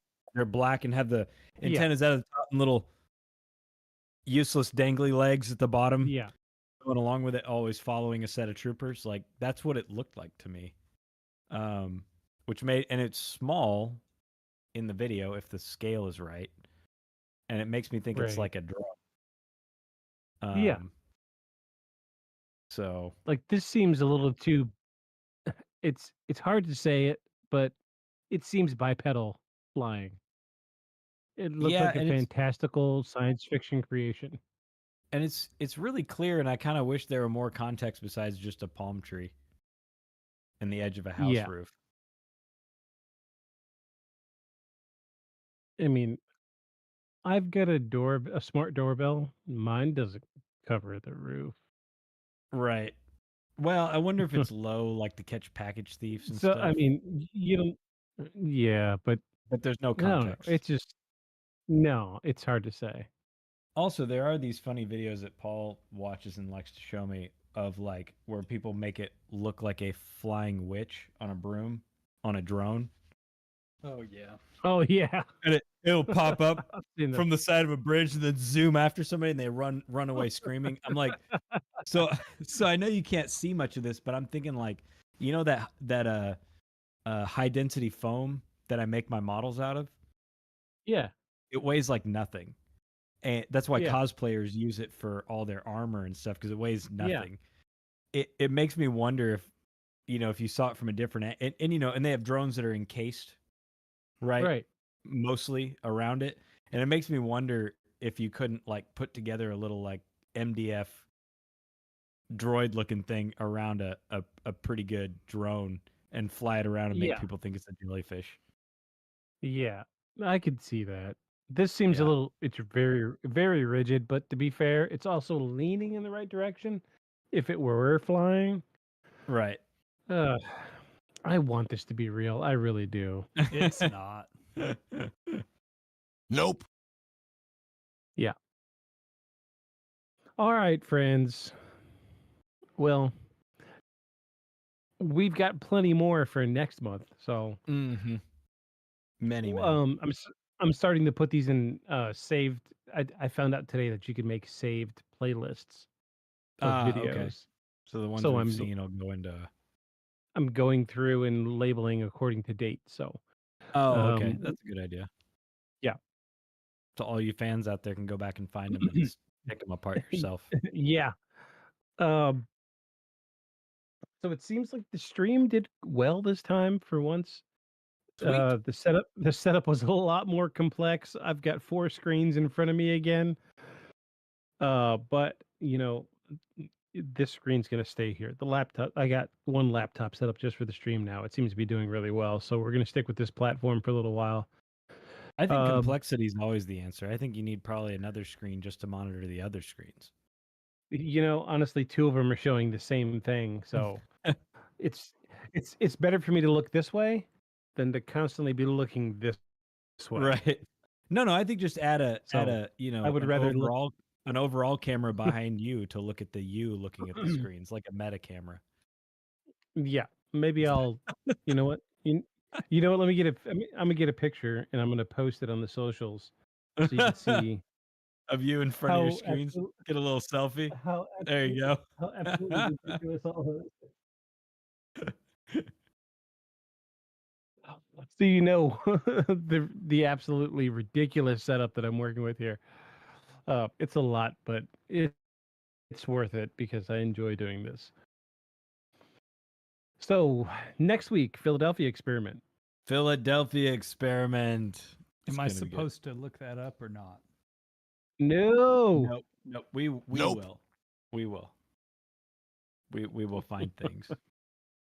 We will find things. Yeah, we'll have we'll have it fleshed out completely next week. It's gonna be great. I'm really looking forward to this one. It's one of my favorites. Yeah, Philadelphia Experiment's I great. get there's a whole bunch of like fairly good documentaries on it too, like video Yeah. documentaries on the various P streams. Yeah, I'll where you try to can get a watch. few clips. History A Channel did a few. pretty good one with real interviews with guys Mhm. that were supposedly working signals that day. Yeah, it's gonna be a Nobody good that was one. on the ship did they have an interview from, of course, but Of course. but And you'll find out guy, why next week. yes, and you'll find out why. But guys in the yard, guys on signals, they've got a bunch of interviews with those folks. Secondary and tertiary actors. Yeah, it's gonna be a good one. Yeah, it seems like we've got a good setup for the stream, so we're gonna keep going live as long as my internet will hold. The stream. Closing statements. The stream. Stream. Don't crush streams. Ghostbusters say so. Take us take us out, It Aeon. splashes. Tell us all about. Give us your closing haiku. Closing haiku. So I think we face a problem in debunking and or solidifying into a jello-like state the possibility of UFO on video and picture for several reasons. One, a lot of people out there motivated for the sake of social media and some pretty bogus and cheaply written books to promote it with what they say are proof. Right? We saw two of them tonight. You know, you can find more about this in our book, blah, blah, blah, blah, blah, written by AI and self-published on Amazon. You know, Know the Real Truth, the book, The Truth of the Real, the book. I mean, whatever. You know, they're all the same recycled stuff. You know, the moon is a machine and Russia knows it. And, you know, then you have pictures like this where, you know, while this is one of my favorite looking ones, this was actually one of my easiest to decide based on there not being anything near it with scale that you might be able to, you know, make a little foam guy and zoom him around, much like the scary witch lady. That I love it. I love watching when Paul pulls them up. He'll be like, "Look at this," and like the people just freak out. It's usually in Brazil near a cemetery, and of course it's ghosts or Oh, witches. no. Yeah, they'll like come up out of the trees and right after him. And you know, it's a good thing it's not the U.S. because some of these people like fall downstairs and stuff, and then there's a big laugh track. And I'm like, "Oh, lawsuit!" Right? I look at that. I'm like, no tort law in that country. So between super availability of MDF foam and AI making unicorn videos, I think that we're eventually going to face an issue of content overload for actually finding stuff and being able to prove in a real way, hey, this one's unexplainable. But until we reach that critical mass point, we will help you the best we can. And the best way for you is to follow us Beyond the shadows. Good night, everybody. We'll see y'all next week.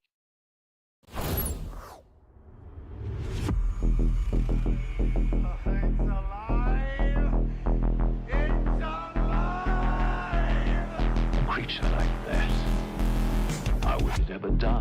And this monster starts running right at me. Annihilated by nuclear bombs. Beast is not dead. I put 4 bullets into him. Oh, you're crazy. But I saw that monster too. All I want is for someone to believe me. Contaminated. Face. Horrible. Looked like it would scare you to death. All right, let's get to work.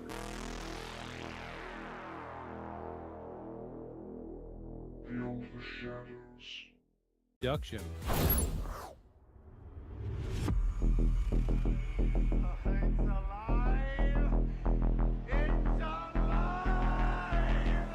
Creature like that, I wouldn't ever die. And this monster starts running right at me. Annihilated by nuclear bombs.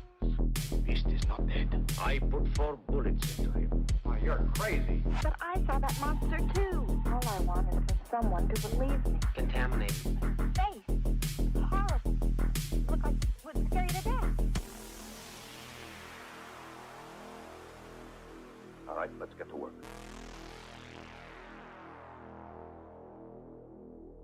Beyond the shadows. Hello, friends. Hello. And welcome in. I'm still doing just a few last minute setup procedures. If you'll bear with me just a tiny moment. I should have done all this already. I was on the phone. I was on the phone with our buddy Aeon. We'll get to that here in just a minute. All right. I think I figured out how to get speech chat out on the stream now.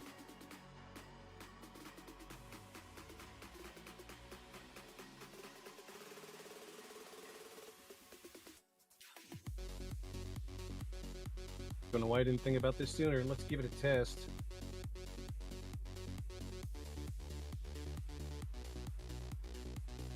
Nope, I didn't hear that.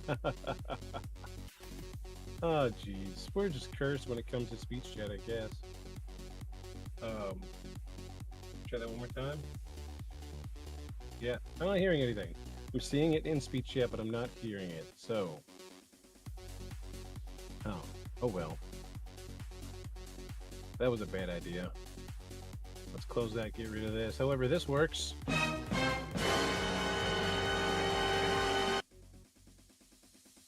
I will pull up speech chat on my laptop, so it'll be in my ears. So if somebody does pop in to say hello, I can hear them.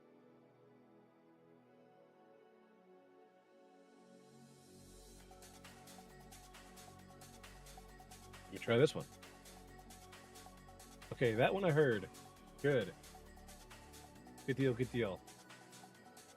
Let me make sure I have that over on a separate screen so I can see what's going on. All right, speech chat is up. All right. Get some monitoring software running. I think we're good. So, geez, here we go. All right, so let me make sure I don't have any. Okay. Good deal. It looks good. Dang, as soon as I go to set my freaking phone down, it goes off again. eBay's pushing hard today. Pushing hard. Welcome, friends. Welcome. My name is Victus. This is Beyond the Shadows podcast. You might first and foremost notice that I am alone yet again.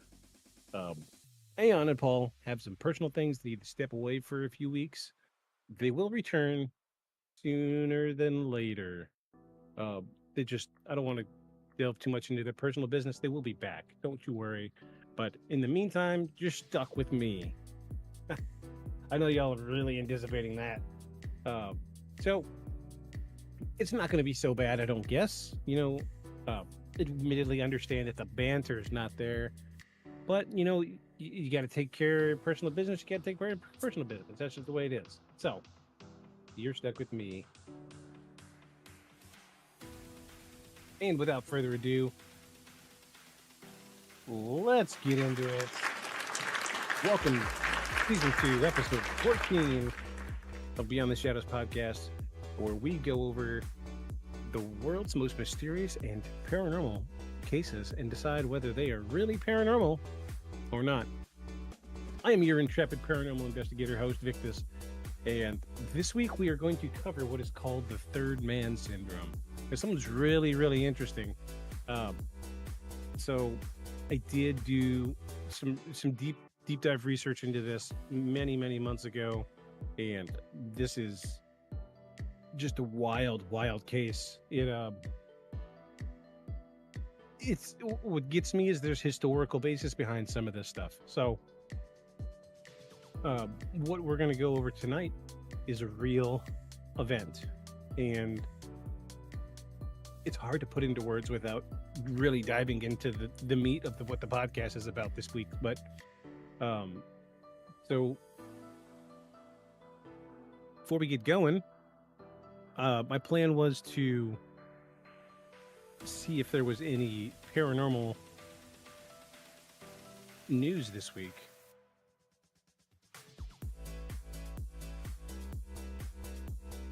And see if we have anything noteworthy to talk about.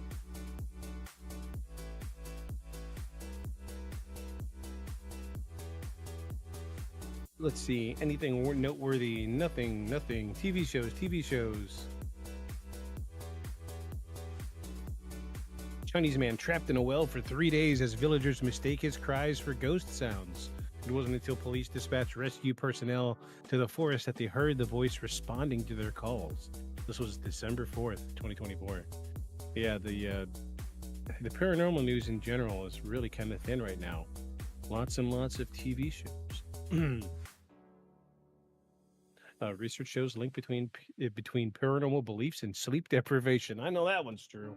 Oh my gosh. Geez.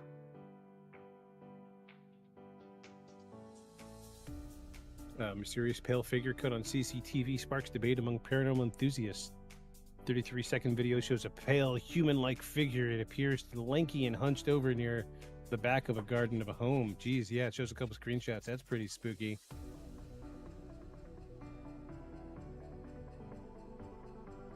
Video of a motorcycle moving on its own. Yeah, it looks like that's about it. Geez, kind of boring this week. Any hoots. So, this won't be as fun without Aeon and Paul here, but I will continue to do our shirt segment. So without further ado.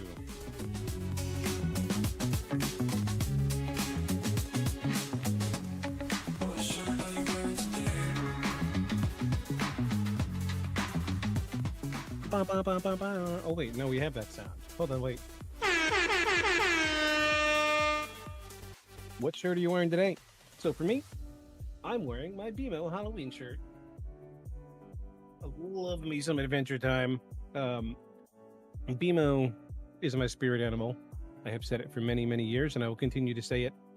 BMO is my spirit animal, and if you get BMO chopped around me, just know that if it were a real attack, you'd be dead. So, love me some BMO. BMO is my throwback to when I was first streaming on Twitch. I would use BMO clips, audio clips, on my soundboard, and I like to think that people liked it. I don't know. It's hard to gauge it. It's hard to say what people like or don't like. So, yeah. I don't think there's anything really newsworthy to talk about this eve. Probably these episodes are going to be cut down a little bit shorter than normal until Aeon and Paul have returned. So, that being said,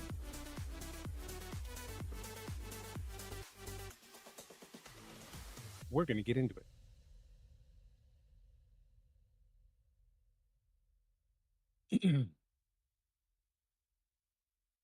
So I don't know how many of you have heard of the third man syndrome, what it is. Some people call it the third man syndrome. I've heard some of the experiences called as the third man, what's the word, phenomena, because it's more of an event than it is a syndrome, if you ask me. It is absolutely bizarre. So this has historical basis. I know it does. We have some, so in our research for this week, we've got, we're starting out on historical records, and it just gets wild from here.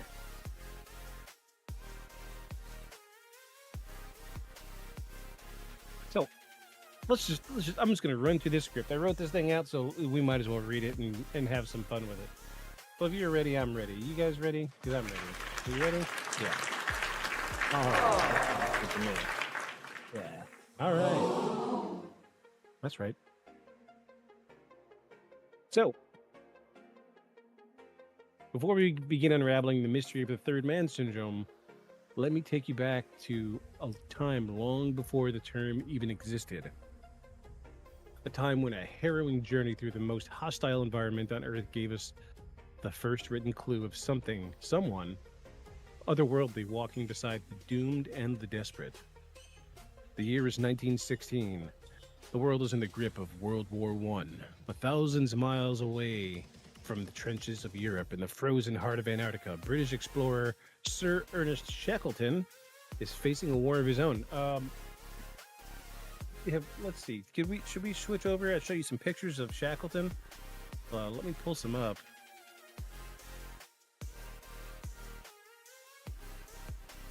Sir Ernest Shackleton. Here we go. Let me switch scenes. What? All right. This is Sir Ernest Shackleton. Excuse me. He was a Irish explorer, born February of 1874, died in January 1922, and he was an Antarctic explorer who led 3 British expeditions to the Antarctic. Very, very famous explorer. Look, he was out in the stuff. Like, his ship was icebound. Like, let's pull this up. Look at that. Jeez. Could you imagine a wooden ship crushed in the ice like that? I don't want to get too much into the business of him, but it's more about what he experienced. So he did do a bunch of expeditions to the Antarctic, and his most famous was this one where he was stranded. His ship became ice locked, and they were stuck in the ice. It was a mess. So let me switch over. We'll leave this picture running. His ship, the Endurance, meant to conquer the uncharted terrain of the South Pole, had been crushed by ice. With survival seeming less and less likely, Shackleton and 2 of his men, Frank Worsley and Tom Crean, undertake a final, desperate march across South Georgia Island. For 36 hours straight, they travel across glaciers and treacherous mountains, passes with no rest, no food, no guarantee they will make it. But something strange happens on his last leg. And Shackleton later recounts in his memoir, South, that during his ordeal, he had a strong feeling that a fourth presence was walking along beside them. He writes, quote, "During that long, racking march of 36 hours over unnamed mountains and glaciers of South Georgia, it seemed to me often that there were 4, not 3, end quote. Even more unsettling, the others felt it too. Though none of them spoke of it at the time, both Worsley and Crean later admitted they also sensed an unseen companion with them, silent, steady, and somehow reassuring. This chilling experience would come to be the first documented case of what we now know as the third man syndrome, an unexplained presence that appears in humanity's darkest hours of offering guidance, strength, and sometimes even salvation. It is from this historic frostbitten crucible that our story begins, but it is only the beginning, because the third man has walked with many others, Everest climbers, astronauts, disaster survivors, and today we're going to walk alongside them all, and the invisible force that may have helped them live to tell the tale. Yeah, so this is a thing. This is a real thing. So you can actually go out and find his book, South, and this is a whole section of his book. And it is wild. It is absolutely wild. So I'm just going to paraphrase just a little tiny bit. So he talks about how, so you're probably confused. The third man is what they're calling it. Shackleton, 2 guys. Already 3 guys on the ice. So when it comes to defining the third man syndrome, we're not saying the fourth man is the third man. We're saying the person perceiving. So say I'm Shackleton. There's 2 others, 1, 2, and the third man. which is the one they don't see. However, this is the one that they said it felt so in some of the texts from South and some firsthand accounts from the survivors said that it almost seemed like this third man with them was leading them, showing them where to go, telling them what to do. And in their moments when they would feel like they would give up, it seemed, Shackleton even said that he could see this man ahead of them almost beckoning, telling him to come on, it's just over this hill, it's just over this hill, it's just over this hill. And he gives the credit to surviving to this mysterious third man. And once they were rescued, you know, everybody wanted to know, how did you get out of there? How did you get out? How did you do it? And they would say, well, where's the guy who was leading us? And they would say, oh, well, there is nobody. It's just you guys. So this is where the third man syndrome comes in. And it becomes a prevalent thing throughout history after this point. So, this is a quote. Let me see. Whose quote is this? Nope, it's not a quote. It's just the script is written in a quote. There are moments in life when the odds are stacked against you, when death feels not only possible but imminent.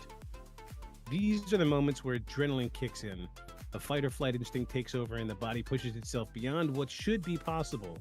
But what if, in those moments, something else shows up? Not inside of us, but beside us. So today on Beyond the Shadows podcast, we are exploring one of the strangest and most mysterious phenomena ever reported by explorers, mountaineers, and even survivors of near-death experiences, the third man syndrome. And cue the music here. Music. Yeah, hey, all right, welcome.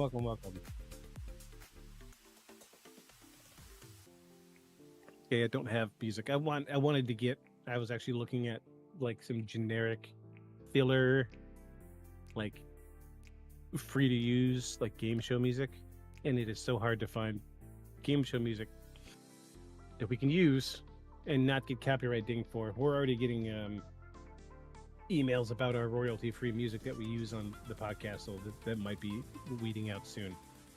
Anywho, it's the third man syndrome refers to the overwhelming feeling that an unseen presence is accompanying someone through a life-threatening ordeal. It's not just a vague sensation of being watched, it's specific, detailed, and strangely comforting. People report hearing voices, receiving guidance, and even feeling physical hand resting on their shoulder. In many cases, their presences have helped individuals survive the impossible. They are described not as hallucinations, but as protectors, guides, and guardians. The term was popularized by author John Geiger in his 2009 book, The Third Man Factor, in which he documents dozens of such cases across decades and continents. So what exactly is happening here? Is it a psychological trick, a spiritual presence, or something else entirely? And how widespread is this experience? Could it be something more common than we think? Just hidden, unspoken, buried in the trauma of those who experience it? Let's dive in. Let's find out.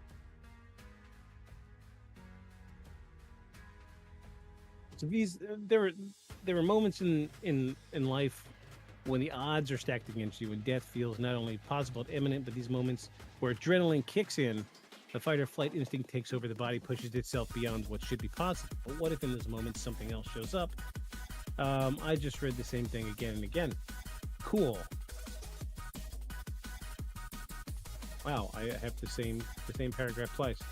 Let's take a deeper look at some of the most well-documented examples.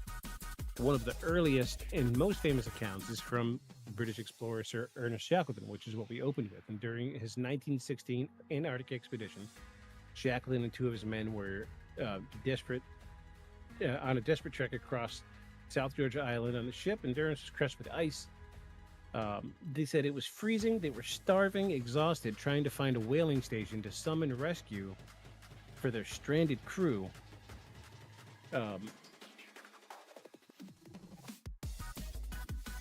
So what he said in his quote about in the march of 36 hours over the unnamed mountains and glaciers of South Georgia, it seemed to me often that there were 4, not 3.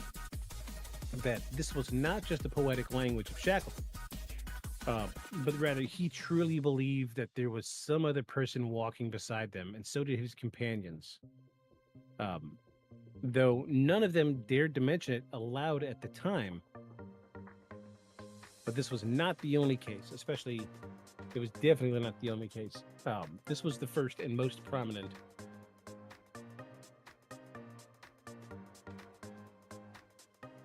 So in 1933, British mountaineer Frank Smythe attempted to summit Mount Everest. At over 28,000 feet, alone and oxygen deprived, Smythe felt a powerful presence walking with him. He was so convinced of its reality, he broke a piece of cake in half and offered it to his invisible companion. Now jump to 1980. On this, oh geez, this is a mountain in Pakistan. I'm probably going to just destroy this name. On the slopes of Nanga Parbat in Pakistan, legendary mountaineer Reinhold Messner found himself in a similarly perilous situation. Alone after a successful but grueling ascent, he described the strong sensation that somebody was with him, walking just behind him. And one of the most dramatic modern examples come from 2001. Ron DeFrancesco, working in the South Tower of the World Trade Center, was on the 84th floor when the second plane hit. He was knocked unconscious by the impact, but awoke to a burning, debris-filled stairwell. He began to descend, but was quickly overwhelmed by smoke and fear. Then he heard a voice. It urged him to get up, to keep going. He says it felt like someone physically was guiding him, touching him on the shoulder, and he escaped just before the tower collapsed. And this isn't just limited to earthbound experiences.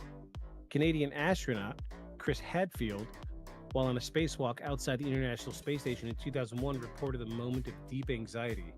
His suit alarm had triggered due to high CO2 levels. As panic set in, he suddenly felt calm. He said it was as if somebody reassured him, encouraged him to slow his breathing, and guided him back inside. These cases crossed every boundary, geography, profession, culture, mountaineers, astronauts, soldiers, civilians, all describing the same eerie, often life-saving presence. And we've only just scratched the surface. We're going to switch these here. All right. So now we have some of the lesser known stories, listener submissions. Not all third man experiences make the headlines. And so in 2012, a 29-year-old hiker named Emma Leclerc, got lost in the vast forests of British Columbia. After slipping down a slope and spraining her ankle, she tried to crawl back toward a marked trail. Disoriented and exhausted, she began to cry until she felt a hand on her back. She said it was a firm but gentle hand, and it gave her the strength to push forward. She swears she heard a woman's voice whispering, quote, "You're not done yet." She made it to a ranger station after crawling through the forest for 8 hours. 8 freaking hours. She crawled through the forest for 8 hours.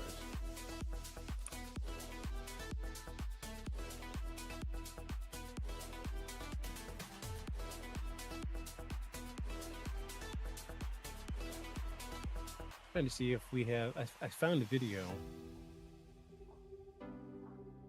earlier, and I should have just changed, or I should have saved it.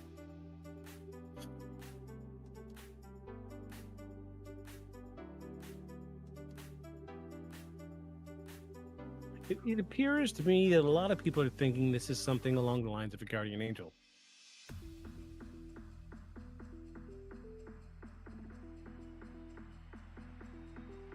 So I'm looking at first-hand accounts, and it appears that most of these first-hand accounts, a lot of people are calling this a guardian angel.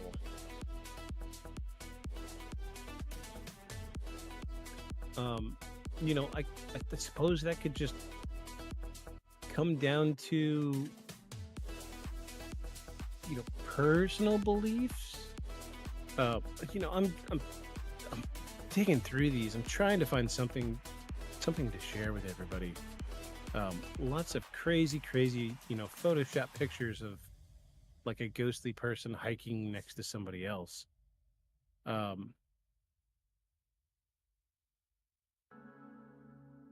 You know what? Let's see if we can find something on Reddit right quick. Ha ha ha! Good old Reddit.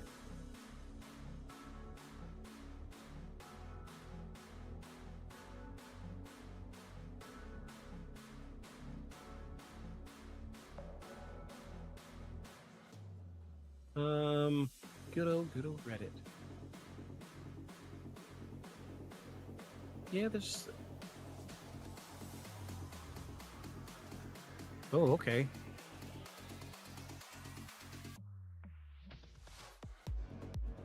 So here is so here's a post from on Reddit from 5 months ago. This guy says, I was in a horrible car accident a few Easters ago. Easters? Oh, geez, it's Easter today. What?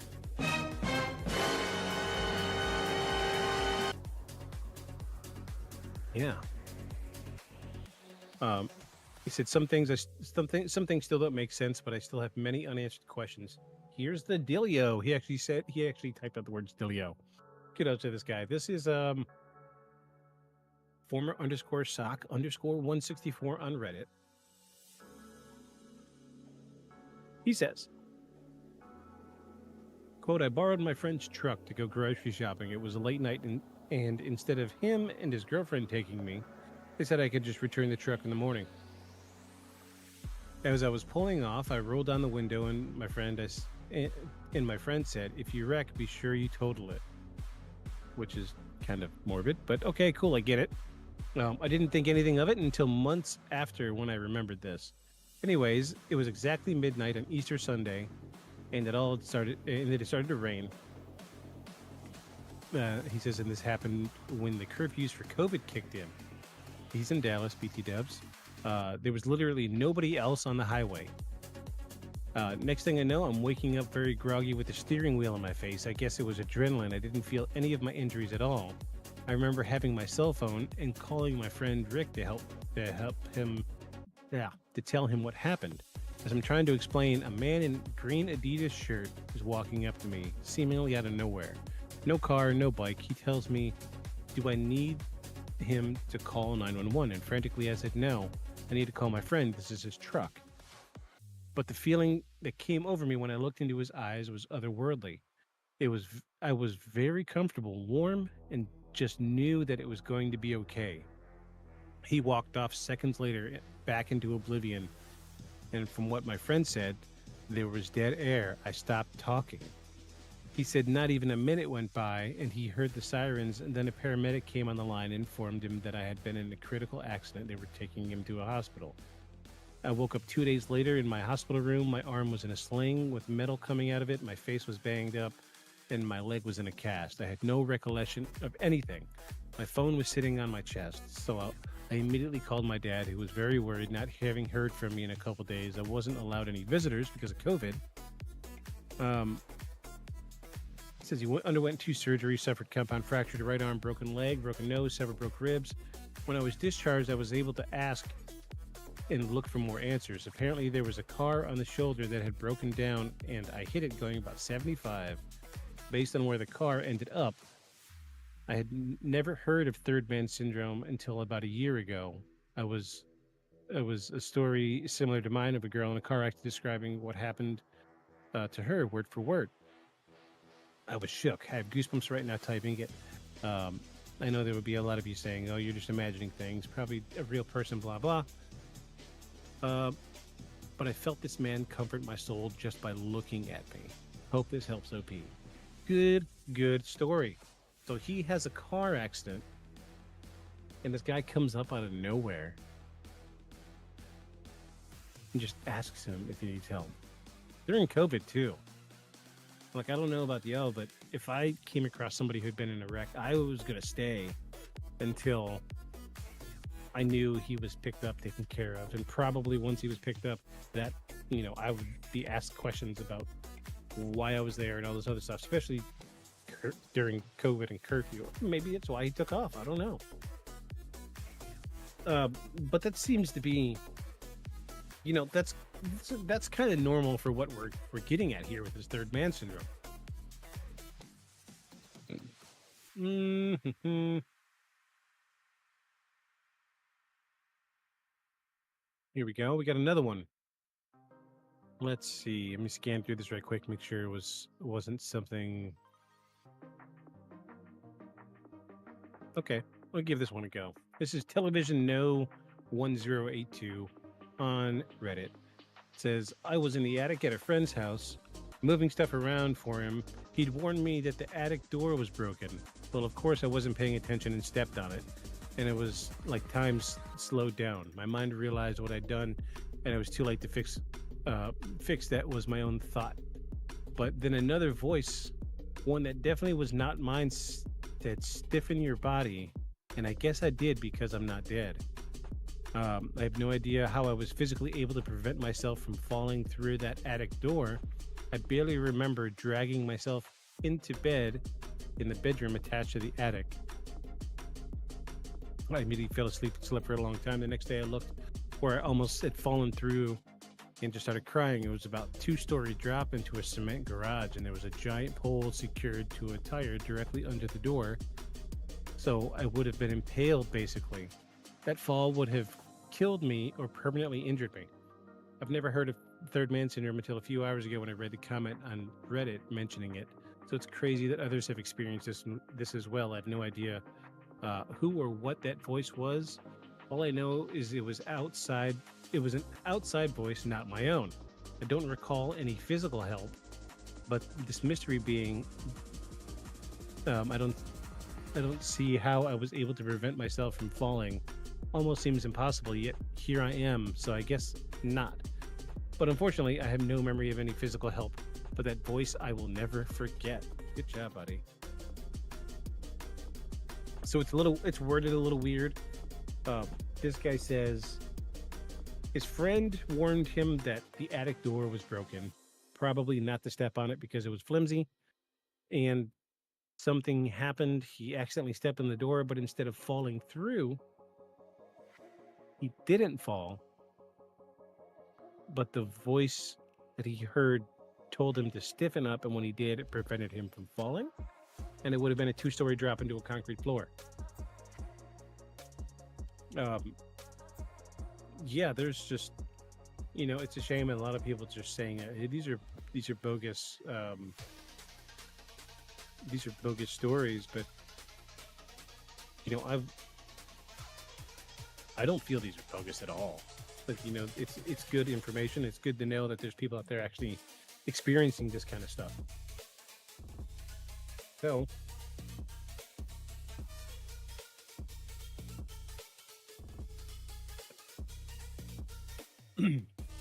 let's get into a little bit more of documented firsthand accounts.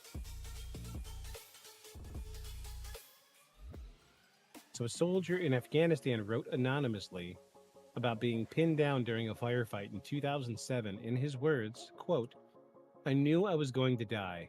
I was flat on my stomach and bullets were hitting everywhere. Then someone screamed my name and said, move, now. I rolled right, and where I'd been, a grenade exploded. No one was near me, but I heard him. I felt him.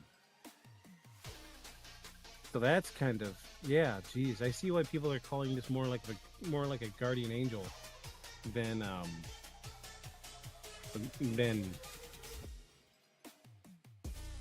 how do I put this? Not so much. It's more of a guardian angel than just a person there to help. Because this does seem to be kind of what we're picking at here is people are in perilous situations. I mean, guardian angel, that's the best way to put it, especially with this guy in Afghanistan. Something told him to move, and where he had been, a grenade exploded. I mean, that just sounds like a guardian angel to me. So here's an even more recent one. A diver off the coast of South Africa in 2016 was caught in a strong underwater current while exploring a kelp forest.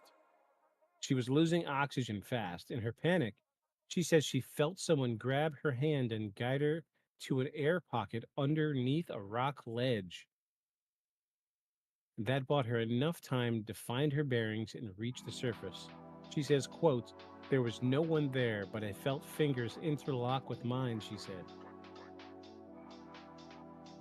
And there are hundreds and hundreds of stories like these, many unpublished, many only whispered about, which raises the question, if so many people experience it, what exactly is it?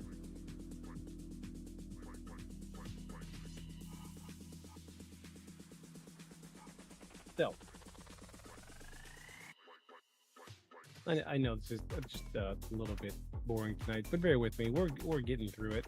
This is probably going to be a little short one tonight, but that's okay. You know, it's. I will say again, it's difficult to do these things sometimes when you're by yourself. This is why I optioned to have a second and third host on the podcast, because the banter really helps. So we're going to get into the fourth part of this where we talk about the psychology versus the paranormal.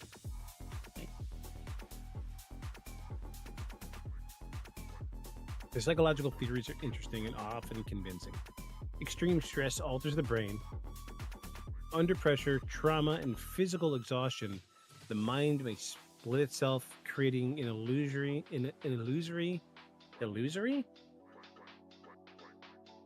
That's a strange word. Illusory. Creating an illusory other, quote, other, that acts as a survival tool. This theory aligns with a known phenomena like dissociation, a phantom limb sensation, and the sensed presence effect, which I think we've all kind of felt it one way or another. You know, I can remember as a kid, I grew up near Detroit, and that close to Detroit, we knew that there were lots and lots and lots of abandoned houses. And there would be days when my very, very small circle of friends, nobody would be there, or no one would be able to go out and play or whatever. You know, as a kid, the best thing you could do is just ride around your bike. So I would ride around my bike, and I would find these old abandoned houses, and I would go in them. And I remember going into these abandoned houses and having two sensations. The first of which was the sensation that somebody was watching me. Like somebody was just around the corner, and I'm about to go around the corner, and somebody's just going to be standing there just staring at me. But the other feeling that I had, and the more prominent of which, was the sensation. It's like a voice in the back of my head just saying over and over again, "You're not supposed to be here. You're not supposed to be here," over and over again. And there would be times where I would listen to it and leave, but then there would be other times where I would be pushed to explore a little more. And if I ignored that voice in the back of my head long enough, I would physically begin to feel ill. I mean, not like sick, but like slightly nauseous, and my head would swim. And it seemed at that point that the voice in the back of my head wasn't saying I should leave, it was screaming that I should leave. And so I did. So I would leave. And I can remember as soon as I get out the door, that oppressive feeling would just melt away, just fade away, and I would want to leave as fast as I could. So I'd get on my bike and just split. I can remember that plain as day. I brought that up to a few people before, and I mean, maybe it's just me, maybe it's my conscience telling me that I shouldn't be in an abandoned house, because let's be honest, it's Detroit in the 90s. Probably not a great time for a kid that age to be exploring abandoned houses anyway. There's no telling what type of people you would have run into. All right. So as mentioned earlier, in a 2014 study led by Olaf Blanc in Switzerland, he used brain stimulation to create the illusion of an unseen presence in healthy individuals. The region involved, the temporopartial junction. So that's the part of the brain associated with spatial awareness and self-perception. But let's step back. Even if it's a psychological reaction, it's remarkably specific. It speaks, it guides, it sometimes knows things that the person doesn't consciously perceive. And in many cases, the third man says or does things that go beyond comfort. It offers life-saving decisions. Is our subconscious really that powerful? Or is it receiving help from somewhere else? We really don't know.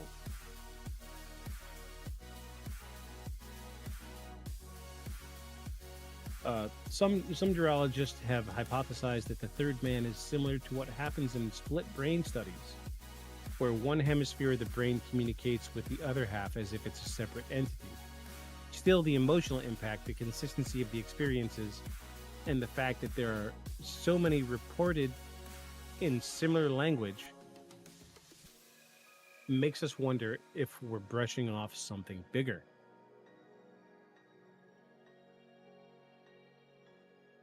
So let's cross into some deeper waters here.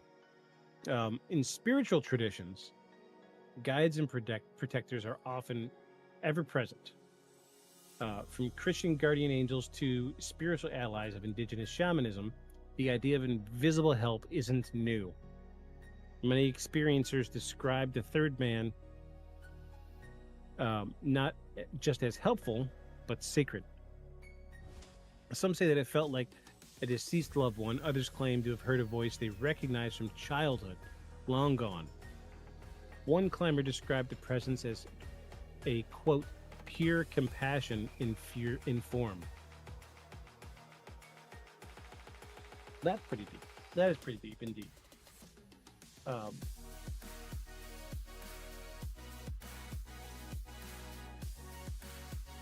Geez, we're coming up on an hour, and I'm starting to run out of things to talk about. Yeesh. Yeah, it's not that. Yeah, I'm sorry, these aren't going to be great without the other hosts here. I'm doing my best. Once we get done with this, we will look and see if we can find some images or something. So this pure compassion in form from the previous climber echoes a Tibetan Buddhist belief in tulpas, thought forms so strong that they become semi-autonomous companions. Could the third man be something we project into the world that then becomes real? Another compelling idea is that the third man as a higher self, a version of us unburdened by fear, ego, or doubt, stepping in when the conscious mind begins to fail. This aligns with Carl Jung's theories of the psyche, particularly the concept of the, quote, wise old man archetype that appears in times of crisis. That's interesting. Yes, I do remember reading something about the wise old man. Very interesting. That makes me think of... Wow. Yeah, a couple situations in my life where that's kind of prevalent. So, I'll give you at least one. So, I can remember in 2001, it was the day of 9/11. and geez, we did a few classes. I was in high school then. We did a few classes, and then the tower thing happened. But I can remember them sending us all home. So I call my mom, and I'm like, well, look, they're sending everybody home. I don't want to go home. I'm just going to go into work and get some extra hours at work. So I go into work, and, my boss is like, well, we don't have a whole lot for you to do, but if you just want something to do, I'll send you out to, so I was a short order cook, and she said, well, I'll just send you out to the store, go with my daughter, and we'll send you guys to Sam's Club and stock up on stuff for the business. And I was like, cool, yeah, that's no big deal. Something to do, it paid. It's fine. I don't really care. Send me on errands. And so we jumped in our car and we started driving to the Sam's Club that was down the road. And we're driving, and this is, to this day, I just still really don't like being a passenger. So we were driving along on a newly paved part of the highway. Well, I say highway, it was a 2-lane road. Speed limit is 55, and the whole time this girl's driving was driving me crazy. Last second stopping, not paying attention, playing with the radio a bunch, and I kept telling her, geez, you need to slow down. I'm like, oh, geez, the person in front of us is stopping. It's like, you need to be more mindful of the people in front of you driving. And we get to this intersection. It was a T in the road. We were in the right lane, and the person in front of us was wanting to turn left. So they were wanting to cross oncoming traffic. So they were stopped. And it had just rained, so the road was a little slick. And I can remember seeing the van stopped, solid brake lights, and she's just cruising along, doing speed limit, doing 55. And I remember the last thing I said was, those are brake lights. And that's when it clicked for her. She slams on the brakes, and we slide into the rear end of this van, and we hit.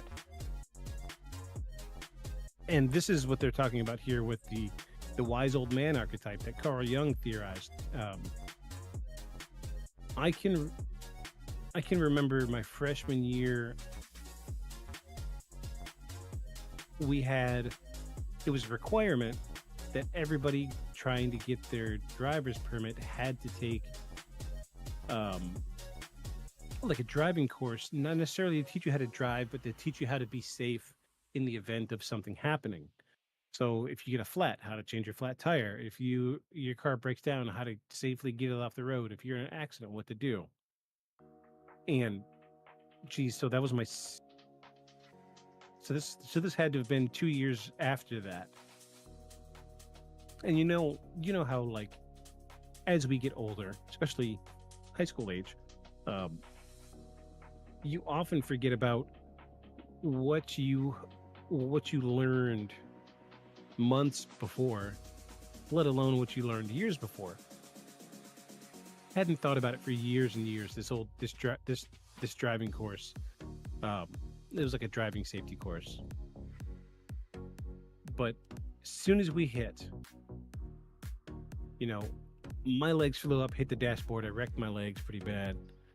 I'm kind of a tall guy. I'm a little over 6 foot.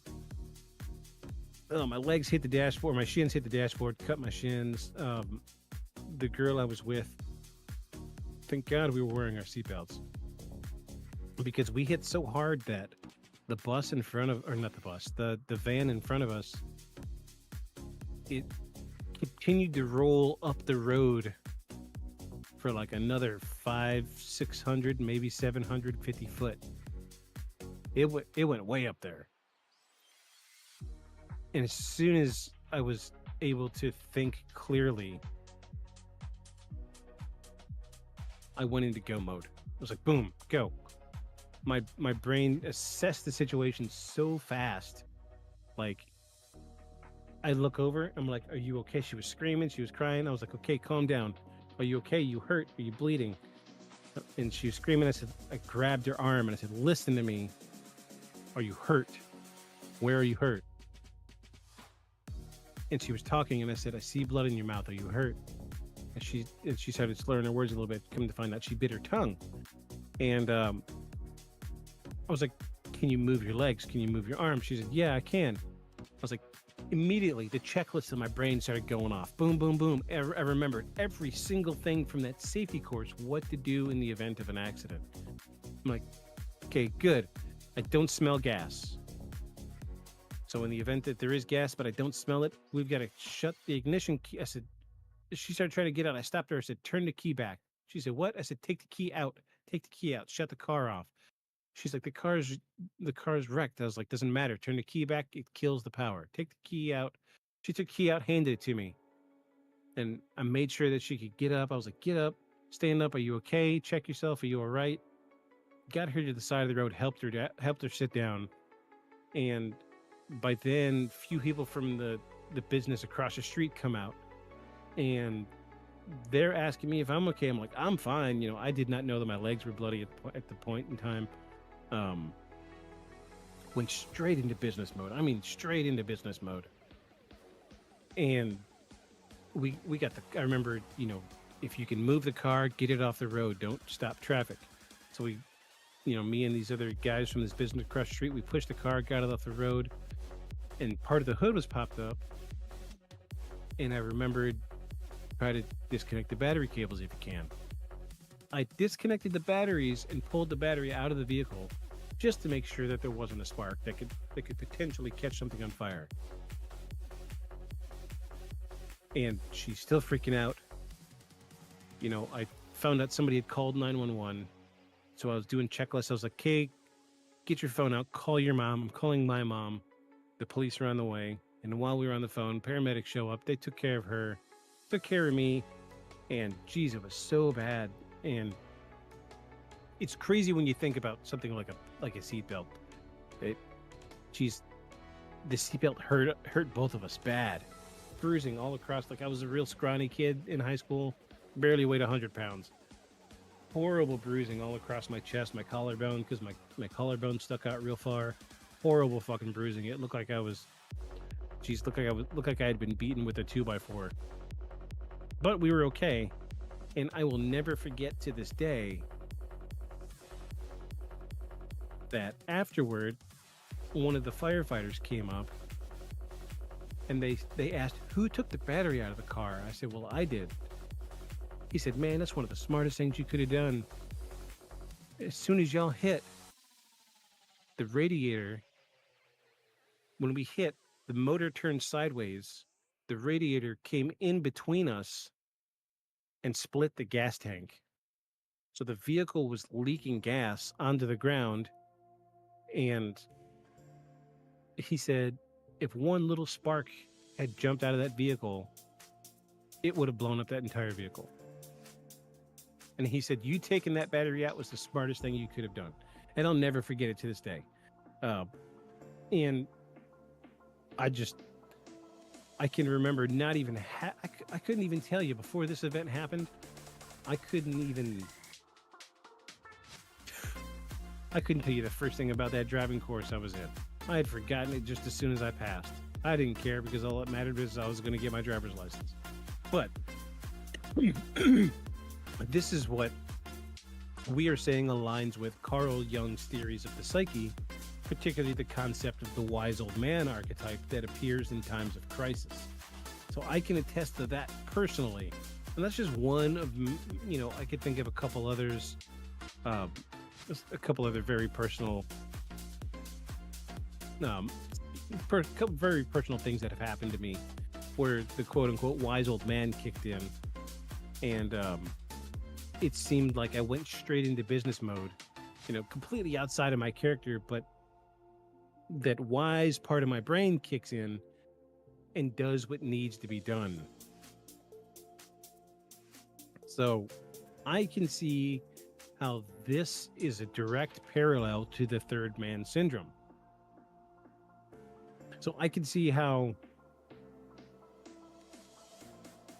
if I was in a state where I was cold and hungry and exhausted and something like this happened, my brain probably couldn't process in a coherent manner what needed to be done. I don't see that my brain would take my thought process back to the driving course I was in to tell me what I needed to do to prevent the car from exploding that we were in that had just wrecked. Do you see what I'm saying? So I can see how if I was cold, tired, and hungry, and then I get in this giant car accident where there's gas leaking out of the vehicle,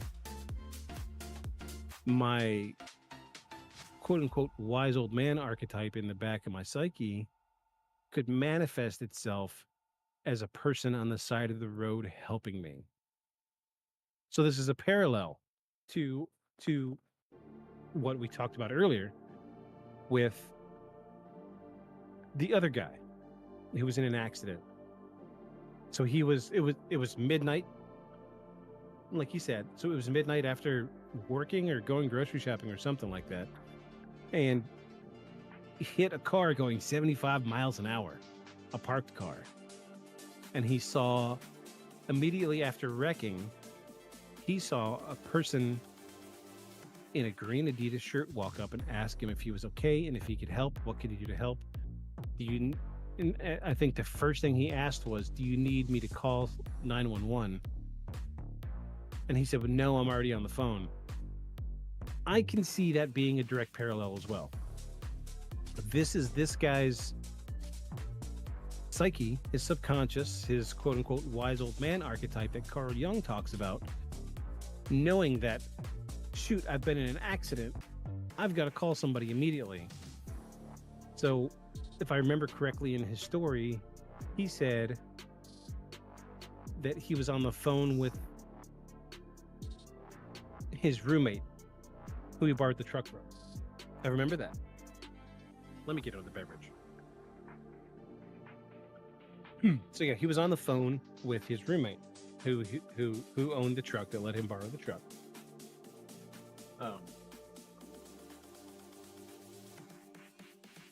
And that was his first phone call he made. But this mysterious person showed up, and first question he asked, do you need me to call 911? He said, no, because I'm already on the phone with my roommate. This is his truck. So that tells me this is a subconscious part of his brain that knew he was on the phone with his roommate. However, he knew he needed to call 911 too. And as soon as he communicated the fact that he was coherent enough to understand he needed to call 911, but he was already on the phone, this mystery guy in the green Adidas shirt disappeared. Sounds like subconscious mind to me, right? Or am I just talking about the side of my neck here? It's hard to say. It really is. Because you don't know psychologically what somebody's dealing with, what they're going through. And I could see how that could affect a person's perception of a perilous emergency situation. Excuse me.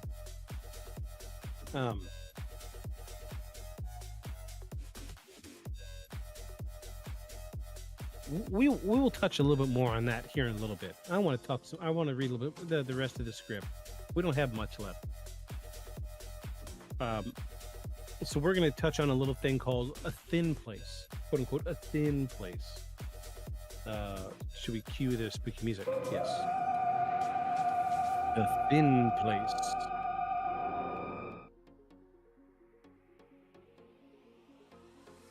So in Celtic lore, there's an idea called a thin place, a location or moment where the veil between worlds is sheer, where the natural and supernatural touch. So maybe, just maybe, third man experiences are thin moments where we are closest to death, closest to truth. Perhaps something else reaches through. A universal consciousness, a guardian force, or perhaps a presence that's always there, just waiting for us to notice. The fascinating thing is that those who encounter the third man often describe a shift afterward. Not just gratitude, but transformation. They no longer fear death in the same way. They often report increased compassion, purpose, and a sense that something greater is at play. Whatever the third man is, it leaves a mark. So, I guess you could say this is inherently true, even with my personal encounter, because after that specific event happened to me, I can remember being really horrible passenger. I was that guy that if I was in the passenger seat, I was constantly stomping on the invisible brake pedal. But that's just me. I mean, the only person's driving that I can tolerate to this day is my wife's. But I could see this. Yeah, that there's... Yeah, we'll touch on more. I could wax a little bit about that for a little while. So we'll get into some final thoughts on this. So, what do you think? Have you ever felt something brush past you in a moment of need? Heard a whisper in a time of despair? Maybe it was your inner voice, or maybe someone walking beside you. Is the third man real or imagined? A miracle or a mystery of the mind? We may never know. But one thing's for sure, those who've met the third man believe. And they carry that belief with them, not as a superstition, but as testimony. Testimony that in their darkest hours, there may still be light. So,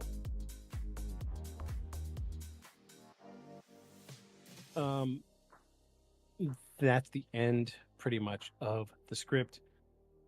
So, I wanted to touch a little bit more on what I think is really going on here. So the Celts called it the thin place. It's where the supernatural world and the physical world have a thin veil in between, and they're meeting. This is why they call it the thin place. I can see why people are calling this a guardian angel. Because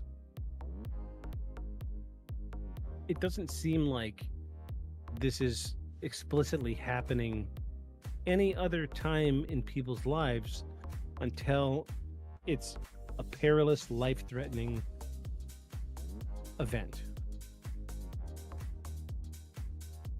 And so we're looking at mountain climbers. So let's break this all the way down, each of these circumstances. We got mountain climbers. Mountain climbers are up there. This guy was on Everest. What year was that? It was the 20s? No, it was 60s. Let me scroll up.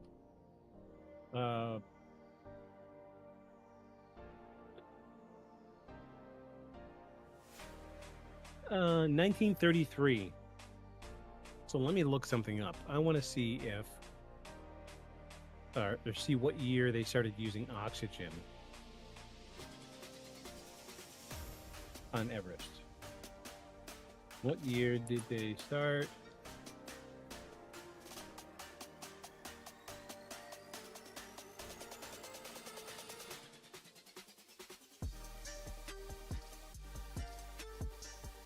Start using oxygen to climb Everest.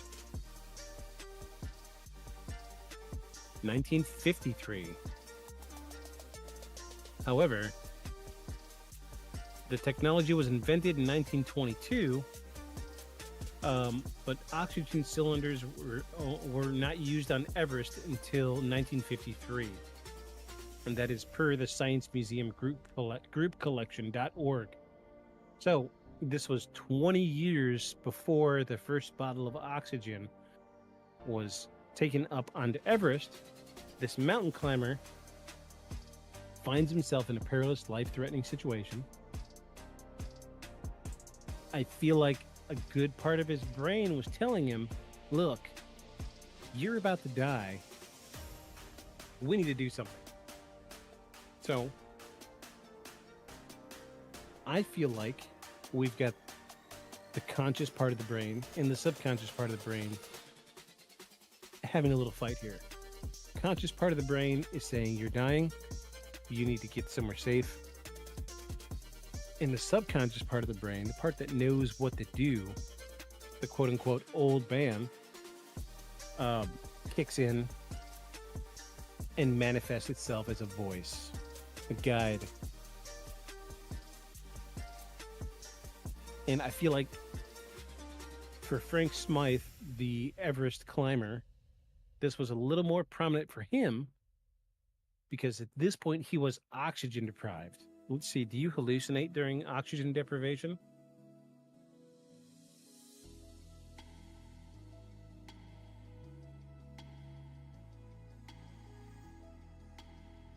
Yes, low oxygen levels, also known as hypoxia, can definitely cause hallucinations. Hypoxia can disrupt brain function, leading to a range of cognitive and perceptual disturbances, including hallucinations.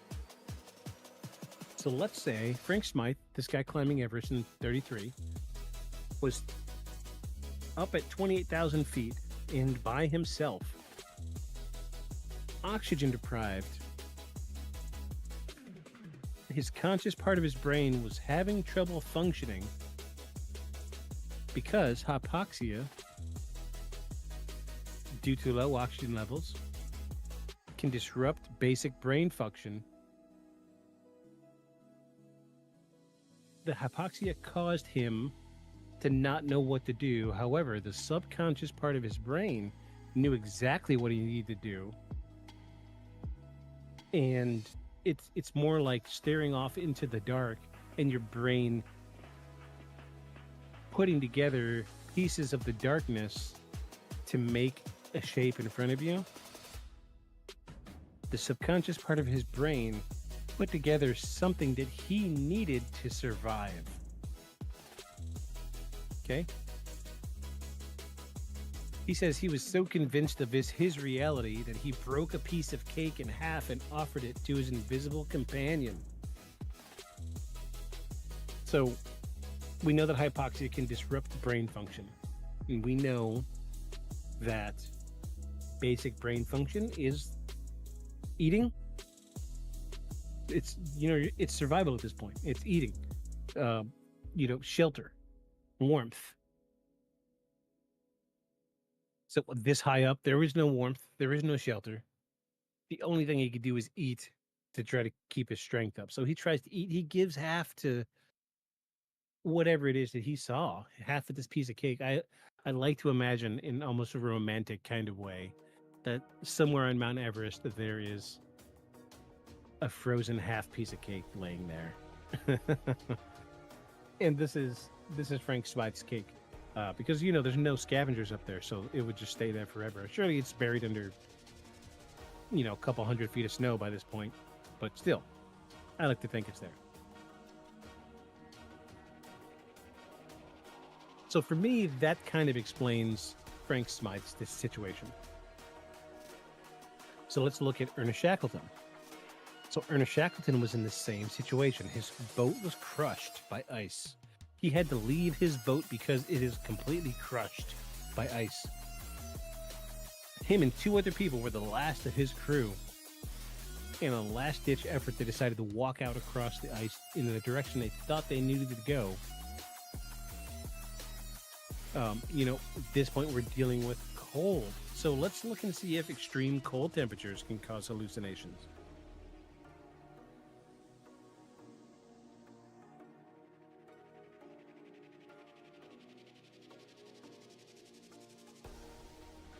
Yes, being too cold can cause hallucinations, specifically as a symptom of hypothermia. When your body temperature drops significantly, it can impair brain function, leading to mental confusion, slurred speech, and even hallucinations. If a hypothermic patient has ceased shivering, he has exhibited a dramatic decrease in mental status, if a hypothermic patient has ceased shivering, has exhibited dramatic decrease in mental status, such as hallucinations and unconsciousness. Their core body temperature is below 90 degrees, and the patient has severe hypothermia. They were walking across the ice in Antarctica. In what year? Oh my gosh, this was... Jeez. We're talking early. 1916. So they walked for 36 hours straight across glaciers and mountains with no rest, no food, and no guarantee they were going to make it. So you better believe they were cold. They were definitely experiencing hypothermia.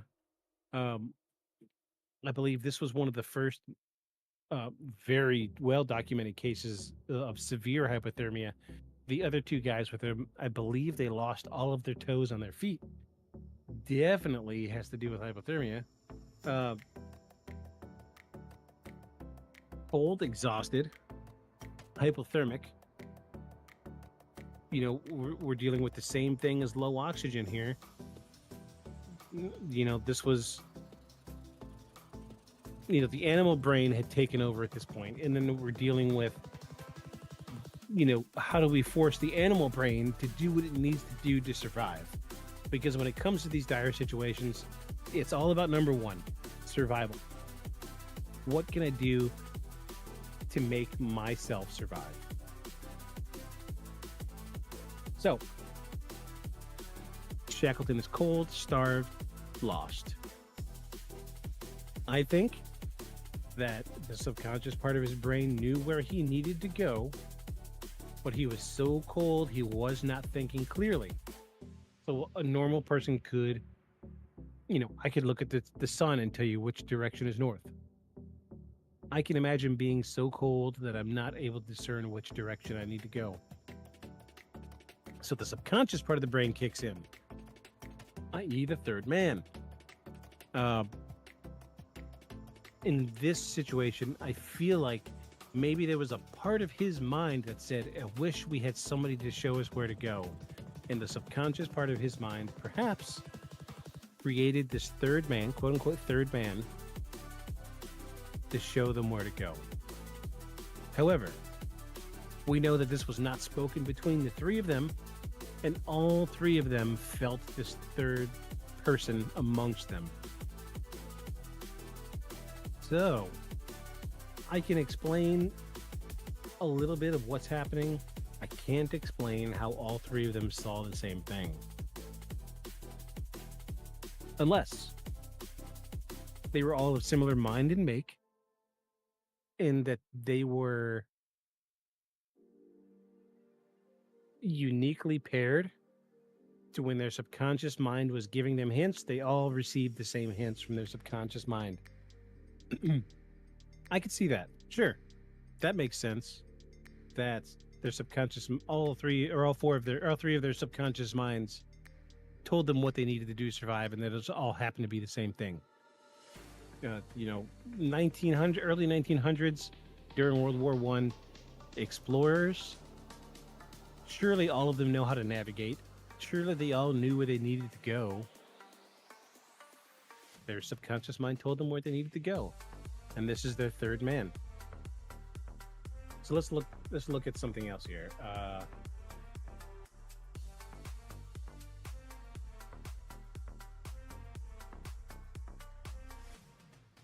So yeah, Shackleton, they knew there was a whaling station that they needed to get to. That was the thing. They knew where the whaling station was. They knew how to get there. But I feel like the desperation of them being lost and all that they had gone through had led them to revert to an animalistic brain, but their subconscious knew where they needed to go and manifested this quote-unquote third man to guide them. Yeah. Let's see. Okay, so the guy in the World Trade Center. Let's read his story right quick.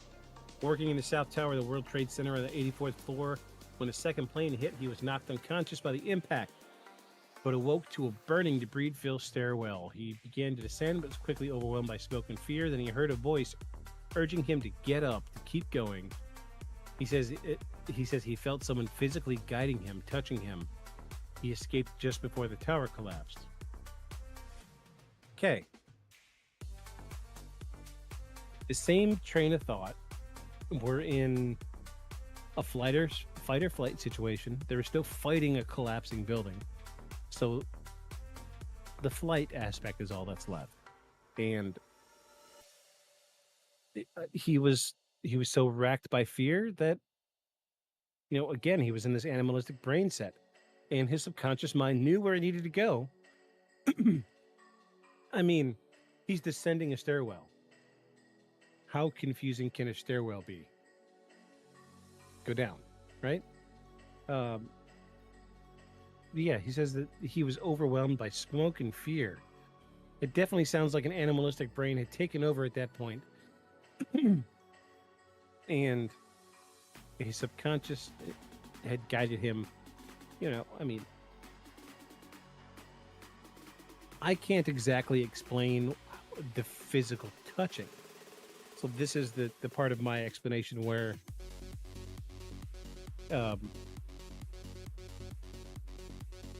I can't quite explain the physical touch. I wonder if oxygen deprivation can cause physical sensation of being touched. Can we look that up? Let's look it up, see what happens.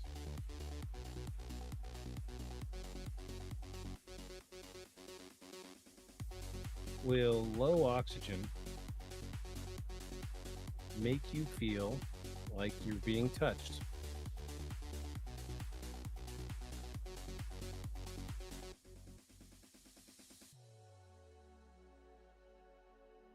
Okay, wow. Straight up a definition about hypoxia. No, low oxygen levels typically do not cause the sensation of being touched.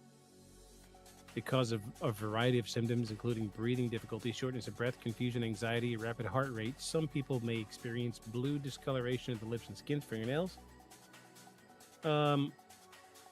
Yeah, this doesn't explain the being touched part. I just don't know. So I guess that's the flip side of this coin. Is this paranormal or is it not? I feel like there's a big part of my brain that wants to say that this is just a natural reaction to survival instincts taking over, where your brain reverts to the purest form of survival, but you're not completely overwhelmed by the mindset that perhaps, just perhaps, there's a major subconscious part of your brain that's back there screaming, telling you what to do, and just parts of that screaming is coming through telling you what to do. However, I can't explain the touching. Like, we even had that diver at the beginning of the episode, or the middle of the episode, where she physically felt the fingers weaving in between hers. I don't know how to explain that. So that's just between hypothermia and hypoxia. There's not much that's going to give you the hallucinatory sensation of being touched. So it's really hard to say. However, as we all know, I am a lover of the paranormal, and I'm always going to lean on the side of paranormal. So this brings us to the guardian angel conversation. I will say that I am not a Christian. However, I don't want to discount the fact that there could be, deceased persons watching over us. I have personal reasons for that. I don't want to say guardian angel because it's such a broad stroke. It's hard to put a religious definition on something like this when there are so many definitions of religion in the world as it is. I mean, we're dealing with people in Afghanistan. We're dealing with British explorers. We're dealing with Americans. We're dealing with, geez, I mean, every country in the world has gotten a story that has to do with the third man. So I don't feel like angel is the right word. But I think about stories like the guy with the grenade. He was pinned down by fire in Afghanistan. And somebody yelled for him to move now. And he moves and a grenade blows up right where he was. How do you explain that? I can't think of a good reason. Except maybe in his subconscious mind, he knew they were going to throw grenades at a certain point. But how do you predict the future? No, it's semantics. I mean, it's hard to say. It really is. It's really hard to say. So, personally, I'm going to lean on the side of the paranormal on this one. Now, I do feel like there is a perfectly logical explanation for what we heard today. I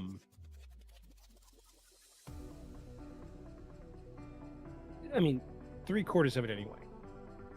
But my brain tries to put the most obvious explanation to whatever it is out there, and I cannot think what would give hallucinatory sensations of being touched. I just can't. I mean, even guardian angels. I mean, angels don't physically interact with humans as a rule. So it's hard to put that as the explanation for what happens. So with that being said, I'm going to personally go out on a limb and I'm going to say that this is something kind of paranormal. It could be a slew of things. It could be a plethora of things. It could be anything from, I'll go way out on a limb here and I'll say it could be aliens just passively watching the human race and not wanting to, it makes me think of like National Geographic photographers. They're not going to interfere with the natural order of things, but every now and again they step in and help that little penguin. Extraterrestrials are that passive observer, but maybe they actually stepped in and helped a few people here. That could explain, we're dealing with alien technology. That could explain why the person seems like they're always there, but nobody could really see them, or that they were there just out of sight.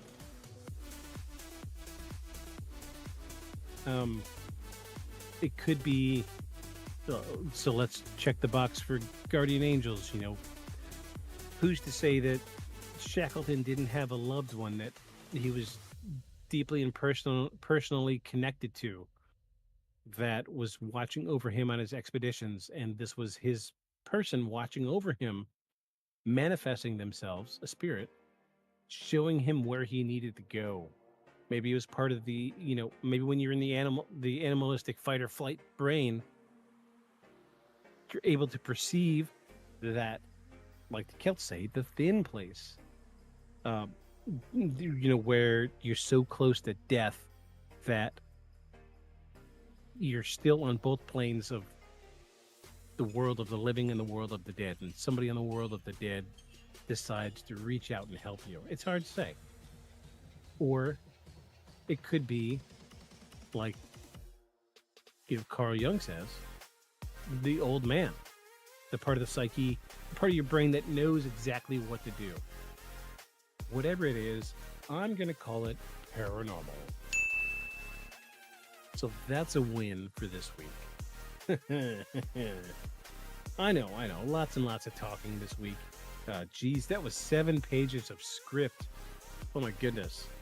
And that barely cracked an hour. What do we at? Let me see.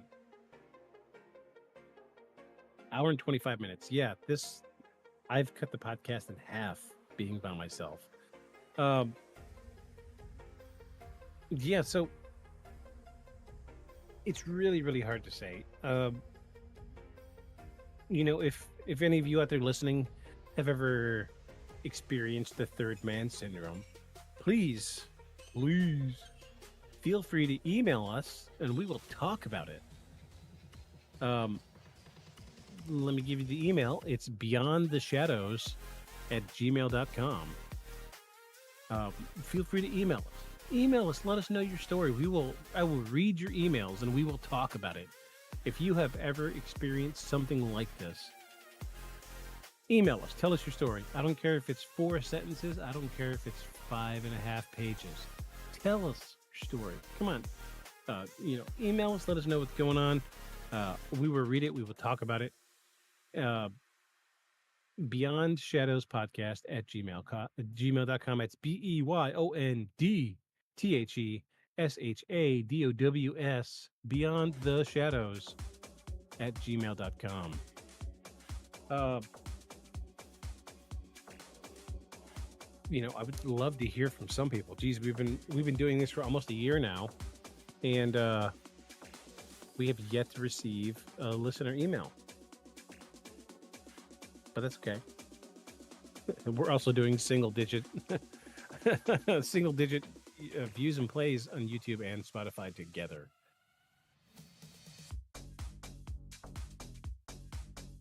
So, neither here nor there. But I want to hear.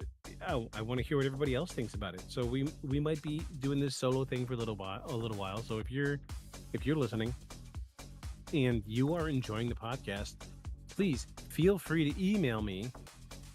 We'll talk about it. We will talk all about it.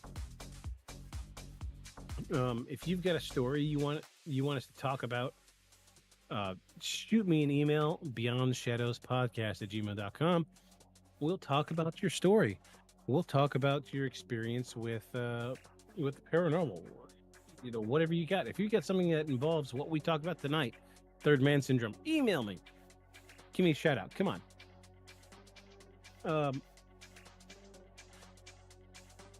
Let me see if I can. I was hoping I could get together.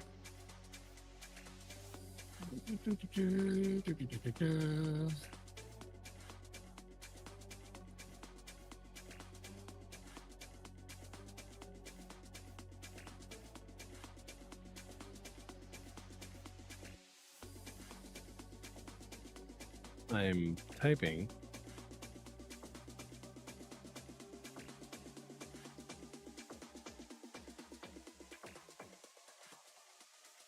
All right.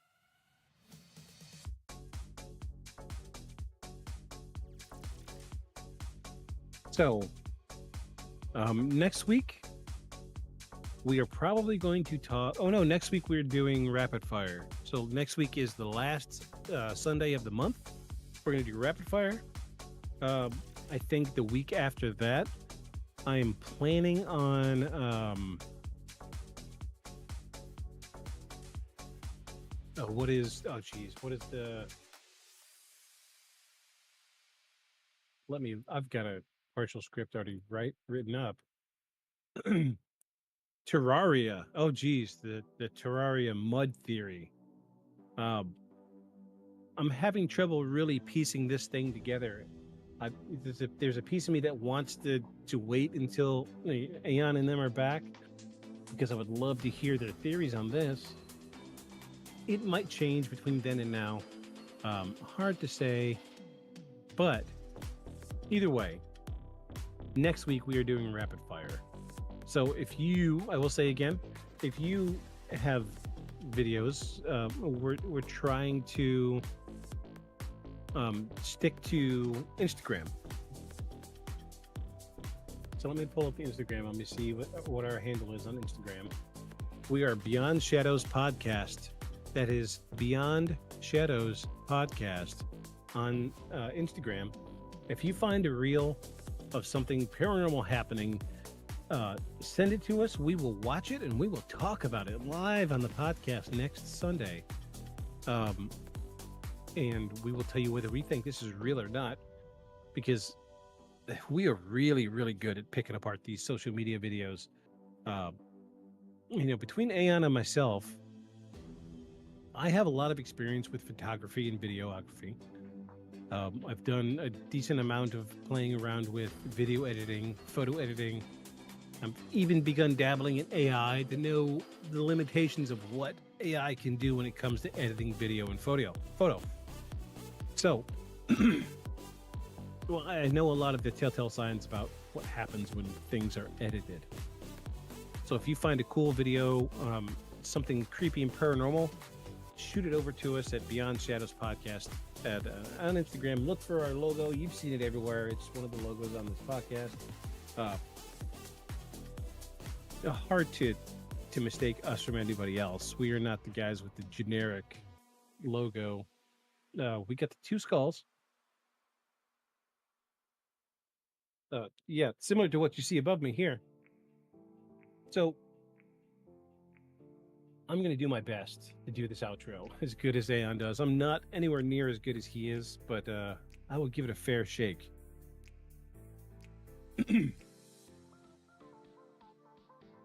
Whether you believe in the unexplained or think there's a logical answer hiding in the shadows, one thing's for sure. The world is full of mysteries waiting to be uncovered. So thank you for joining us and peeling back the veil just a little more this week. And until next time, keep your eyes opened, your mind curious, and don't be too quick to dismiss that bump in the night, because you never know what's hiding beyond the shadows. Good night, everybody.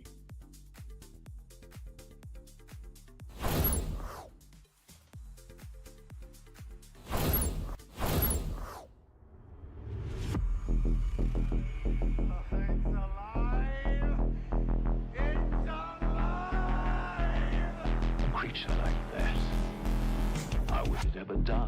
And this monster starts running right at me. Annihilated by nuclear bombs. Beast is not dead. I put 4 bullets into him. Oh, you're crazy. But I saw that monster too. All I want is for someone to believe me. Contaminated. Face. Horrible. Look like it would scare you to death. All right, let's get to work.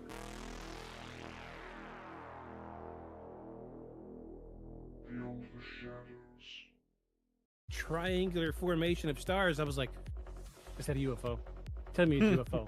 Move. I'm like, move. I was like, the one time I don't have my phone on me. No. And I watch, and I'm squinting, and I'm squinting. I'm like, no, they twinkled. That's a star. All right, poop. Let's go. Poop already. Back to watching the dog run around. But yeah, I often look up, especially since we started the podcast. But here in the Eastern Shore, like I know the population density that you have over there. You are very, very, very landlocked, as opposed to me. A half mile this way is the ocean. Well, bay side of the ocean, but still, you're not going to get any light pollution. I couldn't tell you off the top of my head how many people live in town, but it's not many. My town is so small that off at a distance, you will not see the light from my town when you're approaching it in the middle of the night. But, anywho, I look up a lot, but pushing the point forward was you don't often look up because you're in the city and you know there's nothing to look at. I think they know how hard it is to replace a planet. Yeah. So, you know, Absolutely, they're like, hey, guys, maybe chill a little. You don't have another one. X-nay with the nuclear nay. Yeah, we have lots of planets. You guys don't have another planet. You should chill out. Yeah. Chill out with the nuclear We can just stuff. leave. You guys can't. Yeah. Yeah, you can. And we're not. And you're not getting on our ship.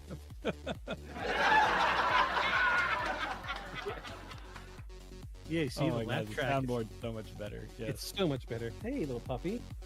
Oh, who's coming to join us?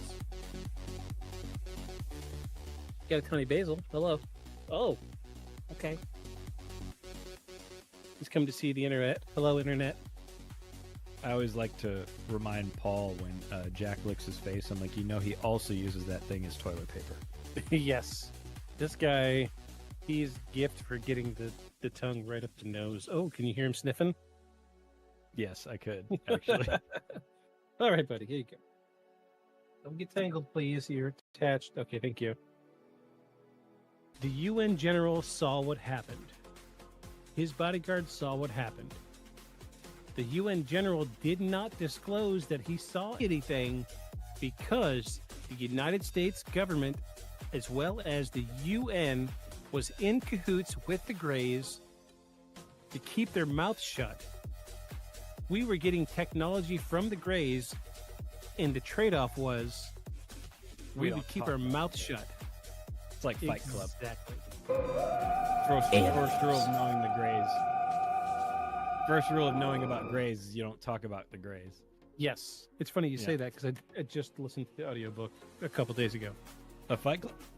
Yeah. That's funny. It's good. It's funny. It's really good. Yeah. It's a good book. It's great. I love Chuck Palahniuk.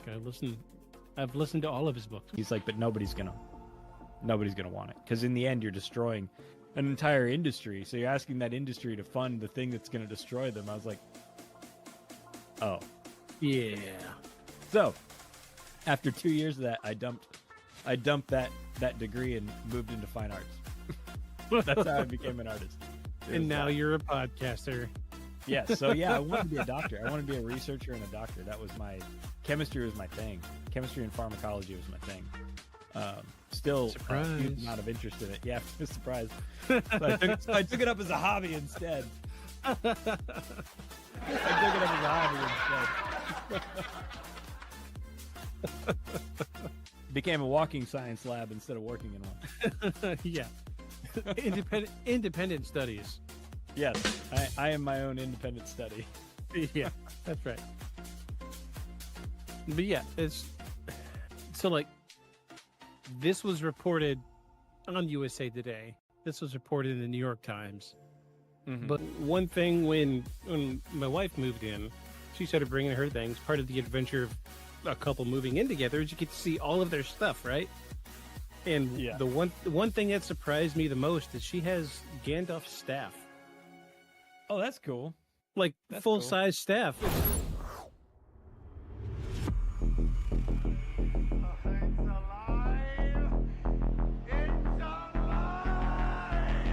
A creature like that, I wouldn't ever die. And this monster starts running right at me. Annihilated by nuclear bombs. Beast is not dead. I put 4 bullets into him. Oh, you're crazy. But I saw that monster too. All I want is for someone to believe me. Contaminated. Face. Horrible. Look like it would scare you to death. All right, let's get to work.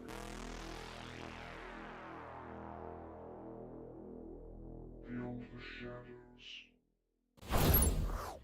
And she was like, "Oh no, honey, don't do that. That dog's working." Yeah. I was like, "Thank you, thank you. Yes, he's working. Thank you." Yes. That's precisely what you wanted, right? That's exactly what I was going for. Yeah, I didn't want to have to put like big like red "Do Not Pet" signs on him. Like, yeah, like an actual like a service animal vest. Yeah, because it looks dorky, and I don't want to advertise that I need a service animal.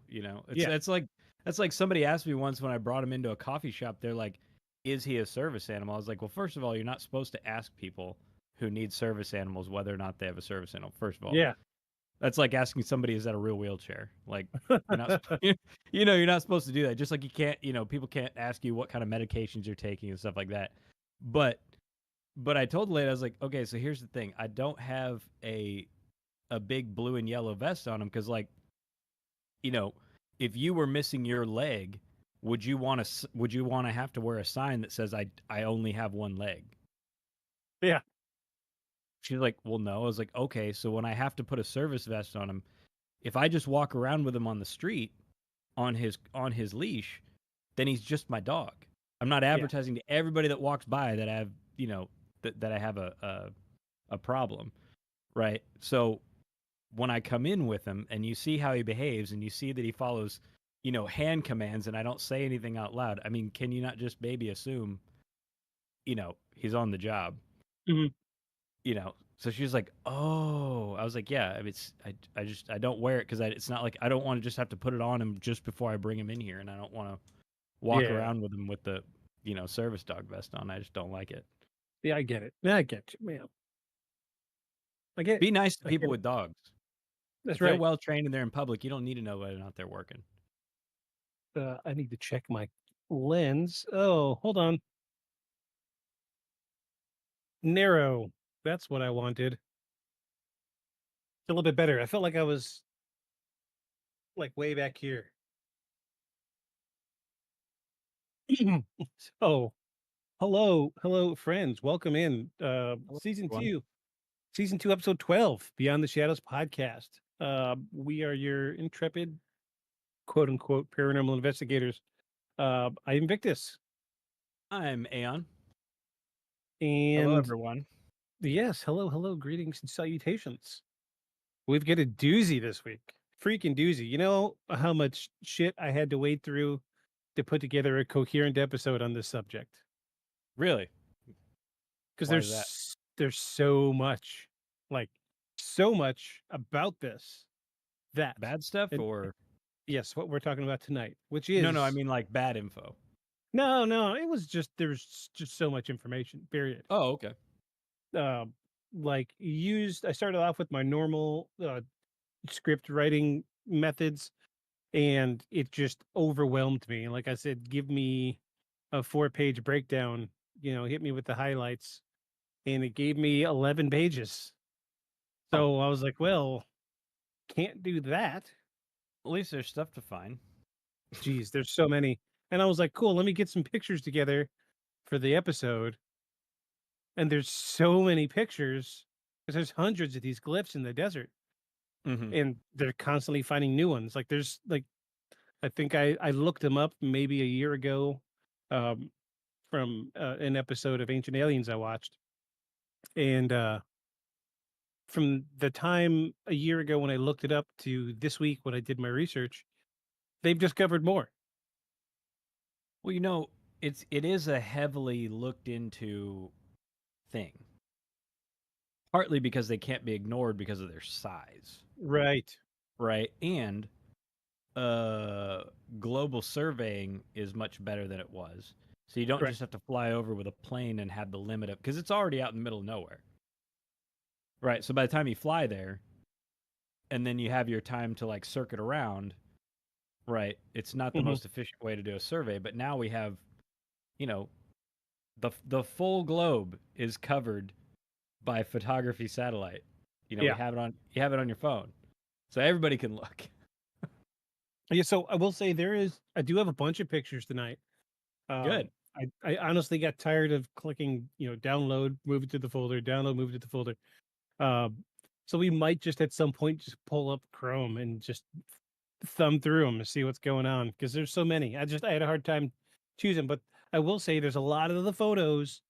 When you look at them, you're like, oh, well, this isn't real. These aren't the real Nazca lines because these are solid lines. What people did is they're finding like the faint impressions of what's left of the designs, and somebody's gone through and drawn over them. So a lot of them are they're going to look fake, but it's because almost every single one out there has been superimposed with the drawing so you can see what's actually there. Okay, we do have that makes sense. Do have a couple that are stock photos that have no editing to them. Okay. So yeah, I think the most compelling stuff that I saw were some of the flyovers that some of the TV shows have done. Because they're not edited in those; they're just flying over them. And I'm sure we'll hit some of the ones that they always cover because they're some of the easiest to see without editing, and therefore ended up being the most famous. But yeah, you're going to see a lot of the stuff that was probably in history books when we were in kids, or when Yeah. we were in school. We were when we were in kids. Yes, that's when what I we said. were still in kids. Yes. I'm sorry. I may or may not be tired this evening. It's been a long work week, man. Very long work week. Trying to get pumped here. Get pumped. Get Energy. Energy.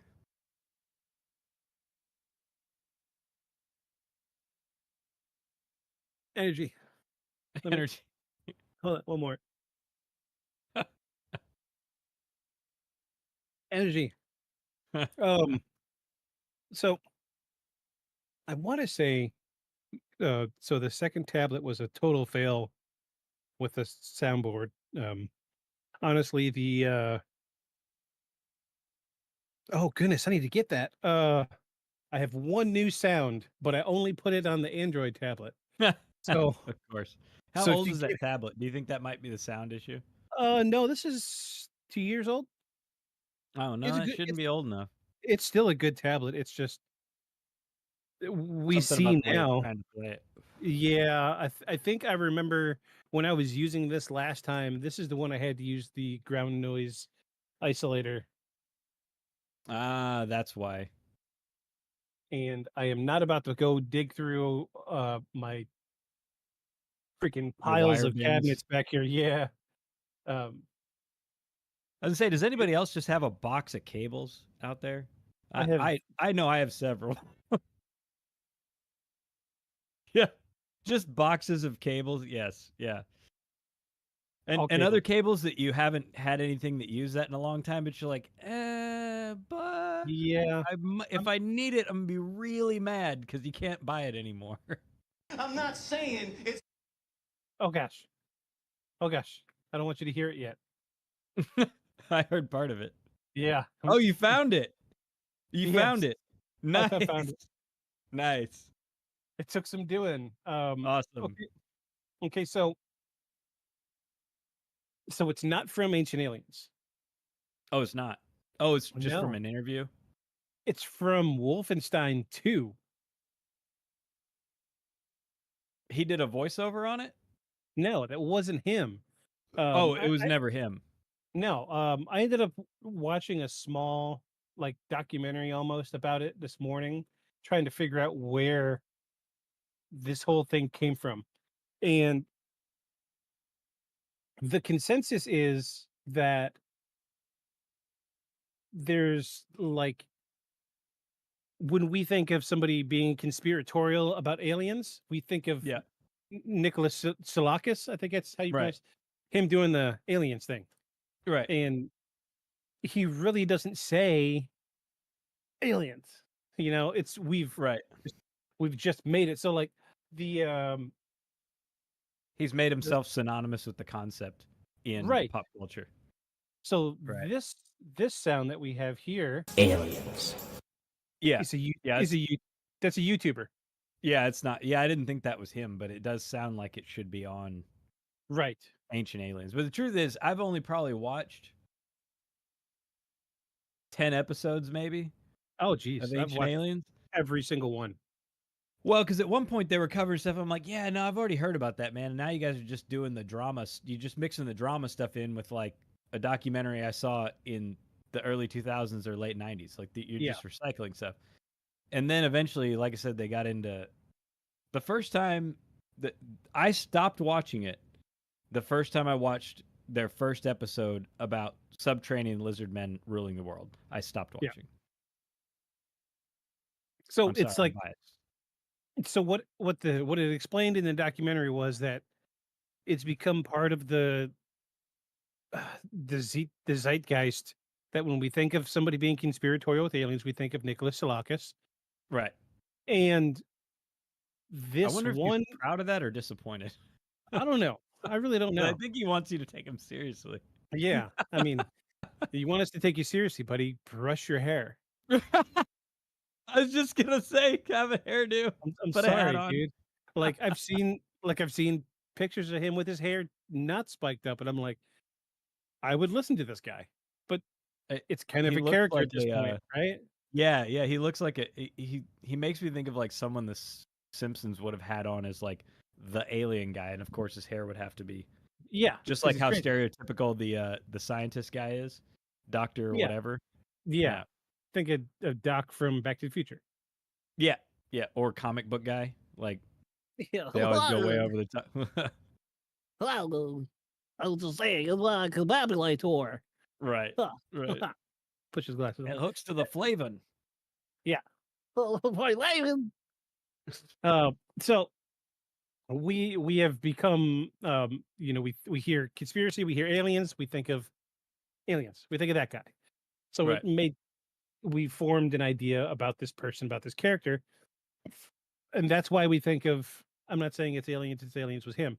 I don't know how the association from a quote from Wolfenstein 2 made its way to Ancient Aliens, but it is a good quote. And are you ready to hear it? It's got a curse word in it, but I edited it elegantly. Elegantly. Yes. Okay. You ready? Ready? Yeah.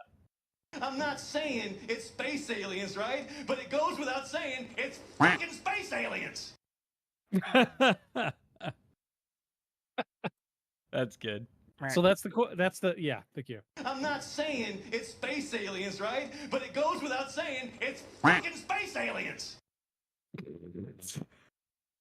Yeah. That's good. I like that. So there you go. But that's yep, that's all I got. Nothing else. Just that one new sound. See, because now I'm running out of room on the soundboard. The screen is 4 sounds away from being full, and I'm like half scrolled up between 2 rows. So I got like a half of a row at the top and a half of the row at the bottom. And I do not want to pay for the premium version of the soundboard because it's a monthly fee as opposed to the other one was just a couple dollars, and you get it. Yeah, everything's a subscription.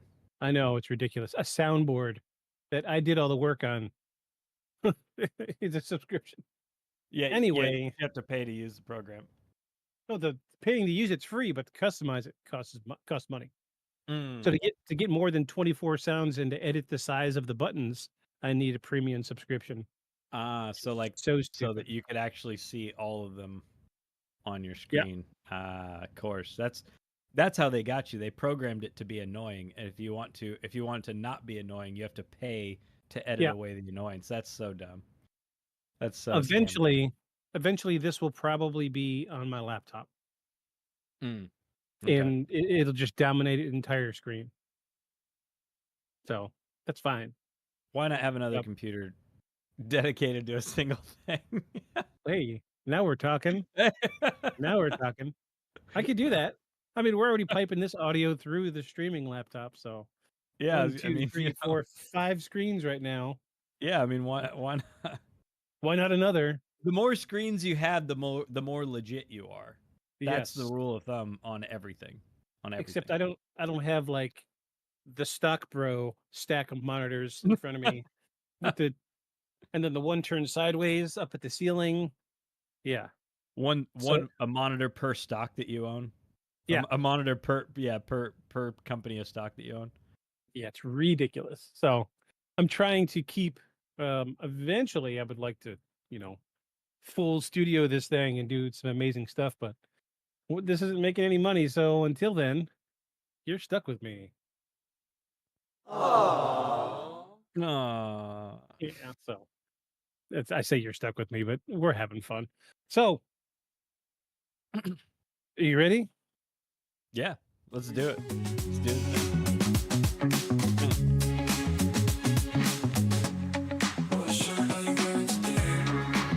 You know, it's funny with my little bit of lag, I'm always dancing just a little off beat. That's a good thing about having the audio at my end because I get it. I was gonna say I tried to match it and it just makes it worse. No, you did good. You did good. There you go. You're level now. So there we go. Who went first last week? I think I did. Because I was I'll already go. unzipping it. I am doing this week is. Oh, nice. It's the Studio Ghibli, melted coochie kopi with Louise. Yep. One of my One of my new favorite shirts. Got this one for Christmas from the wifey. I just wore my classic Super Mario. Super Super Mario Mario. because before there were a bunch of systems, there was just Nintendo. I mean, I say just Nintendo. In my world, there was just Nintendo. I didn't play anything else. Yeah, right. There it is. Right there. That's my NES, and the Super Nintendo is right here. You see the end of it? Yep. Yeah, like all of those are back there. I Every still single have my one of them. Super Nintendo. I don't have my NES anymore. It I had got- it had a fatal meltdown I get a in a thunderstorm. I get a PS1, 2, 3, 4, PSVR, NES, Sega Dreamcast, Sega Genesis, NES. My Oculus is back there, and I also have a stack of Atari games. I don't have the Atari 2600 yet, but that's on my bucket list. So, The only one I regret selling, the only one, the is Dreamcast. No, Nintendo Virtual Boy. Oh yeah, phenomenally expensive. The seizure maker. Mm-hmm. With all the visual warnings all over it Yeah. about looking at it for more than 20 minutes. Yeah. Yeah, I had one. It was incredibly expensive at the time. It's like, I don't know, $200, something like that. They're worth a lot more now. Yeah, I mean, I didn't know that whenever I got it. I just knew that I had 5 games and hadn't played it in, a decade. I just realized that I've been sitting here pointing to the stuff in the background. Yeah. And we were in the outro scene, and all you saw was my face. So here's what I was pointing at, everybody. All of my gaming stuff over here. Promise, I'm not crazy. I promise. I was actually pointing at. They're really there. They're really there. Yes, and then my stacks of vintage sound equipment. Stacks. 1, 2, 3, 4. 3 record players. 3 3 head record units. players. Yeah. What do you need 3 record players for? What do I need all this stuff on the shelf for? Well, I mean, that's fair. At this point, I collect collections. Oh, I see. Yeah, I'm a collector of many, many things. Oh, speaking of collections, I want to show this off. My wife got this for me.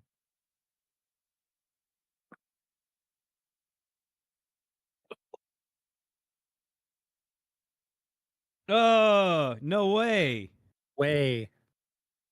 Is that original? Yes. No. Holy crap. Hey, you want to watch something disturbing? Oh no. You want to watch something disturbing? Does it have to do with the Ewoks? It does. Long before Star Wars Clone Wars animation, in the era in which the first 3 Star Wars movies came out, 4, 5, and 6, for all of you that don't know, there was a hand-drawn animated cartoon. Yes, I saw it. It is awful. Very awful. It's awful. You think that's bad? You should see the original Christmas special. They made a Christmas special? Oh, that's bad. Ugh. The worst thing about it was in between 4 and 5, and they couldn't afford to hire any of the actors from 4, so it's just a bunch of people that don't look anything like the actual. And it's like it's not so much a Christmas special, but like a play that somebody made, and was just branded as Star Wars, and it is bad. Poor George Lucas. I know. I just wonder what was going through his mind at the time. Like, did he license it, or was it just like a throw-in from getting the first movie put out? And he was like, "Crap, I didn't see that in the contract. Dang it." Okay, so bear with me. I just see him watching it on TV, drinking bourbon, being like, "God damn it!" Rubbing his face. His face vigorously. It's just like, oh. No one's ever gonna take this seriously. It was bad. It was really bad. You know what'll make it seem serious Ewoks. Ewoks. Everyone would take us seriously then, yeah. But And then, no, and then she people thought Ewoks were funny. He's like, I have it, Jar Jar Binks. yes. And he thought he regretted the Christmas special. Right. And what's worse is everybody knows that Jar Jar Binks was his idea. Yes. That's the worst part. He wrote it in there before those movies were ever made. I think originally he had a much better design. I don't think he was originally designed to be stupid. You know what I mean? Yeah, He was meant to be clumsy, but not stupid. Yeah, because he's supposed to be like the all luck hero, right? Right. Like he always gets by on like dumb luck, but I don't think that he meant make Jar Jar Binks dumb. He just meant give him dumb luck. Don't make him an idiot. Yeah. Yeah. Somebody Make took him the, hapless. Yeah. Somebody took the character description a little too literal. Oh, so dumb. Dumb and lucky. I get the dumb Got part it. down. They got it. Got All it. right. Yeah. So she was. My wife was out of town for some work stuff, and she stopped and was at like a swap meet or something like that, and she took a picture, sent it to me, and I was like, "Where did you find this?" And she said, $20. I said, "Do you need me to send you money right now? Because I will." And she'd already bought me a bunch of stuff. Bless her soul, bless her heart. She knows I'm obsessed with collecting at this point. Um, got me a whole stack of Tokidoki uh Overwatch sketchbooks or journals. Journals. So yeah, so you know what Tokidoki is? Let's go down this rabbit hole. So Tokidoki became very, very popular for a kind of limited time. They're still a little popular, but they make these little figurines, little cutie things. Um, like they're just figurines. They're like these were Funko Pops before Funko Pops were Funko Pops. Okay. So little collectibles, things like this. Okay. And you know they would branch out and did like different brandings. So like collabs, like here's some Hello Kitty Tokidoki stuff. Okay. Look, here's the Overwatch stuff. 2016. Discontinued in 2019. Let me show you this stack of books she found for me.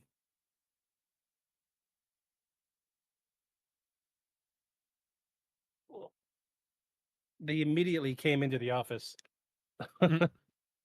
She found these for like $3 a piece, and they stopped making these in 2018. They still wrapped? Factory seal, dude. Holy crap! And they're, All I mean, right. they're cool. They're cool. Got a little cool designs and stuff on them.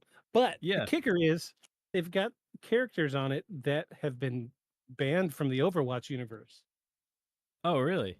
So there's one character. His name's McCree. His name was McCree, and the original voice actor, very popular fella. Like he was the handsome gun shooter guy. And they canceled the character because the voice actor got caught up in some adult themed scandals. Let's just say that. Oh, okay. So they So canceled, canceled his voice and then canceled the character. Yeah, everything. And then they re-released him for Overwatch 2, but under a different name. I don't know what it is. I haven't played Overwatch 2 in forever, but OG Overwatch was my thing. And so if you find anything branded McCree, it's inherently valuable because they're trying to get rid of it. Gotcha. Okay. So I've got a couple books here that are McCree flavored, and then she found another, like a comic book. Hold on, I'll grab it. Hold on.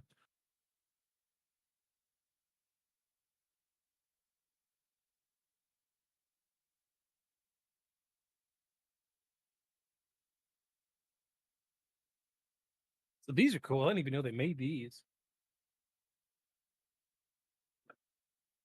So it's like a comic book with a Tokidoki from characters. So that's Torbjorn. This was my character. This is who I played as. But here is a McCree character with the McCree comic book. Oh, nice. And I was, she just kept sending me pictures, Overwatch stuff. And she got home. I just gave her $100 bill. I was like, here's the money I owe you. Because it was so much stuff. And I'm sorry, but you'll never find sealed stuff like this. No, No, because that's cool.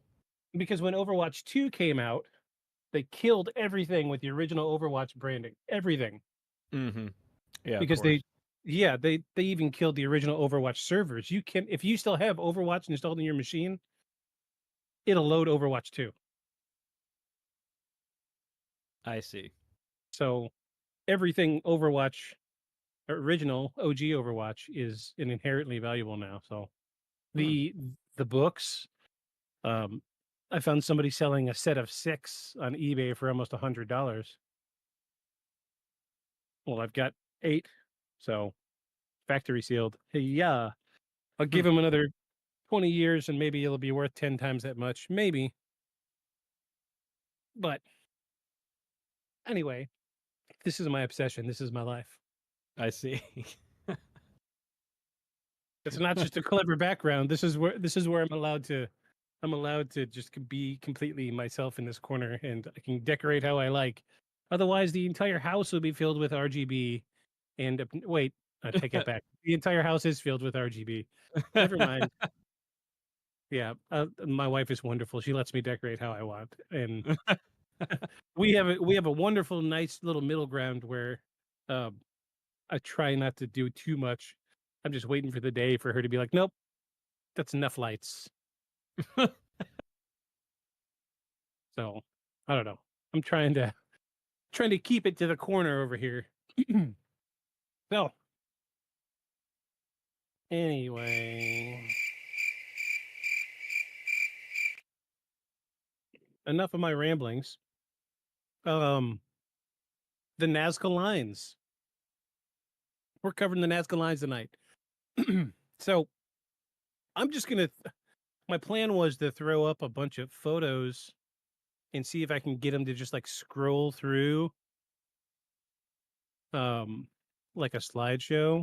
I don't know if it'll work. Oh, like slideshow the album? Yeah.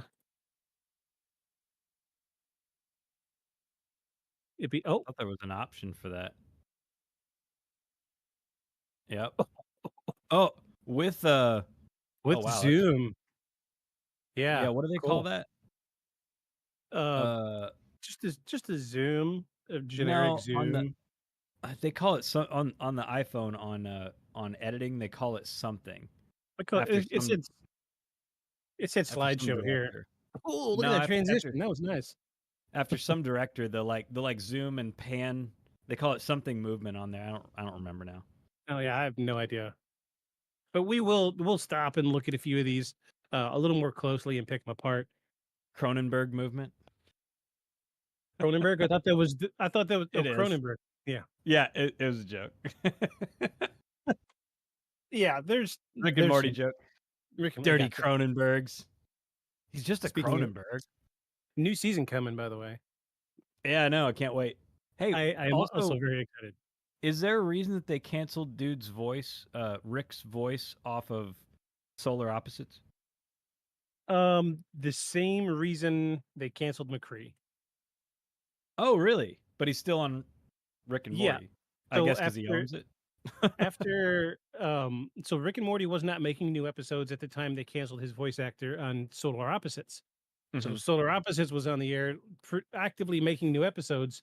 So his stuff came up, they canceled him, but then his wife went back on her statements and said that she lied about the stuff that she was accusing him of.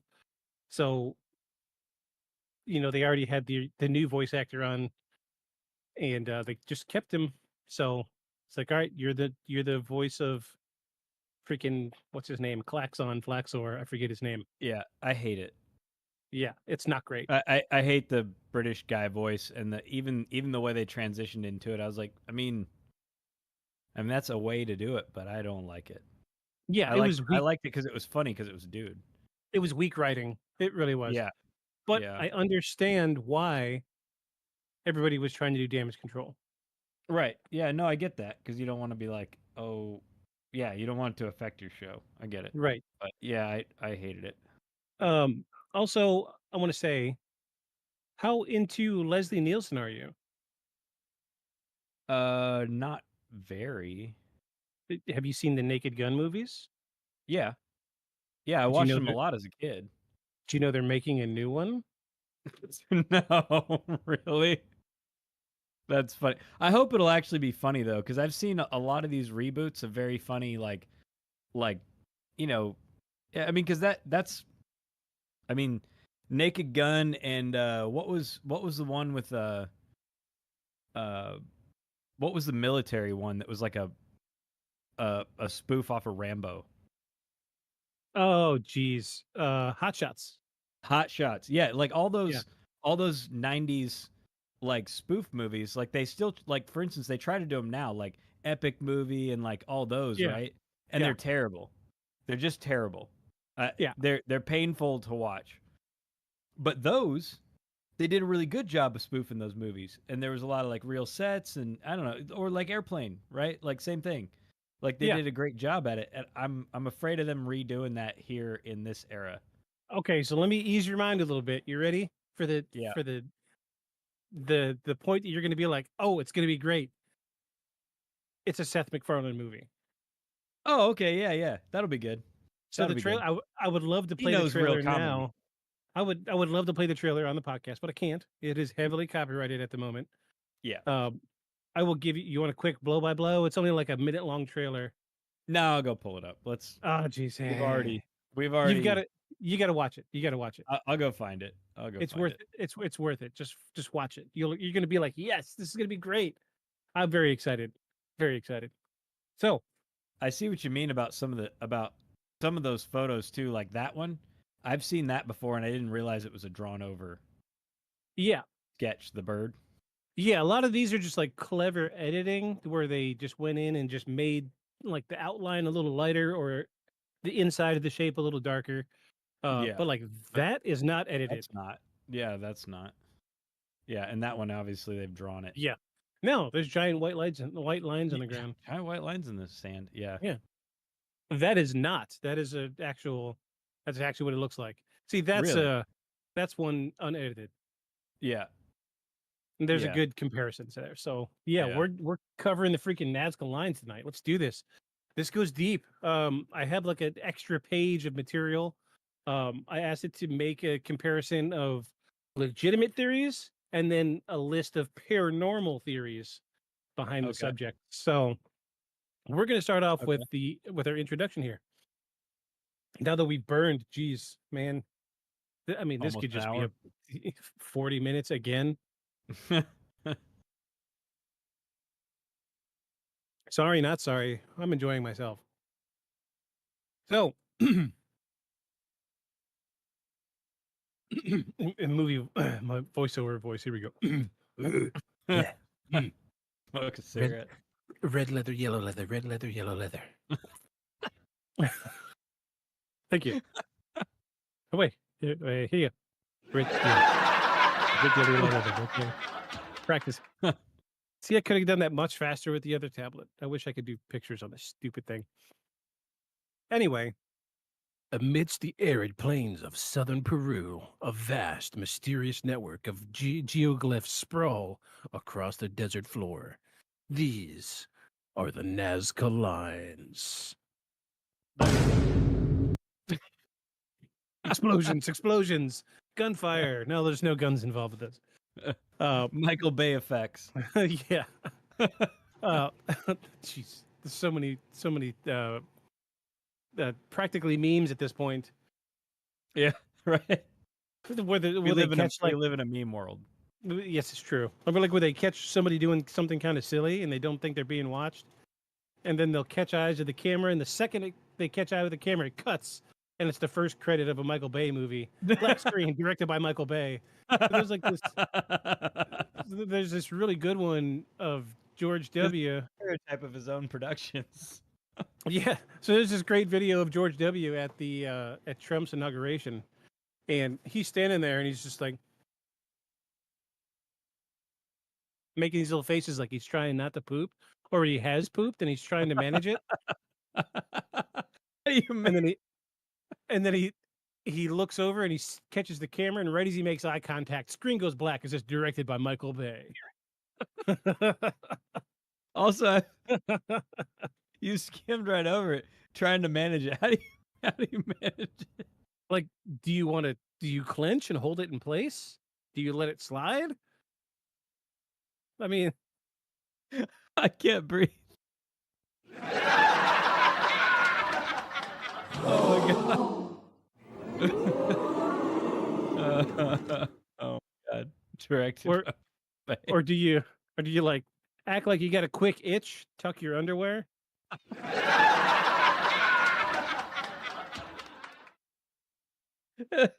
crying. Yeah, hold on. Let me Oh my god. let me real quick. So you can't y'all can't see this screen. Let me see if I can find it now. Now I've got to Oh my find it. god. I got to find the George W.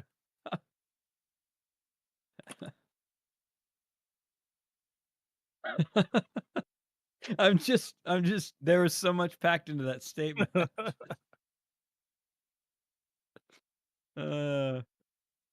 Oh gosh, here it is. I think this is it.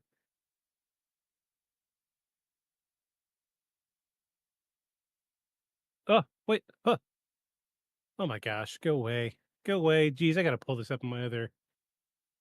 Wow, my screen's doing some funny stuff. I think it's cuz this thing is running. Pause. Wow, got to do so much stuff to do anything. I mean, it's just 5 George screens, W. bro. Oh, geez, tell me about it. It's just 5 screens in a live production. Get your shit together. I'm trying. I'm trying.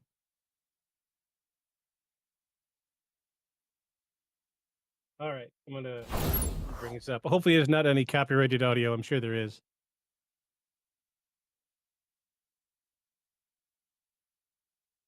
Huh? What are you doing? What? You want to refresh that? Oh no. Do you still hear me? Yeah, I can hear you. Okay. I don't know what it's doing. Oh, he blinked for a second. Yeah, TikTok does not like running on desktop, does it? No.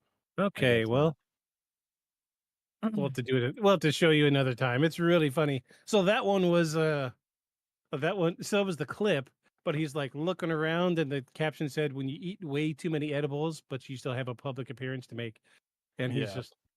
I think I've seen the video. Yeah. But yeah, it's really good. You would love it. Just Google George W. Bush Michael Bay video. That's what I did, and it's fun. It's good fun. So anyway, one of the world's largest and most enigmatic archaeological wonders of the world.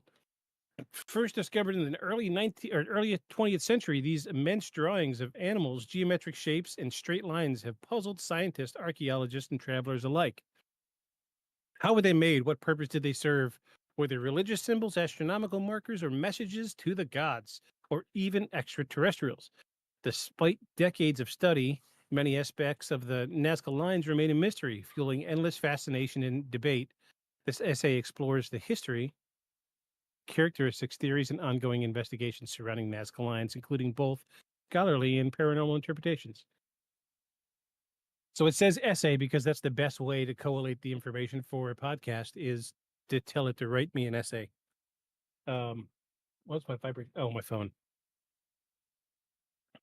So some historical background was that the Nazca lines are located in the Nazca Desert, a high arid plateau stretching over 50 miles between the towns of Nazca and Palpa in South Peru.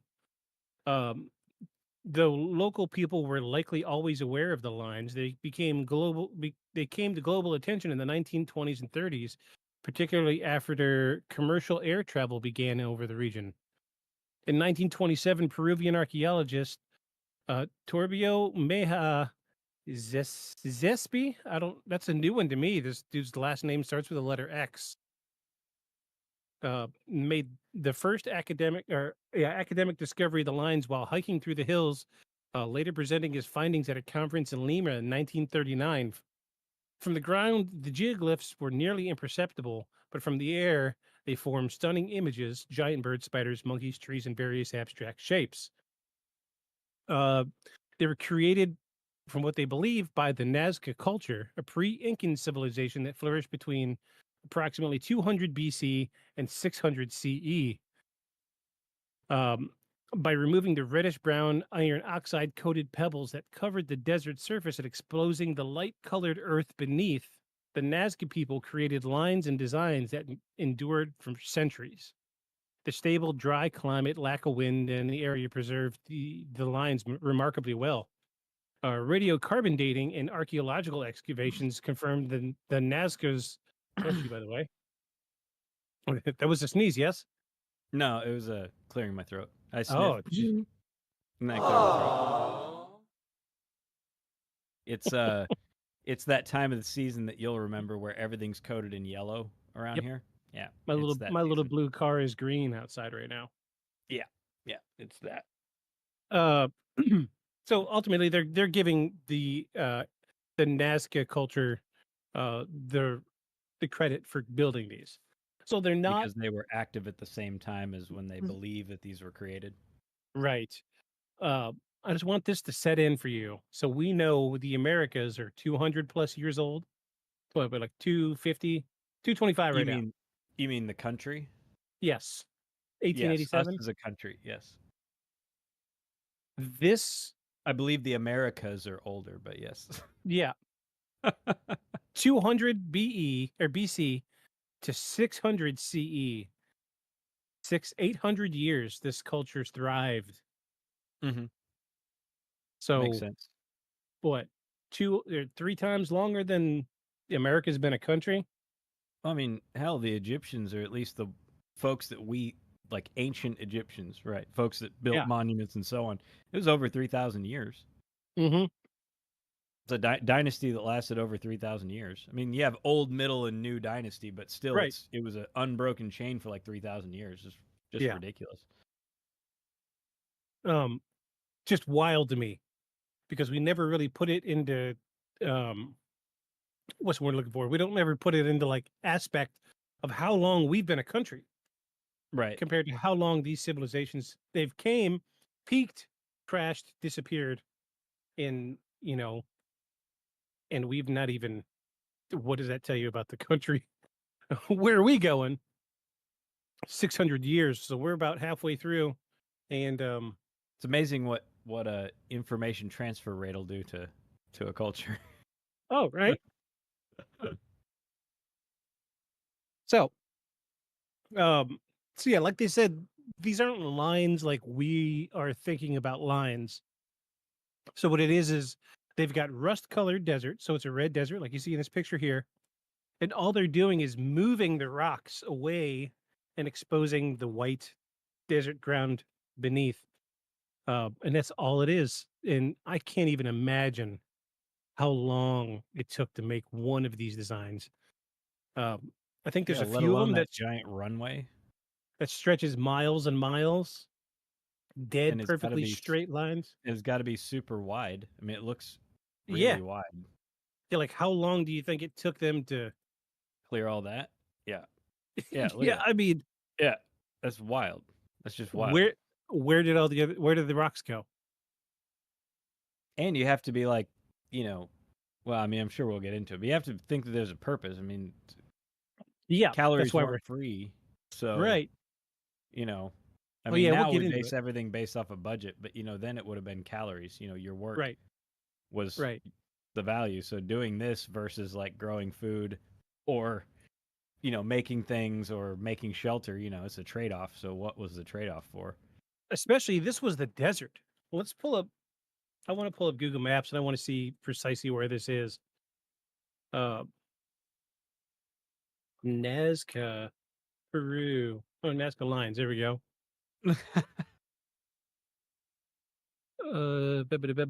Let's do satellite. There we go. Yeah, nothing in this area. It's in Hundreds of Peru? miles. Yes. Oh, okay. Hmm. And you can see some of the lines even. Yeah. Yeah, look, there's even so these lines, I've heard a good reason for these lines, the straight lines that you see here. Uh-huh. It might come up in research later. But Space cattle. like, They only like walk in straight lines. Oh yeah. And then you have to pick them up and turn them around, and then they walk a straight line that way. That's the real reason aliens are picking up cattle all the time. They don't understand. They're trying to engineer cattle that meander. Okay, look, there you go. Whoop. Yep. Still, That's a good picture. Holy it's crap. still large, but not quite in the grand scheme of things. Oh No, gosh, but I mean, look at the it's really runway big. things. Yeah. So that's the Wow. head of so that other picture we're looking from the head of it and then looking Yeah. down the skinny line Yeah. coming off the tip of it. Wow. Yeah. Dude. Oh, look, it's no. Oh, It's no, funny. It just looks exactly like an airport. Yeah. We will look. Here's another one. Geez, they're everywhere. So there's more. Geez. Yep. Yeah. So some of these are, like some of these are the lines, but there's other ones that are just weird stray lines, and Mhm. they've just recently come up with, why is that one spot red? Dun dun. Mm. I've played enough RPGs to know that that's where the treasure's hidden. Yes. Yeah, they're all over the place. Like what? Wow, look at that. Oh, That's what's really that good. one? Oh, the monkey. Oh, that's really good too. Look, more just weird lines, almost like agriculture, right? Yeah, except Nothing on would the grow here. scale of things. Yeah, well, and on the scale of things, those lines are way too far apart for anything agriculture. I mean, yeah. It's weird that we're getting weird color zones here, variations from the satellite images. Yeah, it depends on. So I've noticed this in places from my looking at other stuff on maps, and I think it's different times a day because they don't just do a routine scan of the area. Because if Yeah. if cloud cover comes over, they stop photographing that area Yeah. and move on to another section. So then they come back and finish it later, and you get because the light never quite hits it just exactly the same. You get a weird gridding. So the point of your calorie thing, these guys are out here building hundreds of feet, if not miles long designs in the middle of the desert with nothing around. Nothing around. Rock. I mean, There's even against the coast, it's just desert next to the coast. Yeah. Yep.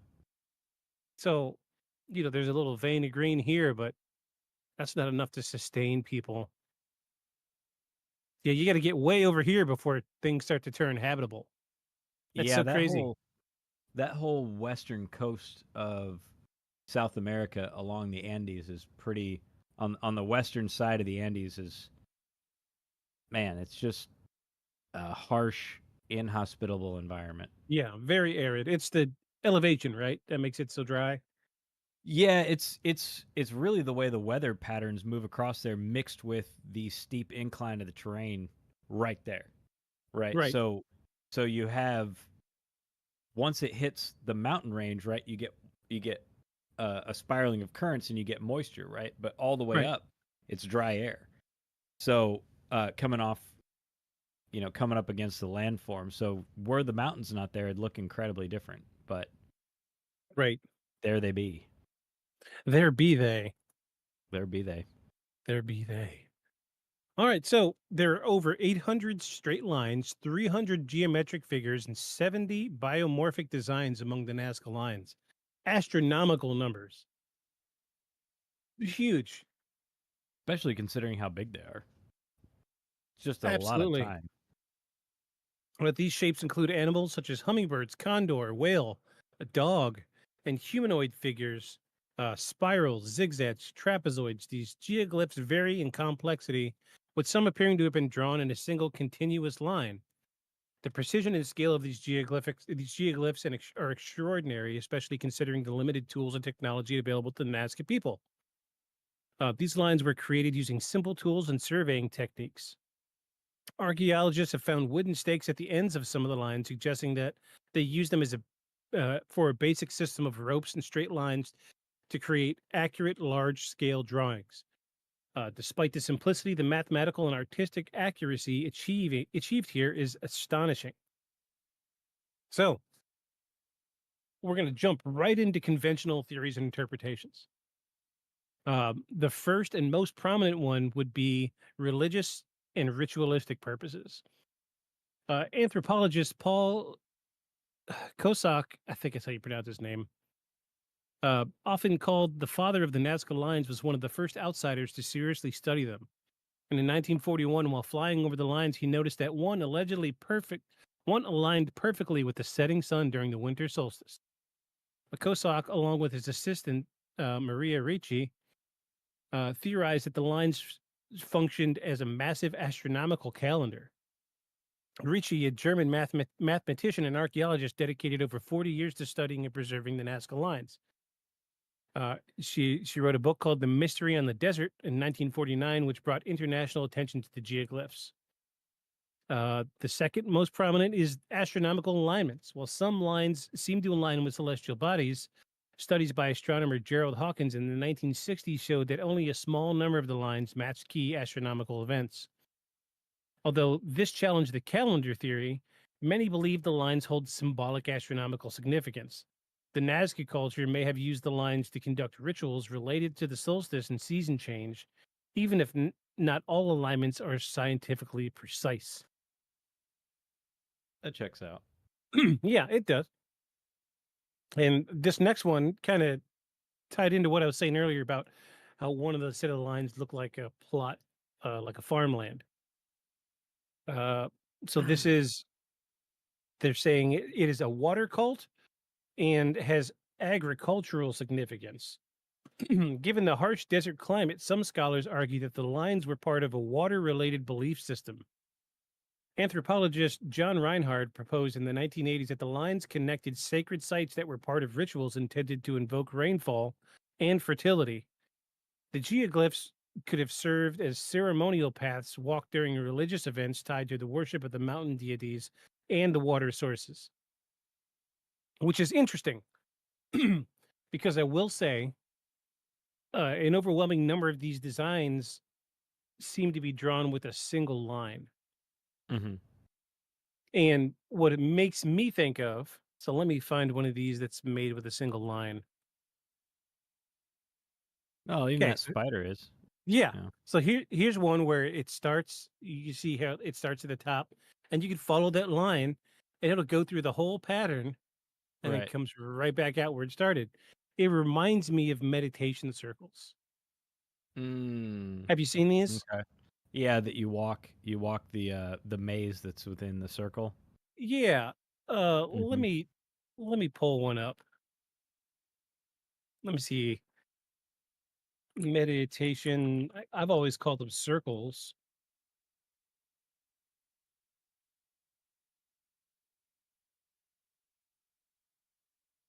Yeah. Yeah. Here we go. Here's what I'm looking for. Yeah. Designs like these. So you'll see a lot of these in like gardens. So they'll Mhm. build gardens in these designs, and the intent is you follow them, and it's part of a meditative process. So like you'll actually see a lot of these, like this one. Yeah. Outside. So think of outside the hospital in Fayetteville. They have one of these. Do they? Yep. And they Hmm. call it the meditation garden. And there's like a little plaque there. If you read it, it says, "This is the meditation garden. You start at the entrance with a problem, and you think on that problem while you follow this simple path. And by the time you reach the exit of the garden, you'll have worked your way through the problem and come to a solution to your problem." Hmm. So this feels like Nazca lines to me.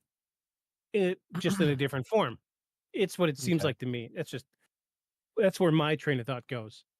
So I I can mean, see how some of this is religious, and then that could, easily be translatable, right? yeah, Say and if we, you're talking about a whole culture participating in this, you might want something that was large enough that a very large group of people could walk it at once, sure. So right? Or imagine while performing some ceremony. 100 people in a row chanting, beating drums, killing Yeah. cattle, what have you. What have you. Or yeah, and then there's the runaway. We'll get to that. We'll get to that. Just Um, everybody out there ritualistically steaming carrots, you know? so the last of the realistic theories is artistic and cultural expression. More recent interpretations, such as those of Marcus Rendell, suggest that the lines were symbolic expressions of community, myth, and identity. They have functioned like storytelling tools or spiritual roadmaps. The theory views the lines as complex cultural artifacts, part performance, part landscape art, and part social unifier. So, another thing that kind of ties into Eastern theories is you've seen the Buddhists that do the mandalas, or not the Right. mandalas, The sand mandala. yeah, yeah. And Yeah, then couple once grains of they're sand at done, a time. Dump it. whoop, Yep. once they're done, they just Dump it in the zero river. attachment. Yeah. Yep. And well, now it's they'll dump it into a big bag and then they bag it out Oh and yeah, sell and it they to give it to tourists. people. Yeah, Yeah. that's right. Yeah, and they used to do one in Indianapolis every year, and there'd be a whole ceremony at the end of it because they did it at a modern art museum, and I think it's the White River runs through Indianapolis, and so right out back of the museum they had a section of the river preserved instead of being a viaduct. Right, it was still the river, and Right. they'd go out there and dump it. They Oh. still do one every year here. They have a school of Tibetan studies here at U of A. Yeah. And once a year they still do a fairly big. I mean, it's like 3 foot across sand mandala in the library. Oh, cool. That's And they cool. even actually teach you how to do it. They have another one next to where they're doing it, where you can do a couple, try to do a design on it. Right. And try to work on it. I remember going and looking at theirs that they were doing, and like you look at pictures of them from above, and you're like, oh wow, like they laid them all out. Like when you look at it up close, like the ridges, some of them are like this high, and then have like layered stuff with more stuff on top of it. So when you look at it at the side, there'll be like temple walls and stuff like that, like on the Yeah. inside. You can't see when you look at it from the top. I'm like, no, I'm good. I just want to watch you guys. I'm good. Yeah, This is it's really interesting. So this actually answers a question that I had at the beginning, was where did the rocks go that they moved aside for the big designs? Who's to say they didn't get carried away by believers? right. Yeah, that's not a bad idea. And I do see, in some cases, I do see some ridges Yeah, on the sides of some of these designs. Like like that that one's one. obviously in relief, right?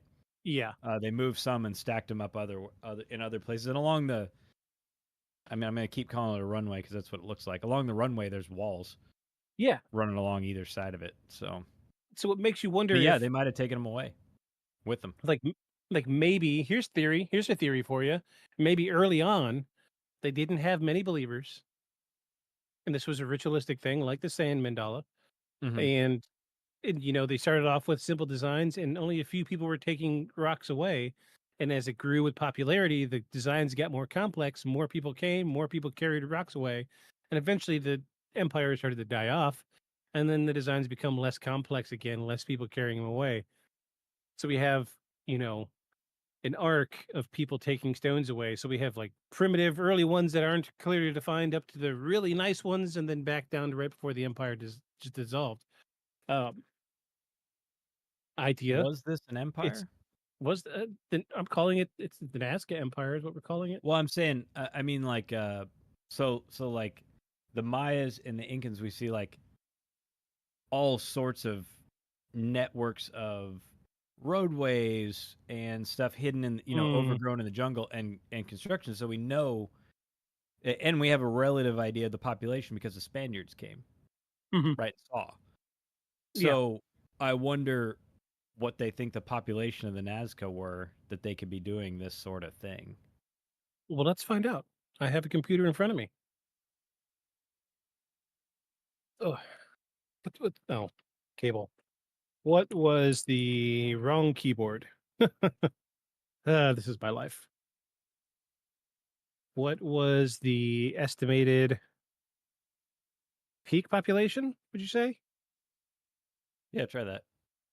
They may not know. Population of the Nazca people.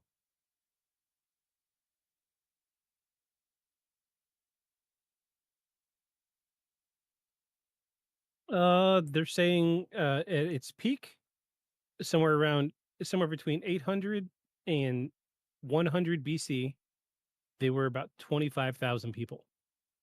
Okay, that's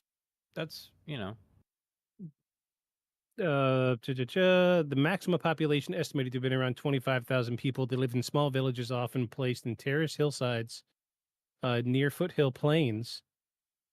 okay. They extended their influence to the Pisco Valley, north of the Kari Valley in the south. And the civilization probably ended due to environmental changes, possibly massive flooding, ironically. Yes, So yes, it's ironic. yeah, maybe they were water worshippers. Oh, they worshipped a little too much. Yeah, too many lines. Too many lines.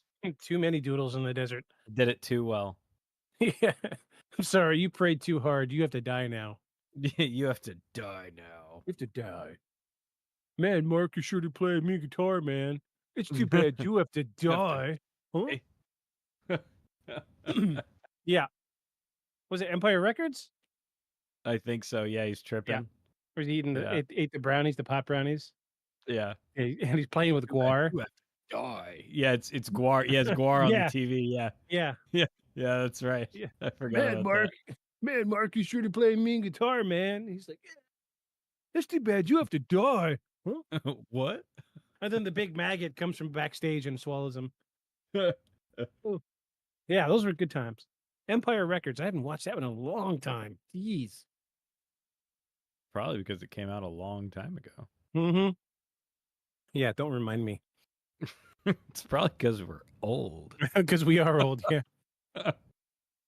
So, now we've come to my favorite part. Funny go that ahead. we What were you collect. gonna say? Well, I was gonna say it's funny that we collect vintage things. I think that we're not far away from being vintage. Oh no, you're right. We're older than the things we collect. Yeah, I can't stand that the younger kids today are like, as a way of trolling older folks now, they're like, what was it like being alive in the 1900s? Oh yeah, I've heard that. The first time I heard that, I was like, I mean, I guess that's technically correct. Yeah. Be like, what's it like getting a panic attack without your phone? Oh my gosh, right? That's my question to them. What's it like knowing you would break down if you didn't have your smartphone? I say as I touch my phone. I mean, we're all dependent on them, but I'm just saying, I do still have skills from before I had them, and I do know how to function without one. But for a generation that grew up and literally had them when they were 5 because their parents put their iPad, to keep their kids quiet in the back seat, I'm like, I mean, just think for a minute. Just think about your day without an iPad. Yeah. I can see you twitching already. How's that feel? Like I can, like one of the guys at work gets on to me. He's like, "You're always looking at your phone." I was like, "Yeah, because my wife and I message all day."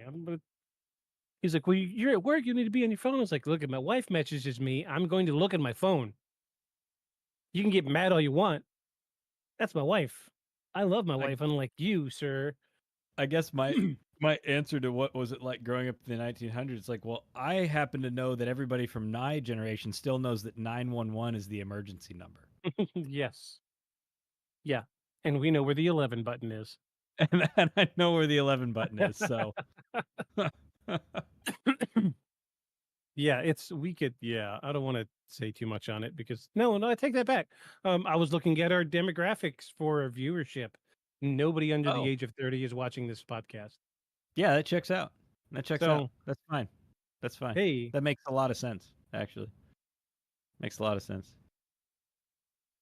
I was looking for a clever sound to play, but I guess I don't really have one. Because all the cool kids were born in the 80s. I mean, just saying. Yep. That's right.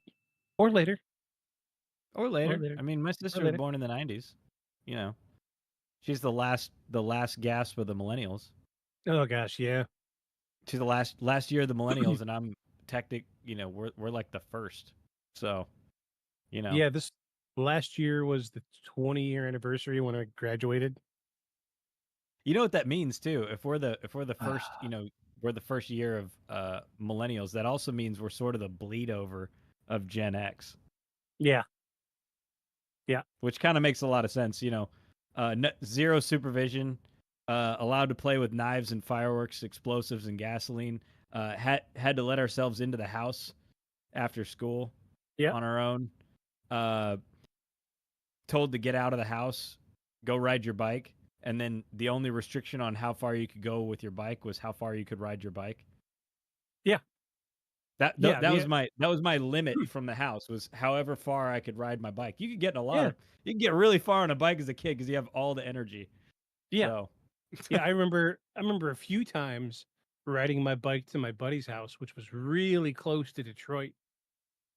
And then I would get home and tell he's like, "Where have you been?" I'd be like, "Oh, I was over at homeboy's house." He's like, "Doesn't he live like way over?" I was like, "Yeah." So Determination and two wheels. Do a lot. yeah, I had like 2 friends growing up, so it was either sit here alone and listen to the radio and make mixtapes, or go to one or 2 friends' house. So I both of remember them were a ways away. pre-teenager, a buddy of mine, our favorite game was Let's Go Play with Gasoline. Like, that was literally a game. Yeah, that was a thing that we did in the woods. Let's go play. Let's grab your dad's weed eater gas can. Yeah. Or Yeah, it all was- the other things you can do with CO2 containers besides put them in the pellet gun. Yeah. Yeah, I remember finding a lot of those when I was a kid. There was a bunch of like parks that they were so large that when you were in the park, you never saw anybody. Mm. But you would go and there were like telltale signs of people that had been there. And there was this one park, there were always empty CO2 cartridges like around a baseball field. Were they CO2 cartridges? Pretty sure. Are you sure they weren't Whippet cartridges? It was the 90s, man. It's hard to say. Because we had piles of Whippet cartridges later. Oh, well, it might have been. I don't know. There was a party at my house one time. A buddy of mine figured out that instead of going to the head shop to buy nitrous in the little containers by like a 20-pack thing, he found a Chinese distributor on eBay that would sell you a pallet at a time. Oh gosh. A pallet. This deep, 2 foot deep, pallet size for like a grand. For like $1,000, which was worked out to like less than 2 cents a cartridge. Yeah.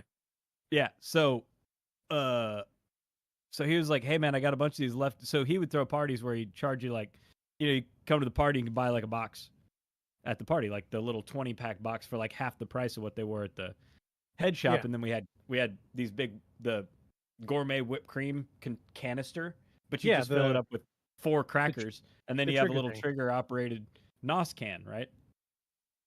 So he came over with his truck, because that's what he had the pallet moved onto at the shipping depot, and then he didn't have any way to get it off.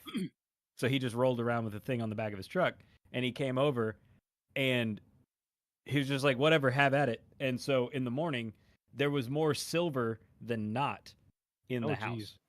Yeah, No, every surface. Every surface. I don't think it was nitrous, honestly. Because we would, like me and my buddies, we'd be riding our bikes around and we'd see them, and there'd be like maybe 20 on the ground. Just seemed weird. I don't know. Then at the flip side of that coin is, what's a great place to get high, but in a park in the middle of the night. I mean, a lot of people do it. That close to Detroit, the cops did not patrol the parks. Yeah, No. see? There you go. Yeah. I guess it's better than Metro Indianapolis, where you just find 20 rigs laying around Oh, jeez. an alleyway. Yeah. You didn't see any of that where I was at. Strangely enough. Use Band-Aids and dirt and rusty rigs. I got everything you need. Gross. Q-tips, Band-Aids, and rusty rigs. Get him here. So, are you ready to get into the paranormal aspect of the Nazca lines? Yes. I think this is why we've really come. This is why we came. We had to get the other part out of the way. Yeah, we had, for the sake of transparency, we had to cover the scientific part. We got to be as objective as possible. Be like, what about the people doing it? Yeah, we know. Yeah, people did it. We know. People did use their hands and do it. It's not the point. Yeah. we're going to get to the paranormal roots of this. So, the first is the one that you were probably expecting, and it is titled The Ancient Astronaut Theory. Ancient astronaut theorists propose. No. Yes. I'm not saying it's space aliens, right? But it goes without saying it's fucking space aliens.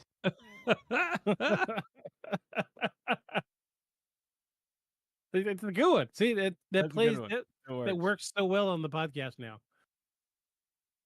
So, yes, we are talking about ancient aliens. Astronaut theorists propose. Ancient astronauts. So, one of the most famous paranormal explanations for the Nazca lines is the ancient astronaut theory. Ancient astronaut theorists propose. Proposed by Eric von Daniken, which is one of the recurring hosts of Ancient Aliens. He was Ancient the first astronaut guy. theorists propose. Yeah, He was the first guy to really write a book on Yes. ancient alien theories. He was the guy who coined the words together, ancient astronauts. Chariot of the Gods. That was the first one. Everybody's read Chariot of the Gods. That was the first book that he wrote that got popular, and he is the leading ancient astronaut theorist. He is the guy that they built this entire wonderful television show around. He's probably the only one with an actual science background. He is. The rest of them were just like, "Hey, this is really cool. Put me on your show. I got crazy hair. right. Look." Yeah, he's the only one. He's the only one that's actually a professor. Yeah, definitely the only person with any type From of a formal university, you education. would know. Yeah, from a university, you could look up. Yes. So Eric von Daniken, in his book from 1968, Chariot of the Gods, he suggested that extraterrestrials either created the lines or inspired the Nazca people to do so. Von Daniken pointed to the massive size, geometric precision, and visibility from the air as evidence that the creators must have had aerial capabilities.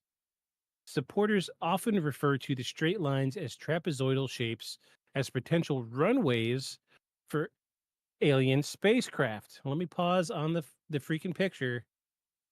This is the one we've been talking about since we started. The runway. One of many that we saw them on Google Maps when we started. Some even suggest the animal figures could be symbolic messages or identifiers used in communication with spacefaring beings. Although this theory is widely dismissed by scientists and archaeologists as pseudoscience, it remains as a staple of documentaries and speculative fiction, and it continues to fascinate those who believe in ancient civilizations had contact with visitors from the I'm stars. not saying it's space aliens, right? But it goes without saying it's fucking space aliens. It's aliens. Absolutely aliens. Yeah, here's one more. So yeah, this guy is the reason we think that this is a runway. Eric von Daniken. He is the largest foothold in the ancient astronaut theory, and he is the one that he was the first one to say this looks like a runway. Now, I will say there is a strange precedent here, because up until the 30s, people didn't even know that these were here. They knew that there was some weird stuff in the ground, but they couldn't even see them. So this is the clincher with this entire, subject is, how were they able to make these designs that were only visible from the air? Right. People couldn't even recognize them from the ground. Right. Even getting on the mountains next to this plateau, you couldn't see these. Which makes you wonder in the utility as a ceremony, right? Like, even let's say that with surveying, with fairly mundane surveying equipment, right? You could recreate these. You and I could go out in a field. I mean, I don't want to do an experiment where we make one a mile in size, but you can with a grid system. Like the way we do it to do a mural, right? Divide it into boxes and then make that line in the box and so on. You could divide up a grid system, and you could remake something large that you can't tell what it is from the ground. Mm-hmm. But the question would be, what's the utility in that? Right. if other believers and followers can't ever see what it is, even though the guys who made it know what they made it from, right? Like they're like, this is the spider line, right? They know it because they made it, but you can't prove it to anybody. Right. Like nobody else that wasn't there when you made it would ever know because you can't ever see it in its entirety. So it makes you wonder what the utility would be for just a ceremonial purpose. Generally, Right. most ceremonial things have a striking appearance. Right. Yeah, So, absolutely. yeah. So that is interesting that nobody even noticed them until the 30s. Yeah, When because they were flying over them. that's when people started flying. Yeah, Yeah, absolutely. when they were flying over them. So I see his point. So, which brings us to our next paranormal excuse, paranormal belief. Uh, a less extraterrestrial but still paranormal idea is that the lines were created as messages to the sky gods. The Nazca, we'll come back to the sky gods thing. The Nazca may have believed their gods resided in the heavens or could view the earth from above. Therefore, the figures, especially animals tied to fertility, nature, or creation myths, were intended to honor the deities or seek their favor. This theory fits with a broader shamanic and animalistic belief system where nature and the cosmos were interconnected with divine beings. In this view, the lines could be likened to the sky written prayers or spiritual offerings. The scale of the geoglyphs may have been a reflection of their spiritual ambition to make themselves seen and heard by the divine. So this kind of plays into what we were talking about earlier. That makes some sense. You know, it has the same vein as we're going to do this as a ritual, kind of like the sand mandalas. Mm-hmm. And I can't help but feel like maybe this was some of these designs were designed was ayahuasca a thing in Peru? Not in this section of Peru. I mean, yes, but not in the arid climates of Peru. So ayahuasca is a The jungle. Yeah. tropical jungle vine. And it's funny that we call it ayahuasca because that's what they call the vine, right? The vine of souls. Right. But the ayahuasca is the MAY. It's not the DMT producing plant that's actually making the vision. So, but yeah, I mean, yeah, it was a South American thing, but not really in this area, and it's not really one of those things you can make and then travel with. It doesn't really preserve well. Hmm. It's kind of you brew it at the time and you drink it at the time. Right. Kind Because of I thing. can't So help but I don't know. I can't help but feel like some of these designs are a little meandering. And some of them aren't. Like It seems like like w- eras like of we could of making them. yeah, Like this like looks psychedelic. This one yes. right here. This is what I'm This saying. looks like yeah. This looks like the this art of the Shimpibo shamans, and the Shimpibo shamans are an ayahuasca culture, and their right. artwork looks very much like this one that you have pulled up. Very like, a lot of linear geometry Angular, and yeah. angular repeating stuff. It's very glyphic, like you would think of as glyphs, Right. hieroglyphs, that sort of thing. All their artwork is very, very similar. But some of those other wiggly ones, yeah, you're right. They don't look so much like that. Like this seems very I keep using the word meandering because it's not perfectly symmetrical. Like they had an idea what they wanted to do, but almost like they were wandering as they were tracing it out. You know what I mean? Yeah. Like, let's see if we've got any others that are kind of in the same vein. I mean, obviously somebody. Yeah, that one's a little rough. That was a little rough. That one doesn't look as well thought out. This is It the doesn't look guy like that. it's as big either, but it doesn't look No, as well no. thought out. Yeah.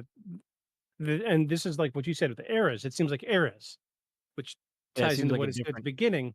Like maybe at the beginning they were simple like this, and as time went along and more people believed, the design slowly got more intricate and more perfect. And then Because as that spider one is almost a mirror. yeah, that's wonderful. I mean, it's just it's very good Yeah. and much bigger than that figure. Based on the the look of the ground around it, it's much bigger. Yeah. So, I mean, that's just something to think about. It's my mind kind of rambles sometimes, but it is a good point. The ayahuasca thing, I feel. Yeah, and that's not to say that there wasn't some sort of psychedelic here, because again, if you're talking about a culture that disappeared because of a change in environment, Right. right? So, great example, mushroom cults across Europe disappeared because agriculture changed the abundance of mushrooms. Middle East too Right. changed because of the change of the climate, and so they disappeared. So now you don't find them just around. Right. And so that's not to say that there weren't any, especially if we're thinking that the environment and the climate was much different at one time. You know, there's a big problem in lower South America of desertification, post rampant logging. Right. And you had the desert creeping out from the coast up towards what was traditionally thick forest along the base of Patagonia that's just disappearing because they let people rampantly log it without any sort of check, and it's changed the environment. So again, you could have had a culture that did something similar. That was one of the things. I can't remember if it was the Inca or the Maya, but they used a lot of mortar in their buildings, and Yeah. mortar pre-industrial age generally required the ash of trees Right. as a major component. And so they think that actually a lot of that tropical forest is actually relatively new, because they think that they clear cut massive amounts of it just to be able to make the amount of mortar that they see. So I think Right. that it used to look much different. So you may have had, an environmental change caused by themselves. Could you imagine? I think about this kind of stuff all the time. A society, 200 BC. How are we going to stick these two rocks together to build something? And somebody accidentally spills ash in a pile of mud and straw. Oh, well, this works. Like, what was the conditions that brought that about? Yep. And then somebody figuring out that cooking down limestone to make coke. Yeah. Right, cooking it down on a hot fire to make I guess it's potash is what Yeah. you're making. A component in even more both for agriculture, for acid soils, right? If you have soil that's anywhere near granite mountains, the soil is incredibly acidic, won't grow anything. Big problem in England, in the Highlands. And then you also have another mortar maker or pottery maker. How did somebody come up with that? Right. Without. Like we know the story of how soap came to be. Thanks, Chuck Palahniuk. Oh, right. Yeah, Yeah. the bodies. Because there was a cemetery on a hill, Yeah. and after heavy rains, they would wash their clothes in the river below the cemetery, and they get found much that cleaner. they found their clothes became much cleaner because of water runoff from a cemetery. And it's how lye. Lye mixed with fat. Yeah. Yeah, they dump lye on bodies, and then lye mixed with fat. Yes, there we go. Yes. Yeah. Any fat. It can be people fat. People fat. Any fat. We learned that in Fight Club. Yep, Fight Club. Thank you. Thank you, Chuck. First rule of Fight Club is we don't talk about Fight Club. How to make soap from people and get blood out of piano keys. That's right. Yes, yes. Talcum powder. Yeah, talcum powder. Talcum powder. I remember. Well, I just listened to the audiobook a few weeks ago. Still wonderful. Absolutely wonderful book. All right, so this brings us to our third paranormal theory behind the Nazca Lines. Stargates and portals to other worlds. Ooh. Uh-oh. Oh, my video froze. Okay, there you go. Yeah, you're back. Ooh, I got scared for a second there. Ooh. Some theorists suggest the Nazca lines are portals or stargates, energy points on the Earth used for communication with other dimensions or worlds. According to this theory, the figures were created at powerful energy centers or ley lines and act as key signals to activate these supernatural passageways.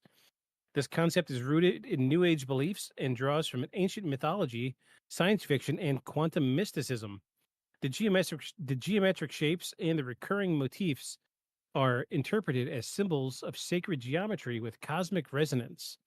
Believers argue that the Nazca lines are part of a global network of stargates that includes sites like the pyramids of Egypt, Stonehenge, offering metaphysical view or of ancient architecture. So what do people think ley lines are? And how do you determine where one is? That's a really, really good question. I think it has to do with magneticism. Is that the word I'm looking for? Magnetism. Magneticism. Let's look it up. How are ley Because I've lines only ever heard determined? loose explanations of it that don't actually explain it at all. Ley lines are a concept rooted in pseudoscientific and New Age thought, are theoretical invisible lines that are believed to connect significant landmarks and possess sacred energies. While there's no scientific evidence to support their existence, some believe they can be found by connecting ancient sites and other features. Um, they are considered energy highways and are invisible. That's convenient. Geez, yeah, it's those who believe in ley lines often connect ancient sites, churches, wells, and other features on maps to create lines. There you go. Okay. So they're saying here's these 3 significant things that all lay on a single line Yeah. around the earth. So if Yeah. you follow that line, you'll find other significant things. Correct. Kind of. Okay. They say Okay. feeling the energy. Some claim to be able to sense or feel the energy of ley lines, often at their intersections. Landmarks are positioned at as connected by ley lines, including Stonehenge, pyramids of Giza, Machu Picchu, and Ayers Rock in Uluru. So, like, I know that there are in Rome, ley lines are paved through the streets. Really? And I feel like this is the deepest rooted version of the ley lines because it has the most historical references. However, what they are marking in the cities of Rome is underground water, M- specifically specifically running water. Okay. Okay. That makes sense. So you could go to Rome today. Closer you get to Vatican City, the more prominent they become. Mhm. Markings on the pavement with physical markers with writing on it and say something parallel ley line. Okay. Okay. And then you could trace those ley lines around the globe and you'll intersect major historical and archaeological um, key points. Oh, okay. Interesting. However, apparently there is no baseline definition of how to determine Okay. these things. However, in Rome, they were used to locate underground water, specifically underground rivers is what I mean to say. Okay.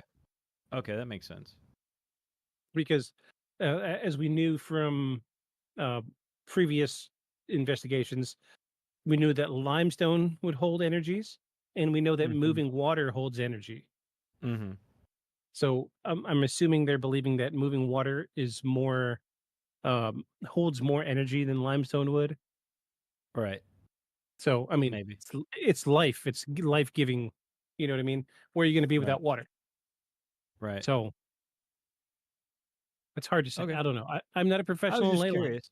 I was just curious because I've heard that said about the Nazca lines before that, much of it lines up with, ley lines that can be connected around the world. And I was like, okay, so how do you find said ley lines to know this? But that makes more sense. Oh my They're gosh! connecting major historical landmarks. All right, so let me stop this. So I just googled this. I'm gonna pull it up in here so you can see.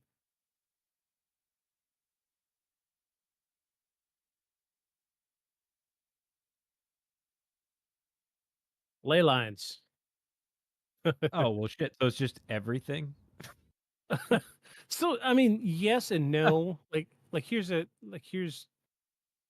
that makes more sense because that's not unlike how the magnetic field or the magnetosphere moves around the Earth. right. The ionosphere, which is what makes the northern lights. Right. Radiation bouncing off the ionosphere. So that right there makes more sense to me. Okay, so look, we also actually have has a repeating pattern. So Nazca is actually here. So here's Nazca. It's marked on a ley line. Machu Picchu is here as well. On another one. Okay. Easter Island. Okay. The pyramids of Giza, smack dab in the middle of 1, 2, 3, 4, 5, 6, 7, 8, 9, 10 ley lines. That's why the pyramids had to be so big. Yeah, and then there's a couple others. I don't know how to pronounce these two, but cool. Makes you wonder what that is in the United States. Right? It looks like New Mexico, but yeah, I think that's somewhere in Mexico. Well, I mean, looks like New Mexico. Yeah, it could be somewhere. I can't really zoom on this one. Yeah. It says scale 1/350 million. Well, yeah, because it's the whole it's the whole thing. Depends on how far you zoom out, I suppose. It's the whole thing. Yeah. But that's cool. I mean, although to be fair, all this fuss about ley lines, and we only highlighted 1, 2, 3, 4, 5, 6 of them. Yeah. Come on, yeah. people. Well, that other, if you go by that other map, it's probably a whole lot more. Yeah. Yeah, Just we a go million by running through the U.S. alone. Here you go. There you go. See, but that too somewhat has a geometry to it, like a repeating geometry to it. Oh, look at this concentration. You know what that is? The Bermuda Triangle. Bermuda Triangle, yeah.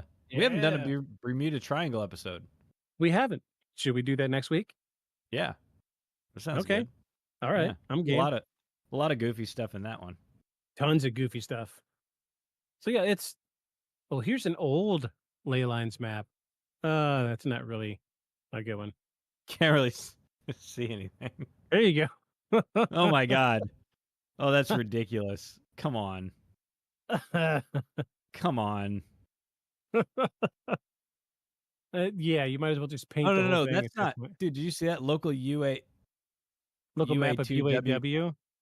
Yeah, it's a connection lines traffic map. Oh, well, yeah, that makes sense. Yeah, ley lines. Well, here you go. Here's U.S. interstates, ley lines. Oh no, I didn't mean to do that. I meant to do just the picture. Open image in new tab. It's this big. Yeah. Oh, okay. It's the size of a stamp. Glastonbury and Stonehenge. But again, I'm like, so how did you pick those lines? It looks like you just went around the border in any prominent inlet. It seems like made a point on that. They built a castle here. There's a wall. Here's a gate. Here's a structure. Here's a tower. There's a well over there. Old McFeely's Wells over there. But you do notice Stonehenge is an intersection of all of these. Oh, but this one was nice. This one was nice enough to show the direction of the energies as well. Oh, interesting. The way they feel like they're going. Yeah. So there's we could go way down this rabbit hole. We will choose not to today.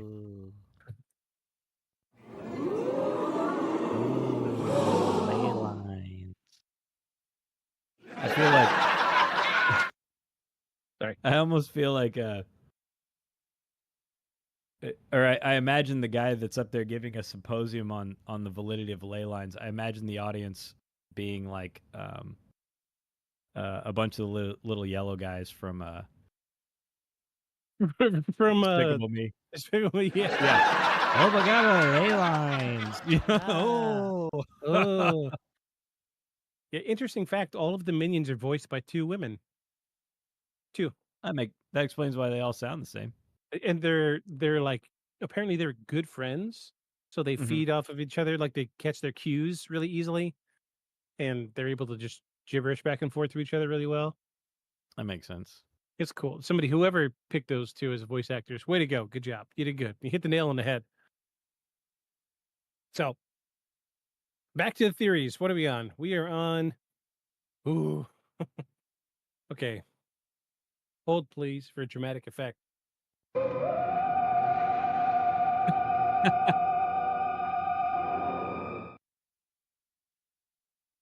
Time travelers' messages or markings.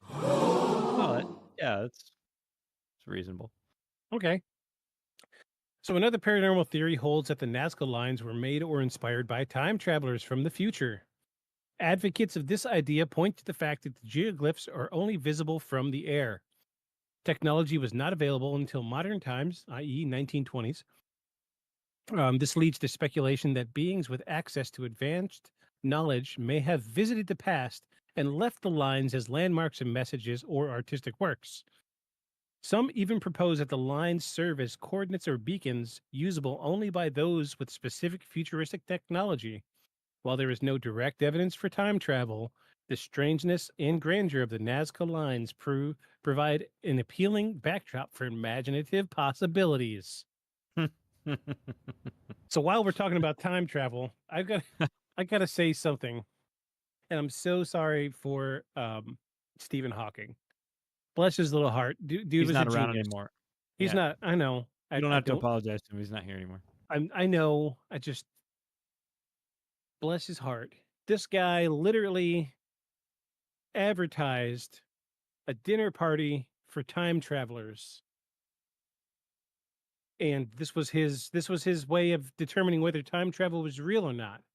Made a huge thing, put ads in newspapers all around the world. Time traveler dinner party, and it was just him and the people catering the event. And he sat there all night long by himself. Poor guy. I feel really bad about it, but this was, this is the way Stephen Hawking would try to figure if something was true or a theory. Was he would say, here's this is a definitive way that we could decide whether something's true or not. And when it came to the concept of time travel, he said, I know what's going to prove it's true or not. I'm going to have a dinner party and only time travelers are invited. And I'm going to advertise the hell out of this thing. So he advertised it everywhere, all along the world. So he knew there was a historical record of him having a dinner just for time travelers. And he theorized that if anybody showed up, they were a time traveler. So, two possible reasons why nobody showed up. Either A, in the future, everybody hates Stephen Hawking for some reason, so all the time travelers. Sorry, it's three reasons. B, they knew that he serves terrible food, so they're like, "What's the point?" He's serving fancy shrimp cocktail. Who cares? I can get that anywhere. Yeah, we have more shrimp now than you had in the past. Yeah. Or three, they did come, except when you time travel, you make a branch in time, and so they're there attending his dinner party by the thousands in the branches in which they went back. But in our timeline, they didn't show up because that's not how time travel works. Okay, I'm going to give you that last one. That one seems the most feasible. Yeah, I don't know. Some might come out and people might hate Stephen Hawking in the future. I don't know. We're not in the future. Unfortunately, I think his name was on the Epstein list. Ooh, see? There you go. Yeah. The future hates Stephen Hawking, though he was brilliant. That's all anybody will remember. Yeah. But yeah, I like your idea that maybe they all did show up, but by them showing up, it created an alternate timeline. Yeah, because that's the only way to avoid the time paradox issue, right? If you can travel back, you are traveling back, but you're traveling back, and it's already passed. The time is already passed, but you can wind back, affect it, and not have a time paradox because time is branching. Decisions and changes are infinite, and therefore, there's one where people did come. Yeah, but you're not going to know it. Yeah. Wait, good job. Hold on, wait. I got a sound for that. So probably so many people came, he had no more cocktail shrimp left. Yeah. And Stephen Hawking went with them, and he wasn't in a wheelchair anymore. Yeah, they fixed him in They the fixed future. it. Yeah, they fixed it. They came back and like, I mean, you threw a dinner party for us. Have some of our nanobots. It's cool. I can imagine that's just. I got one in my pocket. I got a nano injector in my pocket. Here, you can have it. They're open source. I'd like to think that as soon as he regained his ability to move around and talk, he jumped up out of his chair and was immediately like, "Oh my God, somebody scratched my back." I've had this itch for 30 years. 30 years. I've been trying to tell them to scratch my back, but the computer kept giving them quantum mechanics instead. Yeah, every time I typed it in, that jerk ass who programmed all my data software had it come in saying, "I want raisins." What an ass! I had this itch forever, and then you actually get to hear what Stephen Hawking sounds like. Yeah, but instead, I mean, hello, Rich. It's none of that.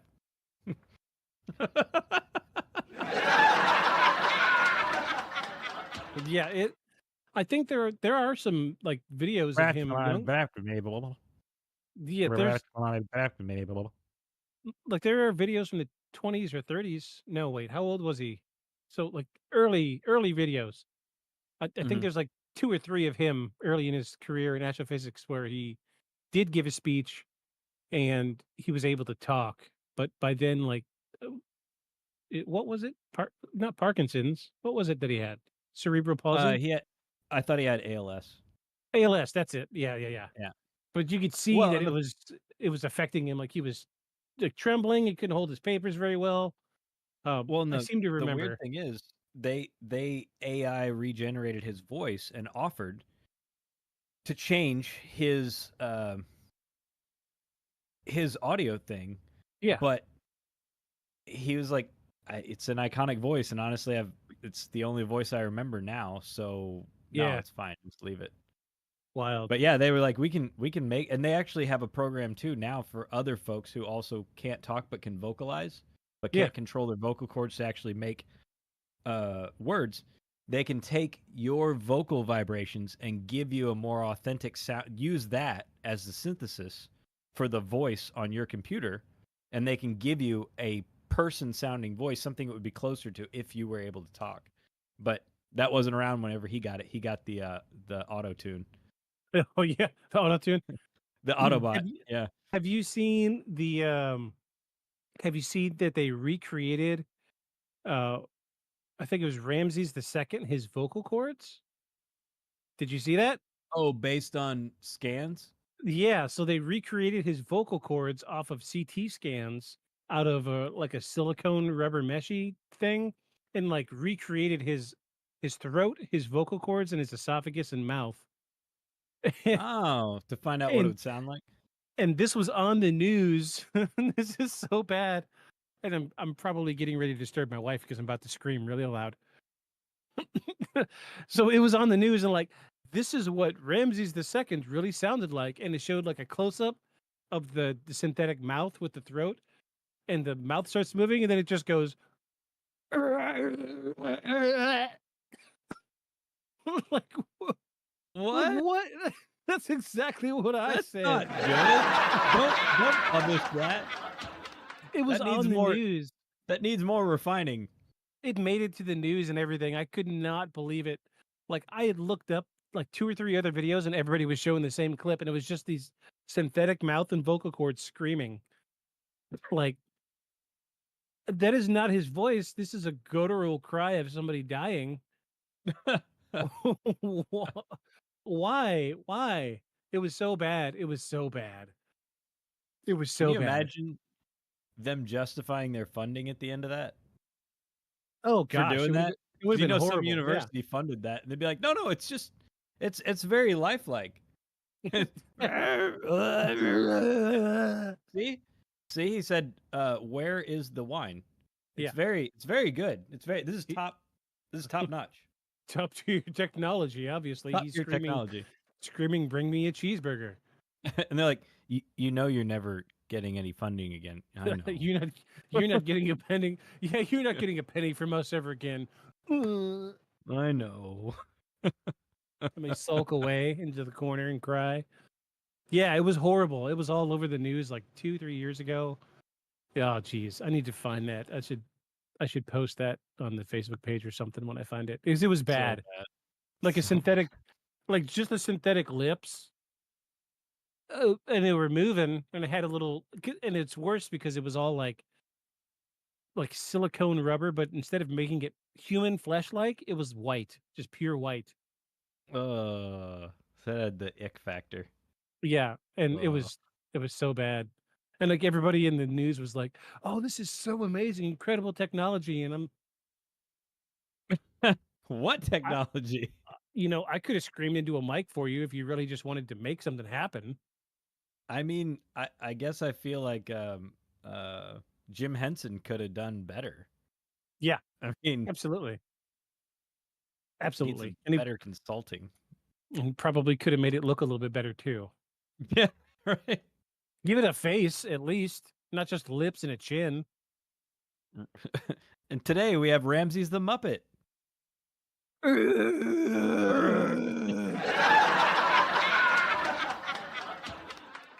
Yeah, Ramses, I'm thirsty too.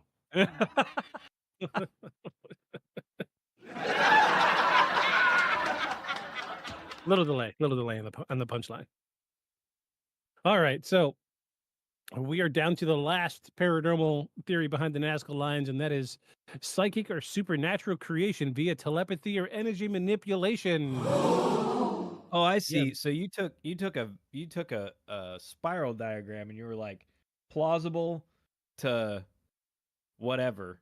Yep. And so you started at the middle and we're working our way out. Yeah, we started at the I got center, the most plausible, I got it. entirely paranormal, totally, we could make this first couple work, but we're at the end of it now, and it's like this is the stuff that we scraped off the bottom of the shoe of the paranormal investigators that were there at the Nazca lines. We could have moved these rocks with their mind. Sure. At this point, we're at the Occam's razor is like that is at the honed edge of the 4-month-old razor that's been sitting in your shower. Ooh, and rusty and gross. Yes, yeah, that's where we're at. That's with like 50 hairs stuck in the corner that you can't get out. Yeah. I mean, I don't have a wife who leaves her, leg shaving razors in the shower, but based on memes I see, I assume that's the level we're at. Yeah. This is the bottom of the barrel. It doesn't get any worse than this. You ready to hear this paragraph? Yeah, I'm already loving it. The first half of this sentence says it all. Perhaps the most mystical theory. It suggests that the Nazca lines were not built physically at all, but were manifested through psychic energy. Yeah. So according to this idea, ancient shamans or spiritual leaders entered altered states of consciousness and used telepathy, focused energy, or collective intent to shape the earth. This aligns with certain esoteric traditions who thought that as a force capable of influencing the material world. The lines, particularly the animal totems, are said to represent spiritual visions received during trance rituals. Through this theory, though this theory is the hardest to test or verify, it speaks to the deep spiritual and symbolic nature of the Nazca culture, even if interpreted through a mystical lens. All right. Yeah. Yep, that's it. That's all I got. Gotcha. Okay. Yeah. Well, so that's the theory. So I've got a couple little things to finish off with. Let me rip through this right quick, and then we'll tear into this with our wonderfully pessimistic lenses we have on this evening. So in recent years, modern technologies enabled researchers to uncover new insights to the Nazca lines. In 2019, a team from University of Japan, led by Professor Masato Sakai, discovered 143 previously unknown geoglyphs using drone imaging and artificial intelligence. Many of these new figures were smaller and more eroded, hinting at an even broader scope of line-making activity across the region.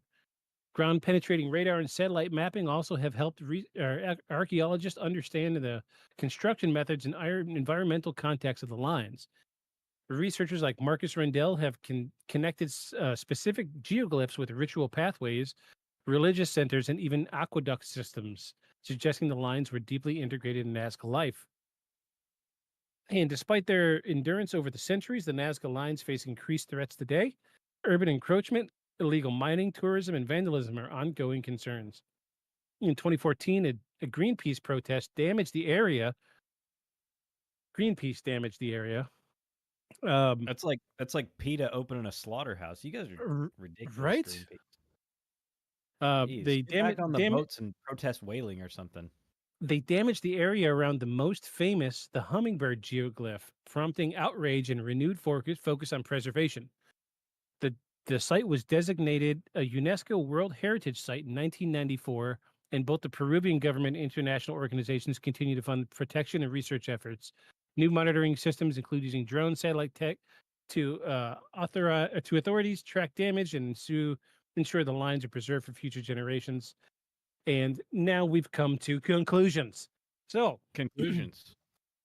I want to throw something out there that was not in the research, but you remember at the beginning, we were looking at the weird stray lines, the straight lines. Yeah. So, there is scientific fact behind how those were created. Okay. It's too far.